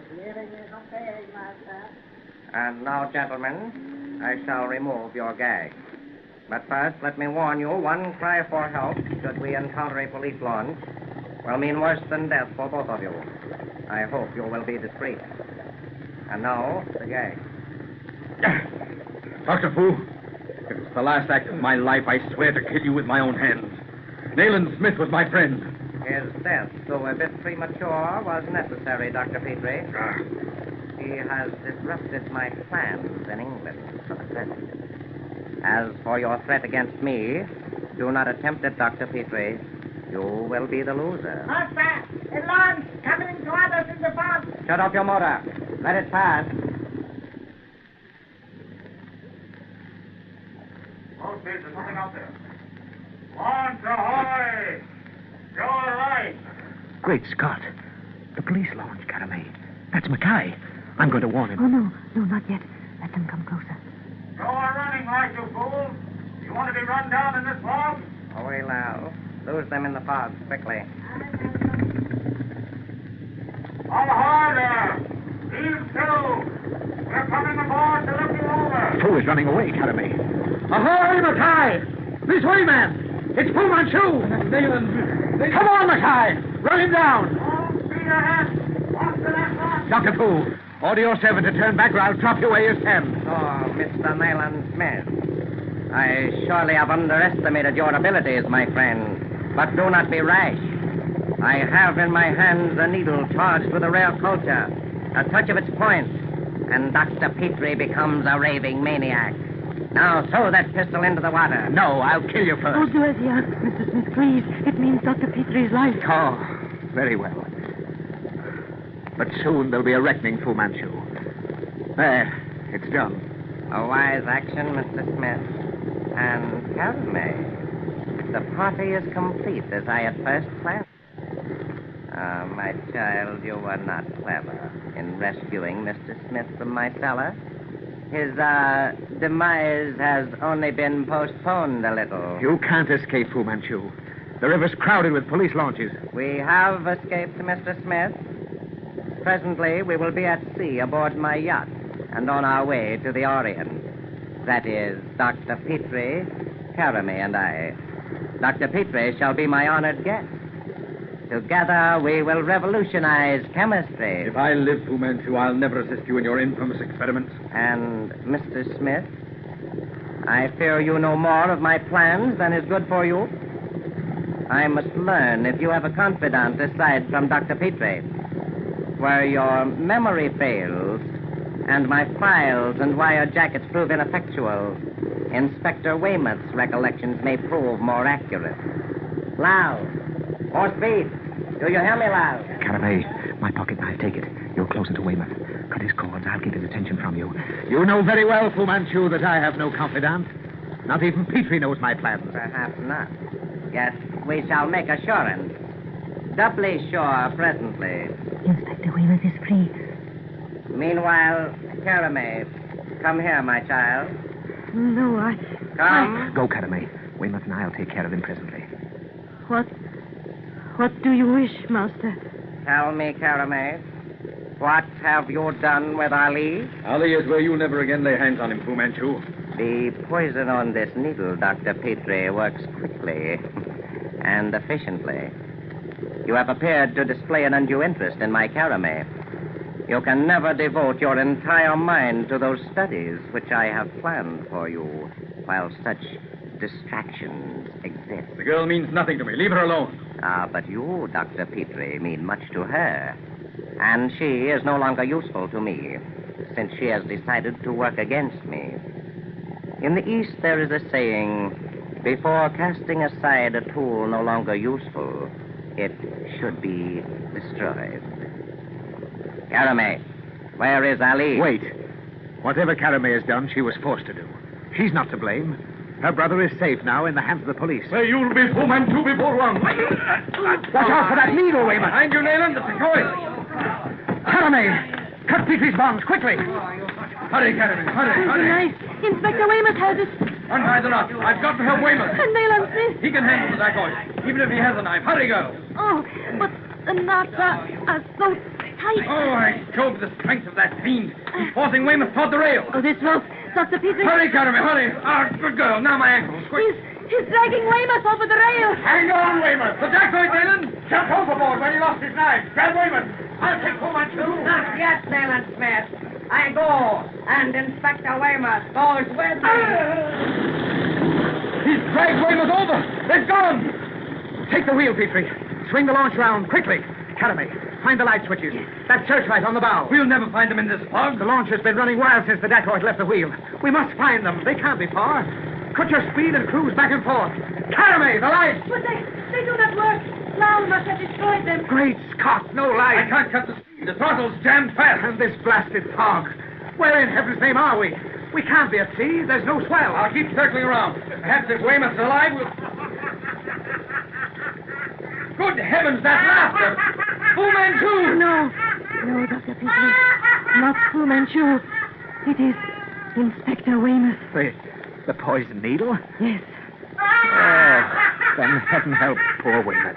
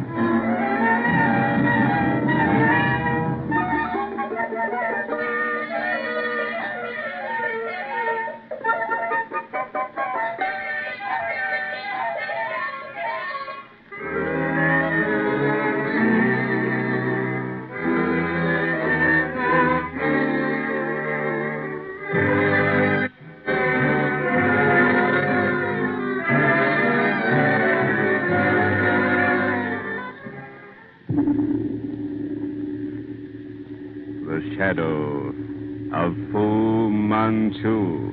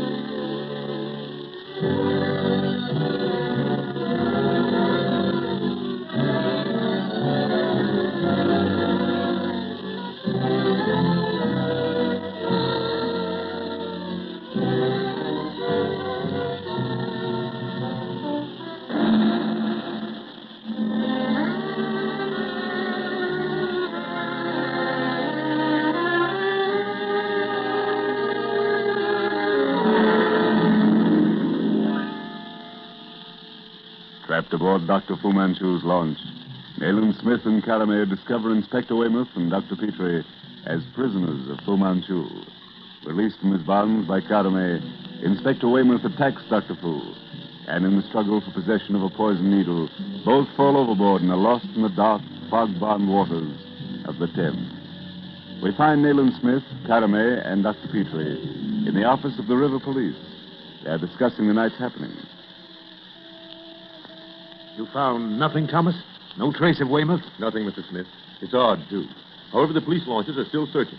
I'm afraid there's not much hope. And you heard only that hideous laughter? Yes, just before we picked you up. I hope to heaven the river's put an end to that yellow swine. And in that poisonous cellar, they found what?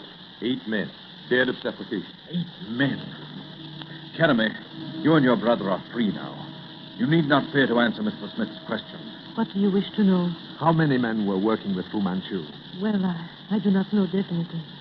I only know that he brought 7 dacoits with him to England. Do you know of any others aside from the dacoits? Some there were who lived in the East End. Shenyang was the East End headquarters. What about the houseboat? He used that as a laboratory for certain experiments. And the yacht, Miss Caramay? It was to have sailed for China after waiting at a certain point until midnight. Well, it's long past that now. You believe it sailed? I do not know. Anything further, Mr. Smith? No, that's all. And now, Petrie, what are we going to do with her and the boy? Lodge them at an hotel, I suppose, for the present. Righto. And I'll arrange to have the place patrolled night and day. Why that? You surely don't believe that I can't and daren't believe Fu Manchu dead until I've seen his body with my own eyes. Your brother, Mr. Weymouth, made a gallant finish. If ridding the world of Fu Manchu were the only good deed to his credit, his life was well spent. There are 2 things, Mr. Smith, I cannot understand. What was the meaning of the horrible laughter, and where are the bodies? Well, Caramay can possibly answer your first question.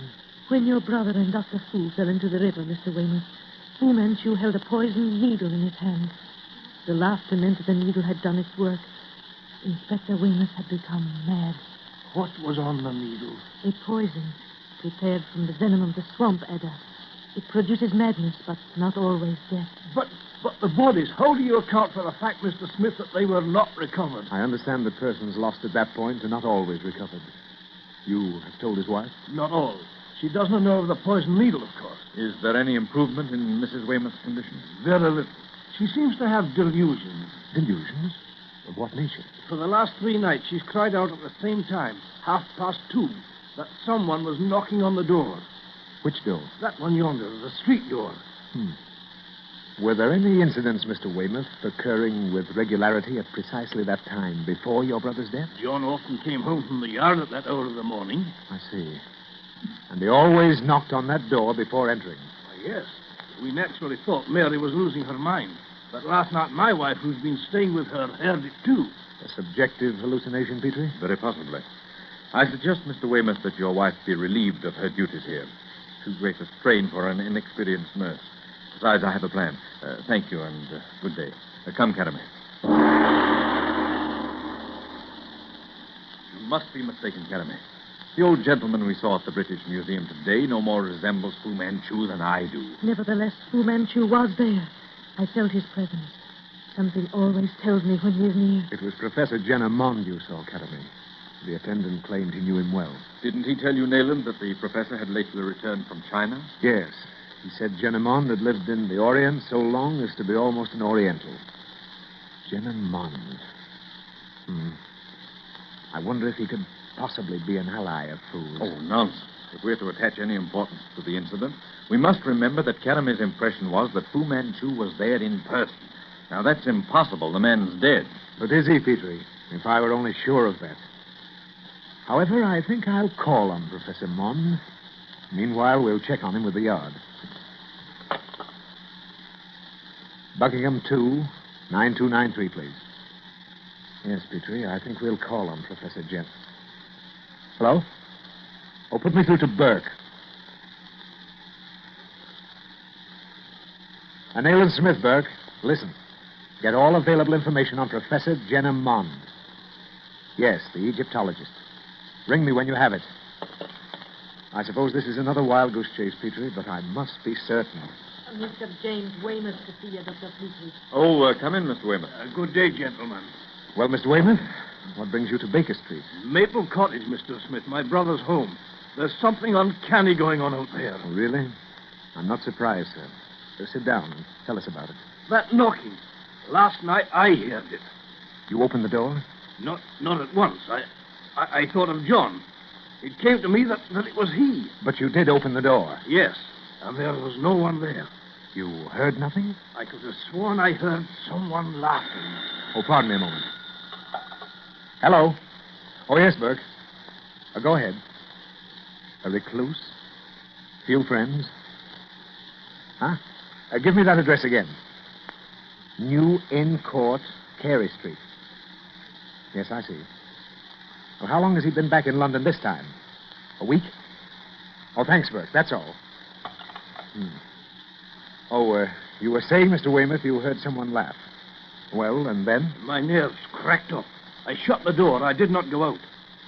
Would it be possible to have Mrs. Weymouth spend tonight at your home with your wife? Why, yes, certainly. What's your idea, sir? In what I may do, I mustn't be handicapped by a sick woman. Petrie and I will be at Maple Cottage before 1 o'clock tonight. Quite an extensive estate back of these homes, Mr. Weymouth. Several acres, I should say. Yes, it extends down to the village. Well, it's nearly 2:30. We shan't have long to wait. Do you have the hypodermic ready, Petrie? They're on the table. But you surely don't think Nayland had anything. There. There it is. Stand by, both of you. Ready with that needle, Petrie. Good heavens, John! Weymouth, Petrie, hold him. Right. The hypodermic, Petrie, quick. There. Put him on the couch. How long is that hypodermic good for? 8 to 10 hours. John, he's half starved, unkempt. Those ragged clothes. He must have gone through something horrible. Just a moment. Hello. Oh, yes, Thomas? You arrested him. Good. Keep the place surrounded. Let no one in or out. I'll be there as soon as possible. Well, lock the place up, Mr. Weymouth, and go home. Say nothing of this to his wife until you hear from me. We are taking him with us.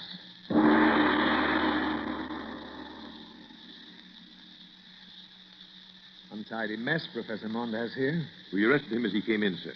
He's made no statement. He's in the next room. You searched the place, Thomas? Not yet. We were waiting for you. Fragments of 100 ages scattered about. Put Weymouth in that chair. One of your men will stay with him, Thomas. Come on, Petrie. There he is. In that great chair, calmly reading. Seems a shame. White-bearded old gentleman like that. Jenamond, eh? Watch, Petrie. Watch closely. What? Great Scott! You see, Petrie? A wig and a false beard. By Jove! Fu Manchu! Clever, Mr. Smith. Very clever. Drowned in the Thames, eh? What have you done with Professor Jenamond? Professor Mond, he has been detained in the Orient. As a guest of the Black Poppies, he is being well cared for, Mr. Smith. I can well imagine. Now, Dr. Fu, can you restore the inspector to sanity? Inspector Weymouth? Oh, so you have found him. Under certain conditions, I can. No conditions. I can't save you from the hangman, and I wouldn't if I could. You misunderstand, Mr. Smith. What I have done from conviction and what I have done through necessity are separate. Inspector Weymouth, I wounded with a poisoned needle in self-defense. Yes, there is an antidote to the poison. Name it. Useless, I alone can prepare it. I will do so only under one condition. And that condition? That no one else shall be in the room or the house but he and I. Where is he? In the next room. We brought him with us. He's under an opiate. Make your arrangements, then, that he and I be left alone. I don't trust you. You're planning a trick. May the god of Cathay hear me. I swear to restore the inspector to full health and vigor under the conditions stipulated. Very well, that's sufficient. Thomas, your men are to return to their posts outside. Come. Very good, sir. You made a mistake, Nayland. Trust him. Oh, what else was there to do? He's the only man on earth who can restore Weymouth. What about him? Fu Manchu, Mr. Smith. The moment Weymouth steps out of that door, you'll go in and take him, Thomas. Right, sir. Nayland, look. Coming out of the house. It's Weymouth. Smith. Dr. Petrie. What's happened? Oh, Weymouth. You're all right? Why, yes. Yes, I'm all right. A bit tired. Great Scott, what's that? Nayland! Fire! The house is in flames! Quick, Thomas, into that door. Impossible. It's already a roaring furnace. But we've got to get Fu Manchu. Mr. Smith, Dr. Petrie. Listen. I am recalled by one who may not be denied. In much that I came to do, I have failed. Much that I have done, I would undo. Out of the fire I came, in fire I go. Seek not my ashes. I am the Lord of the fire.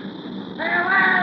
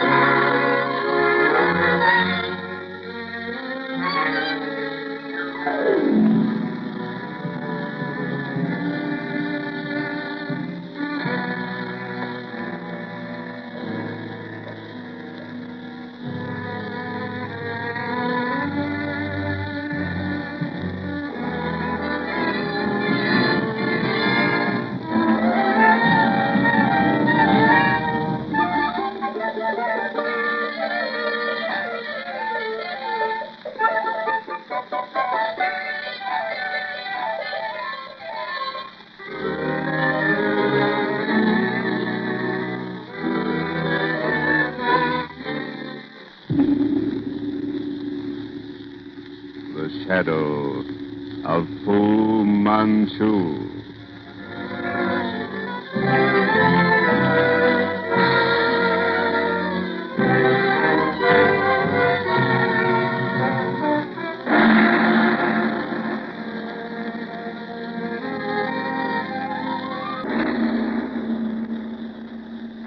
The Shadow of Fu Manchu. Based on the stories by Sax Rohmer.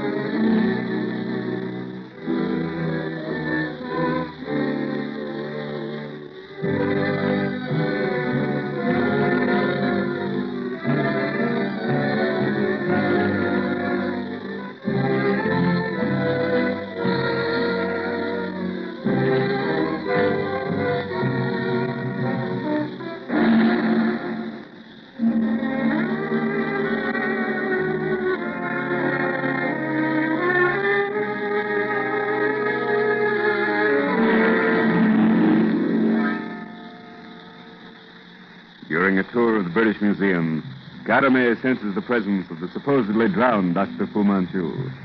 He indicates to Nayland Smith and Dr. Petrie the elderly recluse, Professor Jenamon, explorer and Orientalist. Given up as dead, following his drowning with Fu Manchu, Inspector Weymouth has discovered a raving maniac near his home. Believing that Professor Jenamon may be an ally of Fu Manchu's, Nayland Smith has him held for questioning. And under a gray wig and false beard, he discovers Fu Manchu. Stipulating that he be left alone with Weymouth, Fu Manchu agrees to restore the inspector to sanity. As Weymouth leaves the house, a sane man, the building bursts into uncontrollable flames, with Fu Manchu apparently still inside. Thomas, instruct your men to watch closely. If Fu Manchu comes out of that inferno, take him. Great Scott, Mr. Smith. No one could possibly survive those flames. Nevertheless, keep a sharp lookout. Right, sir. Those flames are abnormal, Nayland. Oh, I was a fool to trust him. But what else could I do?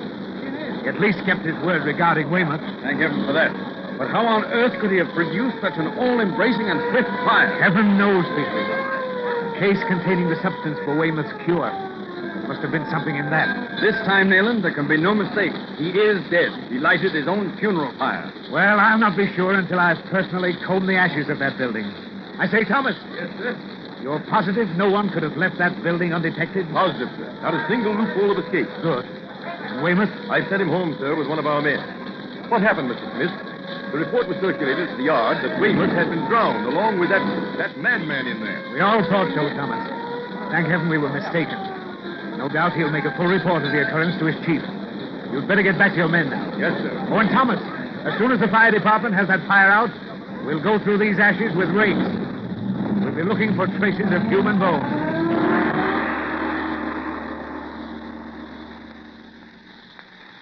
Weymouth miraculously restored to sanity by the man he fought, the place in flames, burned to the ground with a rapidity that points to some hidden agency, yet not a trace of human ashes. Well, he couldn't have gotten away in the confusion, Nayland. There was no possible chance of escape. A rat couldn't have passed Thomas's men undetected. Then how are we to account for the absence of any bones? We must remember that as a chemist, he has no equal. I'd say that whatever caused that fire to burn so swiftly and savagely very likely also consumed Fu Manchu's remains. I hope you're right. But his last speech to us out of that inferno, was it the taunt of a madman bent on self-destruction or the jibe of a clever scientist and the most elusive being ever born? Will we ever know the answer to that? But whatever it was, his voice was raised not in anguish, but in triumph. Gad, had that man only been born under another star, what a godsend he might have been to humanity, to civilization. Yes. Strange that a man should turn the intelligence of such stupendous brain power, such vast knowledge to the perpetration of crime. Yes, the most dreadful being who ever threatened the peace of the civilized world. You know, Nayland, I'm almost positive that this weird being had conceived some kind of admiration. Respect is perhaps a better word for Weymouth. He had, Petrie. Very much so. Weymouth is absolutely the opposite type.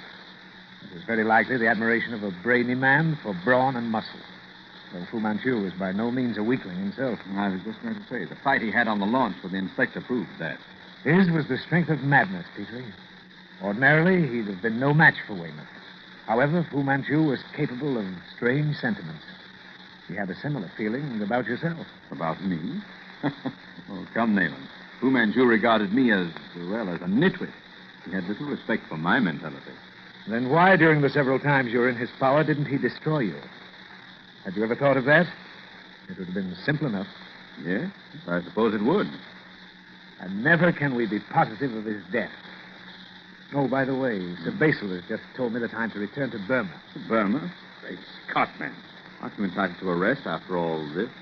Oh, the powers that be grant me a fortnight. I'm leaving then. I shall miss you, Nayland. Not to mention Caramay, eh? She and Ali will be with me as far as Alexandria. I hope she's able to locate her family. You're going to help her, of course. All I can, that's right. No one for me this time, old chap. Probably one of your patients. Dr. Petrie speaking. Hello, Petrie. It's Basil. Is Nayland there? Right here, Sir Basil. Put him on, will you, old chap? Just a moment. No rest for the weary, Nayland. Hmm? Sir Basil Townsend of Scotland Yard. Oh, great Scott. Can't they let a man catch his breath? Yes, Chief? Sorry to interrupt the beginning of your vacation, old man, but are you at liberty to come to the yard to my office immediately? Of course, sir. What's up? We'll hold the details until you get here. Oh, Bring Dr. Petrie if he cares to come. Righto, sir, at once. Sit down, gentlemen. Sorry, Nayland, to have had to call you, but something in your line has only just come up. In my line? Oh, what is it, Chief? Heaven knows. If I weren't positive that Fu Manchu is dead, I'd almost believe that... However, you and Petrie haven't had commonplace lives lately. Fu Manchu saw to that. But if I'm not mistaken, even stranger things are ahead of you. That's almost impossible, Sir Basil. Terror can have no blacker meaning than that which Fu Manchu gave to it. But as you say, Fu Manchu is dead. That being the case, Chief, what have I to fear? You have to fear the sea fan. By Jove. The sea fan. I've always felt that Fu Manchu was the servant of others. Right, Nathan. We knew he wasn't the head of the organization which dealt in wholesale murder, which aimed at upsetting the balance of the world. I think you even know the name of the certain Mandarin and member of the Black Poppies who was his immediate superior. I do. But I've never dared guess at the identity of what we may call the head center. Then I suppose, sir, my return to Burma is postponed. For the present, at least. Caused by the sudden arrival of Sir Gregory Hale, former attaché of the British Embassy at Peking. Sir Gregory? Here in London? At the New Louvre Hotel. Suite 14A, 4th floor. Has he made a report to the India office? On the contrary. He hasn't entered any office, nor will he receive any representative. He's been locked up in his suite since his arrival a week ago. But I thought he'd only just arrived. So did we, until we learned differently. Great Scott. Is the man mad to lock himself up in that fashion? Either mad, Nayland, or the savior of the Indian Empire. Just what do you know of him? Oh, not a great deal. In fact, only slightly. He honored me at one time with the belief that I was the only man in Europe worthy of his confidence. He resigned his appointment at Peking some 8 months ago, didn't he? Yes, and set out on a private expedition to the Mongolian frontier with the intention of visiting some place in the Gobi Desert. From the time he crossed the frontier, he disappeared for 6 months. To reappear in London a week ago. Only today he advised the India office of his return by telephone. He demanded that no one but you be sent to seek him. No one but... None other, old chap. And so great is my faith in his knowledge of Far Eastern matters that your return to Burma is postponed indefinitely. I suppose, then, I'm to go to the New Louvre Hotel. At once. Take a suite on the same floor. You'll go with him, Dr. Petrie. That is, if you can spare the time. Of course, gladly. Good. Keep in touch with me, Nayland, and watch out for the sea fan.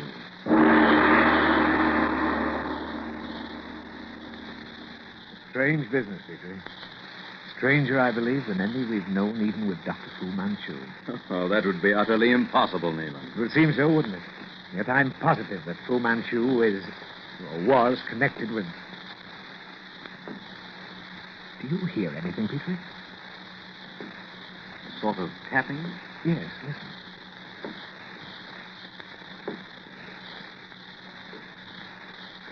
Strange how things like that make you hold your breath. Eh? Our experience with Fu Manchu has made us act like nervous old women. But tell me, who or what is this sea fan you and Sir Basil seem to be so familiar with? Possibly the real and as yet unsolved riddle of Tibet. A mystery concealed from the world behind the veil of Lamaism. And Sir Gregory Hale is the man who has dared to raise that veil. Let's look him up. Yes, that's Suite 14A, isn't it? It's almost across the hall.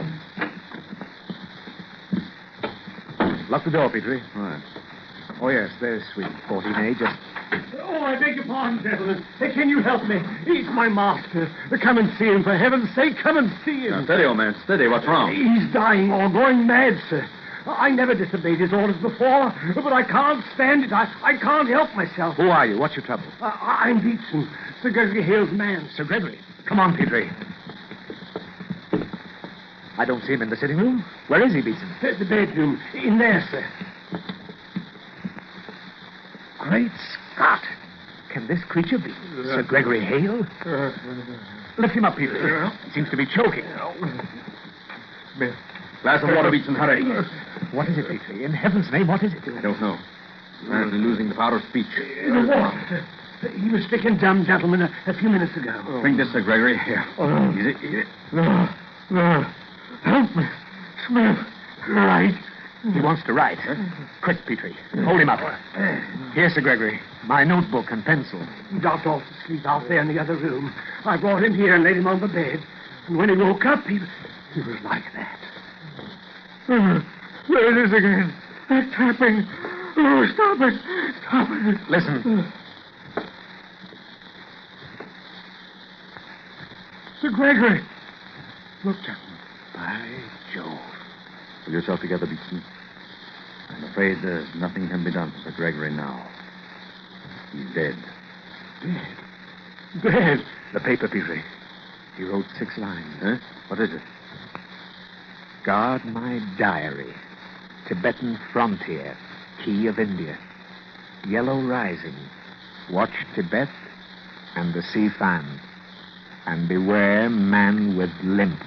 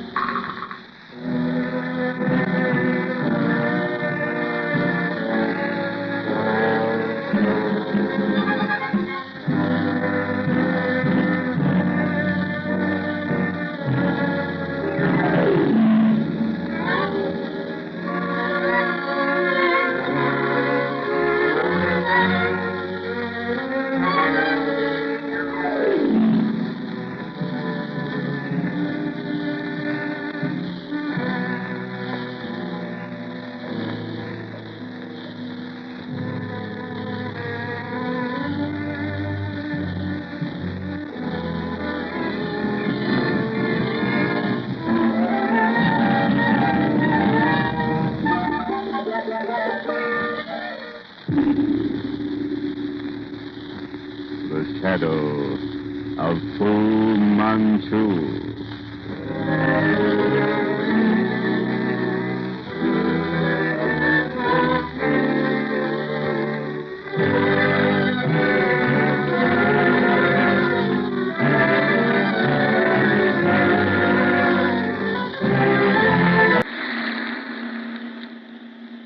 The Shadow of Fu Manchu. Based on the stories by Sax Rohmer.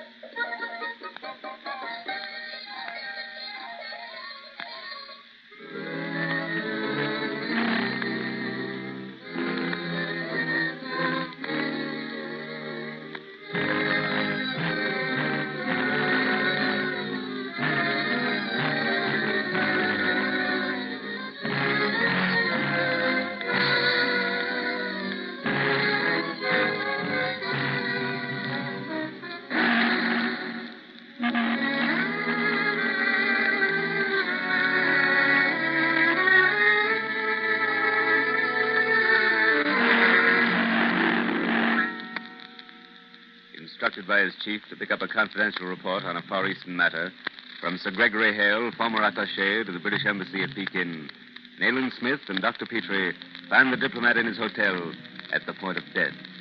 On Sir Gregory's pillow, Dr. Petrie discovers the flower of silence, the first effect of which is to render one instantly inarticulate. Sir Gregory scribbles a few words before he dies, warning Smith to beware of the man with the limp. While guarding a brass chest, presumably containing Sir Gregory's confidential report, Dr. Petrie hears a cautious, dragging step and the tapping of a cane in the hall outside the door of their hotel suite. As he hurries to waken Smith, Dr. Petrie discovers attached to the shade of the bed lamp and about to touch the face of his sleeping companion the deadly flower of silence. With a cry of warning, he tears the light fixture from the ceiling. The light fixture. It was hanging within an inch of your face. Look, fastened to the edge. Great Scott. The flower of silence. Someone was at work on the floor of the room above. They cut a hole in the ceiling of our bedroom and drew the lamp cord up, fastened the flower to the shade, and let it down again. You would have tried to brush the thing away. Now I see how the flower of silence was introduced into Sir Gregory's room. By the light fixture over the bed. Thank heaven, Nayland, I saw it in time. And thanks to you, Petrie, old chap, I'm still alive. Listen. Come on, Nayland. We shan't miss him this time. No. There are times when it pays to be prudent. Neither of us are leaving this room tonight. But to let him escape... As long as Sir Gregory's brass chest's in our possession, we won't lose the man with the limp. Or the sea fan. What is the meaning of sea fan, Mr. Smith? Well, I believe it's the name of an extensive secret society. With branches reaching from Tibet into every corner of the Orient. Does that answer your question, Sergeant Fletcher? Partly.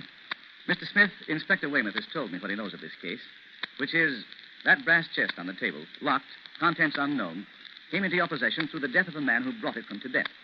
He's dead, possibly murdered by members of this sea fan. You know there is someone here in London anxious to get hold of that chest, right? Exactly, Sergeant. I have theories about their identity, but no facts. Sergeant Fletcher specializes in Oriental crimes.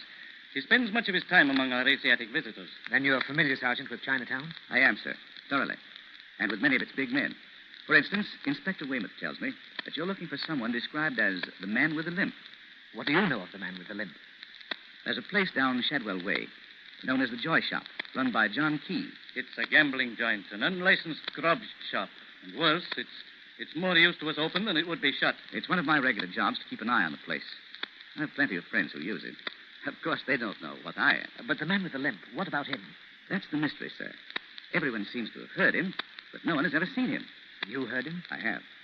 When Inspector Weymouth told me about this sea fan mystery, I thought he might be the man you're looking for. And you say he's been heard in this joy shop?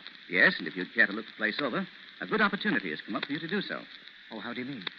A woman has lately shown up there, about the same time as the man with the limp. She's a bit different from the usual type, though. Eurasian, but a good looker. Eurasian, you say, Sergeant? A half-caste, at least. A tigerish sort of person. In looks, I mean. You know her? Well, I've done my best to get into her good graces. To a certain extent, I believe I've succeeded. I was there last night, and Zulika, that's her name, asked me if I knew a big, strong fella. A strong fellow, eh? Yes, I thought it might lead you to something anyway. So you told her you had such a friend? Yes, and promised to bring him along this very night. Good. I'll be that man. I'll leave all details to you and Weymouth and meet you at the yard tonight. We'll go disguised, of course. Right, sir. Speaking of Eurasians, Doctor, when does Caramay sail for Egypt? She and her brother sail tomorrow.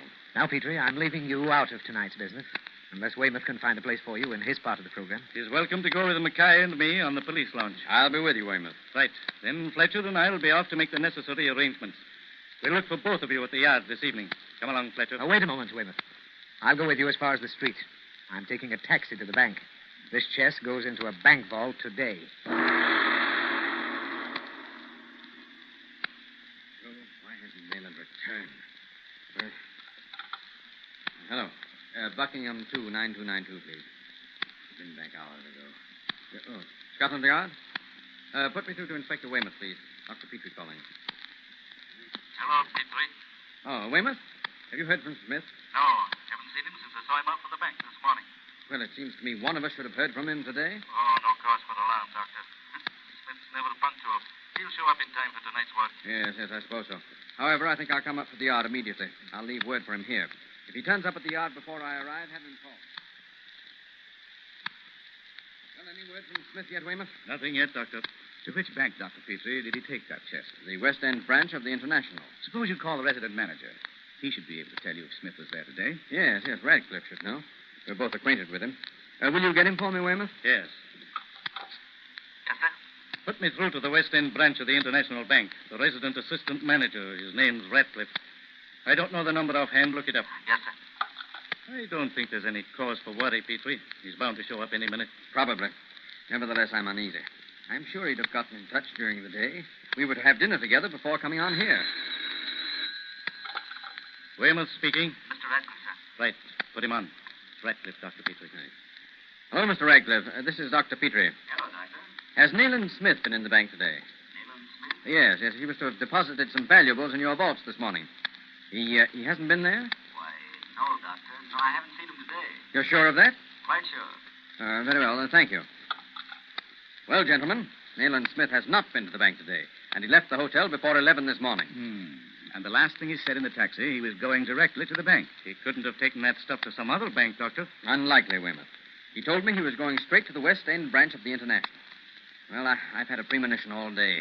Something's been bothering me, and I believe I know what it is. That cabman. The cabman? Yes, the one who drove Nayland this morning. I noticed he didn't look around or speak when Nayland gave him the address. He was a small fellow, wasn't he? Wore dark glasses? By Jove, yes. And if it hadn't been for those glasses, he'd have been handsome, effeminate. By the great Robbie Burns, you mean it could have been a woman? That's exactly what I mean. That confounded Eurasian woman of the hotel. By Jove, the sea fan.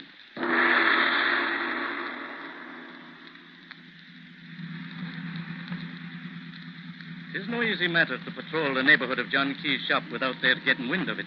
That's right. The entrance is a long, narrow rat hole of a street, running at right angles to the Thames. There's no spot from which the backyard can be overlooked. Here's the river police station. Mackay will be waiting. Come along. The police launch can drop down the tide, lie off the Surrey bank. There's a vacant wharf facing the street. You can slip through, Inspector, and show a light.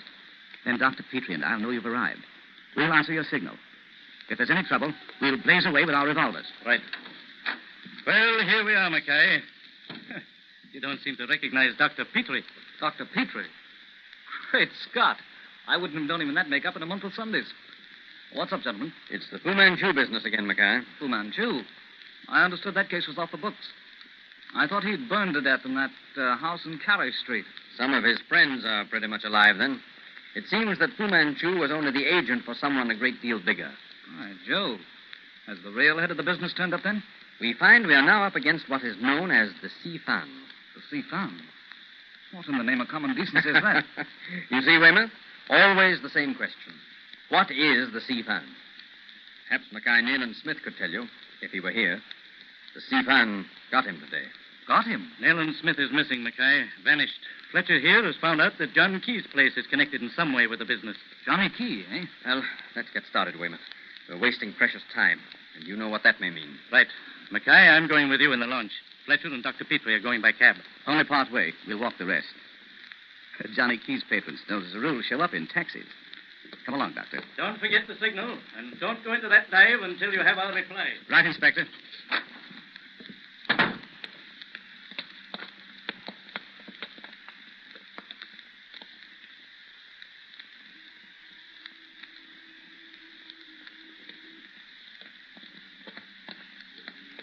There's the joy shop on the left. That dim light's coming from the open door. Here's the wharf. Through this old gate. Just a moment. All right, Doctor, slip through. Be careful. It's only a few steps to the edge of the wharf. And lower your voice. Great Scott, it's black down here. I'll use my flash so we can find our way to the edge. Be careful of those boards. They're pretty rotten. All right, Doctor. This'll do. Keep an eye out there for Weymouth's reply. There it is. 3 flashes. Right. And now for John Key's. Keep your eyes open, Doctor. There isn't a man or woman in the place would hesitate to cut our throats if they suspected we were with the police. Come on.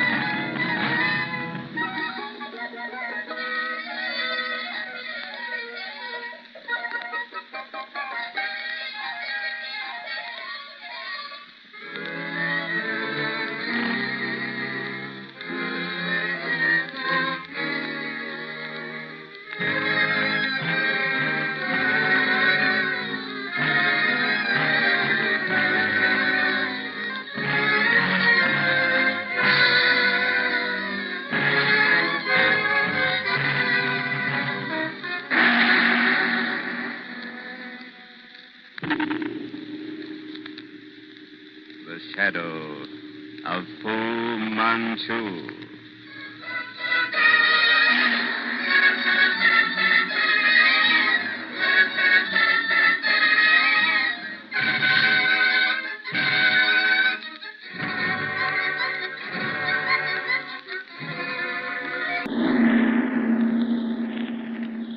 The shadow of Fu Manchu.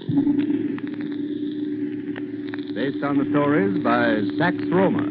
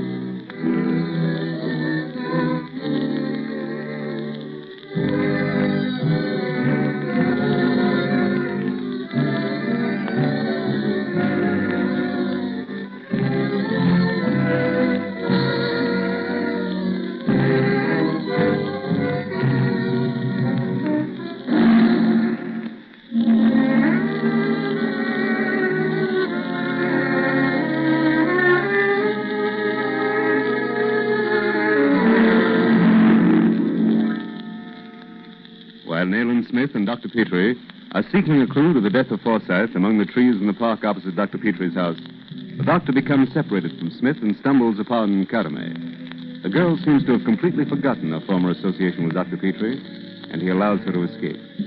Later that night, on seeing the ghostly blue light which lured Forsyth to his death, Smith and Dr. Petrie return to the park, hoping to trap Forsyth's murderer. The limb of a tree under which they stand breaks off and crashes to the ground at their feet. Clinging to the broken limb is a dacoit. Before he can use the knife clasped in his hand, Smith kills him with a bullet from his gun. Then, as they stand looking at the dacoit, a small black animal leaps toward them from the nearby underbrush. Petrie fires, there is a weird howl, and then... I got it. Why, here it is. Nayland. It's nothing but a large black cat. So it is, Petrie. You remember the little parcel we found in that basket of Karame's? Yes, it contained valerian. Yes. And you know as well as I do that a cat will go through fire and water for valerian. However, that's what the milk and fish were for. To capture this animal? Well, not this one, Petrie. The one used last night on Forsyth.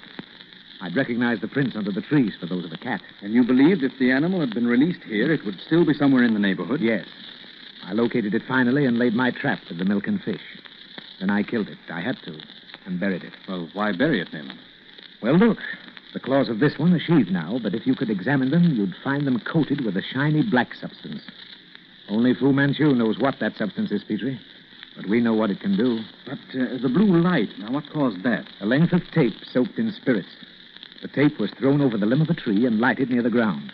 The flame rose and went out when it reached the upper end of the tape in the top of the tree. I found an unburnt end last night. Claws, eh? The poison-coated claws of a cat killed Forsyth. Yes. The dacoit used the blue light as a lure.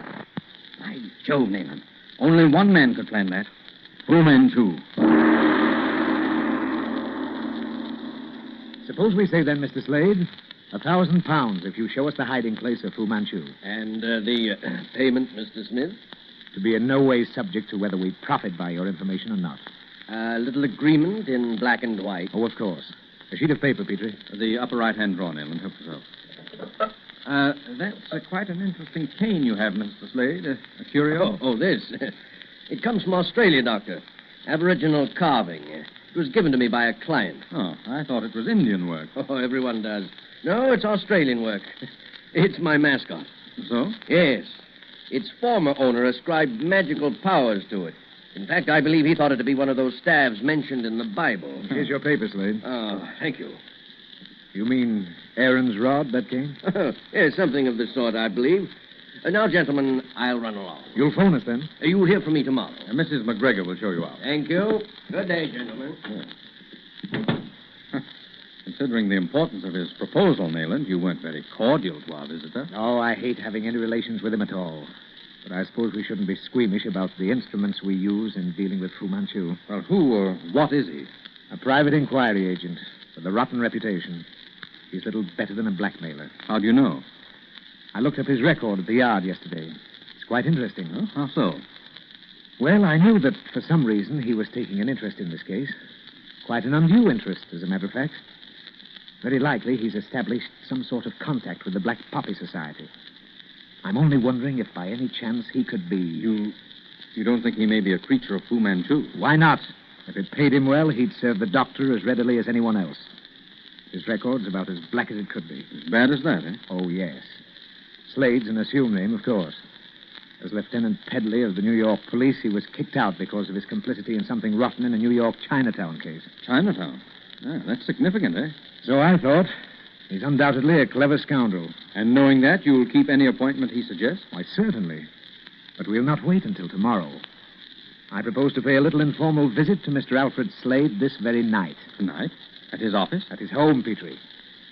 If his object is to draw us into some trap, he'll probably report his progress to his employer tonight. Why, then we should have followed him. Oh, he's being followed, Petrie. 2 CID men have been watching him and his house. Oh, I should have known you wouldn't miss having that taken care of. Oh, by the way, I saw Sir Graham this morning. He'll be out of the hospital presently. What are you going to do with him, Nayland? Well, there's no further cause for alarm on his account. His life is no longer in danger. No longer in danger? Why, I thought that he... received a letter yesterday. It bore a London postmark. Sent from London, eh? Well, what was it? Well, as near as I can remember, the translation was to the effect that Graham's former correspondent had been a high official in the Oriental Group, but had been recently discovered to be a traitor. So he was executed 4 days ago. The letter went on to wish Graham a speedy recovery and was signed Fu Manchu. Fu Manchu? That's almost certainly a trap, Nayland. No, Petrie. Fu Manchu would not have written in a foreign language unless he was sincere. How can you be so positive, Nayland? The man is unscrupulous, cunning. Well, to clear all doubt, I had a cable this morning from my friend von Kramer of the German secret police, reporting the death of the Mandarin Yen Sun Yat. He died 4 days ago in the Hotel Adlon of heart failure.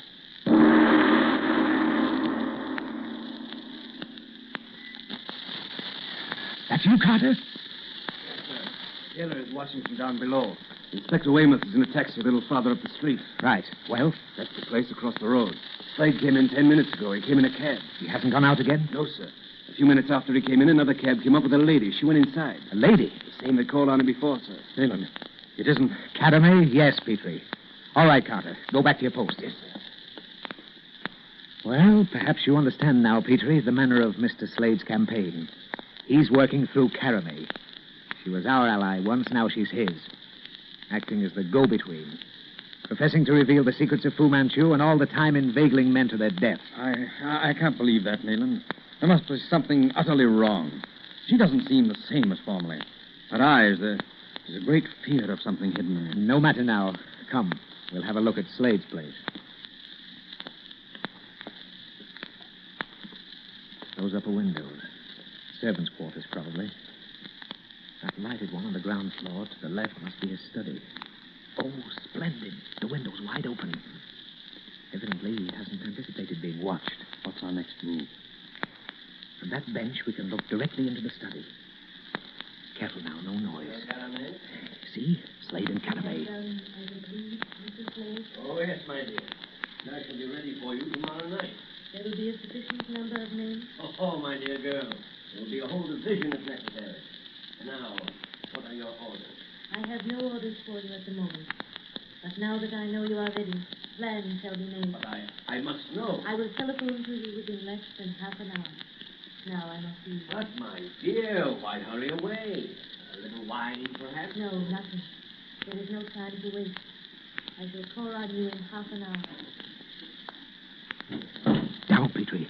If she sees us, our chance is gone. Here, round the corner of the house, quick. This will do. Watch. Do not go out. Wait for the call. Of course, my dear. Good night.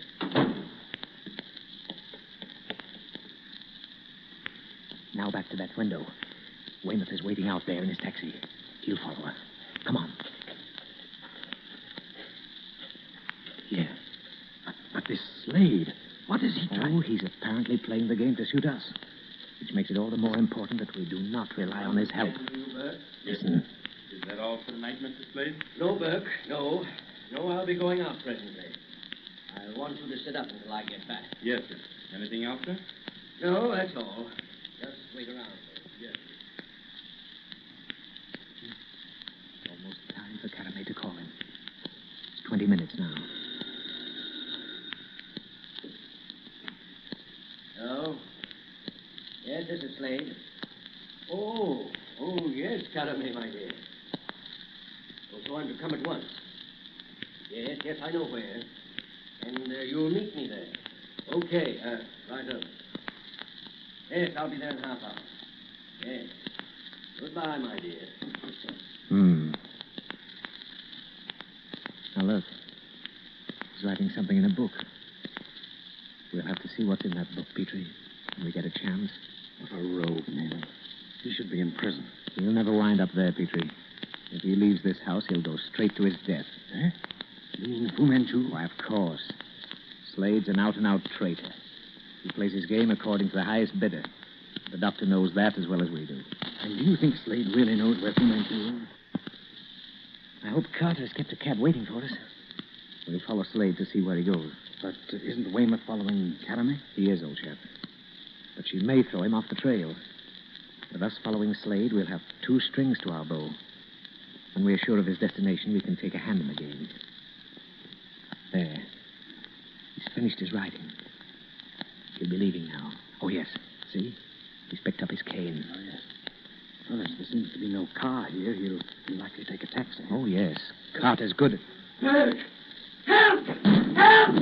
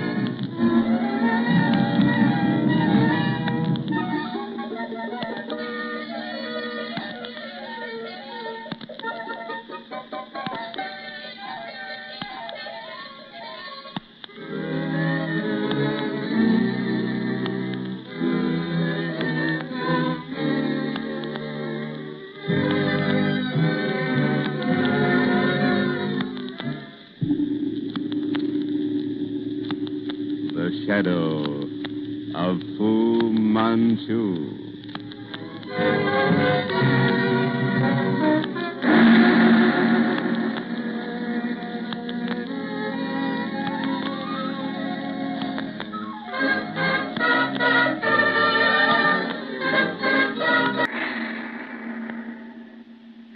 The shadow of Fu Manchu.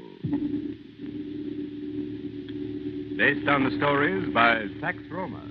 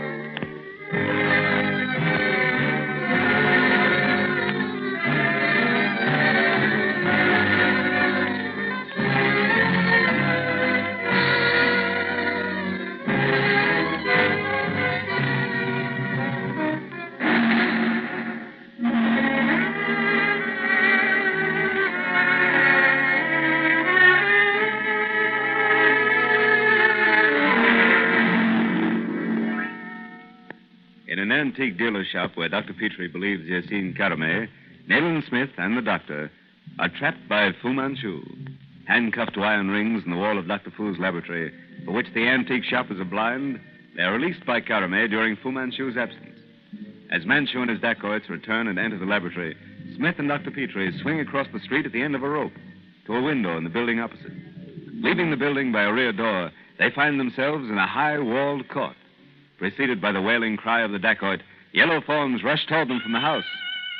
The wall, Petrie. Run for your life. We can't make it, Nayland. It's too high. We must make it. Hurry. Well, they'll have us before we... Here, quick. On my shoulders. Pull off your coat. Hold on to one end and let it down to me.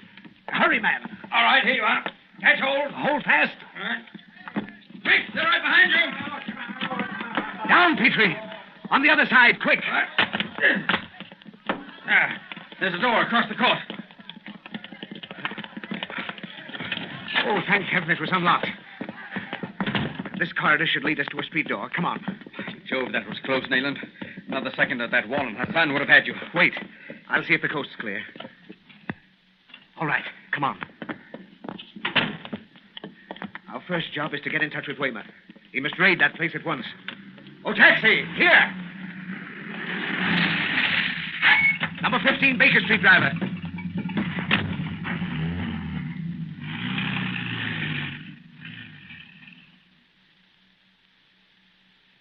Well, Smith, we raided the place in less than an hour after your call and found our birds flown. You found nothing at all? Oh, the stock of Nishiko Incorporated was intact, but upstairs, nothing. Instruments, drugs, books, and the things you described, everything gone, and not a human being in the place. Even the rope swing you escaped by was gone. And no clue of Fu Manchu? Not the ghost of one. The man's as elusive as one of his dacoits. He and his entire group seem to have vanished into thin air. And this business you're engaged in now, this Gables case, how does it enter your province? Well, the house is called the Gables. But I knew from the first it was a wild goose chase. Oh, how so? Because I was there 6 months ago and knew what to expect. It's supposed to be haunted, ghosts and all that. Oh, I didn't know that cleaning up haunted houses came within the jurisdiction of the yard. In the ordinary way, it doesn't. But a sudden death is always a bit suspicious. Sudden death? You mean the ghost has killed someone? Well, I'll explain. This dead end, with not the shadow of a clue to the whereabouts of Fu Manchu, is beginning to get on my nerves. And mine. Well, after the raid on the Museum Street place, I volunteered to run up to Hampstead and look into this Gables matter. And you found what? A queer business, more in the Psychical Research Society's line than mine. Still, if there were no such person as Fu Manchu, it might interest you, and you, Dr. Petrie. Because it illustrates the fact that, given the right subject, death can be brought about without any elaborate mechanism, such as our Oriental friend uses. Very interesting. Go on. Well, 2 people have died at the Gables within the last 6 months. 2 men, both in good health, have died without anyone laying a finger on them. They weren't poisoned or bitten by snakes or strangled, nothing like that. Well, sounds as though Fu Manchu could learn something from the Gables. Well, every other case seems stale alongside the Fu Manchu business. But when the Gables came on the books of the yard the second time, I began to wonder. Wonder? What about? I thought there might be some tangible clue, some link connecting the 2 victims. Robbery, revenge, some motive. I hoped to find evidence of a human agency at work, but I was disappointed. It's really a legitimate case of a haunted house, then? Yes. We run across them occasionally where there seems to be something harmful to human life, but something you cannot arrest. Oh, I suppose so. There are historic instances, such as Glamis Castle and Spedlin's Tower in Scotland, the Grey Lady of Raynham Hall, and so on. But I've never come in personal contact with such a case. No, nor I. If I did, I'd feel humiliated to have to confess that there was any agency which could produce the physical result of death, but which was immune from physical retaliation. But tell me about the Gables. Well, I'll have to admit it's an uncanny house. It was built for a wealthy Quaker family in 1870. They lived there for many years. Then it was sold to a man named Madison. He died there 6 months ago. Madison? Who was he? Where was he from? He was a retired tea planter from Colombo. Ceylon, eh? Yes, a link with the East, Doctor, if that's what you mean. And it was that which interested me at the time, but there was no connection between Madison and Fu Manchu. Of that, I'm certain. How did Madison die? He died in his chair one evening in the library. His household consisted of a cook, a housemaid, and a man. He was a bachelor. And the cook and the maid resigned because they said the house was haunted. In what way? Well, they told me absurd tales about dark figures wandering through the corridors and bending over them in bed at night. Their chief trouble was the continuous ringing of bells. The man Stevens confirmed it. How did they describe the ringing? Oh, sort of jangling, sometimes near the ceiling and again under the floor, like the shaking of small silver bells. Well, this Gables thing seems to resemble the cases of astral bells, such as we sometimes hear of in India. Yes, it was Stevens who found his master. Madison was sitting bolt upright in his chair with a look of horror on his face. The doctor found no trace of violence and pronounced death induced by fright. Anything else? Only this. Stevens himself swore to the fact that he had seen one of these apparitions before, which took form of a sort of luminous hand clutching a curved knife. Luminous hand? Well, anyway, I examined the Gables pretty closely. Spent a night in the empty house with another Scotland Yard man. We saw nothing, but we heard the bells. What? You can swear to that? I can. Well, following the death of Madison, the place was empty again until a short time back, a French gentleman leased it. He came a week ago. Last Friday night at midnight, his servant ran into a neighboring house screaming the fiery hand. And the French gentleman? Was found dead in the drive, sitting bolt upright near the steps just outside the hall door. And he had the same look of horror on his face. Gad. Well, gentlemen, this is interesting. I'm going to rent that house at once.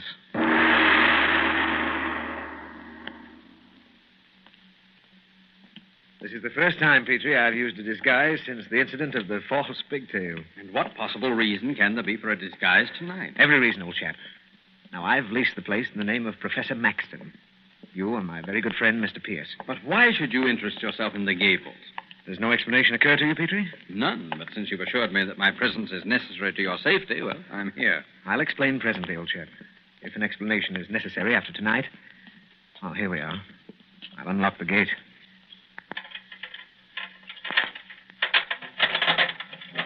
Come along. Well, where is the house? Up the drive behind those trees. Ah. There should be refreshments and a fire in the library if the charwoman has followed instructions. What an eerie place. Looks haunted even from the outside. Ideally located for its purpose. No other houses up the road until you reach the heath. Oh, good. There's a light in the hall.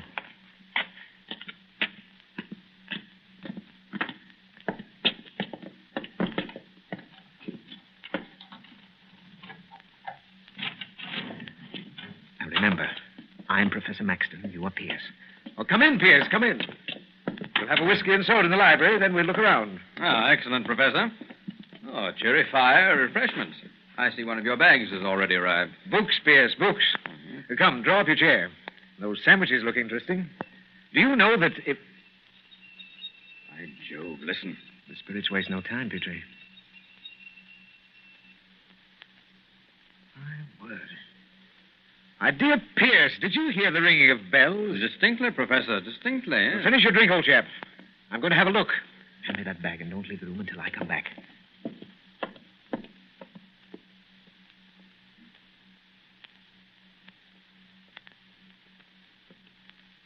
Nothing, Pierce. But I believe the house is haunted. However, no ghost ever frightened me. Now, come on, we'll look at our rooms. We'll have the lights on as we go. By Jove, I'm afraid we'll never get any servants to stay here. Let's have a look at these bedrooms. Ah, well and comfortably furnished, Professor. Yes, very comfortable. The house seems ideal, Pierce, for our purpose. Well, it may be, but the place has a cold, repellent feel about it, Nayland. Something evil seems to hover over these bedrooms. Steady, old man. We'll soon find out.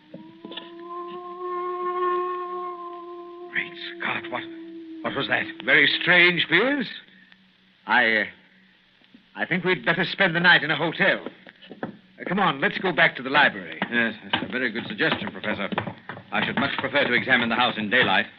After all, there may be a natural explanation for what we've heard. We haven't actually seen anything.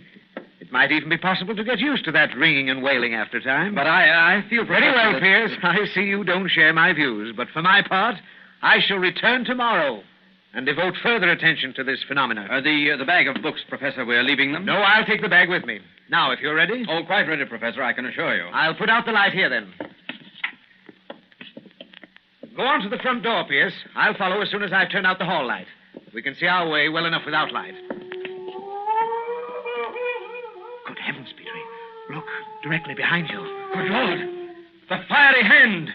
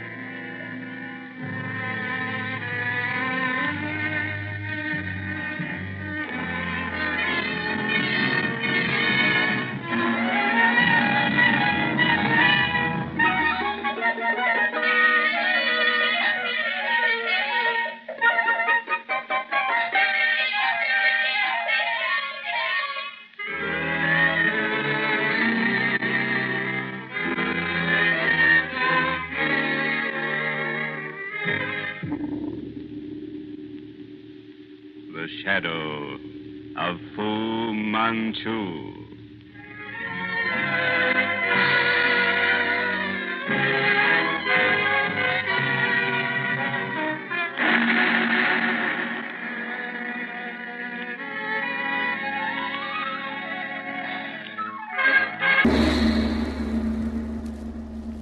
The shadow of Fu Manchu. Based on the stories by Sax Roma.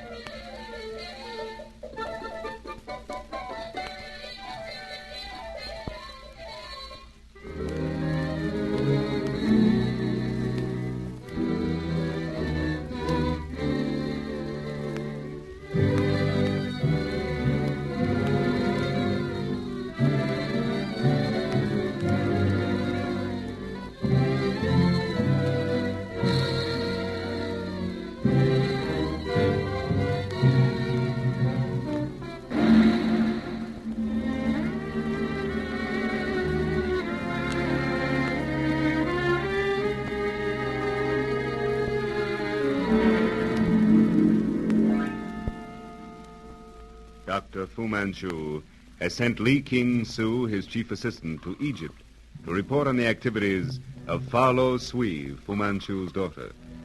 A mysterious Eurasian woman known as Madame Ingomar has taken a house near Luxor from where she is spying on the excavation operations of Sir Lionel Barton and his party, who are excavating in the tomb of the Black Ape in the Valley of the Kings. Shan Greville, Sir Lionel's assistant, shows up suddenly at Dr. Petrie's house in Cairo, where Petrie has established his practice since his marriage to Karame, with the news of Sir Lionel's death. Arriving back in Barton's camp, Petrie and Greville, with Weymouth, now superintendent of detectives in Cairo, are received with the startling announcement that Barton's body has mysteriously vanished. We find them approaching the hut where the body had been placed. But how can that be possible, Forrester? You were with me when I locked Sir Lionel's body in the hut. Yes, I know. Nevertheless, he's gone, and not a trace. If only Nayland Smith were here now. I had the same thought, Weymouth, but he's in Portugal. Carame and I are due to sail for England next week. He's meeting us at Lisbon. Well. Oh, here's the hut, Mr. Weymouth. If you like, I'll... Just a moment. If you look after Captain Hunter, our pilot, Forrester, I'll talk to you later. Oh, yes, of course. We'll carry on, Greville. Come on, Petrie. This hut is in part a laboratory. That end is Forrester's special province. As you see, we use the rest of it to keep plans, diagrams, and Rima's pictures. She's our official photographer. Greville, you're not prejudiced by certain suspicions of Petrie's and mine. I asked Forrester to look after Hunter so we three could be alone. I'd like to ask you a few questions. All right, sir. Go ahead. Where is Ali, your head man? I understand Forrester sent him over to Luxor tonight with a letter to the manager of the Winter Palace, asking him to call you in Cairo and explain what had happened. He should be back by this time.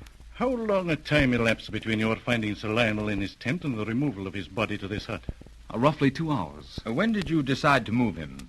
When I made up my mind to go to Cairo. I personally saw to the job of bringing him in here. I locked the door, gave the keys to Forrester, and turned in for a bit of sleep before starting for Luxor. Did anything unusual happen during the night? We heard a strange howling of dogs. We all turned out, but found nothing. About what time was that? I can't say exactly. Sometime before dawn. Now, you spoke of Barton's niece. Where is she and where was she at the time Barton died? I don't know. You don't know? I thought she was your photographer. She is, but, well, you see, we had a bit of a quarrel, and she went to Luxor Tuesday. I haven't seen her since. Barton knew of her absence? Yes, he did, and thought it was a joke on me. But she often stays in Luxor overnight and works here during the day. Oh, I see. I assume, then, that you two were engaged. Did Sir Lionel approve? Oh, yes. Then, since she hasn't returned, I take it she doesn't know what happened. Now, will you ask Forrester to come in, please? Right. Great Scott. There it is again. Sandy. Rima. Good heavens, what is it? Where did you come from? Darling, please. Oh, I'm afraid, Shan. That strange howling. Oh, it's all right, dear. We'll find that dog. But it isn't a dog. It's... Who's in the big hut? Dr. Petrie and Superintendent Weymouth. They came up with me from Cairo. Old friends of Uncle Lionel's, aren't they? Yes. You know, it's ridiculous, but they have an idea that your uncle isn't dead. I think so, too, Shan. You what? When did you get back, dear? And what do you know of this? I came back with Ollie. He told me everything, so of course I had to come. Oh, I say, Greville and Rima. Superintendent Weymouth wants you both in here. All righto. Come along, dear. Right. Did you catch that dog, Greville? No, Weymouth. It isn't a dog, Mr. Weymouth. Oh, I suppose you're Rima Barton. Well, you're right, miss. It isn't. It's a signal. The camp's being watched. Has anything happened that might account for this signaling? Yes. Ali and Rima here just returned from Luxor. Well, we have the facts up to the time you left last night, Greville.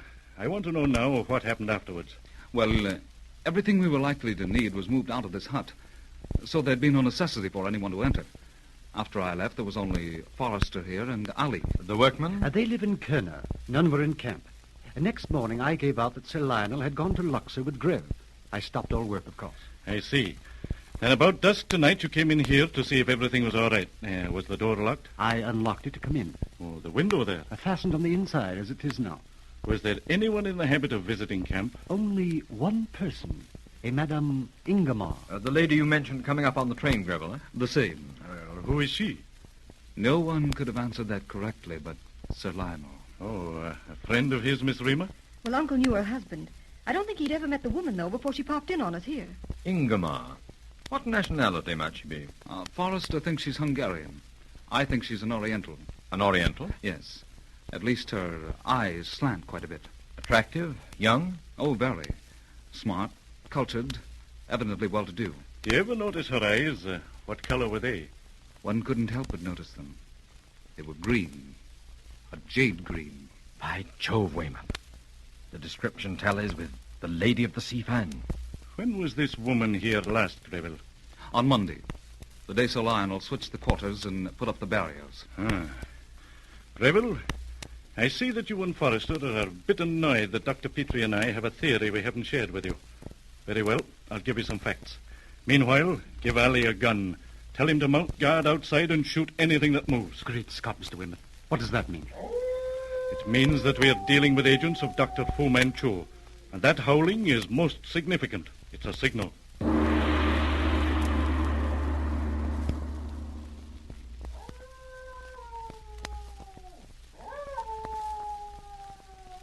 There is Effendi Smith's signal again. 2 howls. Someone is coming whom we are to detain and question. Yes, Hasim. Effendi Nayland Smith wishes us to learn something from this person now approaching. Here he comes. Yes, Hasim. I see him outlined against the sky. A turban. A Burman. Take him as he passes. Quiet now. Now, Hasim, quick! I have him. Get his knife. Now, Chopra, what are you doing here? Whom do you serve? Head upon him, Hasim. Now, Chopra, speak. I am in the suite of Moreton Bay. Our headquarters are in Luxor. I am lost. You lie, Chokra. As I crossed the river coming from Luxor, a motorboat passed heading upstream. One other such as yours stood in the stern. I saw the mark of Kali on his brow. And look, you see the mark, Hasim. I should slit his evil throat. He got away. He runs like a deer. Don't shoot. We rouse the camp. Come, we shall report to Effendi Nayland Smith. Who is this Dr. Fu Manchu? I've heard Uncle mention him. I think Dr. Petrie can answer that better than I, Miss Rima. I'll answer that question in the exact words of my friend Commissioner Nayland Smith. I asked him that same question some years ago. Imagine a person tall, lean, and feline, high-shouldered, with a brow like Shakespeare and a face like Satan, with long, magnetic eyes of the true cat green. Without a doubt, Dr. Fu Manchu is the greatest scientific criminal the world has ever known. Smith and I were the last to see him alive. He disappeared in an aeroplane crash in Austria. It's possible he survived that crash, but I don't believe it. I do, however, believe that someone else is carrying on his work. Madame Ingomar. Perhaps. She or others. What was a religious murderer doing in my courtyard at Cairo last night? We know he was following Greville. Aye, and the cry points to an accomplice. He wasn't alone. And now this camp is watched. The old net Petrie closing round us again. If only Nayland Smith were here. Well, if we have unknown enemies, we have at least one unknown friend. Who, Dr. Petrie? The person who sent the telegrams to Weymouth and me. If I went positive that Smith is in Portugal at this moment, I'd swear that unknown were he. Well, whoever he is, he's taking no chances. Fu Manchu had a method of inducing artificial catalepsy. Dr. Petrie alone, I believe, had a bit of the antidote. And the person who sent those telegrams knew it. Well, so much for our friends. As to our enemies, either you have a dacoit among your workmen, or there was a stranger in camp last night. You have a clue, Dr. Petrie? Not I, but Superintendent Weymouth has. Tell me, Greville, was Barton undressed when you found him? No. Did he carry the key to this hut in his person? Yes, he carried all keys on a chain. Was the chain on him when you found him? It was. I didn't remove it. And you and Forrester were here when the body was moved? Ali and I carried Sir Lionel. Grev supervised. Ali left when you did? We all left together. Good. Then none of you troubled to look into the recess behind this sarcophagus lid? We never even thought of it. I thought not. Do you know what this is? Why, it looks like a wad of red tobacco. It's betel nut. Someone who chewed betel nut must have been listening outside Barton's tent when you decided to move his body to this hut. And later, with the key on Barton's chain, unlocked the door and removed Barton's body. That's nice reasoning, Mr. Weymouth. And I agree, but betel nut? Simple. Many dacoits and Burmans chew betel nut. Dr. Petrie, perhaps I can show you the man. You Rima, how? I think I may have his photograph. Also, the photograph of someone else. His photograph? By Jove, Miss Rima, that would Wait. help us. That plaque you have in your hand, Miss Rima, where did you get it? This? Why, from the sarcophagus while you all were talking just now. I looked into the recess behind the lid and then into the coffin. It was under one of my notebooks. Petrie, by Jove, look. The white peacock. Not only are we dealing with Fu Manchu's agents, but also with the greatest criminal organization on Earth. The Sea Fan.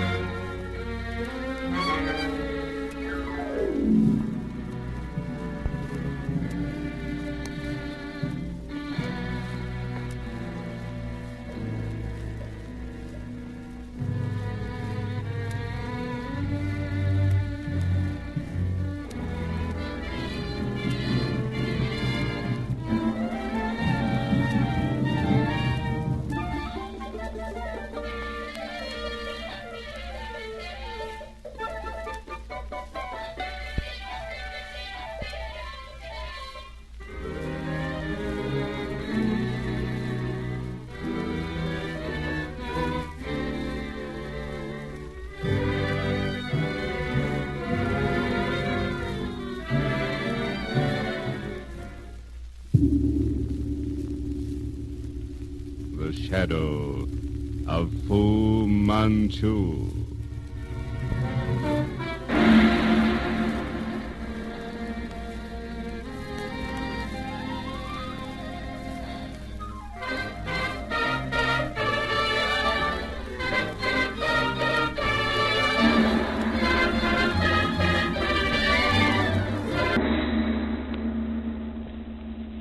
The shadow of Fu Manchu. Based on the stories by Sax Roma.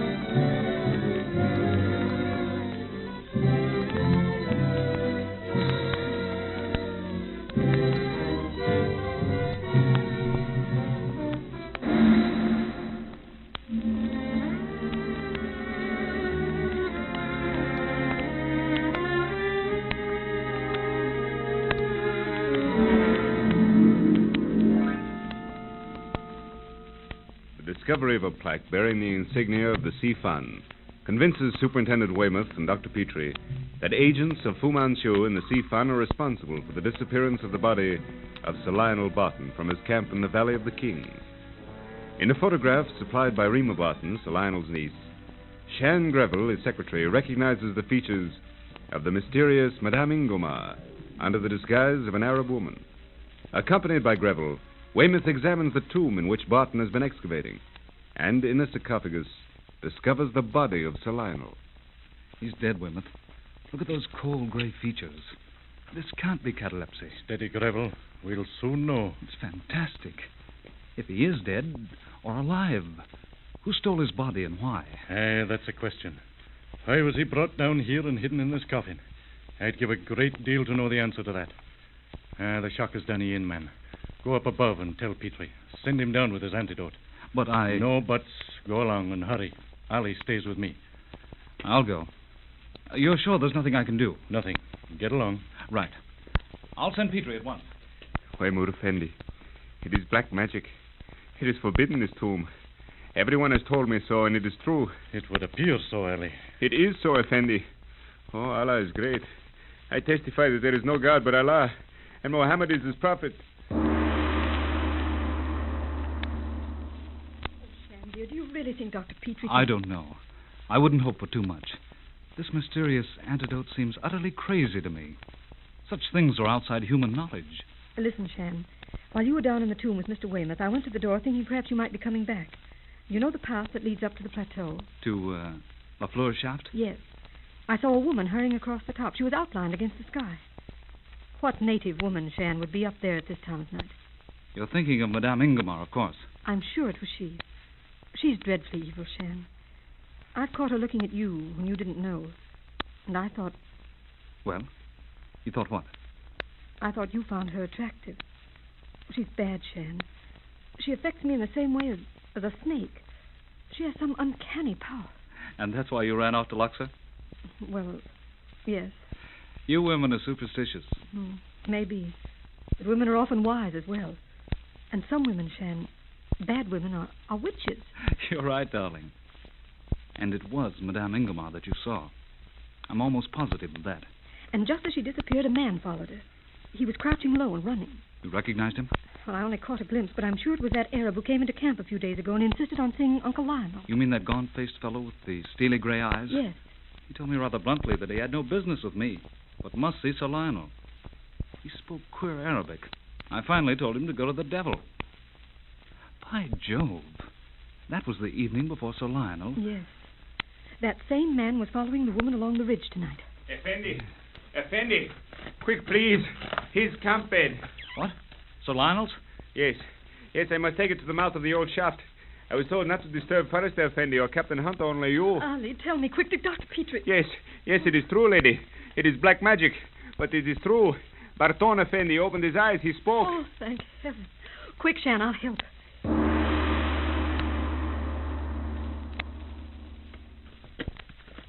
There they are, at the mouth of the shaft. Here, Greville. Hurry. Dr. Petrie, tell me, is he... Alive, my dear, unconscious. But carrying him up the ladder was exhausting to him. Take a bit of time. Ah, there, you see? He's looking at you. Oh, Uncle Lionel. Now, there, my dear. He isn't quite strong enough to do much talking now. Come. We'll take him to the Winter Palace Hotel in Luxor as quickly as possible. Can't risk the longer trip to Cairo just yet.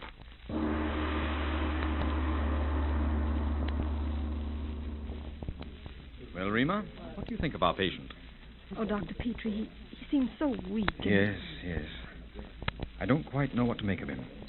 But there isn't a man in Upper Egypt just now whose opinion I could take. Vacation season, you know. The only likely Cairo man is away on leave. Hadn't I better go back up? Presently, if you wish.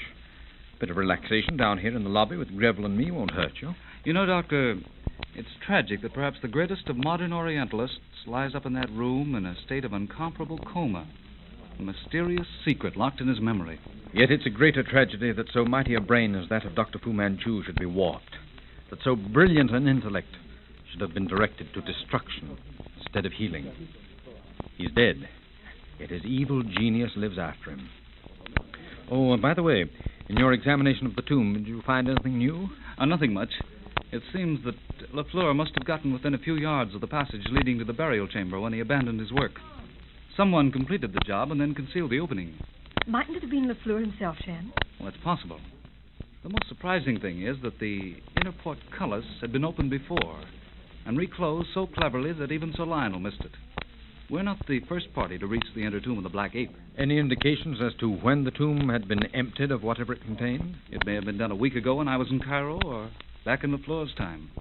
The vital question is who reclosed it and why. And above all, what was in it? It's possible that Sir Lionel knows. And he is unable to tell. Yes.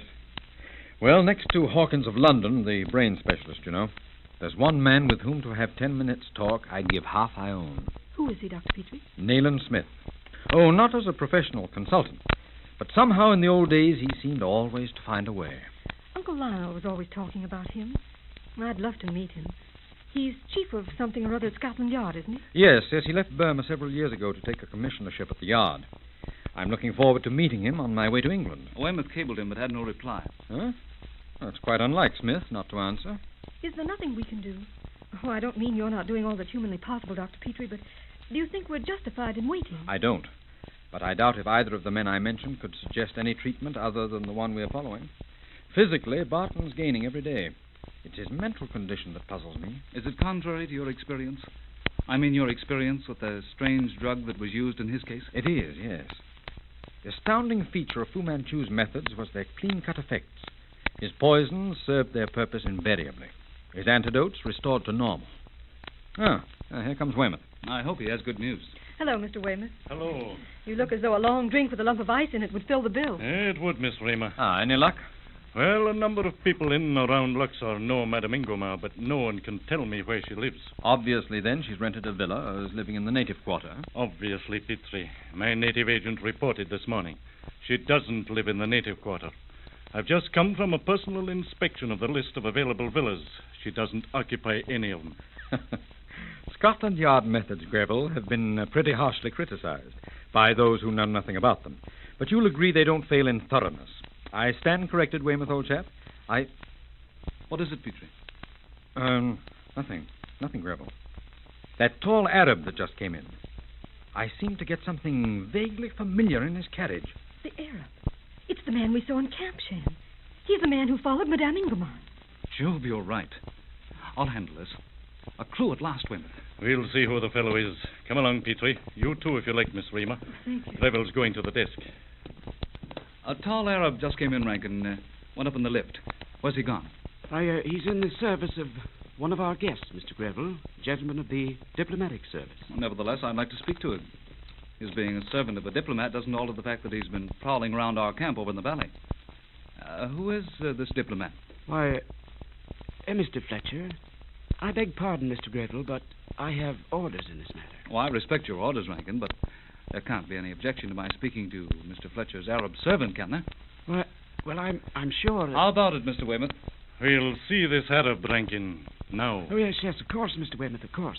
If you'll excuse me a moment, gentlemen, I'll phone from the private office. What the deuce is this all about, Greville? I don't know. It's apparent they want to keep me from questioning this Arab. The devil. Is everyone in with our enemies? We'll find the fellow, Greville, if we have to search every room in the hotel. I'd like a word with him myself. Rankin isn't wanting him. Oh, not likely. Rankin knows better than that.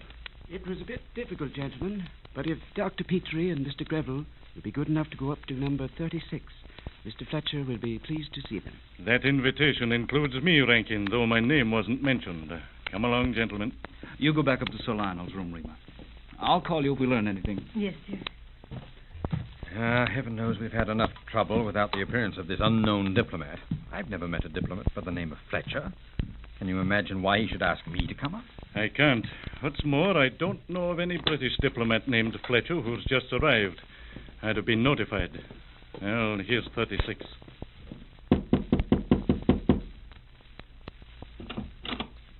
Come in, gentlemen. My name is Fletcher, Dr. Petrie, and Mr. Greville, I believe. And Weymouth. I thought there was a bit of a mystery here. Since when, Fletcher, have you become a diplomat? Gentlemen, meet Inspector Fletcher of Scotland Yard.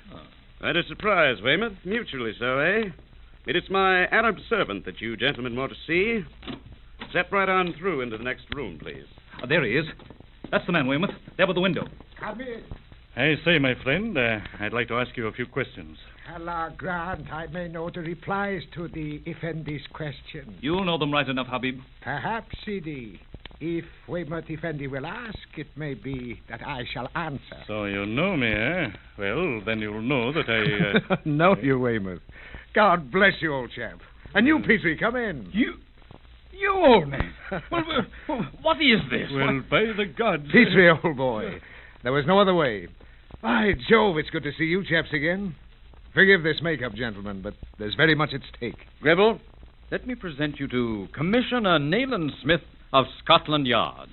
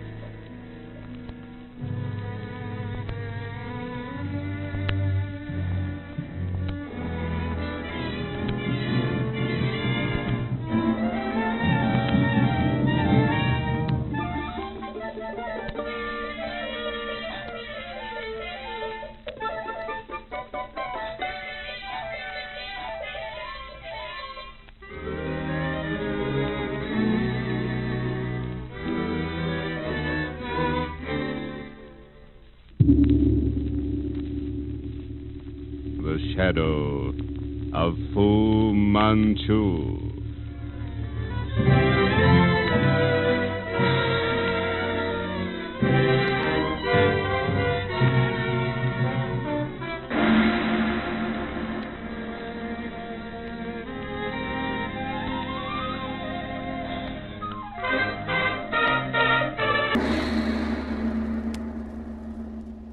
shadow of Fu Manchu. Based on the stories by Sax Roma.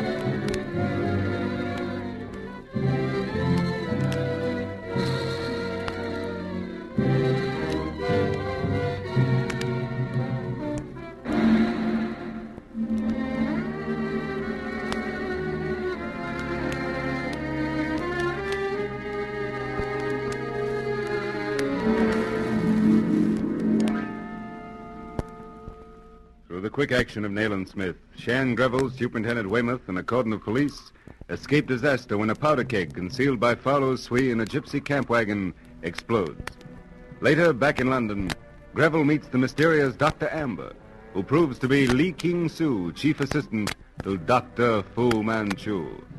Lee warns Greville of grave danger to Smith at the hands of Fu Manchu's daughter, and Greville, hurrying back to his hotel, is kidnapped by Farlow Swee.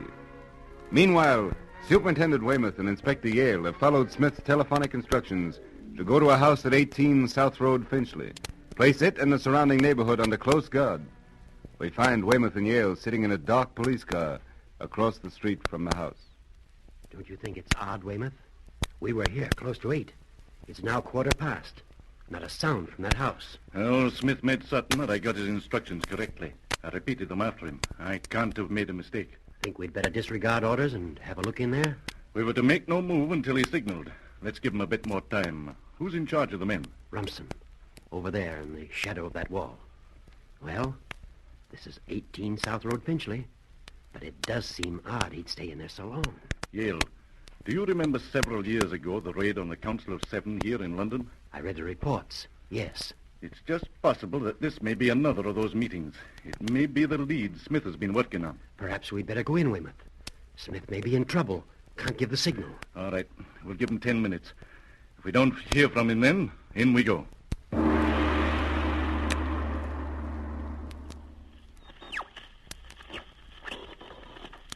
Five calling X radio. 5 calling X radio. X radio connected. Report 5. Your instructions as regards Mr. Greville have been followed. He will attempt to warn Nayland Smith. Good. I shall be prepared to act in case he fails to reach Mr. Smith. As for you, leave London at once and await me in Marseille. You have covered your tracks? To the best of my ability, Master. Still, I feel that I am closely watched. Then leave immediately. Now, the address of the Regent Park house. On Albert Road, opposite the park. The address is number 24. It is, they are here, Master. Pharaoh's car. No! You are awake, Sean. Look at me. You are all right now. Where am I? You are at my home in the Regent Park. Why have you brought me here? Why am I tied to this chair? You are here, Sean, because I wish to talk to you. You are fastened in that chair to prevent your doing something you might later regret. Well, what do you want? The chief purpose of my visit to England was defeated by your friend Nayland Smith. My further plans are in abeyance, pending his removal. So you do find him a bit of a nuisance? I could have dealt with him alone, but one of my people proved treacherous. In your pocket, Shan, you had 2 addresses. One was that of Dr. Murray, in whose house Nayland Smith is hiding. The other was that of 18 South Road, Finchley. You took them, of course. Where did you say we are? Does it make any difference? If you knew, the information would not help you. Li King Su was a traitor, Shan. No doubt he expected a great reward for his treachery. Who's Li King Su? You are naive, Shan, dear. Yes, lady? Bring in the trunk, Barros. The little accident you planned for me failed to work, thanks to a constable. Why did you try to have me run down this evening? For that, Shan, I am really sorry. My orders were misconstrued. But don't worry, my dear. The servant who made the error has been punished. You recognize this trunk, Shan? I never saw it before. Whose is it? You see the letters LKS there on the side? Of course. Do not lie, Shan. You saw this trunk in the room of Li King Su this evening. Open it, Barros. Look, Shan. Good heavens. Li King Su. The traitor. Is he dead? Close the trunk, Barros, and remove it. You murdered him. Murder is a harsh word, Shan. Li King Su was punished in a just manner. Just bosh. There is another trunk for Nayland Smith, who has just been captured and is on his way here now. There is also one for you, Shan. But no harm shall come to you. You will merely sleep until we are back in Indochina. You're mad. A raving lunatic. Your feet and body are secured to that chair. Your hands are free. Do not try to untie the ropes. It would be a useless effort. Ah. Pharaoh's, the gatekeeper. It is wine, bread, and meat. Doped, of course. Maybe not, though. I'm at your mercy. Secret poisoning would be unnecessary. Well, let's see. I almost wish it were poison. I am glad, Shan, you are being sensible. You will need your philosophy unless you are prepared to face another injection of elixir catalepsy. You may go, Barros. So I'm finally to be shipped out as baggage, eh? Oh, not yet, Shan. Perhaps not at all, if you will listen to reason. No. You mean that, Shan? Very definitely yes. Then I must resort to other methods. I am sorry, Shan. Take Mr. Gravel to the small salon upstairs, Barros. See that his hands and feet are well bound. Don't resist, Shan. I warn you. And if I did? He could strangle you with one hand. Do as I ask. In half an hour I shall free you again, and then we will talk. Return when you have finished, Barros. I have work for you. Hearing is obeying, lady.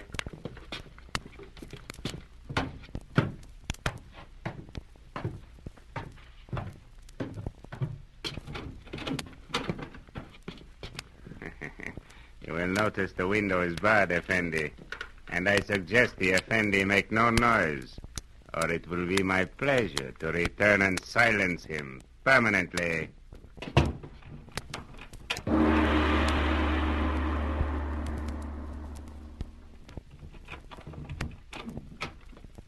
Shan, dear. Well, what do you want? What's the knife for? I am trying to guess what you will do when I release you. What do you think? We shall see. I shall cut your bonds. So. Oh, careful, Shan. There is a desire to strangle me in your eyes. Barros. The lady call? Remain outside the door. I shall call if I need you. Yes, lady. You see, Shan, he would tear you limb from limb. So, sit down. Sit down and listen. You must know by now that you cannot oppose me. You cannot refuse it if I will it otherwise. Well? Once I offered you the world. You refused. Again, I tell you, I am powerful, more powerful than any potentate living. A great country to the north is ripe for my purpose. You shall be my emperor. A great honor. My agents will remove the present rulers of that country. It will become a part of Asia, my Asia. Other nations shall be forced to submit. The train is laid, Shan. You actually believe it yourself? The one man who yet stands in my way shall be removed tonight. Nayland Smith? Nayland Smith. But I am lonely, Shan. And all I see before me ends in nothing if it brings me power and not love. You're mad, fellow Sui. This dream of yours, and it's only a wild dream, can't be realized. And as for love... Why do you think, Shan, that I chose you during those early days in Egypt to show me over the excavations at the tomb of the Black Ape? Why, Shan? Why do you wish to strangle me? Look at me, Shan. Look at my eyes. They are lovely eyes, Shan. Lovely eyes. And I am lovely. What? What do you want? This is not a dream. This is real. You know me, Shan. You have always known me. And you love me, Shan. You love me, Balu Sui. Love you, Balu Sui? Oh, yes. What? What's that? It's Smith. No. Look at me. Feroz! Feroz! Ready? Bind this one. Carry him to the room below. Yes, ready. Careful, Feroz. Don't harm him yet. You are a fool, Shan. I gave you the choice. You have chosen. Take him below, Feroz.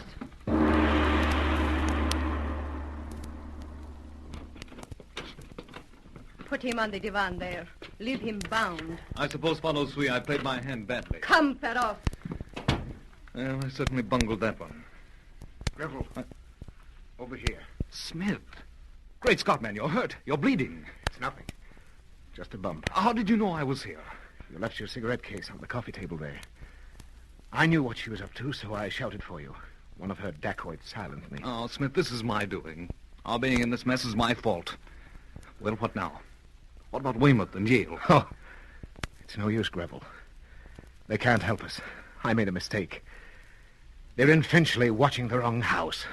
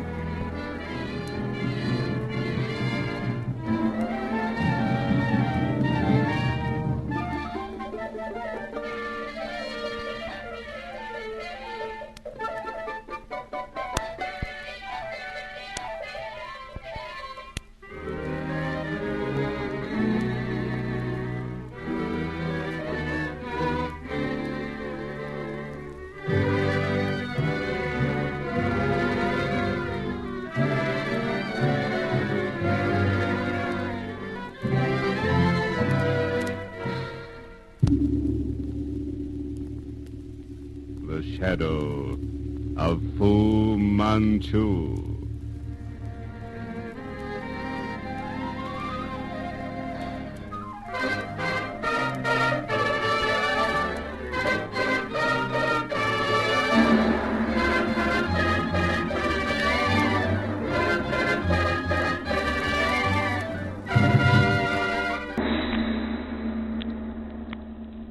The shadow of Fu Manchu. based on the stories by Sax Roma.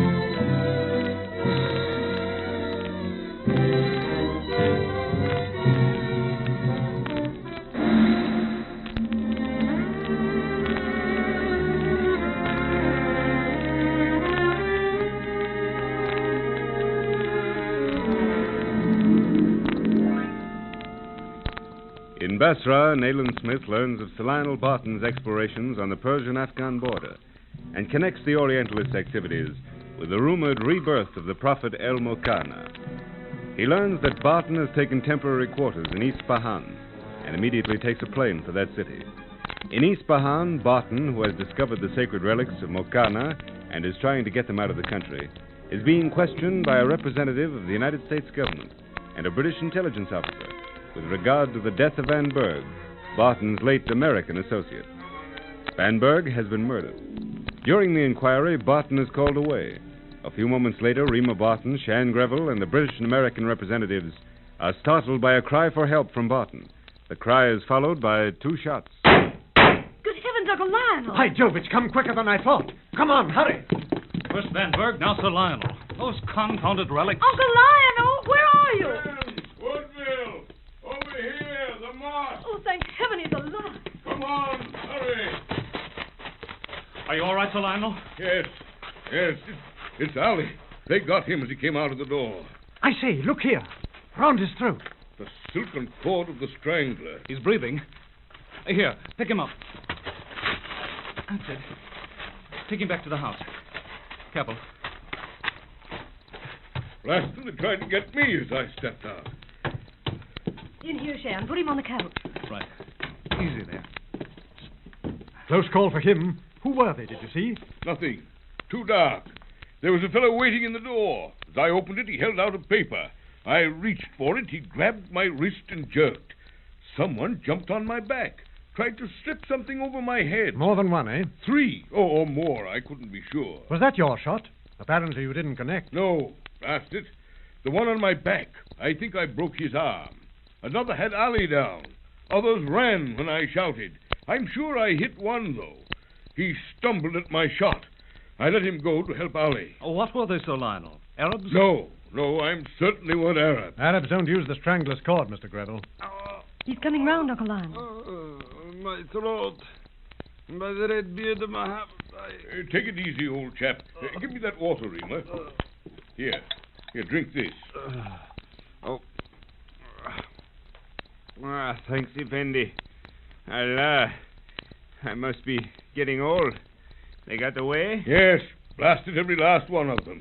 It appears, Sir Lionel, that my suggestion was not entirely out of order. What suggestion was that? That you and your party leave Ispahan for a more healthy climate. Captain Woodville, I've never run away from trouble. I'm too old to do so now. I'm not one to make threats, nor do I frighten easily at the threats of others. But beyond the threat stage, this one. I have business in Ispahan. I can't possibly leave until it's finished.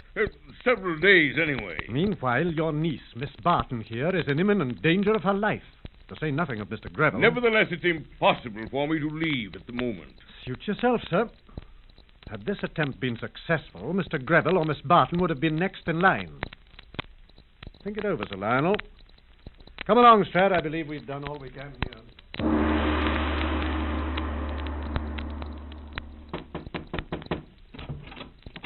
Someone to see Greville, Effendi.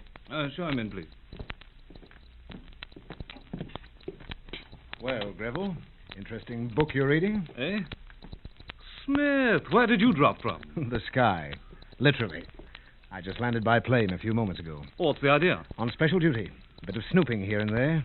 Home by way of Basra. But there I picked up some news. News? What sort of news? News that completely changed my plans. Oh, I say, just have a look out of your window, will you? I'd like to know if anyone's across the street. Examine that old mosque across there, particularly. Of course. No. Nobody in sight. I hope you're right. I doubt it, though. Where's Sir Lionel? I expected him back by now. Remus with him. You must know what's happened here. I know Dr. Van Berg has been murdered, but that's not why I'm here. Well, then what did bring you to this godforsaken spot? There's a dangerous movement on the Afghan border. It's creeping south daily. That's why I'm here. Heaven knows we had trouble enough before. But now that the tribes are arising in response to the mad rumor that El Makan has come out of his tomb to lead them, I don't exactly know where my duty lies. Then I'm dashed if I strongly suspect it lies here, in Isfahan. Some madness of Sir Lionel Barton's lies at the bottom of this superstitious rumor. And now it's swept all over the east. I don't know what it's all about. I don't think Sir Lionel knows exactly. But I do believe that poor Van Berg was killed by some fanatic inspired by this rumor. He died in his room. The manner of his death is still a mystery. Well, give me the details, will you, Greville? Woodville's report omits almost every essential point. Well, Van Berg slept in this room here, which since our arrival here we've used as an office. We kept our records and so forth here. Yes. The most valuable, a strong iron box in which Sir Lionel has deposited the more valuable record. What was in it at the time of Van Berg's death? To the best of my knowledge, 15 plates of thin gold on which were engraved the new creed, Al-Muqanna's version of the Koran, his jeweled sword, and a golden mask. Do you know why Sir Lionel remains in Isfahan? He says it's on account of certain business which must be finished before he can leave. What that business is, neither Rima nor I have any idea. I see. Go on. Well, Rima awakened me, and when I learned of the disturbance in Van's room, followed by that weird sound, well, I feared the worst. Did Rima particularly describe that sound? No, but I think I can. Oh, well? It was a low, intermittent whirring, a kind of a roar. I see. Well, to reach the stair to Van's room, I had to pass Rima's room. The moon was up? Yes, it was very bright. Was Rima's door open? Wide open. Oh, she had a light in her room? Yes, she'd opened her shutters and was listening for further sounds from Van's room. Was that when she heard the sound? No. She heard it as she opened her door to call me. Does the window in her room face the door? Why, yes. Does that... Oh, wait. When you got to Van Berg's room, you found him sprawled over the chest with a knife in his back. Did you examine the window ledge and the shutters? Well, no. Was Van Berg armed? Not when I found him. His revolver lay on the table beside his bed. His flash lamp was also there. Was he a heavy drinker? Oh, no, on the contrary. Odd, Greville. Here's a man already apprehensive of attack. A man who awakens to the certain knowledge that there's someone in his room. And what does he do? He leaps out of bed, unarmed, in semi-darkness, although a flashlight and gun lie under his hand, and throws himself across an iron box. Just reconstruct the scene for yourself, Greville. Was Van Berg's behavior normal? Well, now that you mention those points, no. Oh, by Jove, I forgot. Oh, something else? Yes, the perfume. Perfume? There was a strange odor in the room, like mimosa. Mimosa? Or something very much like it. Where was the smell most noticeable, remember? Yes, near the bed. Oh, one small point cleared up. But mimosa. Where's the iron box now? Why, It's in my room, and I'm waiting for the fiend that killed Van to come and get it. Smith, by all that's holy, gad, man, it's good to see you. Mr. Smith! Rima? So, Sir Lionel, you're glad to see me, Glad? That's not the expression. Not half strong enough. I'm in a bit of trouble, old man. Oh, you admit it, do you? Have I ever found you when you were not in trouble? Apart from myself, old boy, you've caused the powers that be more sleepless nights than anyone else. But you've outdone yourself this time. Why the devil did you have to blow up that tomb? Well, it seemed like a good idea at the time. I realize now it was a mistake. Sean, you and Reamer run on someplace. Go on, get out. Smith and I want to talk. You're a bear, Uncle Lionel. Make the lecture you're going to give him a good one, Mr. Smith. He deserves it. Come on, Shep.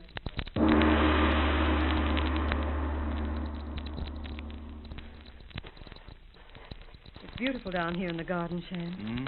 If it weren't for that ghostly old moth towering above us. Thank heaven for Mr. Smith. Jove, yes. I was never so happy to see a man in my life. I don't know what it is about him, but I've never experienced such a sense of relief as when I came into that room and found him there. Look, up there at the study window, walking up and down like a caged tiger, laying the law down to Uncle Lionel. And Smith's the only man Sir Lionel will take a lecture from. It's great to have him here when we need him most. The energy and force in that man seems inexhaustible. All the same, dear, I won't feel easy until we're clear of Ispahan. Nor I. If only Uncle Lionel weren't so infernally mysterious. What on earth are we staying here for? I don't know. By the way, where did you go with him this afternoon? To Solomon Ishak.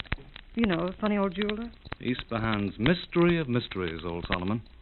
But he does get hold of some rare antiques. Say, maybe Sir Lionel's negotiating a deal. I don't think so. I took along about 40 photographs. Uncle left me wandering around that stuffy old shop for more than an hour, while he and Solomon were locked in an inner room. And, what became of the photographs? Oh, Uncle brought them out at the end of the interview. They're back here now. Oh, I see. Oh, that may explain the mystery. Photographs of the Mokana relics, weren't they? Yes. The workmanship on the sword hilt even had Sir Lionel stumped. It's likely he wanted Solomon's opinion, but didn't care to risk taking the sword itself. Well, it shouldn't take an hour to... Shan. Yes? Look through the shrubbery. The window of the mosque, halfway up. A man. What's he looking at? Staring across the... A bow and arrow, aiming at the study window. Great Scott, they mean to get Smith. Mr. Smith! The window!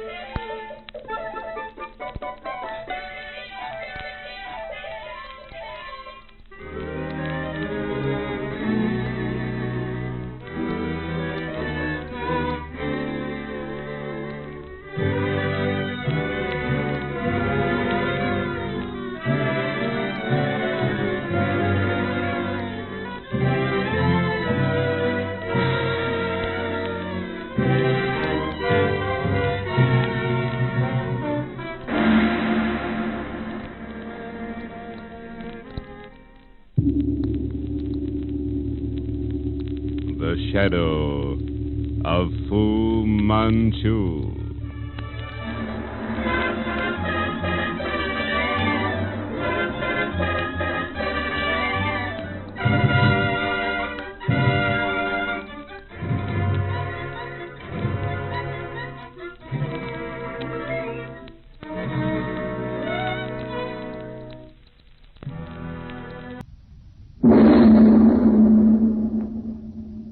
The Shadow of Fu Manchu. Based on the stories by Sax Rohmer.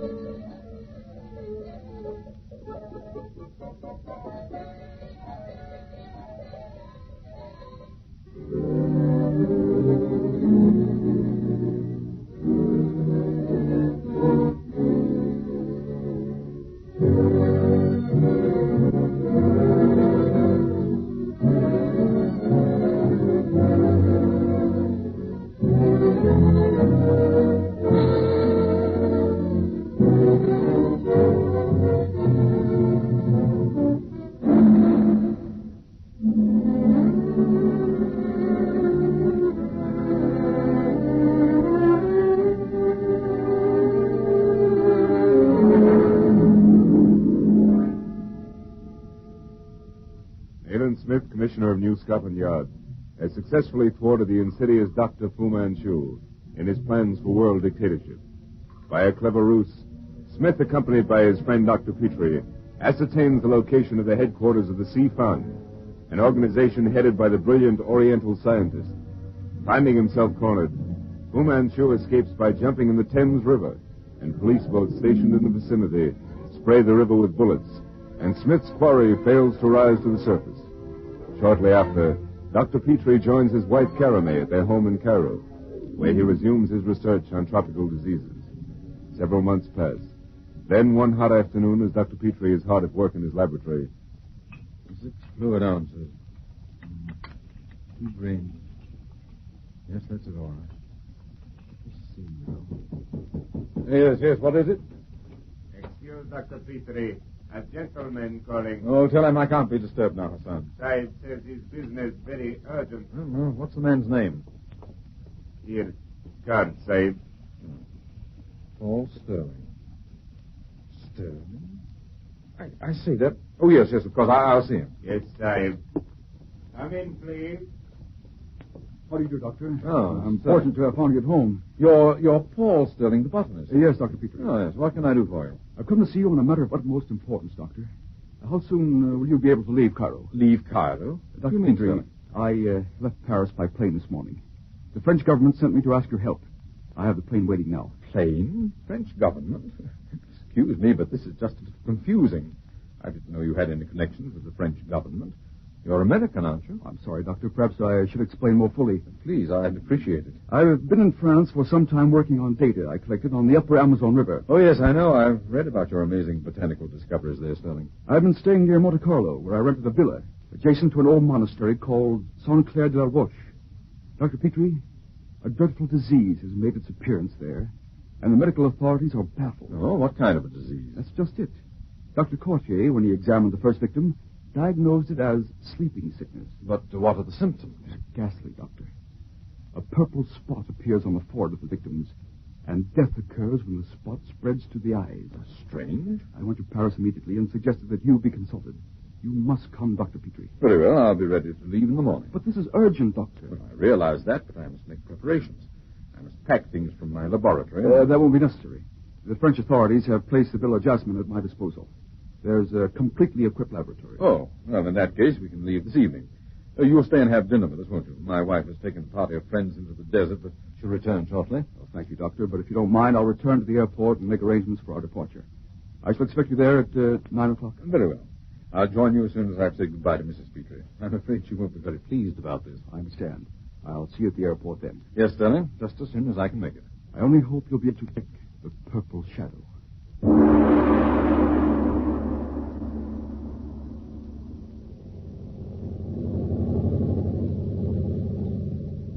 Tell me, Sterling, what sort of people are stricken by this disease?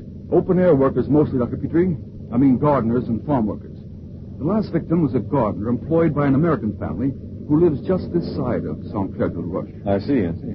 This monastery is a sort of tourist attraction, I understand. It used to be. But a certain Egyptian named Mahdi Bey bought it and closed it to the public. Oh. But you were speaking of the stricken gardener. Oh, yes. Courtier and the other French doctors are getting in a perfect panic. You see, the whole thing has been kept secret. If the truth leaks out, the Riviera will be deserted. Yes, I see. You know, it's amazing how much you remind me of your father. Oh, you knew him? Oh, of course. Dr. Andrew Sterling was one of the best botanists I've ever known. I want to finish what he started, Dr. Petrie. He died in Sumatra, black water fever. Yes, I know. You know, there's something very strange about Dad's death. What do you mean? I stopped in Sumatra a year after he died, and no one was able to show me his grave. Oh, that is strange. No, this is the airport. Yes, I see. That's quite a crowd. Well, I meant to ask you, what about Mrs. Petrie? Oh, of course, Academy wanted to come, but I talked her out of it. Perhaps she'll join me later.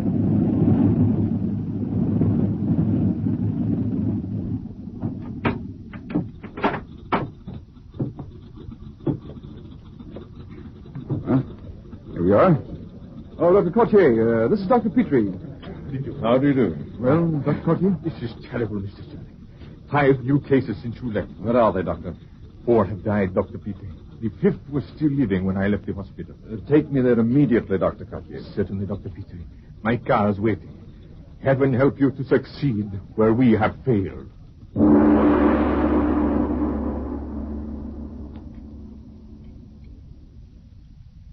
Morning, Petrie. You rest well? Good morning, Sterling. Frankly, I didn't. I've been here over a week, and I've made precious little progress. Another patient died last night. You know, Petrie, it's strange. Look at all this beauty around us. Palm trees, the sea. It's all so peaceful, and yet there's this terrifying menace. If only I were able to find out what causes that peculiar swelling under the armpits of the victims. It's almost as... What are you staring at, Sterling? You've been looking through those binoculars every morning. I wonder who she is, Petrie. Who? What are you talking about? There's a girl on the beach down there. Well, why don't you go and see? That's just it. That's the private beach of Saint Clair de la Roche, and is closed to the public. Oh, well, here, have your breakfast. I've sent Jean for some more coffee. Ah, here he is. What's the matter with him? He's... John! John! Sterling! Wait. Quick! Help me lift him onto this bench. Come on. All right. There we are. Easy with him. There. Now, let's see. Petrie, look. He's spotted. The purple shadow.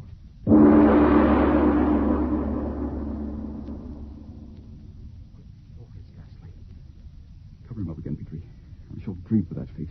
You must have seen some queer diseases in the Amazon, Sterling. Of course, you know the Uganda sleeping sickness. Look at that awful grin. The eyes rolled upwards until only their whites are visible. But that purple spot. Yes. When it reaches the eyes, finish. Oh, it's horrible. Never seen anything like it anywhere. Neither have I. Here, Sterling, I want to show you something. It's more in your line than in mine. Can you identify this? Yes. It's a leaf of a fly-catching plant. What are those stains on it, Petrie? How do you account for them? I don't know how you account for them, but I found out what they are. Oh? What are they? Blood. Human blood. Where did you find that leaf, Petrie? I found it on the terrace under our breakfast table. Yes, but I don't understand. You think there's a connection between this plant and the epidemic? Sterling, sit down. I have something to tell you. Yes, all right. You see, I still don't know what I'm up against. Diagnosis is so tremendously difficult. I found elements of sleeping sickness in the blood of the first victim I examined, but I also found Bacillus pestis. Bacillus pestis? Yes, Sterling. The Black Plague. Good Lord. But, and here is the big point, the elements of sleeping sickness were a new variety, and so was the plague bacillus. And the crowning wonder, element and bacillus were working in perfect harmony. You're swamping me, Petrie, but I have a hazy idea that there's something tremendous behind all this. Tremendous? Something awful. Nature is upsetting her own laws as we know them. Yes, of course. And now, this very queer letter from Nayland Smith. I've been thinking about it ever since. Oh, this is rather outside his province, isn't it? You haven't met him, but I think you will. Nayland Smith has one of the few first-class brains in Europe, and nothing is outside it. Listen, Sterling. What is it? I heard footsteps. My nerves, no doubt. Look here, Petrie, you're overdoing it. Give the thing a rest and... Huh? Good Lord. You're ill. Yes. In that cabinet. Open it. Right, yes. Here? Yes, that hypodermic. Quick. Here, in the arm. There. I called this 654, Sterling. I hadn't dared try it on anyone else. But even if nature has turned topsy-turvy, I believe this might set her right again. Strictly speaking, you ought to be in bed, old man. Your life is valuable. Never mind, Sterling. My life's my own, and while it lasts, I have work to do. I know, but there can be no buts. I've got to solve this mystery. I've just got to. All right, but you're not going to work all night again. Come on, let's turn in. It's late. I can't understand it, Sterling. Jean was stricken this morning, and inside of 2 hours he was dead. Do you realize what that means? Come, Petrie, there's time enough to tell me in the morning. Something's happened, Sterling. Something new, horrible. And What was that? Good heavens. It can't be possible. It came from the direction of the Saint Clair de Roche. Sterling, did you ever see this man called Marty Bay? No, I never did. He lives in great seclusion. His servants, what are they like? He must have servants. Yes, of course he has. You're feverish, Petrie. You must go to bed. Feverish, perhaps I am, but... There it is again. Yes. Did you ever hear that cry before? No. Well, I did. Sterling, I'm beginning to understand. I think I know what is the cause of this epidemic. But what's it got to do with Saint Clair La Roche and those calls we heard? Do you know whom I think is hiding behind the name Marty Bay, Sterling? What do you mean, Petrie? A man whom I believe to be dead. A man who is apparently eternal. Dr. Fu Manchu.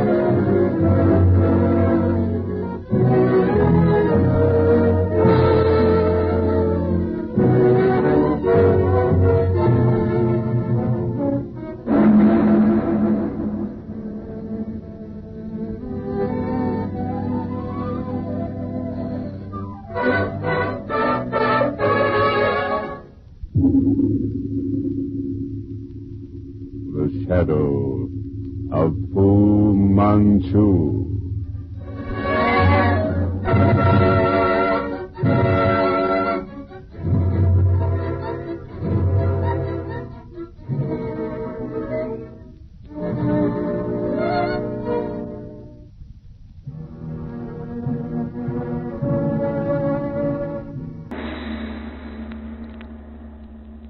The shadow of Fu Manchu. Based on the stories by Sax Roma.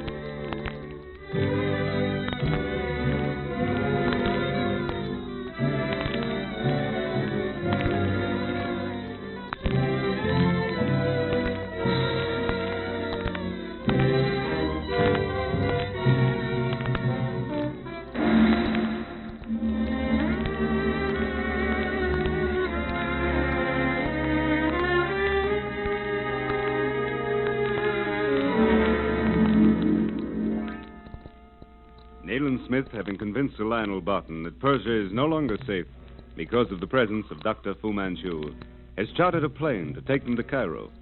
At the airport, Barton, unbeknownst to his companions, straps an old suitcase securely to the undercarriage of the plane.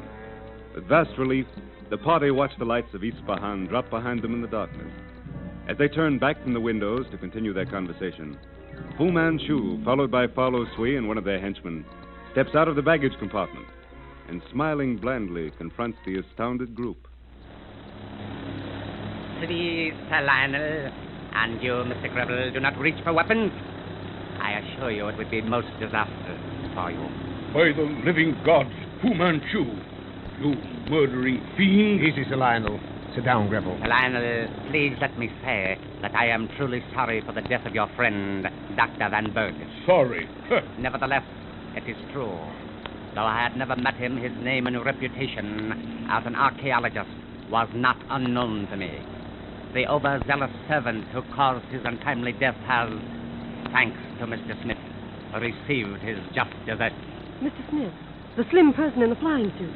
His daughter follows Sui. I know. Even so, Dr. Fu, Van Berg is dead. Murdered indirectly by yourself. The fortunes of war, Mr. Smith. Why are you here on this plane? What do you want? There is a proverb, Sir Lionel, which says, the wise man questions himself, the fool others. No need for me to question myself. It's the Mokano relics, I suppose. Correct, Sir Lionel. Well, I haven't got them. Not with me, anyway. Unless they're in that golf bag, which you neglected to stow in the luggage compartment, I believe you. I took the liberty of examining your baggage and that of your companions. Empty the bag, Hassim. Confounded impertinence. You're a thief as well as a murderer, eh? A thief, Sir Lionel.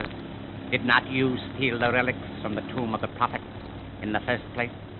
You ravished the tombs of the dead in the name of science and are called an archaeologist.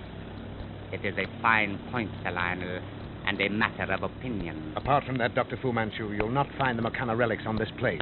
You have my word for that. I accept your word, Mr. Smith. Return the bag to Sir Lionel Hassim. And now, Sir Lionel, where are the relics? That's for you to find out, if you can. Mr. Greville?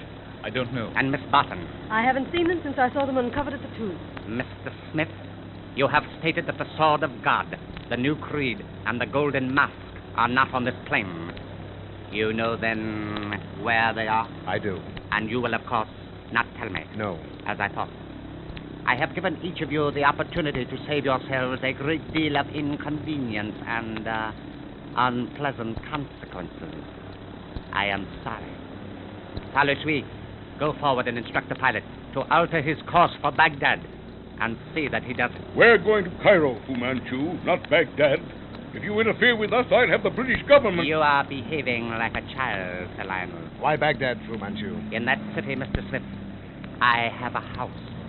You and your companions shall be my guests there until I have learned from one of you where I may find the Mokana relics.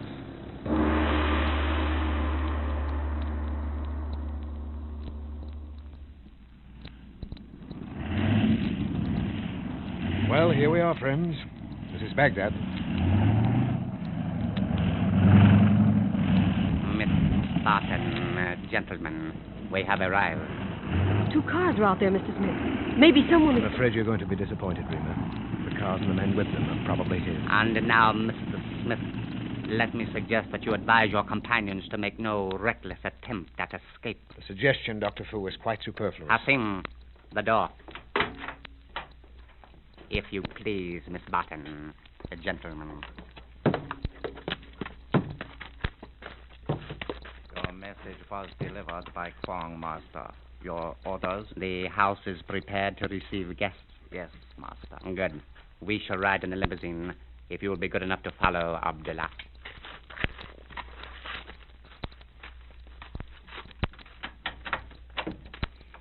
Please, Miss Barton. You're coming, Shan. Of course, dear. Get in. And don't worry. All right, Barton.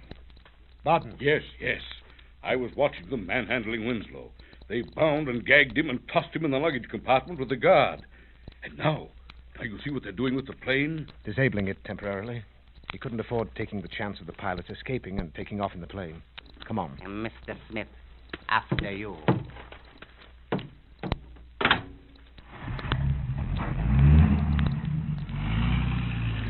Gentlemen, I have left you your weapons. I suggest, however, that you make no attempt to reach them.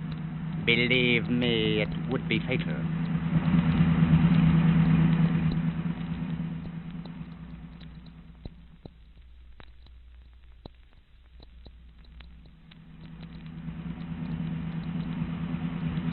How much farther is this house of yours, Fu Manchu? A short distance only, Sir Lionel. It is on the outskirts of the city and quite isolated. I have no neighbors to disturb the seclusion of my guests. In other words, Smith, whatever happens in that house won't be interfered with. I assume, Sir Lionel, that Miss Barton can give me no information regarding the Mokana relics. But perhaps Mr. Greville, or you, or Mr. Smith will oblige me. Greville knows as little as Reamer. The first and last either saw of them was at the spot where they were found. For Mr. Greville's sake, I hope so. But we arrive, my friend. Good heavens, Shan, it's a veritable fortress. Look at those walls. That heavy gate opening.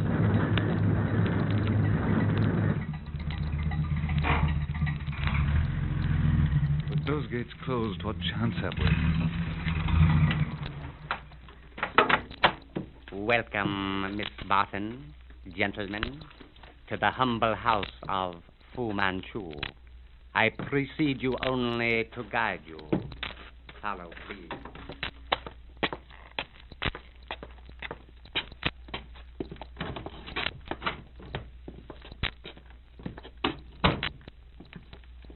For the present, my friends, you'll make yourselves comfortable in this room. It will suffice for the time being. I shall leave you for a moment. When I return, we will continue our conversation regarding the Mokana relics. Well, what next, Smith? There isn't a chance to escape from this fortress. Guards in the court, guards out there in the corridor. We're completely hemmed in. Not much hope, Sir Lionel. Unless you tell him about those relics. No. Only as a last resort. Blast it, if we could only find a way out of this den of murderers. You should have thought of that when you blew up the tomb. But there must be a way. Greville, step to the curtained doorway there. Look out into the corridor. Not even a window. One door, the one we came through, and a skylight. He's right, Sir Lionel. 3 husky guards out there armed to the teeth. I'm afraid we're in for it. Quiet. He's coming back. Chin up, Reamer. And so, my friends, let us continue our discussion. But first, I shall ask you to relinquish your weapons. Place them here on the table. Thank you. And now, Mr. Smith, I ask you again, the Mokana relics, where are they? As far as I'm concerned, Doctor, it's useless. I've given my word. And you will, of course, not willingly break it. I have means at my command, however, to force you to do so unwillingly. Torture, eh? Leave Smith and the others out of this. You're dealing with me, and go as far as you like. You're wasting your time. Sir Lionel, has Mr. Smith ever told you about my wire jackets, my files, and the 6 gates? Cat, I thought so. No. And it'll take more than jackets or files to make me speak. Hasim, show Miss Barton to her room. She is not to be harmed. Yes, Master. No, I... You better go, my dear. Oh, why don't you tell him what he wants to know? Come, Reamer. You will remain here, Mr. Greville. Abdullah, bind Mr. Greville and Sir Lionel to their chairs. It is useless to struggle, gentlemen, and simply postpones the inevitable. And now, the wire jacket, Abdullah. You will observe when the jacket is fastened round the trunk of Mr. Smith's body how closely it fits. You unspeakable This fiend. steel plate pressing into the back over the heart tends to slow the heart action. You will presently see the result. Tighten the thumb screws, Abdullah. Slowly. The relics, where are they? No, I tell you. The screws, Abdullah. Tighten them. Oh. Tell him where you've hidden those beastly relics before he strangles Smith. More, Abdullah. More pressure. Where have you hidden the relics of El Mokana? Stop. I'll tell you what you want to know. No, Barton, but no. Smith, you can't. Increase the pressure, Abdullah. Stop it, Fu Manchu. The things you want are in... The police! Thank heaven!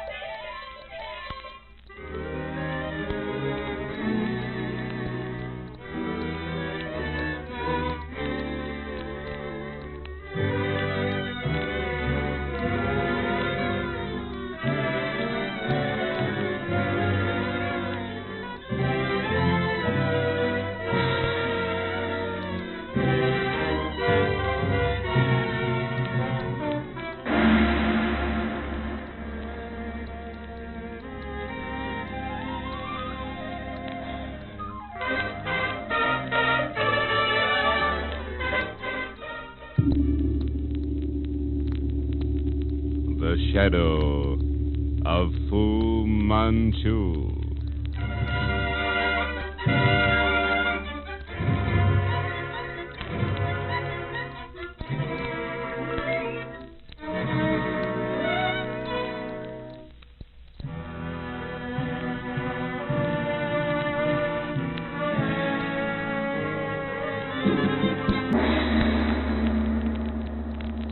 The shadow of Fu Manchu. Based on the stories by Sax Roma.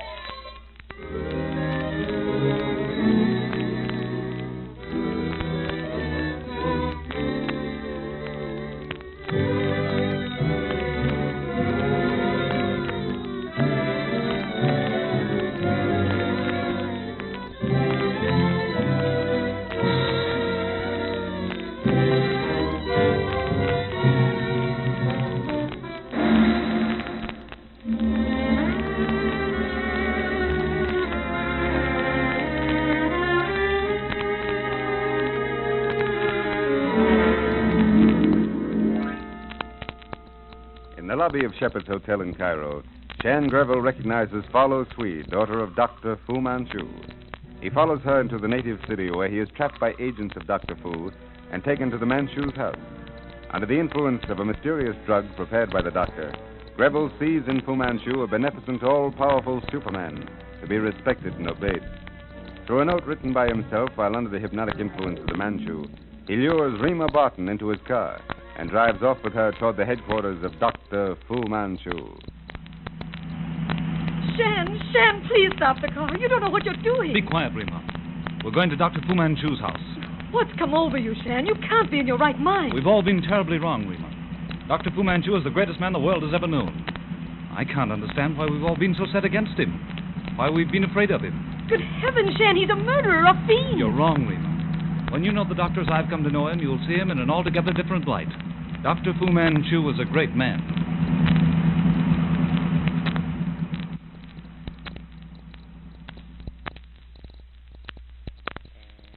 Sit down, please, Miss Barton. What have you done to Mr. Greville, Fu Manchu? You understand, of course, why you are here, Miss Barton. It isn't hard to guess. Mr. Greville is no longer my guest, Miss Barton. My daughter will by this time have taken him back to your hotel. I have no further use for him. But, you. How can I be of use to you?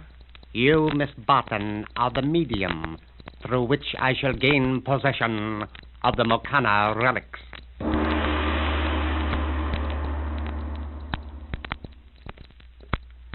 He shall be crowned in Damascus. He shall be crowned. What the deuce did I hear that? What does it mean? Dreamed it, probably, blasted. Why, the hotel's dark. It must be... Great Scott, it's 3 o'clock.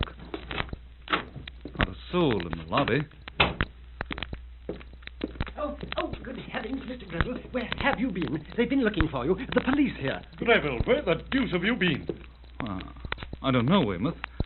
Where's Sir Lionel? Where's Smith and Rima? Out with the search party. It's a good job I came back a few minutes ago for news. Search party? Where are they searching? All through the Babelzuela section, acting on information given by the taximan who drove you there. I suppose he came back. Yes. You look pretty well done in, Greville. But I'm afraid you'll have to come along and join Mr. Smith.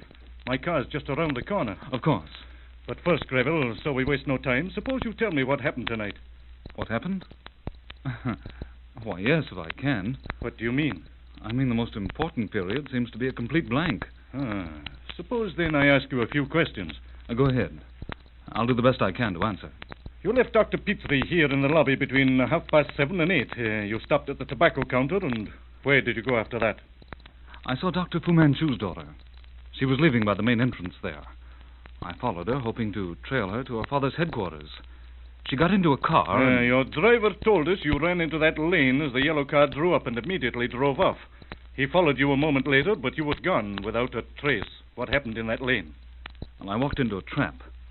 They used some sort of anesthetic. Now, how, I don't know. I must have gone under almost instantly. What sort of anesthetic? Beyond saying it smelled like the drug used in the murder of Dr. Van Berg in Isfahan, I don't know a thing.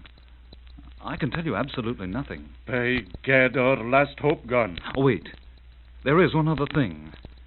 At some time during the night, I don't know when or where, I heard the words, "He will be crowned in Damascus."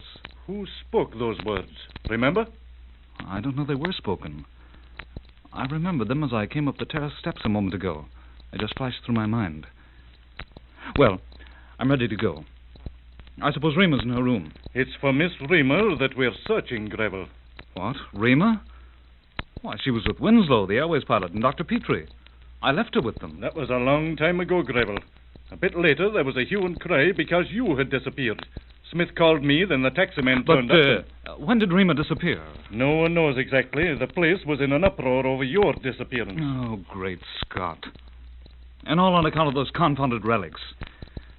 There was no clue. One of the terrace waiters is certain he saw it come out and go down the steps to the street, followed by an Arab. Is that all? Nothing else? From that moment, Greville, nothing has been heard or seen of Miss Barton.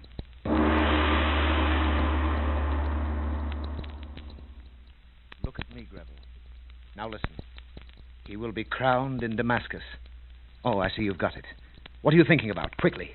I'm thinking those words were spoken by a filthy old beggar with one leg and a crutch. Well, keep your mind on that beggar. Don't lose him. You're sure it was a crutch, not a stick? Yes, a crutch. I'm positive. Well, did it crunch? Was the man walking on gravel or sand? On stone, I'd say. It was a clear tap. Did he speak English? Yes. Did he say Damas or Damascus? Damascus. Well, go on. It's gone, Smith. I'm sorry. Ah. Well, recalling those words certainly relieves my mind of an anxiety regarding Rima. How so? It confirms my first opinion that her disappearance was cleverly arranged by the Fu Manchu group. Good heavens. If she's in his hands... Oh, she won't be harmed. I'm certain of that. She's been taken for a very definite purpose. There was a moment when I thought she'd vanished for, well, personal reasons. You understand? You mean follow Sui? Yes. A jealous woman will hesitate at nothing. Well, buck up, old man. Take my word for it, we'll have news of her before noon. But why the deuce did they take Rima? To bring Sir Lionel to time. Oh, yes, of course. It'll be a case of ransom. Naturally. Rima's life or the Makana relics. And this time the enemy will score. Not even Sir Lionel would hesitate. Hesitate? Yet I have to force him at the point of a gun. He'll give them up. It won't come to that. Barton is selfishness personified when it comes to his professional enthusiasm. But he has a big heart and he does love Rima. I say, what's the matter? I don't know. My ankles feel as though... Let's see. Put your feet on this chair. Oh, you've been tied with a thin, strong line. The same material, I'd say, that we found on the minaret of the Ispahan Ghost Mosque. I don't recall my ankles being bound. Well, I can't help you there. There's no cue word to arouse your memory. Oh, blast it. If I can ever defeat the genius of this one old man, he's stupendous. He certainly is. Have you examined your pockets since you returned? I never thought of it. Turn them out, everything. All right. My wallet, pipe, pouch, cigarette case, keys, loose money. I guess that's the lot. Anything missing? No, nothing. It's all there. How many cigarettes were in this case when you left? Why, none. I remember dropping the last on the terrace just as I saw Follow Sui getting into her car. Mm-hmm. Your pipe filled but hasn't been lighted. No, Does it mean anything? I guess I just didn't light it. Examine your wallet. You know what was in it? Oh, yes. By Jove, look here. This envelope. It wasn't there. That's not mine. Shan Greville, personal. You know the handwriting? Seems to me I should. Looks familiar. Oh, you've seen it before? Yes, I've seen it somewhere. Horizontal, green ink. It's addressed to you, marked personal. Why not open it? Oh, yes. Thick green notepaper. Oh, a green silk bag with a small capsule. Well, read it. I don't want you to suffer for what I've been compelled to do. You love Rima. If she does not come back, trust me. I'm not jealous. I send you a tablet which must be dissolved in a glass of white wine and which you must drink at once. I trust you also to burn this letter. To help you, I say, he will be crowned in Damascus. Do those words now take you back any further? No, it doesn't mean a thing to me. But the writing, whose is it? I've only seen it once, but it's the writing of Follow Sui. Sure of that? Positive. Oh, Lord, it's the old story over again. But this time we're dealing with a different type of woman. Dare we trust her? I'd just as soon think of following her instructions as of jumping out of that window. This capsule... Now, wait, don't throw it out. You jump to conclusions too quickly. Old boy, can you think of any reason why they'd want you out of the way? No. But we've had experience in the past of the dangerous actions of persons under the influence of Fu Manchu's drugs. Nevertheless, we'll keep this little capsule. It may come in handy later. Now, look here. You're fagged out. Petrie's due back shortly. I'm going to have him put you to sleep. Right. But not for more than an hour. I can't think of sleeping while I might be of help to Rima. Meantime, I want to photograph this letter. Then you'll want to destroy it, of course. Anything you say, Smith. Oh, excuse me. Hello. Oh, yes, Weymouth. What is it? Oh, good. I'll be there in 10 minutes. News of Rima? Weymouth's men have picked up one of those slave coast wharfs Fu Manchu uses. They want me to question him. I'll go along. You'll stay here and wait for Petrie. If I learn anything, I'll get in touch with you.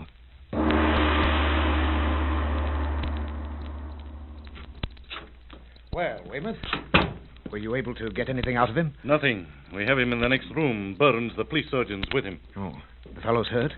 Well, you can see for yourself. There he is. Mm-hmm. Hypnosis, Dr. Burns? Well, blessed if I know, Smith. He's rigid as a post. I wouldn't want to go on record as definitely diagnosing it as hypnosis, however. You found him this way, Weymouth? No, we had him up here for questioning. Without warning, he stiffened out in his chair like that. Catalepsy, Doctor? Frankly, I don't know. It's beyond me. The fellow's in a complete state of suspended animation.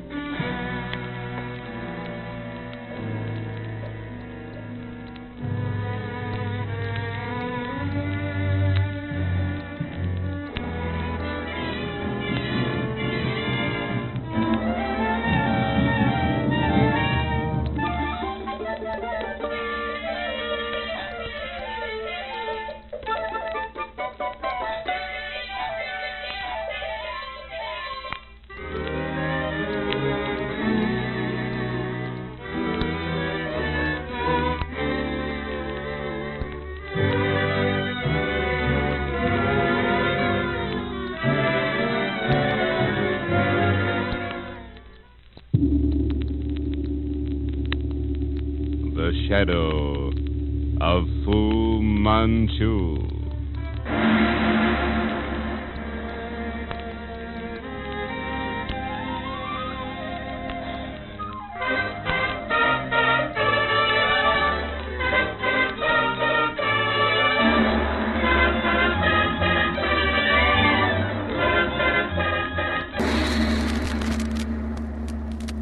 The shadow of Fu Manchu. Based on the stories by Sax Roma.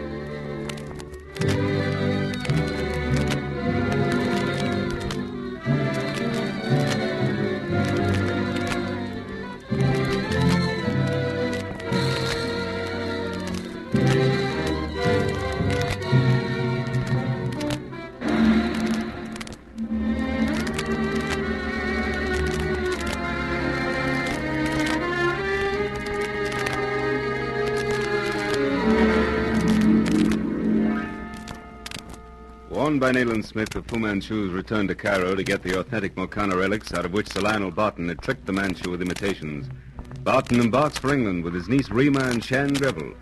Assisted by Greville, Barton removes the true relics from their canvas coverings and replaces them with articles of no value. These are put in the ship's safe by the purser. Later that night, as Greville and Rima on the upper boat deck hear the motors of an approaching plane, a radio operator delivers a message to Greville from Smith. It is a warning of an attempted theft of the relics. As Greville and Rima start to go below to warn Barton, Kennington, an agent of Fu Manchu, steps out of the darkness of a lifeboat and, holding a knife at Rima's throat, threatens to kill her if she or Greville utter a sound. One sound from either of you, and I shall be forced to kill you, Miss Barton. Kennington, member of Parliament, eh? Just who are you? It wouldn't help you to know, Mr. Greville. Well, you can't keep us here all night, old chap. We'll report this to the captain as soon as you let us go. You may make your report, Greville, after that seaplane finishes with us. The seaplane? What the deuce has that to do with us? Nothing. With you. Look, Shan. It's settling on the water close by. And our engines have stopped. What's it all about, Kennington? Part of your plan? You'll see presently.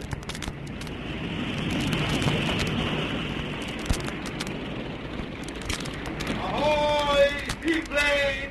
Are you in trouble? They don't answer. Do you happen to know why not, Kennington? Ahoy there, seaplane! Pick up someone! Do you need help? Let's have the searchlight, Mr. May. Look, Shan, and the water moving toward the plane. It looks like a big football. By Jove, there's a swimmer towing it behind us. Sorry, Miss Barton, Mr. Greville, but I'm leaving you. They're signaling for me. Tell Sir Lionel he's welcome to my cabin now. Good heavens, he dove overboard. My God. And the act he put on in the purser's office. I wonder if Smith Get was... that plane's insignia number, Mr. Mate. Look, Shan, it has no number. There isn't a mark on its wings. When both the men have reached the plane. They're pulling that rubber bag up now. Man, what the deuce is going on? A couple of men jumped overboard and swam to that plane. One of them was our friend Kennington.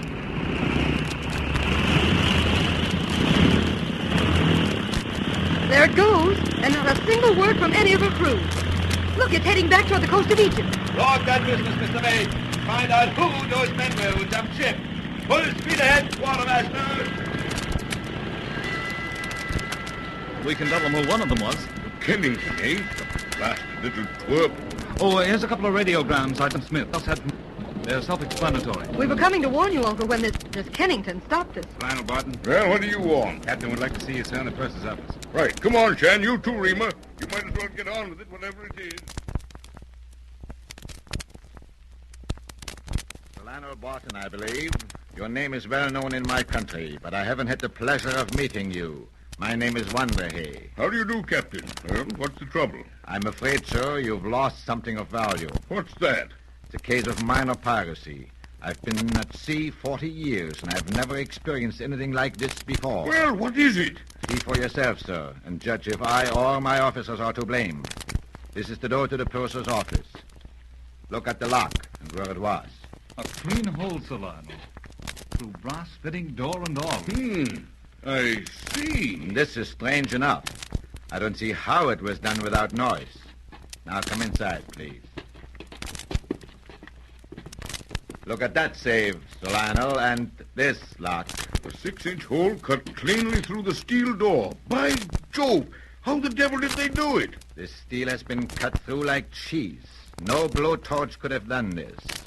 It would have taken much too long. Too clean for blowtorch work. Anyway, the noise would have roused the purser. Exactly, sir.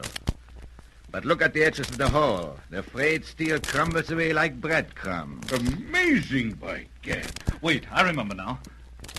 Oh, the deuce. Excuse me, Captain, go on. Shan, you almost had some... Yes, I almost had something. It's gone. It's plain magic, sir. A safe breaker with some new thing of science. But what can I say? He jumped overboard with his loot and was picked up by that plane. And, what's missing? Nothing, Sir Lionel, excepting your 3 sealed packages. Look for yourself, sir. They're gone. Gone? Can't be.